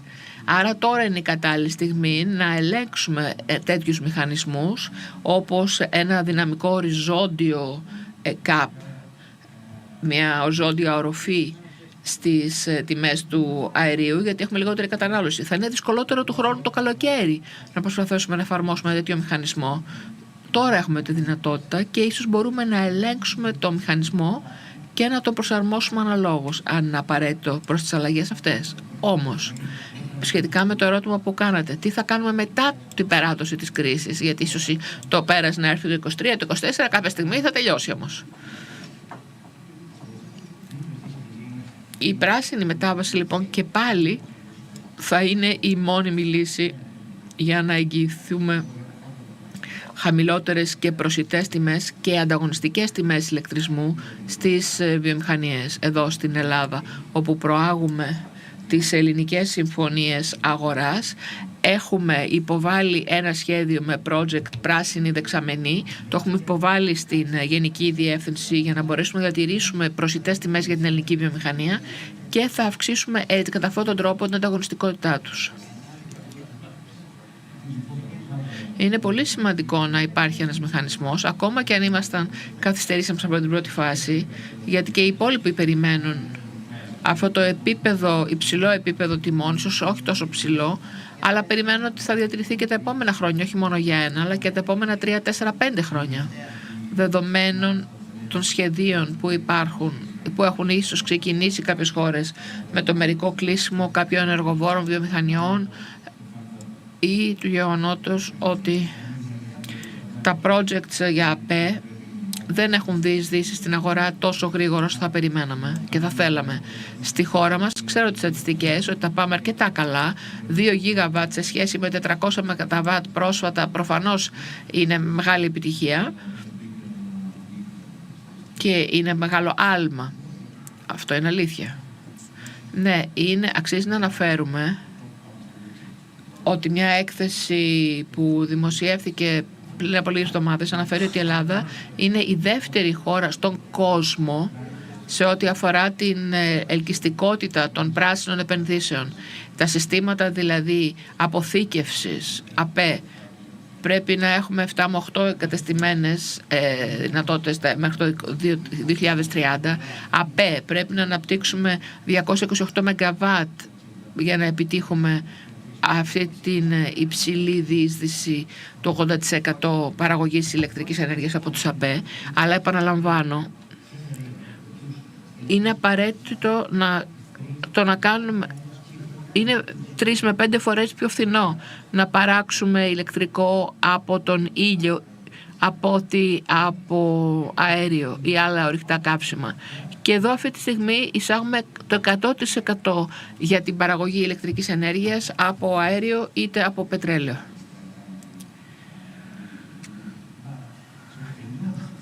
Η ΑΠΕ λοιπόν είναι η λύση και για μια ανταγωνιστική ευρωπαϊκή βιομηχανία και για ανταγωνιστικές κοινωνίες και βιώσιμες κοινωνίες. Γιατί εν κατακλείδη αυτό πρέπει να διατηρήσουμε, να εξαλείψουμε τα αίτια της κλιματικής κρίσης. Άντριο, σκεφτόμουν από τις συζητήσεις που είχαμε πριν από 6-7 χρόνια, πρωτού καν ξεκινήσετε να εξάγετε φυσικό αέριο από τη ΣΥΠΑ, συζητούσαμε την μακροανάλυση για το υγροποιημένο φυσικό αέριο σε παγκόσμια κλίμακα και φαινόταν ότι τότε το θέμα του τομέα ήταν περισσότερο καθοδηγούμενο από την παροχή. Δεν υπήρχε πολύ μεγάλη ζήτηση. Δεν μπορούσαμε να φανταστούμε ότι θα αυξηθεί τόσο πολύ τα ερχόμενα χρόνια. Γι' αυτό ακόμα και τα μεγάλα σχέδια,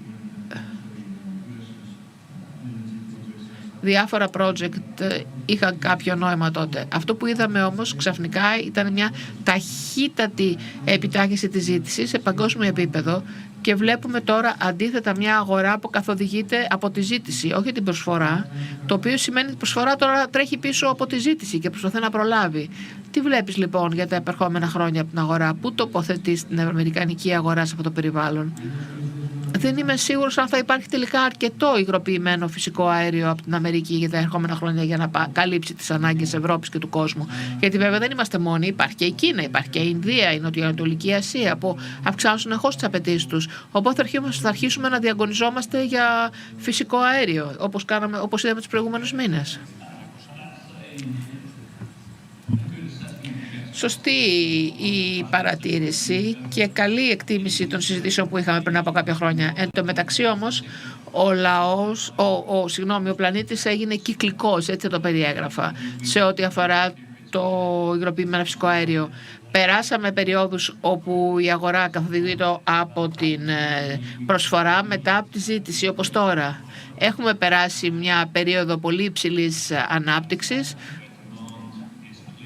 Τώρα είναι πάλι το ίδιο, όπου η ζήτηση καθοδηγεί την παροχή. Περιμένουμε η τρέχουσα αυτή τάση να παραμείνει εξαιτίας των γεγονότων στην Ουκρανία και της κίνησης της Ευρώπης να αντικαταστήσει την Ρωσία ως πάροχο. Υπάρχουν καλά και κακά νέα. Τα κακά νέα είναι ότι καθώς βλέπουμε στο μέλλον, κάνουμε προβλέψεις, βλέπουμε 3 μεγάλα κέντρα παροχής της ΗΠΑ, το Κατάρ και την Μέση Ανατολή και τη Βόρειο Ρωσία. Το κακά νέα είναι ουσιαστικά 2 είναι μόνο οι πηγές, δηλαδή η ΗΠΑ και το Κατάρ, ξεχνώντας τη Ρωσία.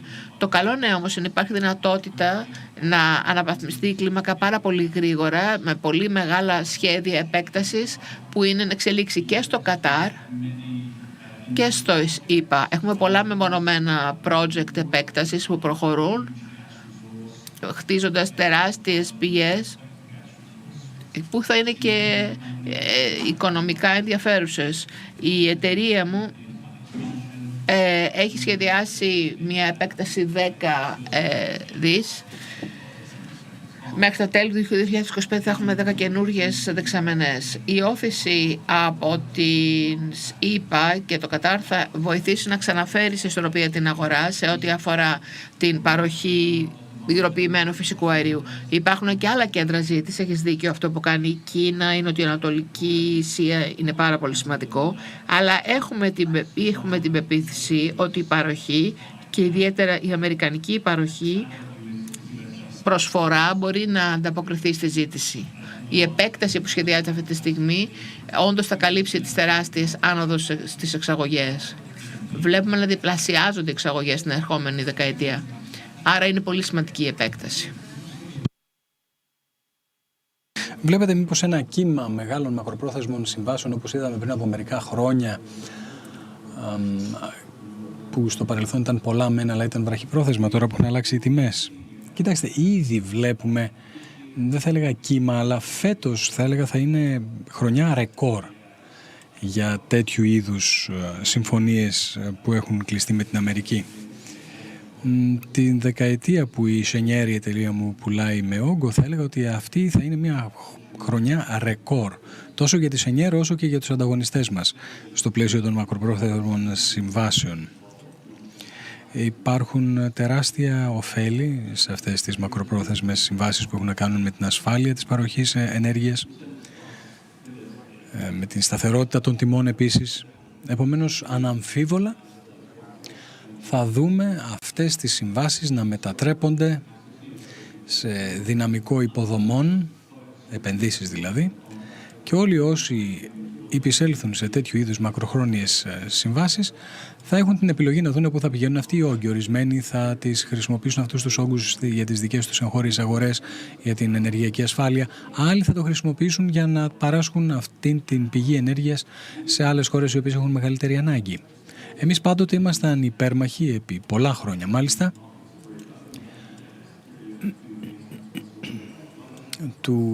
αυτής της διαδικασίας, ακόμα και τότε που ήταν πολύ χαμηλά η αγορά. Ο καλύτερος λοιπόν τρόπος για να κάνεις μακροπρόθεσμο επιχειρήν είναι να έχεις μια ποικιλία παροχών από γεωγραφικής απόψεως, όπως επίσης και διαρκείας συμβάσεων. Πρέπει να έχεις βραχυπρόθεσμα, μεσοπρόθεσμα και μακροπρόθεσμα συμβόλαια να τρέχουν ταυτοχρόνως. Κατά αυτόν τον τρόπο μπορείς να ελέγχεις τμήμα τουλάχιστον του όγκου το οποίο διέρχεται της χώρας σου ή καταλήγει στη χώρα σου, και θα έλεγα ότι επιστρέφουν σε μακροπρόθεσμες συμβάσεις οι περισσότεροι παίκτες και είναι κάτι το οποίο παρατηρούμε τα τελευταία χρόνια ήδη. Ευχαριστούμε πολύ, Άντριου. Κωστή, θα περάσω πάλι σε σένα για να σε ρωτήσω το εξής. Είναι το ερώτημα το οποίο θα υπογραμμίσει τον περιφερειακό ρόλο που παίζει η Αλεξανδρούπολη. Η ελληνική αγορά είναι περίπου το 65% αυτού του αερίου πηγαίνει στην παραγωγή ηλεκτρισμού. Πώς θα αλλάξει αυτή η μίξη όταν μιλήσουμε για ΑΠΕ στο μέλλον, όταν γίνει η μετάβαση? Η Ελλάδα θεωρείται ότι θα παίξει ρόλο κλειδί ως χώρα διαμετακομιστική, ως hub, ως κόμβος? Τι θα γίνει με την αξιοποίηση αυτού του κάθετου διαδρόμου τον οποίο περιγράψαμε νωρίτερα, βορρά-νότου? Κοιτάξτε, θα ήθελα να διαφοροποιήσω λίγο το ερώτημά σου, Κώστα. Πρώτα απ' όλα, υπήρξε μια πρωτοβουλία η οποία ανακοινώθηκε μόλις εξελέγει αυτή η κυβέρνηση, που είχε να κάνει με την απολιγνητοποίηση της ηλεκτρικής παραγωγής. Και αυτό ούτως ή άλλως θα πυροδοτούσε μια σημαντική αύξηση στη ζήτηση του φυσικού αερίου στην Ελλάδα. Αυτή η πρωτοβουλία είμαι βέβαιος ότι προσωρινά έχει τεθεί σε παύση, θα επανέλθει όμως σίγουρα όταν η ενεργειακή ασφάλεια αποκατασταθεί ή εν πάση περιπτώσει δεν είναι στην κατάσταση στην οποία βρίσκεται τώρα και δεν θα είναι πρωτεύουσα σημασίας η εξασφάλισή της. Κοιτάξτε, ακόμα και αν η Ελλάδα διπλασίαζε την κατανάλωσή της, δεν είναι αυτό το σημαντικό. Το σημαντικό είναι τι θα γίνει με τις συμβάσεις, τις μακροχρόνιες συμβάσεις παροχής. Θα πρέπει να αρχίσουμε να βλέπουμε τι γίνεται πέρα από τα σύνορά μας. Και αυτό στρατηγικά είναι ο μοναδικός τρόπος να αντιμετωπίσουμε τις αγορές. Και γι' αυτό οι υποδομές οι οποίες χτίζονται αυτή τη στιγμή είναι πολύ σημαντικό να είναι συμπληρωματικές. Είναι συμπληρωματικό να δημιουργήσουν μια ρευστότητα σε αυτό το μέρος του κόσμου γεωγραφικά, δημιουργώντας ένα ευέλικτο κόμβο ενεργειακό στο πλαίσιο του αερίου, που θα δώσει τη δυνατότητα στην τελική ανάλυση στους παρόχους και στους καταναλωτές να εξισορροπήσουν την προσφορά και τη ζήτηση στην αγορά αυτή. Και στο τέλος η κρίση θα αποσοβηθεί, θα μετριαστεί. Οι κρίσεις, όπως ξέρετε, οδηγούνται και καθοδηγούνται από την ανισορροπία μεταξύ προσφοράς και ζητήσεως. Χρειάζεται λοιπόν καινούργια υποδομή, χρειάζεται η συμπληρωματικότητα. Όπως κατέδειξε η κρίση, η ασφάλεια της παροχής είναι αυτή τη στιγμή η προεξάρχουσα προτεραιότητα. Αυτό οδηγεί, κινεί αυτού του είδους τις μακροπρόθεσμες συμβάσεις. Θεωρώ ότι αυτός είναι ο τρόπος με τον οποίο λειτουργεί η αγορά και προς τα εκεί κατευθύνεται η αγορά. Ταυτοχρόνως όμως θα πρέπει να πω ότι αυτός είναι ο τρόπος με τον οποίο θα αντιμετωπίσουμε την κρίση. Αυτός είναι ο τρόπος που θα επιτρέψει στους ανθρώπους οι οποίοι υιοθετούν τις πολιτικές να κάνουν μια ομαλή πράσινη μετάβαση. Ευχαριστώ πολύ. Κωνσταντίνε, όπως είπαμε, η πράσινη μετάβαση δίνει πολύ χώρο σε επενδύσεις οι οποίες γίνονται και σε φυσικό αέριο, που ήταν ανέκαθεν το μεταβατικό καύσιμο όπως έχει αποκληθεί, αλλά με κάποια σκαμπανεβάσματα, με δυσκολίες. Εξακολουθεί να είναι στο προσκήνιο, ίσως με διαφορετικές υποδομές όπως τα FSRUs ή τα τερματικά εισαγωγών-εξαγωγών, πράσινες επενδύσεις, αιωλική, ηλιακή ενέργεια. Όλα αυτά χρειάζονται προκειμένου να μπορέσουμε να λειτουργήσουμε αποδοτικά και να μπορέσουμε να διεισδύσουμε την αγορά. Χρειάζονται χώρους αποθήκευσης, χρειάζονται καινούργιες τεχνολογίες. Βλέπουμε ότι έχουν γίνει πολλές ανακοινώσεις στο επίπεδο της Ευρωπαϊκής Ενώσεως για το υδρογόνο και άλλες εναλλακτικές πηγές ενέργειας, οι οποίες απαιτούν αποθήκευση. Πώς βλέπετε να εξελίσσεται όλη αυτή η κατάσταση στο πλαίσιο της ελληνικής αγοράς? Κοιτάξτε, έχουμε επιτάπητος πολλές επενδύσεις, αυτό είναι ξεκάθαρο. Θα πρέπει να δούμε ποιες από αυτές θα παίξουν και θα τρέξουν, γιατί ορισμένες εξ αυτών είναι ανταγωνιστικές η μία με την άλλη. Δεν μπορούμε να έχουμε 10 FSRUs, ακόμα και αν λάβουμε υπόψη μας την ευρύτερη αγορά. Αυτές τις πλωτές μονάδες μεταφοράς, αποθήκευσης και επανυγροποίησεως.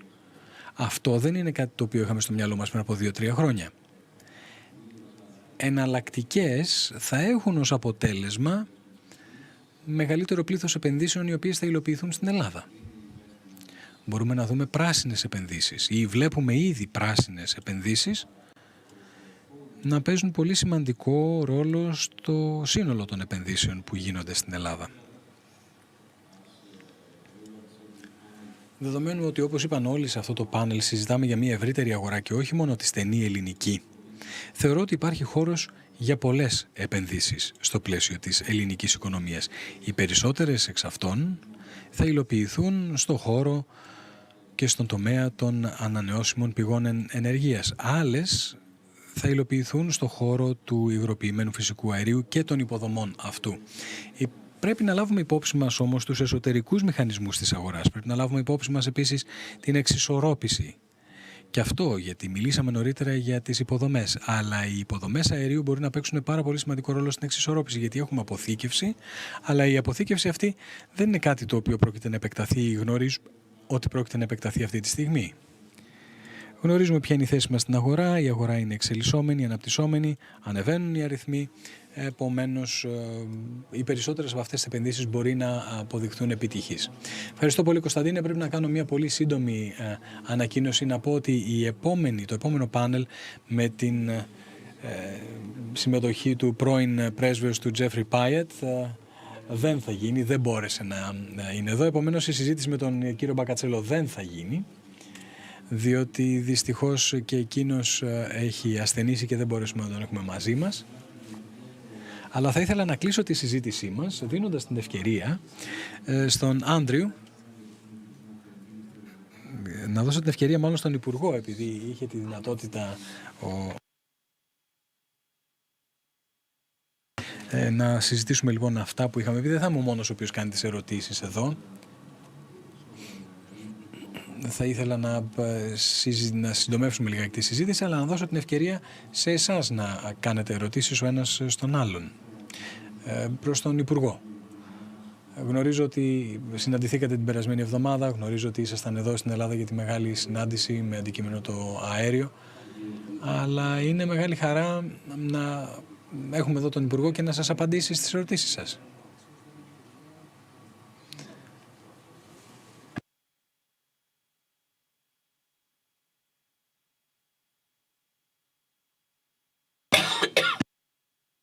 Λοιπόν, πραγματικά ήταν μεγάλη χαρά που συναντηθήκαμε την προηγούμενη εβδομάδα στην Σύνοδο Κορυφής.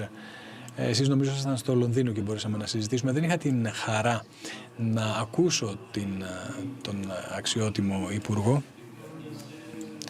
αλλά παρακολούθησα όλα όσα είπε σε σχέση με το όραμα της Ελλάδος και το όραμά του για την Ελλάδα.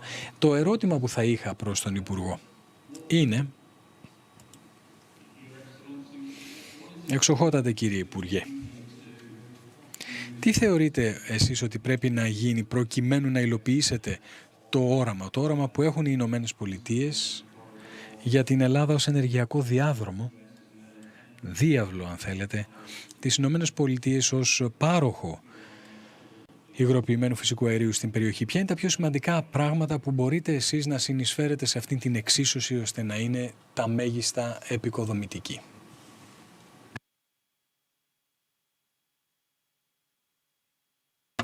Με ακούτε? Ναι, ωραία. Αυτό λοιπόν που ήδη κατορθώσαμε δείχνει τις δυνατότητες της Ελλάδος. Θα ήθελα να πω ότι περί το 50% της καταναλώσεώς μας προέρχονται από το υγροποιημένο φυσικό αέριο. Το 65% αυτού του 50% προέρχεται από τις Ηνωμένες Πολιτείες. Αυτό λοιπόν που ήδη κάναμε τα τελευταία 4-5 χρόνια καταδεικνύει ακριβώς τι έχουμε κάνει και δίνει απάντηση στο ερώτημά σας. Θα ήταν σφάλμα εάν δεν ανέφερα την συνεισφορά του νυν Υπουργού, του κ. Πάιατ, και τις υποστηρίξεις που έχουμε τύχει των Ηνωμένων Πολιτειών της Αμερικής στη δυνατότητά μας να υλοποιήσουμε αυτήν την στρατηγική. Γιατί πριν από μερικά χρόνια η Ελλάδα δεν βρισκόταν σε κανέναν ενεργειακό χάρτη της Ευρώπης. Σε κανέναν. Δεν είχαμε ούτε έναν αγωγό αερίου να διέρχεται της Ελλάδος. Είχαμε τη δυνατότητα αεριοποιήσεως και επαναεριοποιήσεως.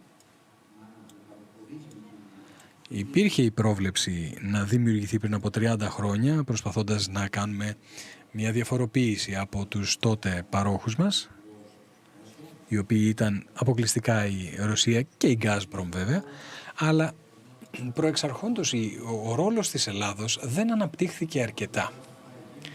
Κατά τα τελευταία 5 χρόνια κατορθώσαμε να διασφαλίσουμε ότι ο αγωγός TAP θα διέρχεται της Ελλάδος και θα φτάνει στην Ιταλία, και επίσης ένα FSRU στην Αλεξανδρούπολη πρόκειται να παραδοθεί άμεσα, μέσα σε 12 μήνες.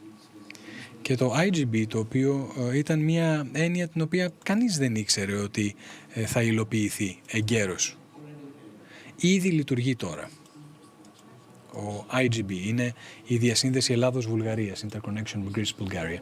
Αυτός είναι ο ρόλος της Ελλάδος, ο οποίος είναι πάρα πολύ σημαντικός για την ασφάλεια της παροχής της νοτιοανατολικής Ευρώπης. Τούτων λεχθέντων, θα ήθελα να προσθέσω ότι υπάρχουν τουλάχιστον 2 FSRU τα οποία μπορούν να έχουν ολοκληρωθεί πάρα πολύ σύντομα, δηλαδή μέσα στα επόμενα 2 χρόνια. Επομένως θα εκτιναχθεί η δυνατότητα εισαγωγής της Ελλάδος σε 20-24 BCM πολύ γρήγορα. Και πάλι θα ήθελα να πω ότι οι Ηνωμένες Πολιτείες είναι η πρώτη εξαγωγός χώρα, η πρώτη παραγωγός χώρα αερίου. Και κατά πάσα πιθανότητα, αφού ολοκληρωθούν κάποιες υποδομές, θα είναι η πρώτη εξαγωγός χώρα υγροποιημένου φυσικού αερίου. Αναλαμβάνοντας ηγετικό ρόλο. Λοιπόν, βλέπω ότι το ρολόι ήδη έχει περάσει στο κόκκινο και σε αρνητικό, δεν έχουμε άλλο χρόνο. Παρακαλώ πολύ, ας χειροκροτήσουμε όλοι τους ομιλητές και τον Υπουργό στο πλαίσιο αυτής της υπέροχης πραγματικά συζητήσεως.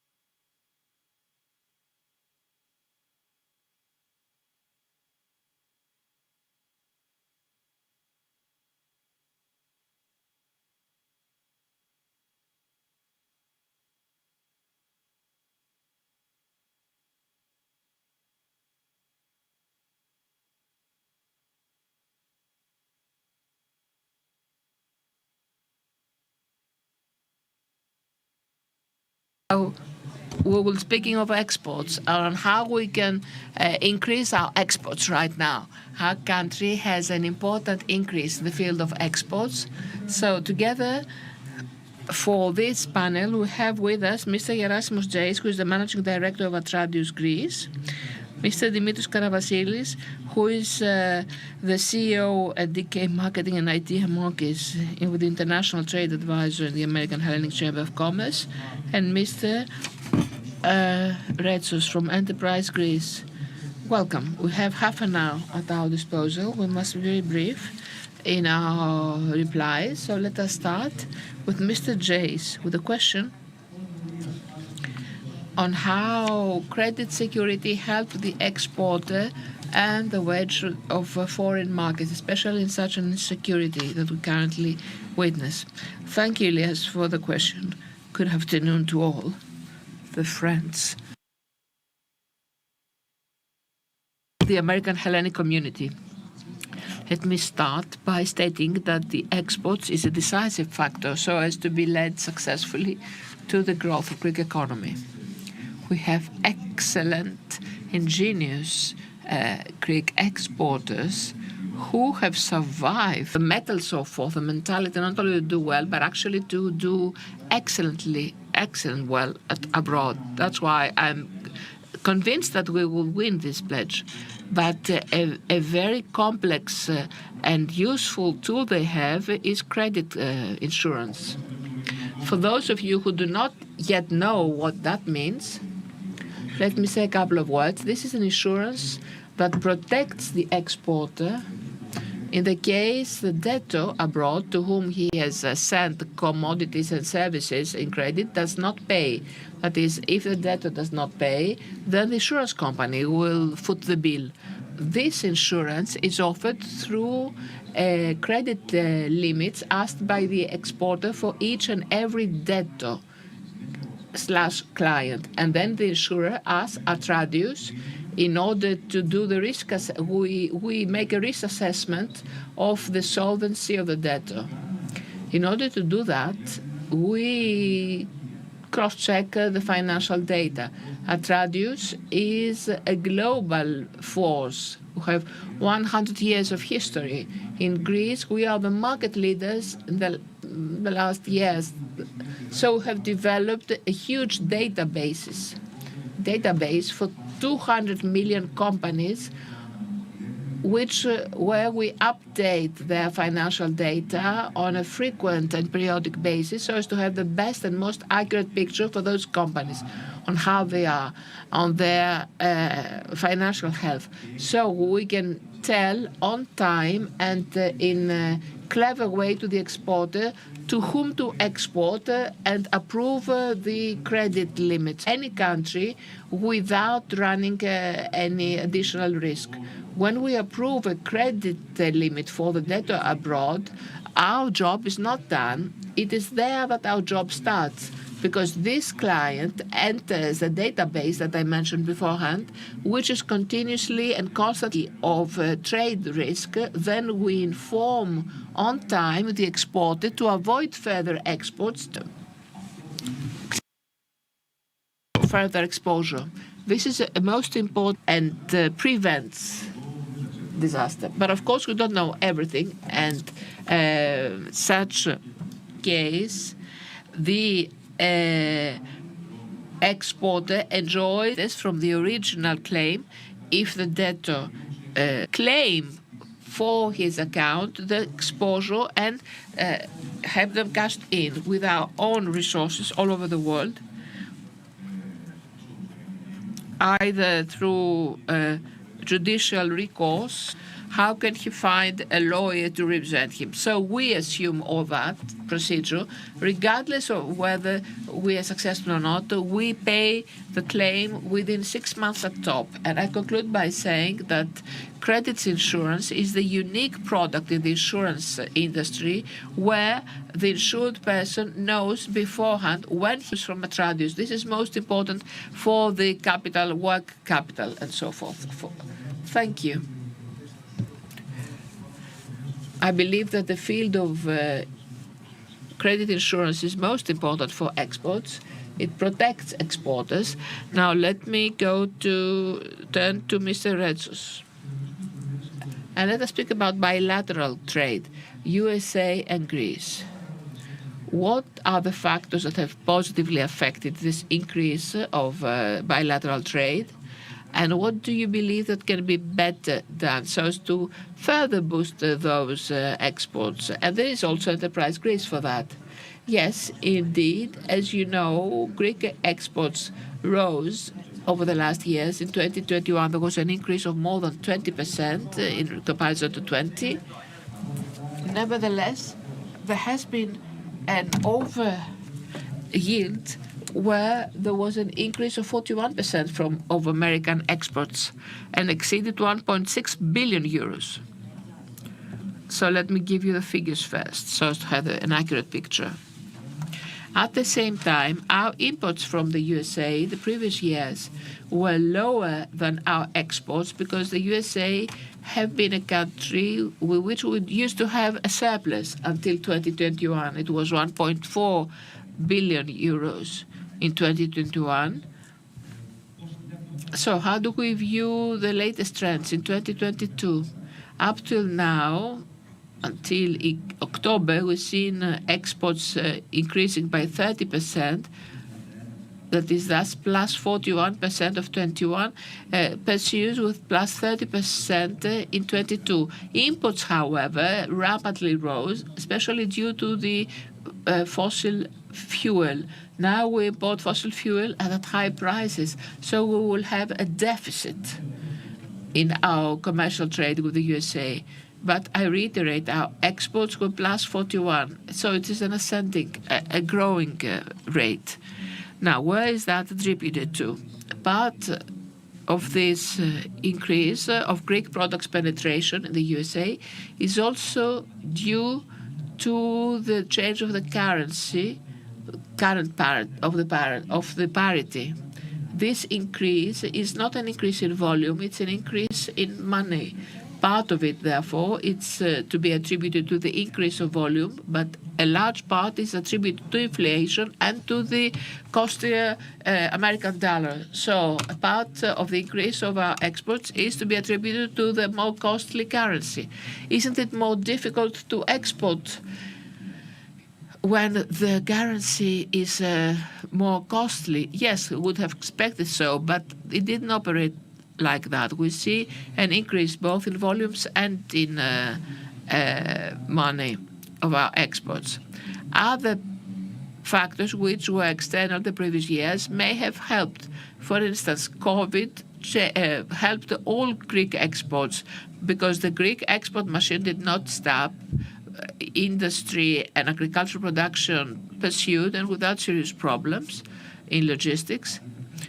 Contrary, our main competitors, such as Italy or Spain, had a lot of problems and practically shut down. So during COVID, the exports, including those towards the USA, were increased thanks to the capacity of Greeks to adapt more easily to times of disruption. Perhaps Brexit has also affected positively our exports to the USA. This is difficult to assess. Some sectors may have benefited, some others no. Russia, the issue with Russia has greatly and positively affected our relations and our exports to the USA. But just giving in a nutshell conclusion, when you speak of exports towards the country, it's not something that stands alone. It has to be integrated in a broader nexus of relations. It is well known that our relations with the USA are better than ever, and this is valid in all dimensions, in the defense sector, in the diplomatic sector, in the cultural sector. So within this framework, all the factors combining this framework are beneficial to exports. For instance, we had a huge increase of tourism wave the last 2 years. This also leads to an increase of exports. The tourists get to know Greek products and seek for it back in their country. On the defense sector, there are discussions for strategic alliances. I don't know whether I use the right terms as a speaker. In the broader framework of those discussions, there is obviously the promotion of the bilateral trade. And finally, let me mention the other great pillar, foreign investments. In the previous years, our exports the investments, foreign direct investments from BSA were 30, 40, 80 million euros, not higher. In 2021, they rose, they flew off to almost $500 million. That is investment funds that were cashed in, and the investment brought in far as a leverage far more money. So investment and exports is related. When one has foreign investments from the country, direct investments, immediately exports follow suit. So this is the framework. There's not a single word reply. As Enterprise Greece, I believe that we can boast of a small share of this success. We had a very intensive action plan in the USA the last year after COVID. During the COVID as well, in the digital platforms, we approached this market. The Ministry of Foreign Affairs also was extremely active. So putting two and two together, all that can explain the increase of exports towards the USA. So what justifies the increase of exports of Greece into the United States, and what are the next goals to come and that can be further developed? Now, as we've seen from studies that have been carried out and here in the Hellenic American Chamber of Commerce, is that the main sectors and branches that were the drivers for all these years were a single company selling a specific product, which is razor blades, which drives to a great extent this exports, aluminium, pharmaceuticals, are sectors and branches that have a huge growth. What we highlighted last year, and it's very important to repeat at this time, is that 10 years ago, if you remember, Mr. Spirtounias, we were discussing back in the day, and we as the AmCham were setting the foundation and saying that exports are around 2 to 3%. How could we make it 5 or 7%? And generally speaking, that was sort of a pipe dream. But I think that we are at 5% now.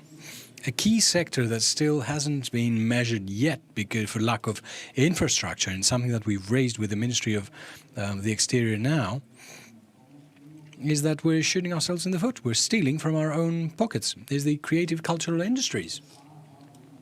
Greece has tremendous potential and capacity, and there are a host of people that provide such services primarily to American companies. And as a matter of fact, if you remember last time through some webinars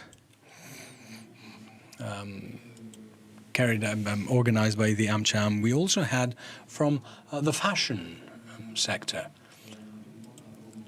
and overall architects and other specialties expressing their interest. We have very close links between services provided in our country and services requested or offered from the other side of the Atlantic, and vice versa. So a very important element is that, in my opinion, a lot of effort should be made in that direction because it's a key trend for us. And the reason is not for us to sell to the United States or for the US to sell to us, because we could work as a hub to lead many projects that are in the pipeline either towards the Middle East or the rest of Europe. And there is always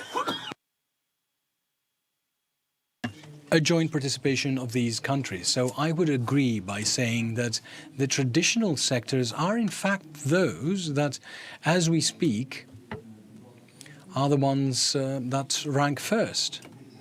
But there is a tremendous growth at a very fast pace. I believe that we need to brace ourselves, to prepare ourselves, and to be ready to welcome tomorrow and usher it in. In terms of increase, I will agree. I think it's something we've showcased and highlighted time and again, that in terms of volume, we're still lagging behind. We're stragglers. The values have increased, and due to the inflation tendencies, they will continue to rise. So necessarily, the numbers regarding value do not always speak the truth. in trade, and I think that you will confirm what I say, but it's volume that always speaks the truth. So I think it's volumes we should be focusing on.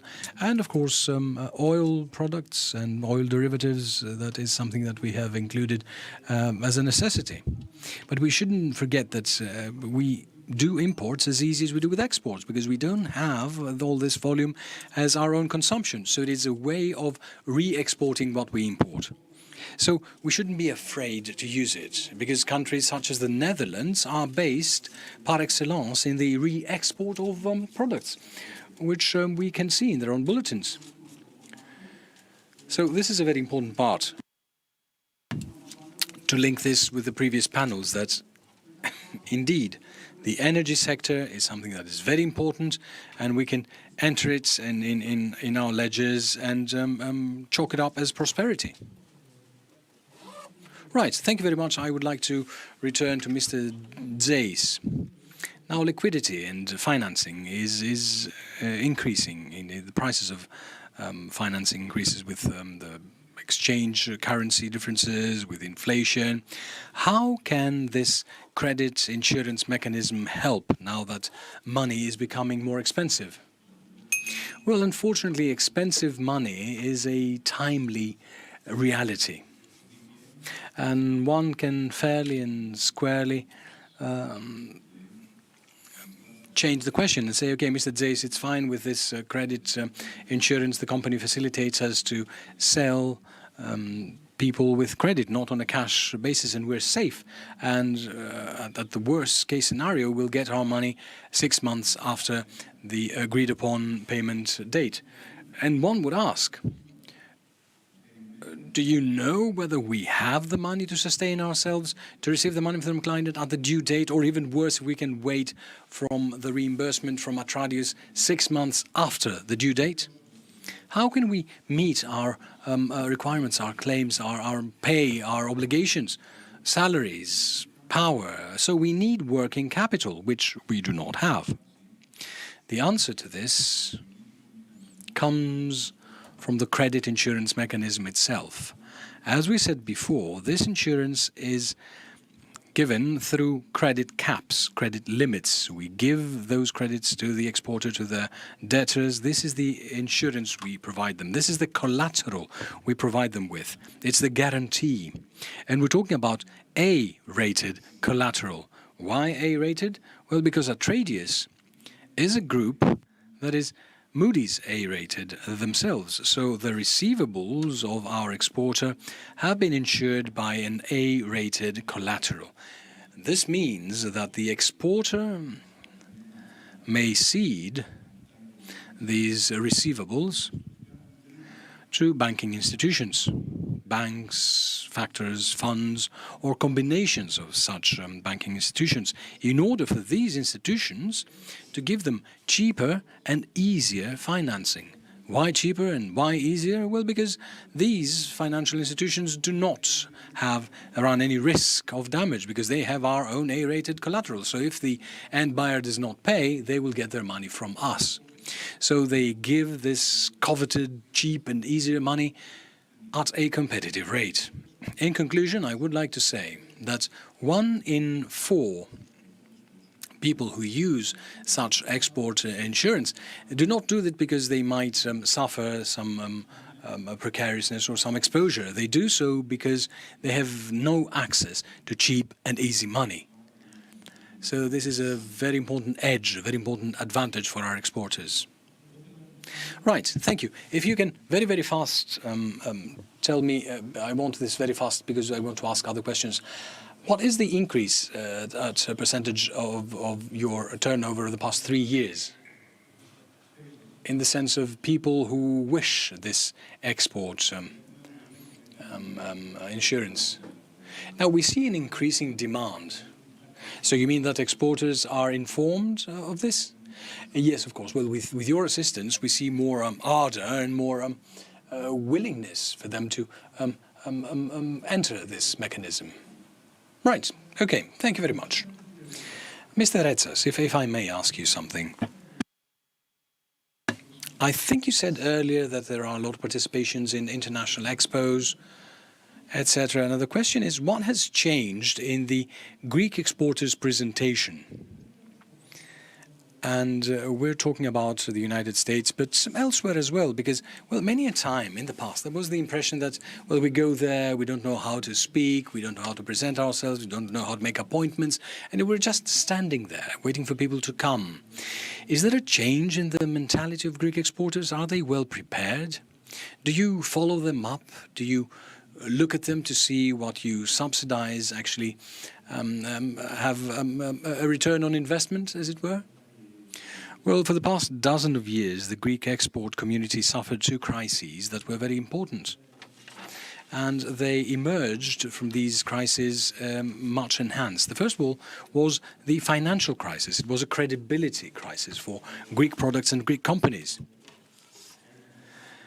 There, of course, there was a triage of and a separation of the best and the worst companies. But as a whole, all in all, Greek companies came out stronger. They realized the importance of export, and they realized the importance of exports to powerful countries, to which a systematic effort is required, systematic investments, and you have long-term returns, as is the case with the United States.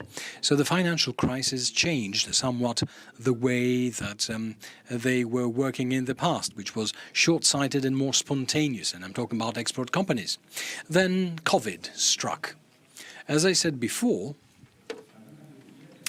we appeared quite flexible and adaptable as Greeks, and we were very adaptable in terms of digital skill acquisition. We consider that we are Mediterranean people and that we can strike a deal over a bottle of wine, exchanging a handshake and looking the other person in the eye. Greek exporters managed to make similar cases, similar deals through Zoom or through Microsoft Teams, and we as Enterprise Greece organized webinars on such digital skills. And the AmCham, I think, also had similar webinars offered as well.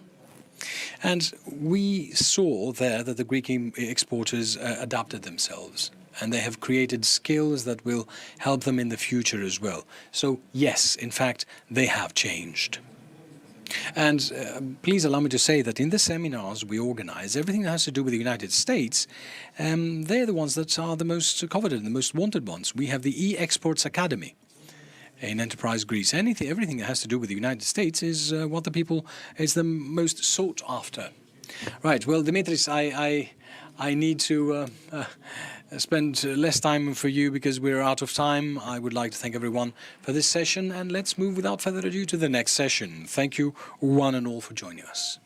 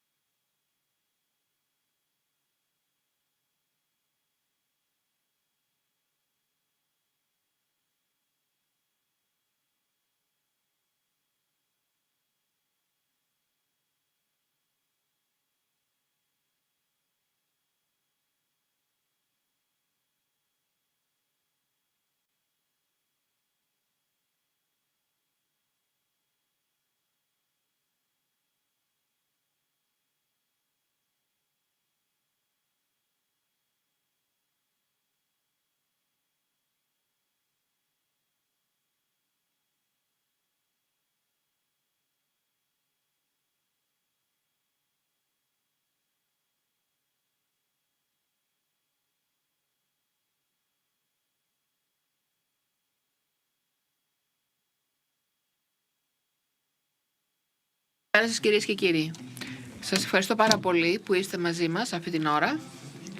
Έχουμε επιλέξει συγκεκριμένα αυτή τη μέρα να δώσουμε την ευκαιρία σε επιχειρηματίες εκτός Ελλάδος και δι από τις ΗΠΑ να παρακολουθούν online αυτή τη συζήτηση και να εντοπίσουν το δυναμικό της αγοράς μας. Αυτού λεχθέντος έχουμε μεγάλη ευχαρίστηση να έχουμε μαζί μας τον κύριο Ορόλ Πένια,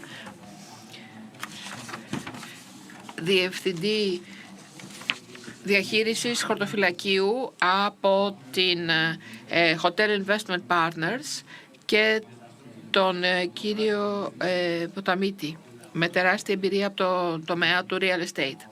Κύριοι, λοιπόν, ξεκινώ με τον θεολόγο, τον κύριο Μίτζα, για να δώσω το λόγο στον κύριο Πένια να αναπνεύσει. Η ελληνική αγορά κτηματομεσητική πραγματικά είναι σε άνθηση. Το συζητήσαμε κατ' επανάληψη. Νέα projects αναπτύσσονται, νέοι παίκτες, διεθνείς και ντόπιοι, μπαίνουν συνεχώς στην αγορά. Θα ήθελα να σας ρωτήσω λοιπόν,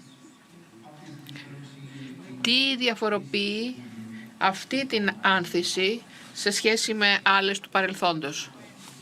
Καταρχάς, να ευχαριστήσω το Ελληνοαμερικάνικο Επιμελητήριο που με προσκάλεσε να συμμετάσχω εδώ σήμερα. Είναι ευχαρίστηση και μεγάλη τιμή. Είναι πολύ καλό το ερώτημα. Νομίζω ότι η μεγάλη άνθηση που βλέπουμε είναι αυτή καθ' αυτή κάτι πολύ μεγάλο. Αν χρειάζεται τους αριθμούς, αν τους δείτε, είναι πραγματικά εκπληκτικοί. Μιλούμε για άμεσες ξένες επενδύσεις. Το 2022 είδαμε πάνω από 90% αύξηση σε σχέση με το 2021, εκ των οποίων, που είναι περίπου 5,3 δις, εκ των οποίων το 30% συνδέεται ακριβώς με διαχείριση και ανάπτυξη κτηματομεσητικών, χωρίς να λαμβάνουμε υπόψη τις συναλλαγές. Έχει να κάνει μόνο με τη διαχείριση και κατασκευή νέων κτηρίων. Και βέβαια, με δεδομένο ότι μιλάμε για ξένες επενδύσεις, δεν περιλαμβάνει και τις ντόπιες επενδύσεις που αυξήθηκαν πάρα πολύ. Δεν θέλω λοιπόν να έχω υπεραισιόδοξος και να σας δίνω μια εικόνα που έρχεται σε επιδεστολή με αυτά που συμπιώνουμε. Αλλά η ελληνική αγορά των χρηματοπιστωτικών πραγματικά είναι σε άνθηση. Βλέπουμε βέβαια τι συμβαίνει με τον πόλεμο στην Ουκρανία. Είναι σημαντικός παράγων, ενεργειακή κρίση, τιμές και όλα αυτά. Και στην Ελλάδα, ξέρετε, τα πάντα έρχονται με ένα αλλά. Ναι μεν αλλά. Θα δούμε όμως. Προς το παρόν πιστεύω ότι η αγορά των χρηματοπιστωτικών στην Ελλάδα είναι εξαιρετική. Και επίσης νομίζω αυτό που είναι διαφορετικό και το βλέπουμε στην πράξη είναι, και το αναφέρεται νέους παίκτες, είναι αλήθεια. Βλέπουμε πολύ μεγάλη διαφοροποίηση σε επενδύσεις. Προφανώς υπάρχει ο τουριστικός τομέας που είναι παραδοσιακά το κέντρο της προσοχής στην Ελλάδα, αλλά ακόμα και εκεί βλέπουμε νέες τάσεις. Για παράδειγμα, ξενοδοχεία πολυτελείας και παραθεριστικές κατοικίες πολυτελείας που είναι καινούριο. Βλέπουμε υπηρεσίες επαγγελματικής διαχείρισης ακινήτων για πρώτη φορά στην Ελλάδα και από ντόπιους και από διεθνείς παίκτες. Και επίσης έχουμε και τα θέματα εφοδιαστικής αλυσίδας που είναι καινούριο.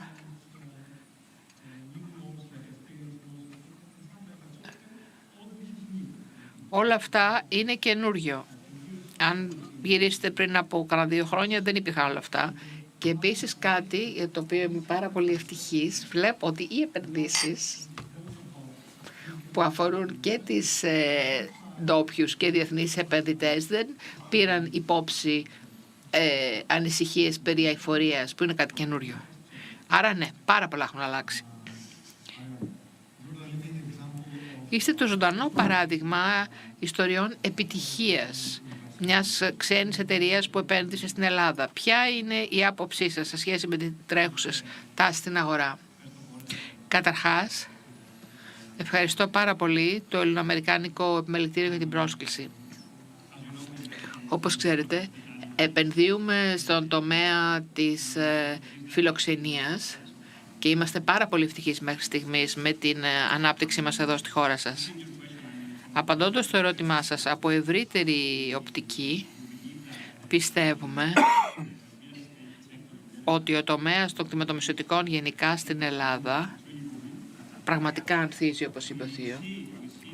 Βλέπουμε ότι οι τιμές εξακολουθούν να είναι 15 με 20% κάτω σε σχέση με πριν από την παγκόσμια κρίση και βλέπουμε μια τεράστια αύξηση τιμών που υπάρχουν τώρα στις κατοικίες πρόσφατα. 30% τελευταία χρόνια, που είναι τεράστια. Εξακολουθεί να είναι κάτω από άλλες ευρωπαϊκές χώρες. Αυτό το οποίο βλέπουμε και μπορούμε να συνάγουμε είναι ότι ο τομέας των κατοικίων γενικά δεν έχει υπερθερμανθεί ακόμα. Πηγαίνοντας τώρα στο θέμα των ακινήτων στο χώρο της φιλοξενίας, όπου είμαστε ιδιαίτερα δραστήριοι τώρα, θα λέγαμε ότι τα τελευταία χρόνια υπάρχει τεράστιο ενδιαφέρον και δραστηριότητα, πάρα πολλοί νέους ερχόμενοι παίκτες στην ελληνική αγορά, είτε εταιρείες χαρτοφυλακίου όπως εμείς, αλλά και οικογενειακά γραφεία ή και κρατικά ταμεία, τα οποία ενδιαφέρονται ιδιαίτερα να μπουν στη χώρα. Είναι πολύ θετικά σημεία όλα αυτά.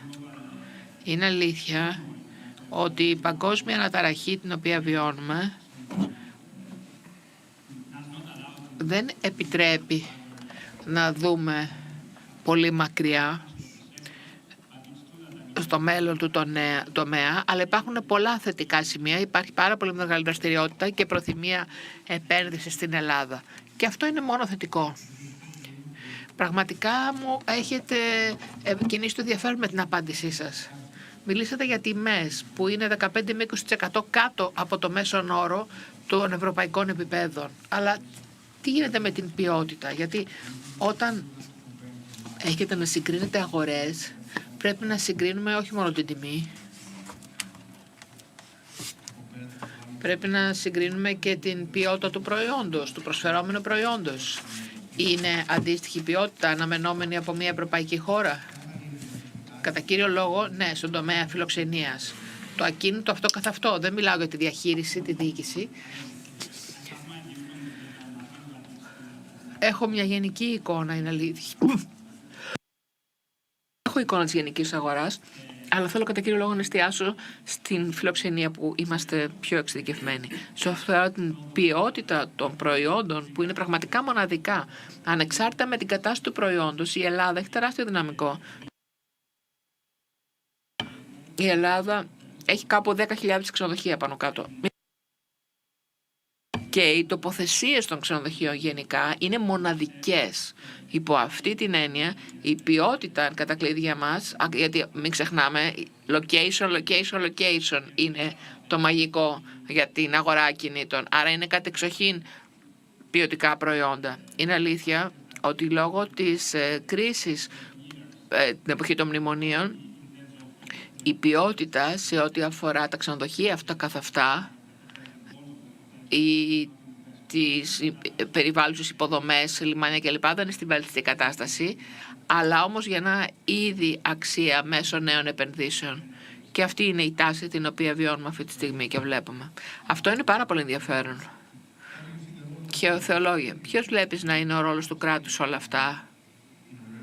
Πώς μπορεί το κράτος να μας βοηθήσει να προχωρήσουμε σε ό,τι αφορά τον τομέα των ακινήτων?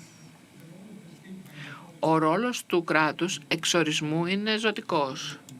Μπορεί να καταστρέψει επενδύσεις και το επενδυτικό περιβάλλον ή μπορεί πραγματικά να το αναστήσει, να δημιουργήσει το κατάλληλο πλαίσιο που θα επιτρέψει σε επενδύσεις να αυξηθούν.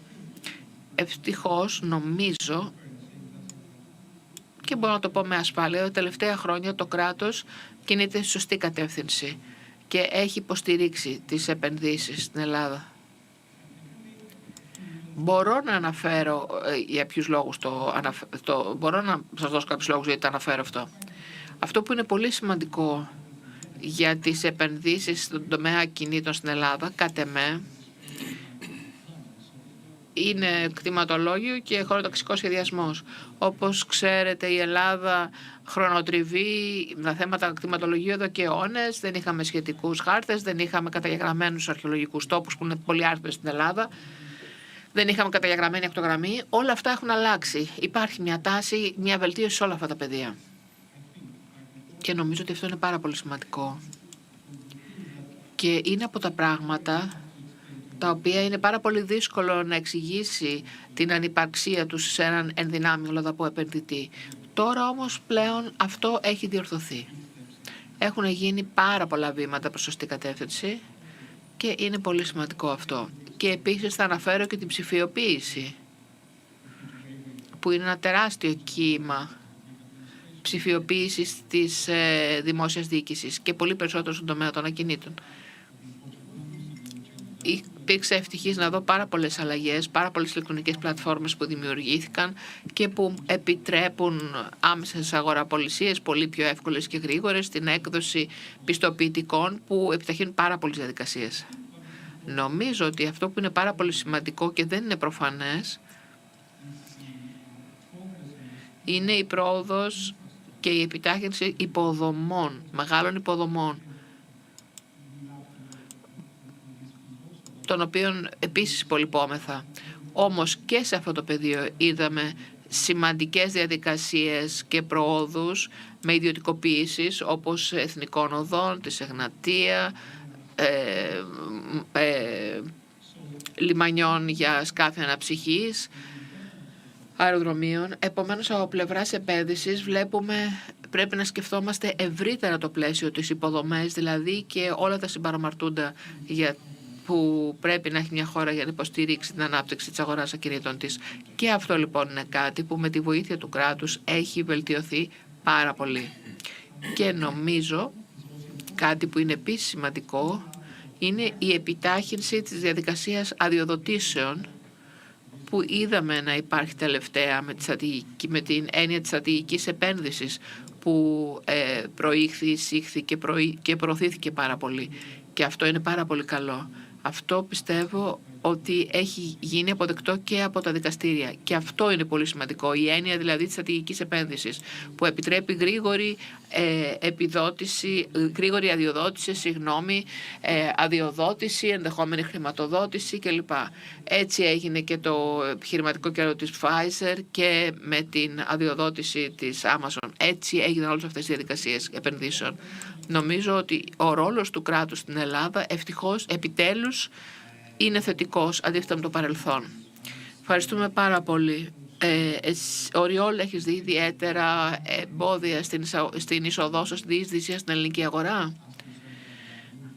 Βρέθηκαν στιγμές που αναρωτηθήκατε τι στο διάλογο κάνω εγώ εδώ? Υποθέτω ότι δεν έχω περιόριστο χρόνο. Could I please see the clock ticking so as to know when the session has to be over? Thank you.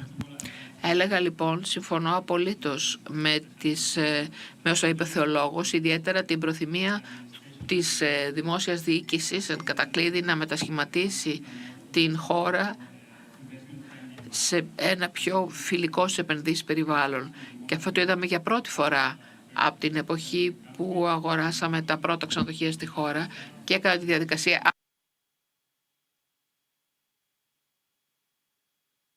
και την όλη διαδικασία μετασχηματισμού που συνδέεται με τα θέματα αδειοδοτήσεων κλπ. Το είδαμε με πρώτο χέρι. Υπάρχει σαφής βούληση της τρέχουσας κυβέρνησης να βοηθήσει και να διευκολύνει αυτό το περιβάλλον. Να διευκολύνει αυτό το περιβάλλον και να το επιταχύνει. Και το βλέπουμε με πολλούς διαφορετικούς τρόπους. Η προσπάθεια αυτή ανταποδίδει. Αν δείτε για παράδειγμα τις άμεσες ξένες επενδύσεις της χώρας τον τελευταίο χρόνο, έχει διπλασιαστεί και παραπάνω. Και επίσης, όπως πρόσφατα ανέφερε το Bloomberg, η χώρα είναι σε πολύ καλή θέση για να ανέβει σε επενδυτική κλίμακα το 2023. Είναι αλήθεια ότι υπάρχει πάρα πολλή δουλειά ακόμα που πρέπει να γίνει, αλλά υπάρχει σαφής βούληση να διευκολυνθεί οποιαδήποτε ξένη επένδυση στη χώρα. Και ιδιαίτερα στο δικό μας τομέα, αυτό που για μένα ήταν επίσης ζωτικής σημασίας είναι, γνωρίζοντας ότι η δημόσια διοίκηση γνωρίζει ότι ο τουρισμός διαδραματίζει τεράστιο ρόλο, είναι ο μείζον συνεισφέρον στο ΑΕΠ. Κατά τη διάρκεια της πανδημίας, η κεντρική κυβέρνηση και όλες οι συνδεδεμένες υπηρεσίες βοήθησαν πάρα πολύ για να υποστηρίξουν τον τομέα, κάνοντας κάποιες τακτικές αλλά και στρατηγικές κινήσεις, προάγοντας τη χώρα στο εξωτερικό, τοποθετώντας τη χώρα σε άλλες αγορές και πιστεύω, μιλώντας τώρα περί φιλοξενίας και τουρισμού, αυτό ενισχύεται πολύ περισσότερο μετά την κρίση του COVID και αυτό εν μέρη και χάρη στην προσπάθεια που κατέβαλε η παρούσα κυβέρνηση. Ευχαριστώ πάρα πολύ. Θεολόγια. Υπήρξαν κάποιες τρευλώσεις κατά τη διάρκεια της άρθρησης. Κάποιοι τεμπελιάζουν και είναι απρόθυμοι λόγω και θύματα της επιτυχίας τους. Τι πιστεύεις λοιπόν ότι θα μπορούσε να βελτιωθεί και τι κινδύνους διαβλέπεις? Και πιο σημαντικό ακόμα ερώτημα, μπορούμε να κάνουμε διάκριση βραχυπρόθεσμων από μακροπρόθεσμους κινδύνους? Πώς μπορούμε να το κάνουμε αν είναι δυνατόν? Πολύ ωραίο το ερώτημα. Τι θα μπορούσε να βελτιωθεί? Νομίζω ότι έχουμε κάνει τεράστια βήματα, έχουμε προοδεύσει πάρα πολύ στην αγορά ακινήτων, αλλά προφανώς και πολλά ακόμα απομένουν να γίνουν. Νομίζω ότι το πλέον προφανές πρόβλημα το οποίο πρέπει να αντιμετωπιστεί είναι η γραφειοκρατία που διέπει το χώρο, και μιλάω για το χώρο των ακινήτων εν γέννη. Αδειοδότηση, το κόστος ανάπτυξης, οτιδήποτε, όλα τα συμπαραμαρτούνται στα πάνες. Ίσως οι πάντες στην αίθουσα να έχουν προσπαθήσει κάποια στιγμή να αγοράσουν, να πουλήσουν κάποιο ακίνητο και είναι επώδυνη η διαδικασία. Χρειαζόμαστε πάνω από 10 πιστοποιητικά. Χρειάζεται τουλάχιστον 2 μήνες, στο καλύτερο, στην καλή περίπτωση, αν όλα πάνε τέλεια, για να ολοκληρωθεί μια συναλλαγή τέτοια. Να σας πω κάτι. Προκειμένου να αποκτήσεις ακίνητο στην Ελλάδα, θα πρέπει να είναι εγγεγραμμένο στο κτηματολόγιο. Αυτό χρειάζεται μήνες. 2, 3, 4 μήνες. Αυτό είναι τρέλα. Είναι ανεξήγητο για έναν επενδυτή ξένο και είναι επώδυνο για τους πάντες. Και για τους Έλληνες δηλαδή. Αυτό κατά κύριο λόγο πρέπει να αλλάξει άμεσα. Νομίζω ότι πρέπει να επιταχύνουμε τη διαδικασία για την πολεοδομικό σχεδιασμό και ιδιαίτερα η πολεοδομία, το κομμάτι της πολεοδομίας. Βλέπουμε εκεί πέρα κάποια προβλήματα και ψηλοεμποδιάκια. Εκεί η κυβέρνηση πρέπει να επιταχύνει τη διαδικασία. Είναι αποφασιστική σημασία να έχουμε ένα ασφαλές περιβάλλον για την προσέλκυση επενδύσεων στην αγορά. Είναι αδύνατο να γίνει αυτό χωρίς χωροταξικό σχεδιασμό και πολεοδομικό σχεδιασμό. Ένα άλλο προφανές πρόβλημα είναι το δικαστικό σύστημα και οι γνωστές καθυστερήσεις στην απόδοση δικαιοσύνης. Εξακολουθεί να χρειάζονται αιώνες. Και αυτό πρέπει να έχει αλλάξει χτες. Δεν μπορούμε να συνεχίσουμε έτσι. Είμαστε μία από τις λίγες χώρες στην Ευρώπη, στο δυτικό κόσμο εν γέννη, όπου ουσιαστικά υπάρχει αρνησιδικία, γιατί δεν μπορούμε να περιμένουμε πότε θα αποφανθούν τα δικαστήρια. Δεν ξέρω, ίσως να ακούγεται παράξενο. Νομίζω ότι αν εκπαιδεύσουμε τους δικαστές με κάποια μαθήματα εντατικά χρηματοοικονομικά και εμπορικά, αυτό θα έδινε τη δυνατότητα επιτάχυνσης απόδοσης και καλύτερης λήψης αποφάσεων, πιο δίκαιων και που να απηχούν καλύτερα το τι συμβαίνει στην αγορά. Και να μην έχουμε πολύ συχνά παράλογες αποφάσεις, δικαστικές αποφάσεις όπως συμβαίνει. Τώρα, σε ό,τι αφορά τους κινδύνους, και πάλι ενδιαφέρον το ερώτημα, θα προσπαθήσουμε δηλαδή να κάνουμε διάκριση μεταξύ βράχη και μακρυπρόθεσμων κινδύνων. Σε βραχυπρόθεσμους θα έλεγα και εντάσσω το θέμα του πολέμου στην Ουκρανία. Είναι προφανής κίνδυνος εκεί πέρα. Κανείς δεν ξέρει πώς θα εξελιχθούν τα πράγματα. Βλέπουμε τους πρώτο αντίκτυπο με την ενεργειακή κρίση και τον πληθωρισμό, τον καλπάζοντα. Πιστεύω όμως ότι κανείς δεν ξέρει ακριβώς πώς θα καταλήξουν αυτά τα πράγματα. Και πάντως σίγουρα θα επηρεάσει τους πάντες. Και την αγορά των ακινήτων στην Ελλάδα, όσο ανθούσα και αν είναι η αγορά, θα επηρεαστεί. Ένα άλλο πρόβλημα, βραχυπρόθεσμο ευελπιστώ, είναι ότι έχουμε προφανέστατα ασταθή σχέση με το γείτονα. Η Τουρκία τελευταία έχει γίνει πάρα πολύ επιθετική και πολύ πιο απρόβλεπτη, και αν τα πράγματα εκφύγουν του ελέγχου, αυτό θα επηρεάσει προφανώς ολόκληρη την οικονομία και ως εκ τούτου βέβαια και την αγορά κινήτων. Πρέπει να έχουμε εθνική απόκριση, το έχουμε καταφέρει μέχρι στιγμής, αλλά πρέπει να κρατήσουμε ακριβώς αταλάντευτα αυτή την κατεύθυνση. Μακροπρόθεσμα λοιπόν θα συμπεριλάμβανα και το κλιματικό κίνδυνο. Δεν μιλάμε πάρα πολύ περί αυτού, περί του κλιματικού κινδύνου στην Ελλάδα, αλλά θα έπρεπε, μας έρχεται στο κεφάλι.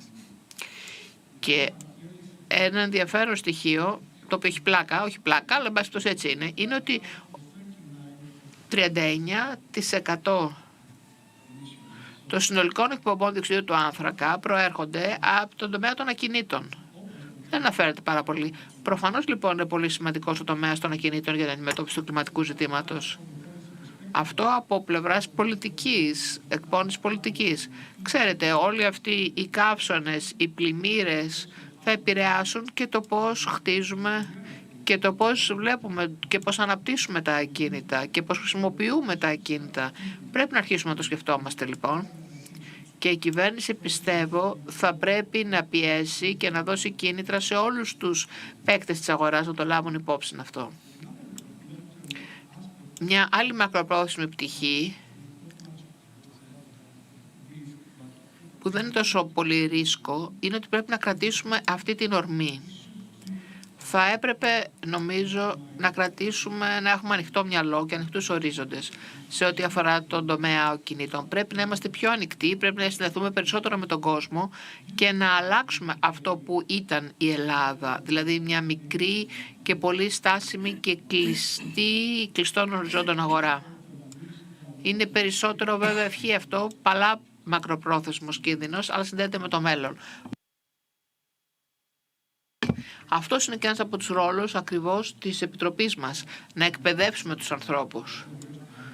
Εκπαιδεύσουμε αυτούς που έρχονται από το εξωτερικό για να ξέρουν τι θα αντιμετωπίσουν, αλλά ταυτόχρονα να εκπαιδεύσουμε και τους ντόπιους, ποιες είναι οι προκλήσεις και τι μπορούν να κάνουν με τη ιδιοκτησία τους.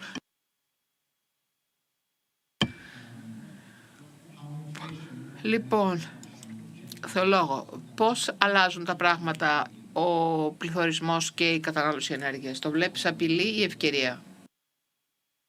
Ελπίζω να μην σε στρίμωξα.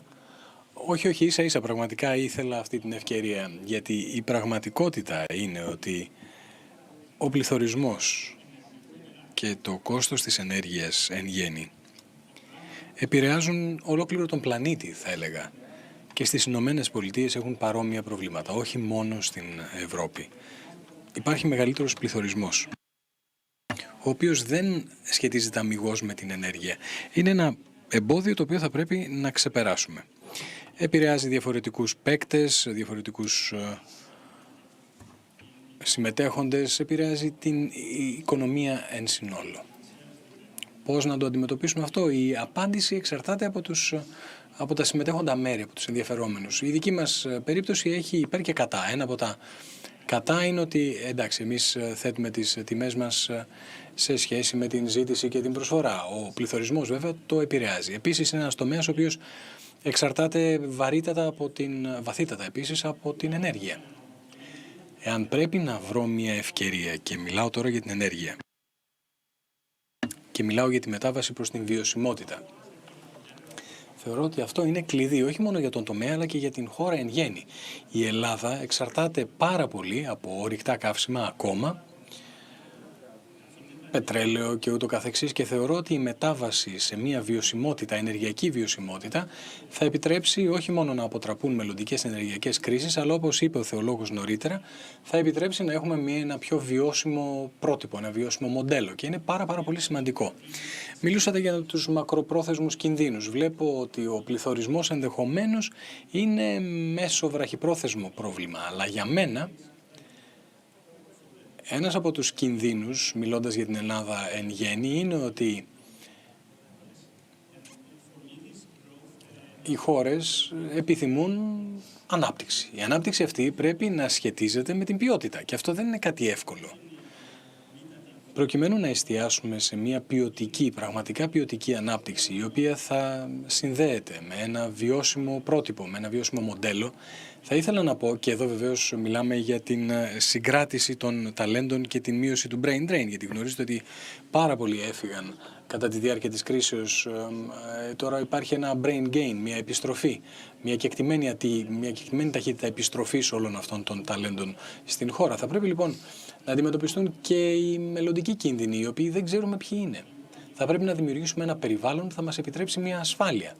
Θα πρέπει να έχουμε βιωσιμότητα, θα πρέπει να έχουμε συγκράτηση των ταλέντων εδώ στη χώρα και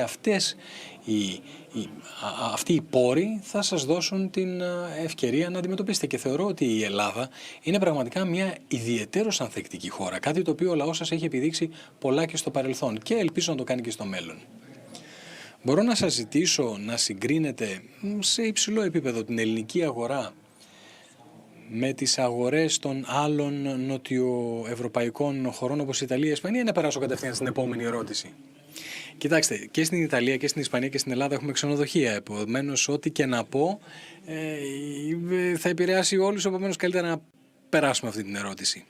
Κοιτάξτε, πέρα από πλάκα, οι αγορές όλες έχουν υπέρ και κατά. Συγκρίνοντας την Ιταλία, την Ισπανία και την Ελλάδα στο επίπεδο της φιλοξενίας ή ως τουριστικούς προορισμούς, θα έλεγα ότι έχουμε πολλές ομοιότητες. Ισχύει βεβαίως ότι μία έκαστη των χωρών έχει τα δικά της προβλήματα. Ναι, κοιτάξτε, γνωρίζω εκ των πραγμάτων ότι ο τρόπος με τον οποίο αναπτύσσονται τα ξενοδοχεία στην Ισπανία, την Ιταλία και την Ελλάδα είναι πολύ διαφορετικοί. Τρεις αρκετά διαφορετικές νοοτροπίες, αλλά ας το κρατήσουμε αυτό για λίγο αργότερα. Καταλαβαίνετε τι λέω. Ναι, και συμφωνώ απολύτως μαζί σας, αλλά θεωρώ ότι η Ισπανία γενικότερα είναι πολύ πιο όριμη αγορά στο πλαίσιο της αγοράς φιλοξενίας και ακινήτων. Και όπως όλα στην ζωή, θεωρώ ότι η Ελλάδα έχει αυτή τη στιγμή την κεκτημένη ταχύτητα, την όρμη, αν θέλετε, όχι να φτάσει τους πρώτους, αλλά να διαφοροποιηθεί από την ισπανική αγορά. Αυτή είναι η προσωπική μου άποψη. Έτσι. Είναι μια ευκαιρία. Η Ισπανία και η Ιταλία θεωρώ ότι υποδέχονται πάνω από τους διπλάσιους τουρίστες από τη Ελλάδα. Έχουν πάνω από τον διπλάσιο πλήθος ξενοδοχείων από τη Ελλάδα. Όμως η Ελλάδα έχει πάνω από τριπλάσια ακτογραμμή σε μήκος από ότι η Ιταλία και η Ισπανία. Επομένως για μένα αυτό είναι τροφή για σκέψη. Ωραία, έχω μια τελευταία ερώτηση για σας, για καθέναν από σας, αλλά είναι διαφορετική ερώτηση, δεν είναι η ίδια. Θεολόγε, ξέρω ότι έχεις 2 εταιρείες με αντικείμενο τα ακίνητα και έχουμε αρκετές εντολές στο κομμάτι της Ευρώπης. Τώρα, αν πάμε στην Γαλλία ή στο Ηνωμένο Βασίλειο ή στην Ισπανία και πούμε ότι έχουμε μια εντολή από πελάτη και αναζητούμε ακίνητο εδώ, μας κοιτάνε λες και είμαστε εξωγήινοι. Γνωρίζοντας το ότι είμαστε Έλληνες, τι μπορούμε να κάνουμε προκειμένου να βγάλουμε τις ελληνικές εταιρείες από την Ελλάδα? Διότι εδώ μπορεί να έχουμε μια καλή και εκτιμένη ταχύτητα, αλλά ποιο είναι το επόμενο βήμα? Τι μπορούμε να κάνουμε προκειμένου να εξαγάγουμε τρόποντινά τη γνώση μας στον τομέα των ακινήτων, εάν αυτό είναι εφικτό? Κοίτα, δυσκολάκι η ερώτηση. Κοιτάξτε, θα έλεγα ότι είναι θέμα κουλτούρας. Το πώς βλέπεις την επιχείρησή σου και το πώς βλέπεις τη χώρα σου.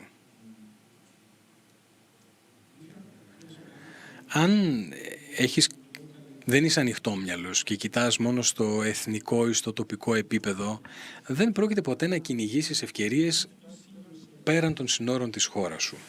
Εάν όμως βλέπεις τον εαυτό σου, την επιχείρησή σου, τη χώρα σου ως παίκτη σε όλη την Ευρώπη ή σε όλη την Ιφίλιο, τότε ναι, στην τελική ανάλυση θα βρεις τρόπο να ξεπεράσεις, να υπερβείς τα φυσικά γεωγραφικά σύνορα της χώρας σου.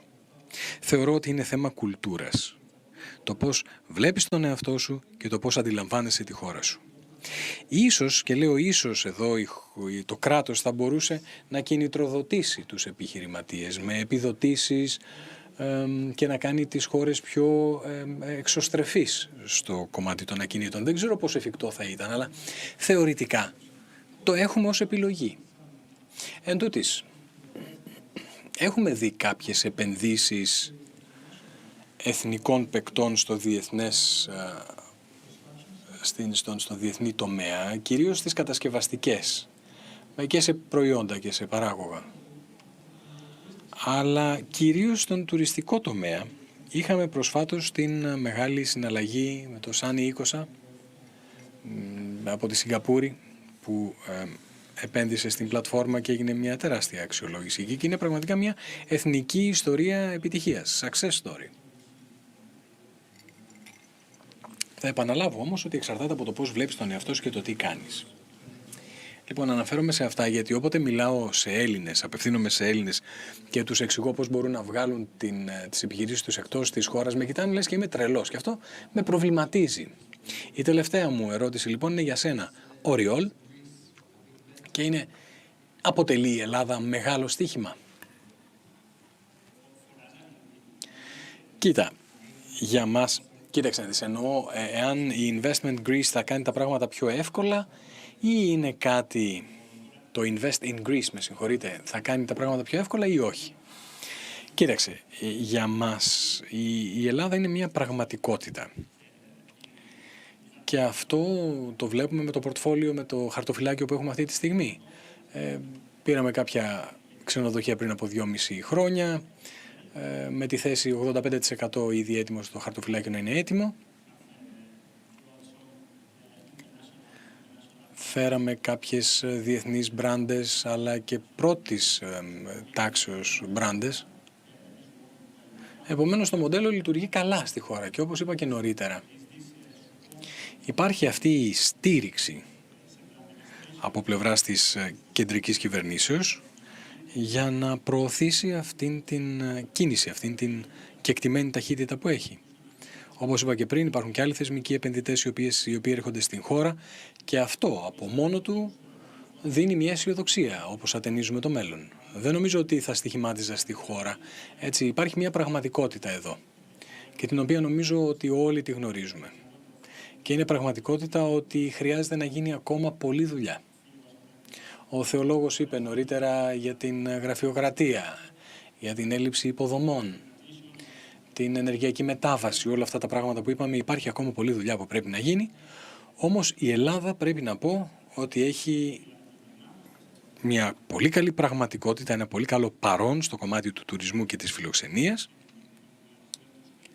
και είμαστε εδώ για να παραμείνουμε. Ανοίξαμε γραφείο, έχουμε 7 άτομα τα οποία εργάζονται εδώ στην Αθήνα, επομένως ήρθαμε για να μείνουμε. Ωραία. Αν δεν υπάρχει κάτι άλλο που θα θέλετε να προσθέσετε στο πλαίσιο της συζητήσεώς μας, δεν ξέρω, θεολόγε. Όχι, όλα καλά, χάρηκα πολύ. Μήπως θες εσύ να προσθέσεις? Κοίταξε, θέλω να πω πολλά, αλλά ας μεταφέρουμε τη συζήτηση εκτός των θυρών εδώ. Σας ευχαριστώ και τους δύο που μπορέσατε να έρθετε μαζί μας. Ευχαριστώ όλους εσάς που επιλέξατε να είστε μαζί μας για μία ακόμα βραδιά. Και καλή συνέχεια. Ευχαριστούμε πάρα πολύ.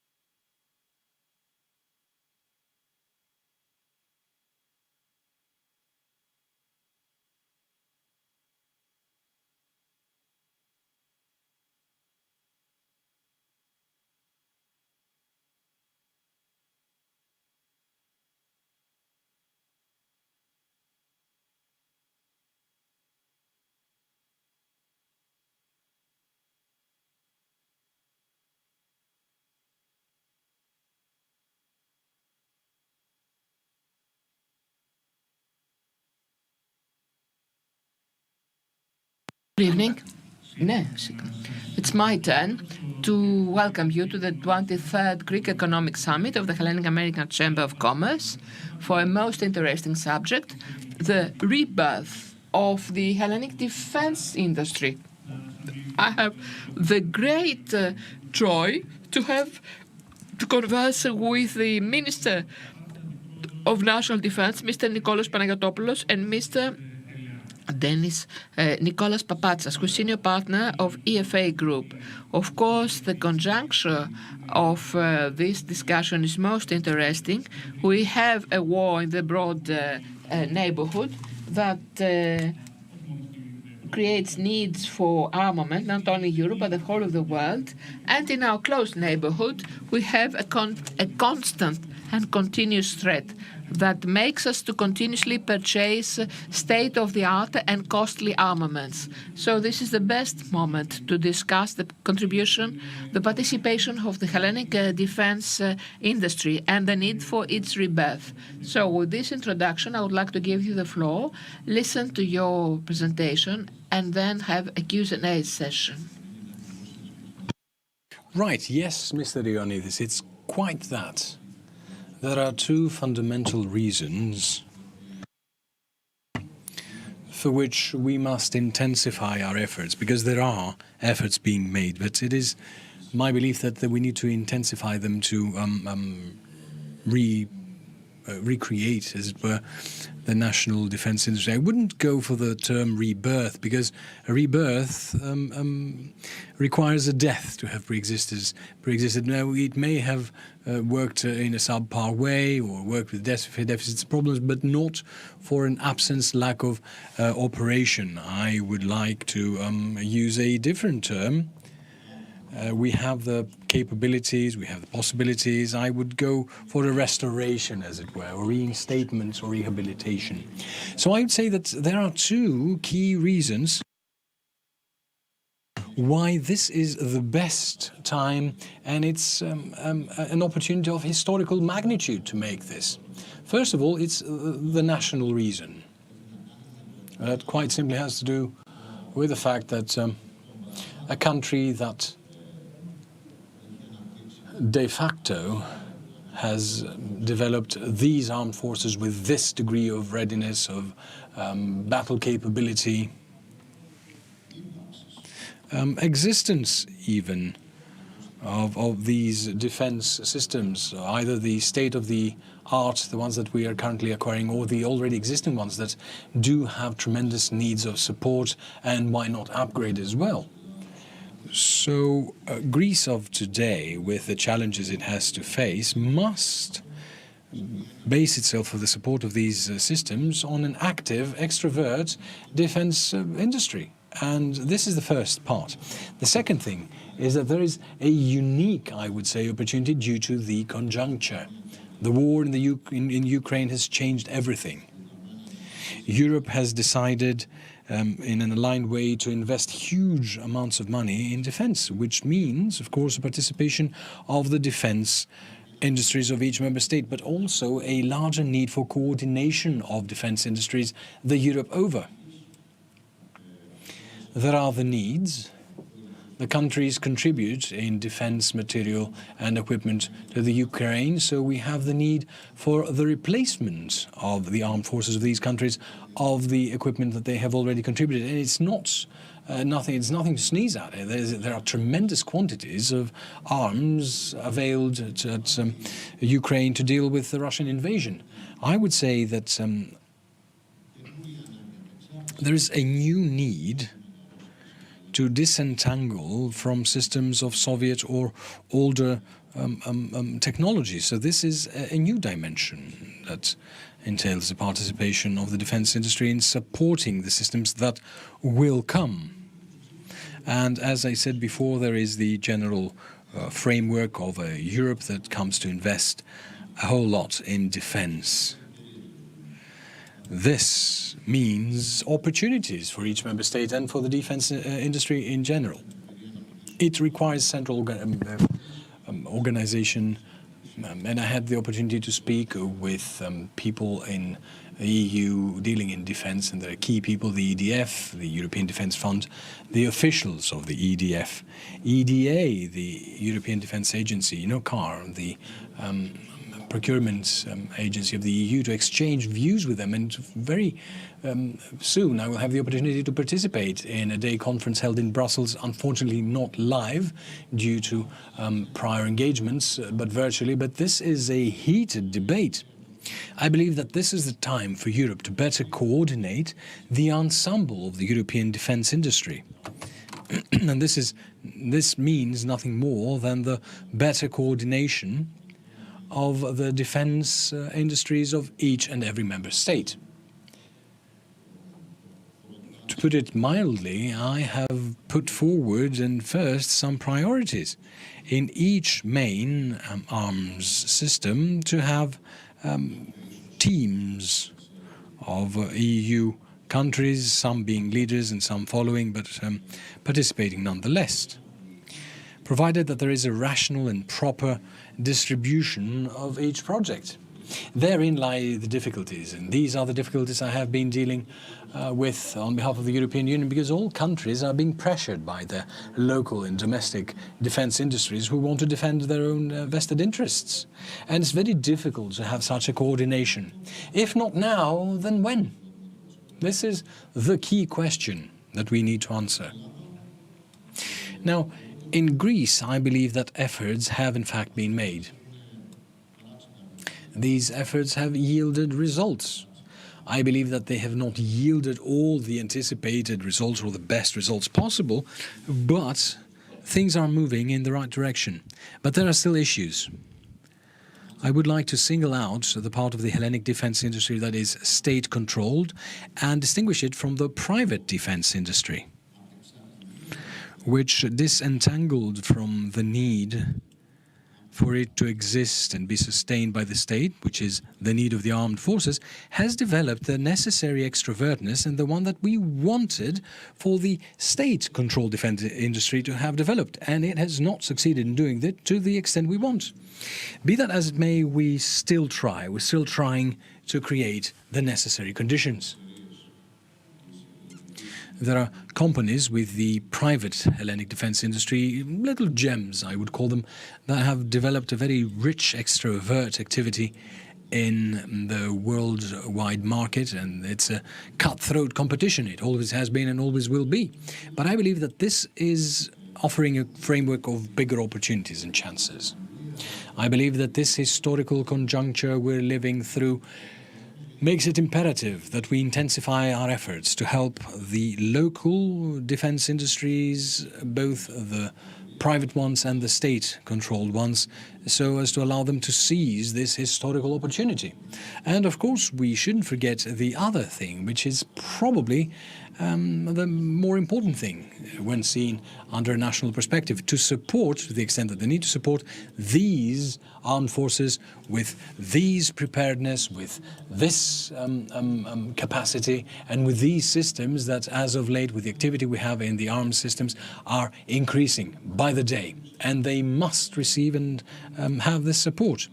And therein, the participation of the local Hellenic defence industry is a big bet. There are efforts being made. I can see in front of me the General Director of the GDAE, Mr. Alexopoulos. I can see the Mr. Kyriakidis, who has been the leader of GDAE. People who have worked on these issues and keep on working on these issues. But I believe that now is the chance and the opportunity for us to intensify our efforts. We must not let this opportunity be lost, both locally and internationally. Well, you agree with the term rehabilitation instead of rebirth, Mr. Papatsas, and do you consider that with all these armament programs that are in the pipeline now, that the Greek companies active in the branch of defense have the desired degree of participation? Well, I'll agree, first of all, with the Minister that a lot of things have changed in our country, especially after the MOUs. the fiscal austerity period. And due to the geopolitical crisis, we now find ourselves in completely disparate conditions. Perhaps our country was the first to deal with this geopolitical aspect with asymmetric threats from the neighboring countries. And this, of course, has brought about great alertness in many aspects. But before dealing with that, let me say a couple of things regarding the Hellenic defense industry. We can obviously not speak of the future of the AD without taking the lessons from the past, what operated in the past and what did not. And of course, I refer to the institution of industrial partnerships or offsets. Perhaps now supply security programs, current ones. We must be one of the very few countries of the EU that have no specific policy to institutionally support ARV.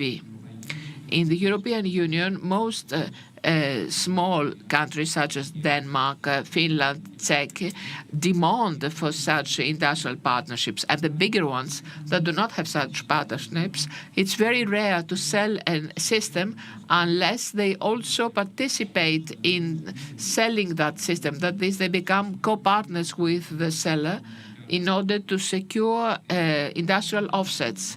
There are also other examples, such as Poland, for instance, where the state assigns either state or private companies to have the provision of a defense system, and therefore this company takes the obligation to bring in the constructor, and thus they secure a large part of its participation. That is, all countries, in other words, they find a way to be better integrated, both in the European guideline vis-à-vis the pursuit of offsets, and all have substitute them with programs of procurement security. But let us see some examples of the past vis-à-vis our country, in order to see which foreign companies succeeded and which did not do much. I will give you two respective examples. A NATO ally, not a EU country, has taken more than 4.5 billion euros through contracts, and within 10 years managed the following. It refunded to Greece 1.2 billion euros in infrastructure work. This is all measured. Contributed in coverage the needs of the army, and has high construction ability. Their constructors continue to be exclusive or have exclusivity in some production lines for those plants. For as subcontractors. They created also other programs, thus making export champions, whose exports over the last 12 years have risen to 800 million euros, and they expected that these exports will even bigger. So what are we claiming here? We say that the Ministry of Defense has spent 4.2 billion euros for armaments, and was refunded immediately 1.2 billion, and out of the investment will refund an additional 1 billion. If you see this paradigm, it's almost 55% offset in the industry and Greek economy. So indirectly, directly or indirectly. Now we have got another example from the same country again. We have a main constructor, the well-known Intracom company, participating in Patriot construction, which today is one of the main suppliers of this company, and is obviously a part of its turnover in a high state-of-the-art technology systems.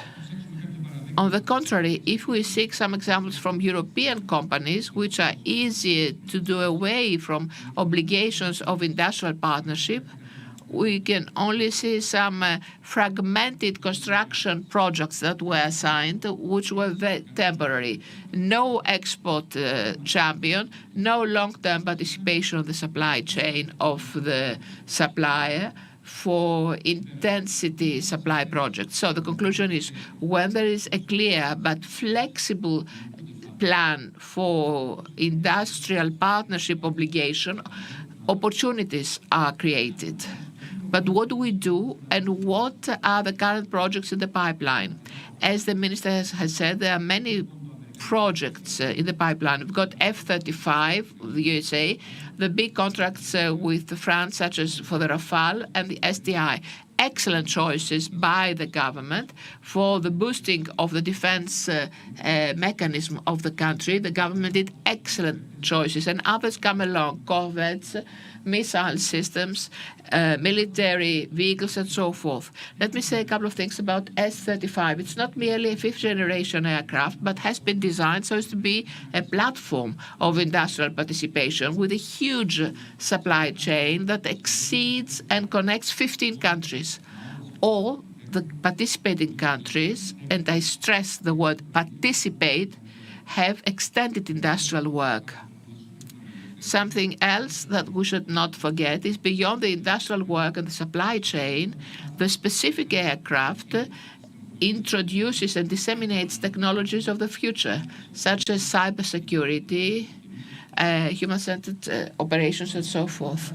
Now, with regard to the French programs, we aspire as ARV, but unfortunately have not seen as yet a remarkable industrial agreement, and definitely it's not compatible with the size of those contracts, excepted some good examples, such as Thales Hellas. Only promises are given and innumerable MOUs. For the time being, therefore, we haven't seen something tangible. So we hope that this will change immediately and not have mere lip service or having someone come to the minister saying that in the framework of this meeting, of this agreement, I will do something more. And let me stress something so as to be just vis-à-vis foreign companies and actually French ones.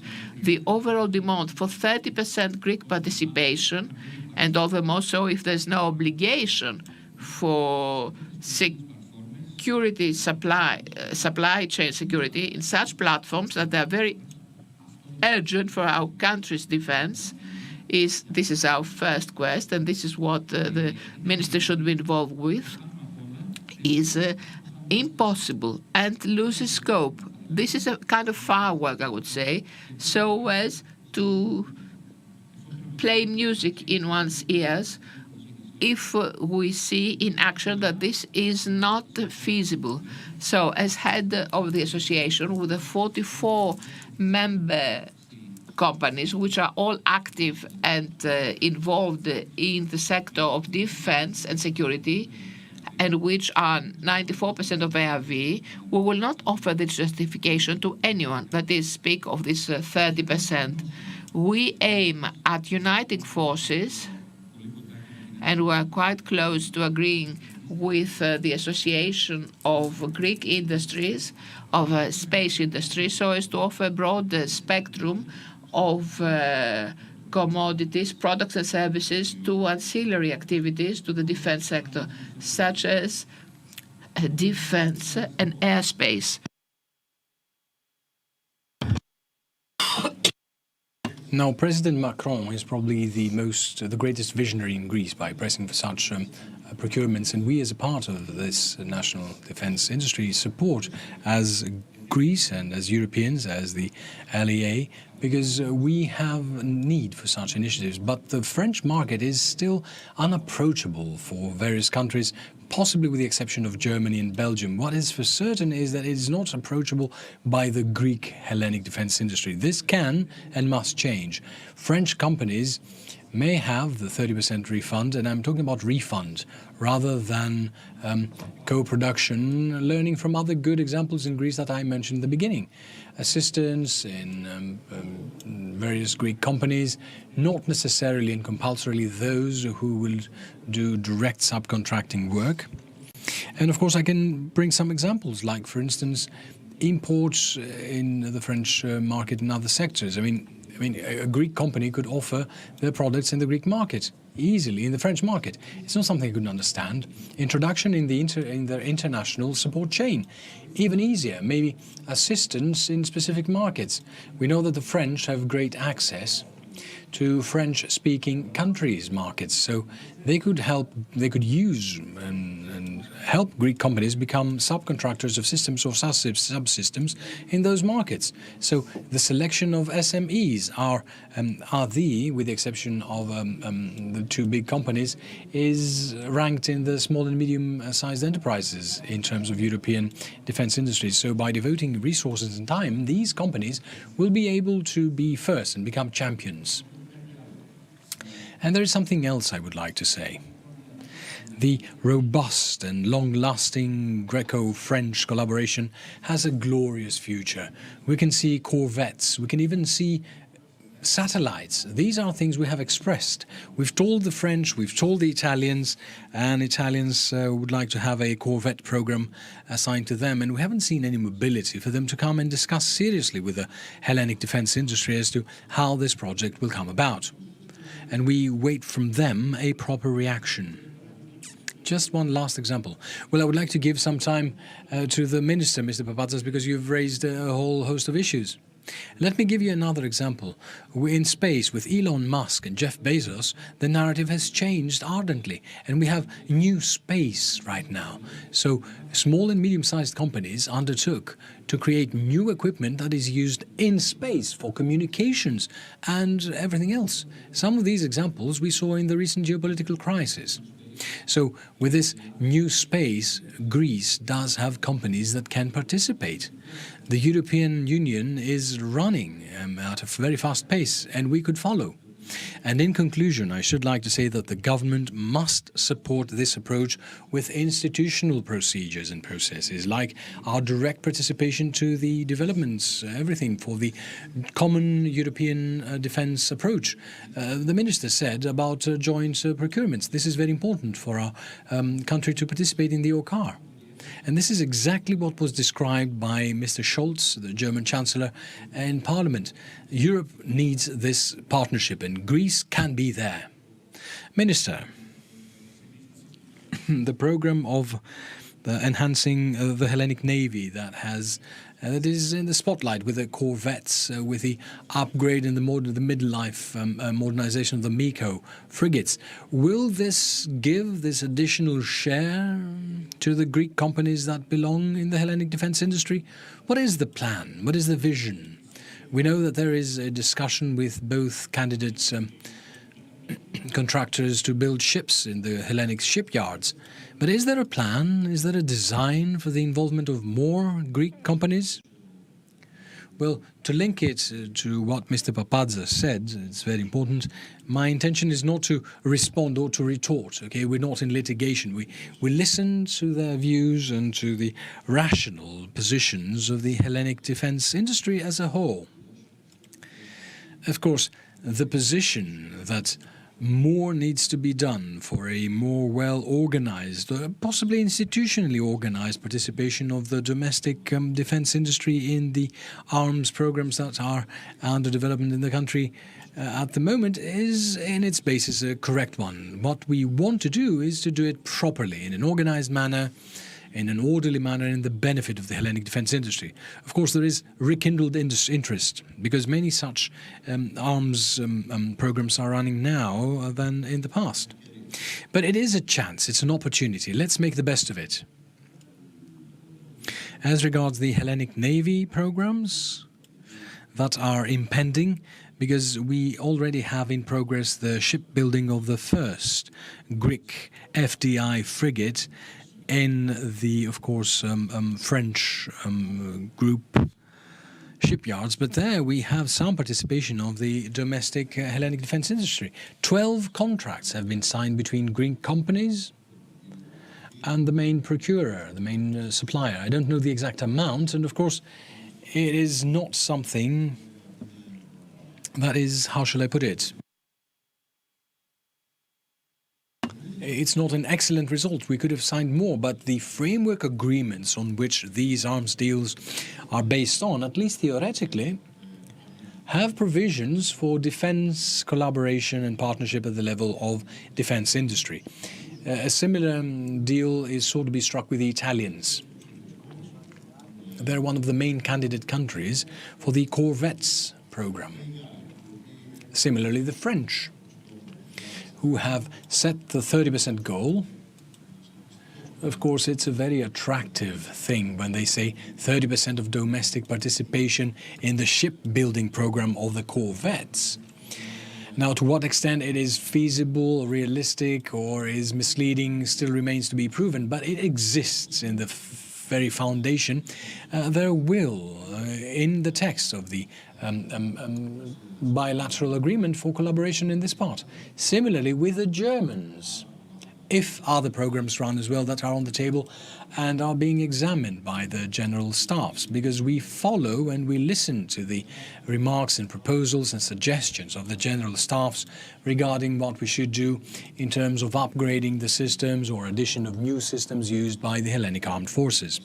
It is our intent and our intention as the Ministry of Defense and as the Greek government for all these initiatives to be based on a text of bilateral collaboration that will include the defense industry. The Hellenic Navy programs, well, the fact alone, and I think it's a given, the fact alone that some corvettes for the Hellenic Navy will be built in a Greek shipyard is in fact a part of the proposals of both finalists of the contractors to, well, take the job, to put it bluntly.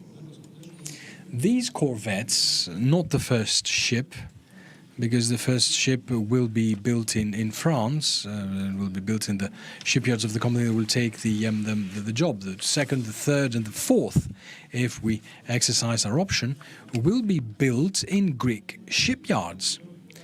Now, both companies have reached an advanced level of understanding with the Skaramangas shipyards and the Elefsis shipyards on the other hand, so it's a given fact that there will be shipbuilding in a Greek shipyard.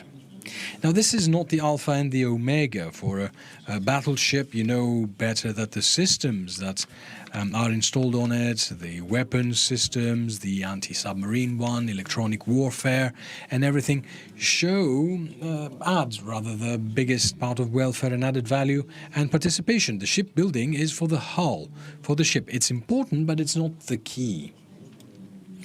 So there an effort will be undoubtedly made to secure the participation of the domestic defense industry companies that can undertake part of this job. GES, through its general director, and the team that will carry on the negotiations once we make the final decision. And the time is very nigh, because the final proposals and suggestions are already in the hands of the staff of the Hellenic Navy for final evaluation. The negotiations that will start and the deliberations will be quite interesting. They will not be easy. You know, no negotiation is easy. It's complex. Whenever we are contractualizing such issues, and we haven't done many in the past few years, negotiations used to include the part of local participation, always. So I take it for granted that not only as regards the shipbuilding, but also as regards the participation in the creation of the equipment and the other systems, we will have such a participation, which is what is sought after. There are other projects running as well. In any case, the fact that Hellenic shipyards will be ready, well, not immediately, we need to invest funds there as well, but they will be ready, and some time needs to be spent for them to become fully operational, or at least ready to undertake an ambitious plan of building a corvette-level ship, or to undertake the project of modernizing the midlife modernization, if we're talking about 30 or 40 years of the frigates, of the Miko-class frigates. This is another project that starts moving forward and reaching its final stage in the period to come. Those of you who are into these issues, you know that the technical dialogue with the company will take at least a year. And this is the optimistic scenario, of course, in order to determine and to define exactly what the width and the breadth of this upgrade will be feasible. There are doubts even as to the amount of the budget we have calculated. 500+ million will be enough for the full midlife modernization of those ships. We also have the limitations from our budgets, from our fiscal space, and this is where we must move. It will be a rather extensive modernization without any doubt. So which systems and who will undertake the upgrade of those systems will start immediately, in the very immediately forthcoming period. And it will be quite some time until we actually reach an agreement and the beginning of implementation of this project. So in the immediately forthcoming future, there is a lot of work to be done, and I take for granted the participation of the Hellenic shipbuilding and defense industry. And of course, there are other programs as well. I will say this because it's something that's worth retaining. In the framework of the EDF, the European Defence Fund, whereas in 2019 we had 5 programs for R&D, if I'm not mistaken, with the participation of Greek companies, in 2022 we have 44 such projects of research and development with Greek participation, and funded in the vast majority from EDF, European Union funds. Companies, academic institutions, research institutions from Greece participate in what is currently done in the EDF. Projects and programs that will determine and define the future of defense. That is the orientation of R&D. Or joint programs like the European Corvette with the participation of a number of countries, traditional powers in the shipbuilding game with Greece, which means that something is being done in the right direction. Greek companies are alive and they're participating, and they're not always traditional defense industry companies that produce X, Y, or Z defense material. It's IT and software companies that participate in such research and development projects. But network centricity and the development of new software that is adapted to the operational needs of each branch of the armed forces, that is land, air and the sea, also involve such companies with their contribution in the design and the implementation of such systems. So not only is there a pulse, there is an increasing participation and therefore optimism, which is why Greece is highly appreciated in the EDA, the European Defence Agency, and the participation of Greece is sought after, and many Greek companies will participate. And it makes me glad that the Greek Defence Minister and the DAE, as the supervising agency, contributes in showcasing the capabilities of Greek companies. However, always, and I always insist whenever I'm on public discourse, we must be permeated by the sense of lack of satisfaction. We shouldn't be satisfied and say that we have reached somewhere and we're looking at the future optimistically. We must work to make it happen. In the projects we have implemented so far, the big ones at least, from a priority to develop them as soon as possible, and I'd like to remind you that we had the Rafale that were already delivered, the Air Force Base of Tanagra within 1 year after the contracts were signed. I don't know what you say. This must be some sort of speed record, maybe a Greek or even international, or at least it means that this is what my opposite numbers in Europe say. In Europe, and those I discussed with. And this, of course, is due to the special conditions of this procurement. With the participation of the Greek and the French side, a triage was made of used Rafales in good condition from the French Air Force.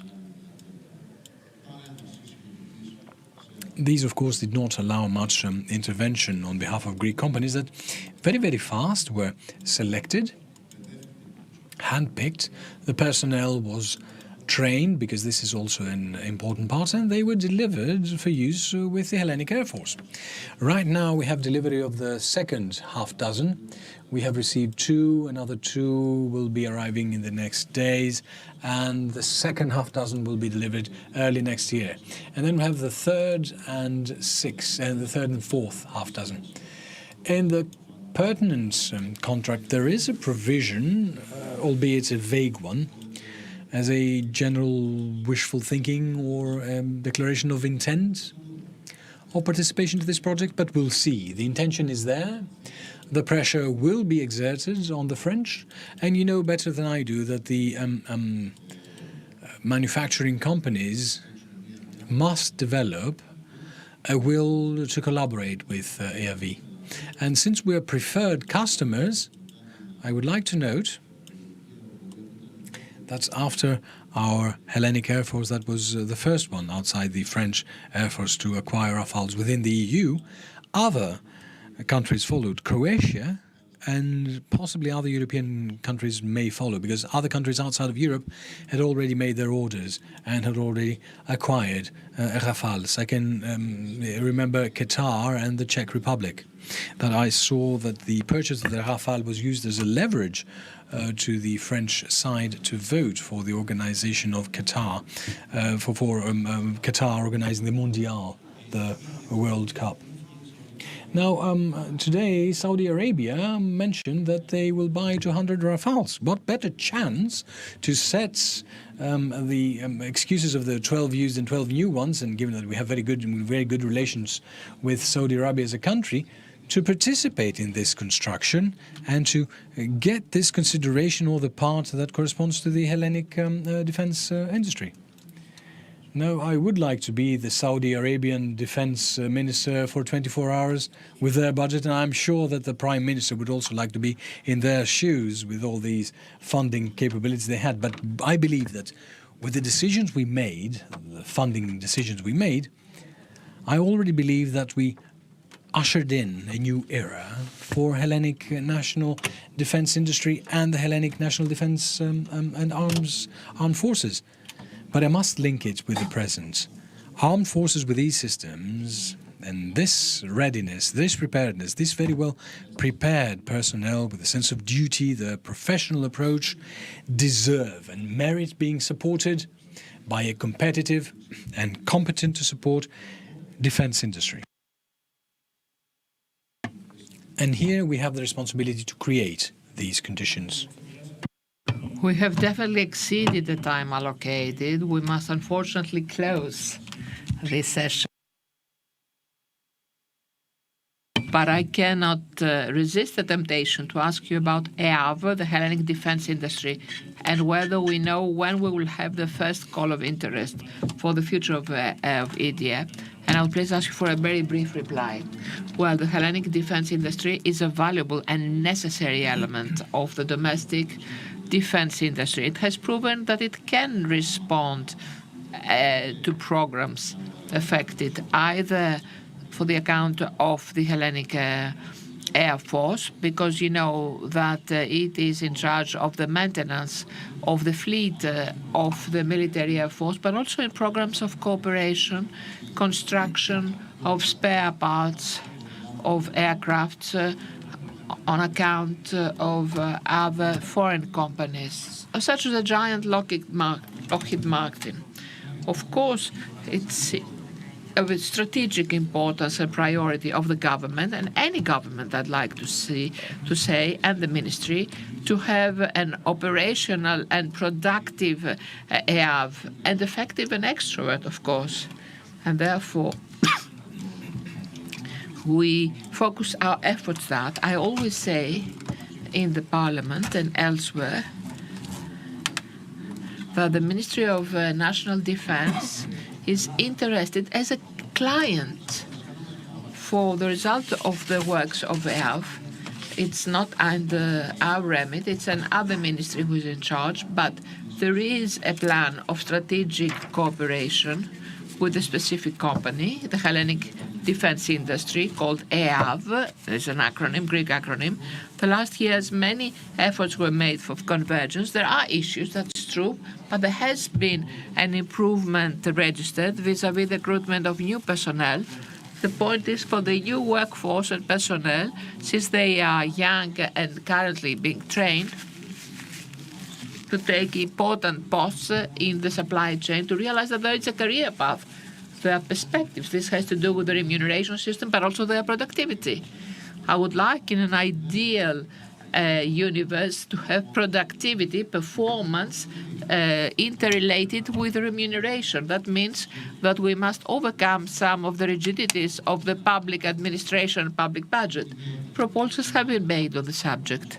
Suffices to underscore that the program of upgrading 83 F-16 aircrafts of the Air Force will be given in the new version, Viber, the most state-of-the-art version, and it is evolving in a very satisfactory way.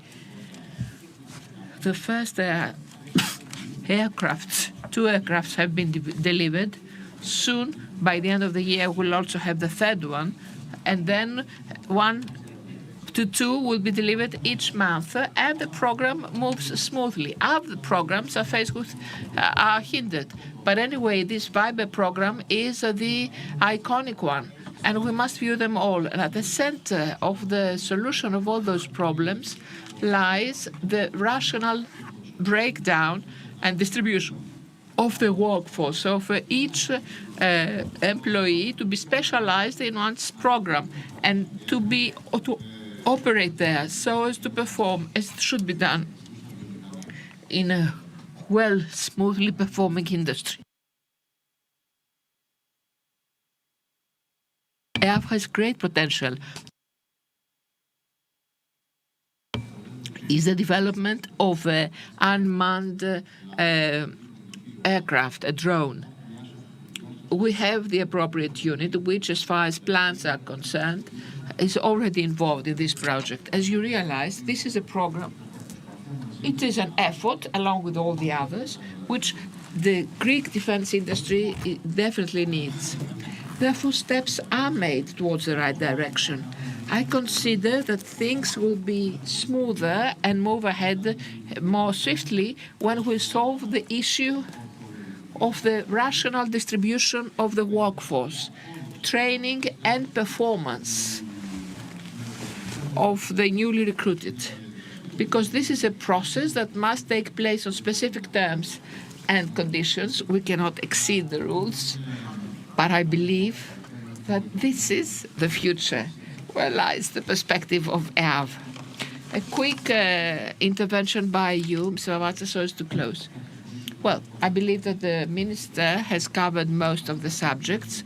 We have always been believing in the Greek defense industry. There are also new companies in the private sector.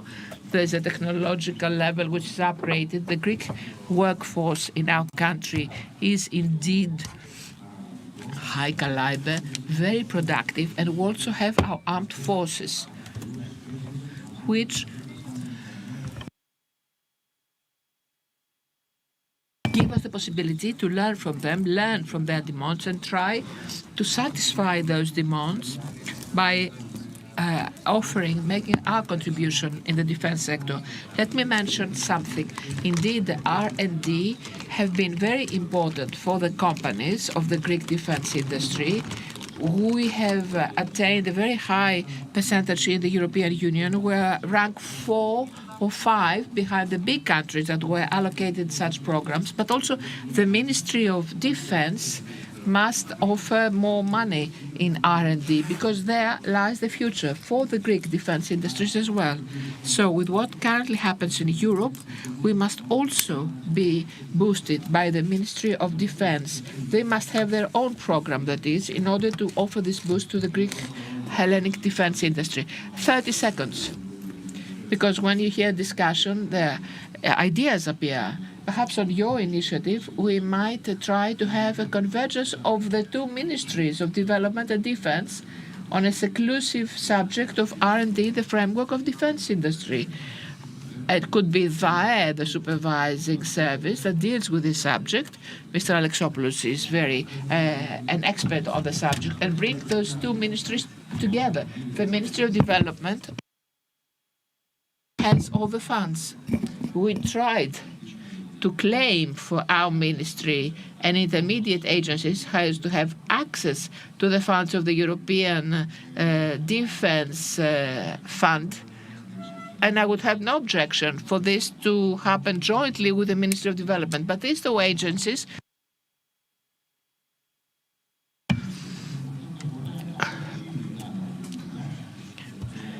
the managing service there and the respective agency for the Ministry of Development can cooperate. This is an idea to be processed. Of course, we'll have the time for that because the challenge lies ahead, and it is a constant and continuous challenge.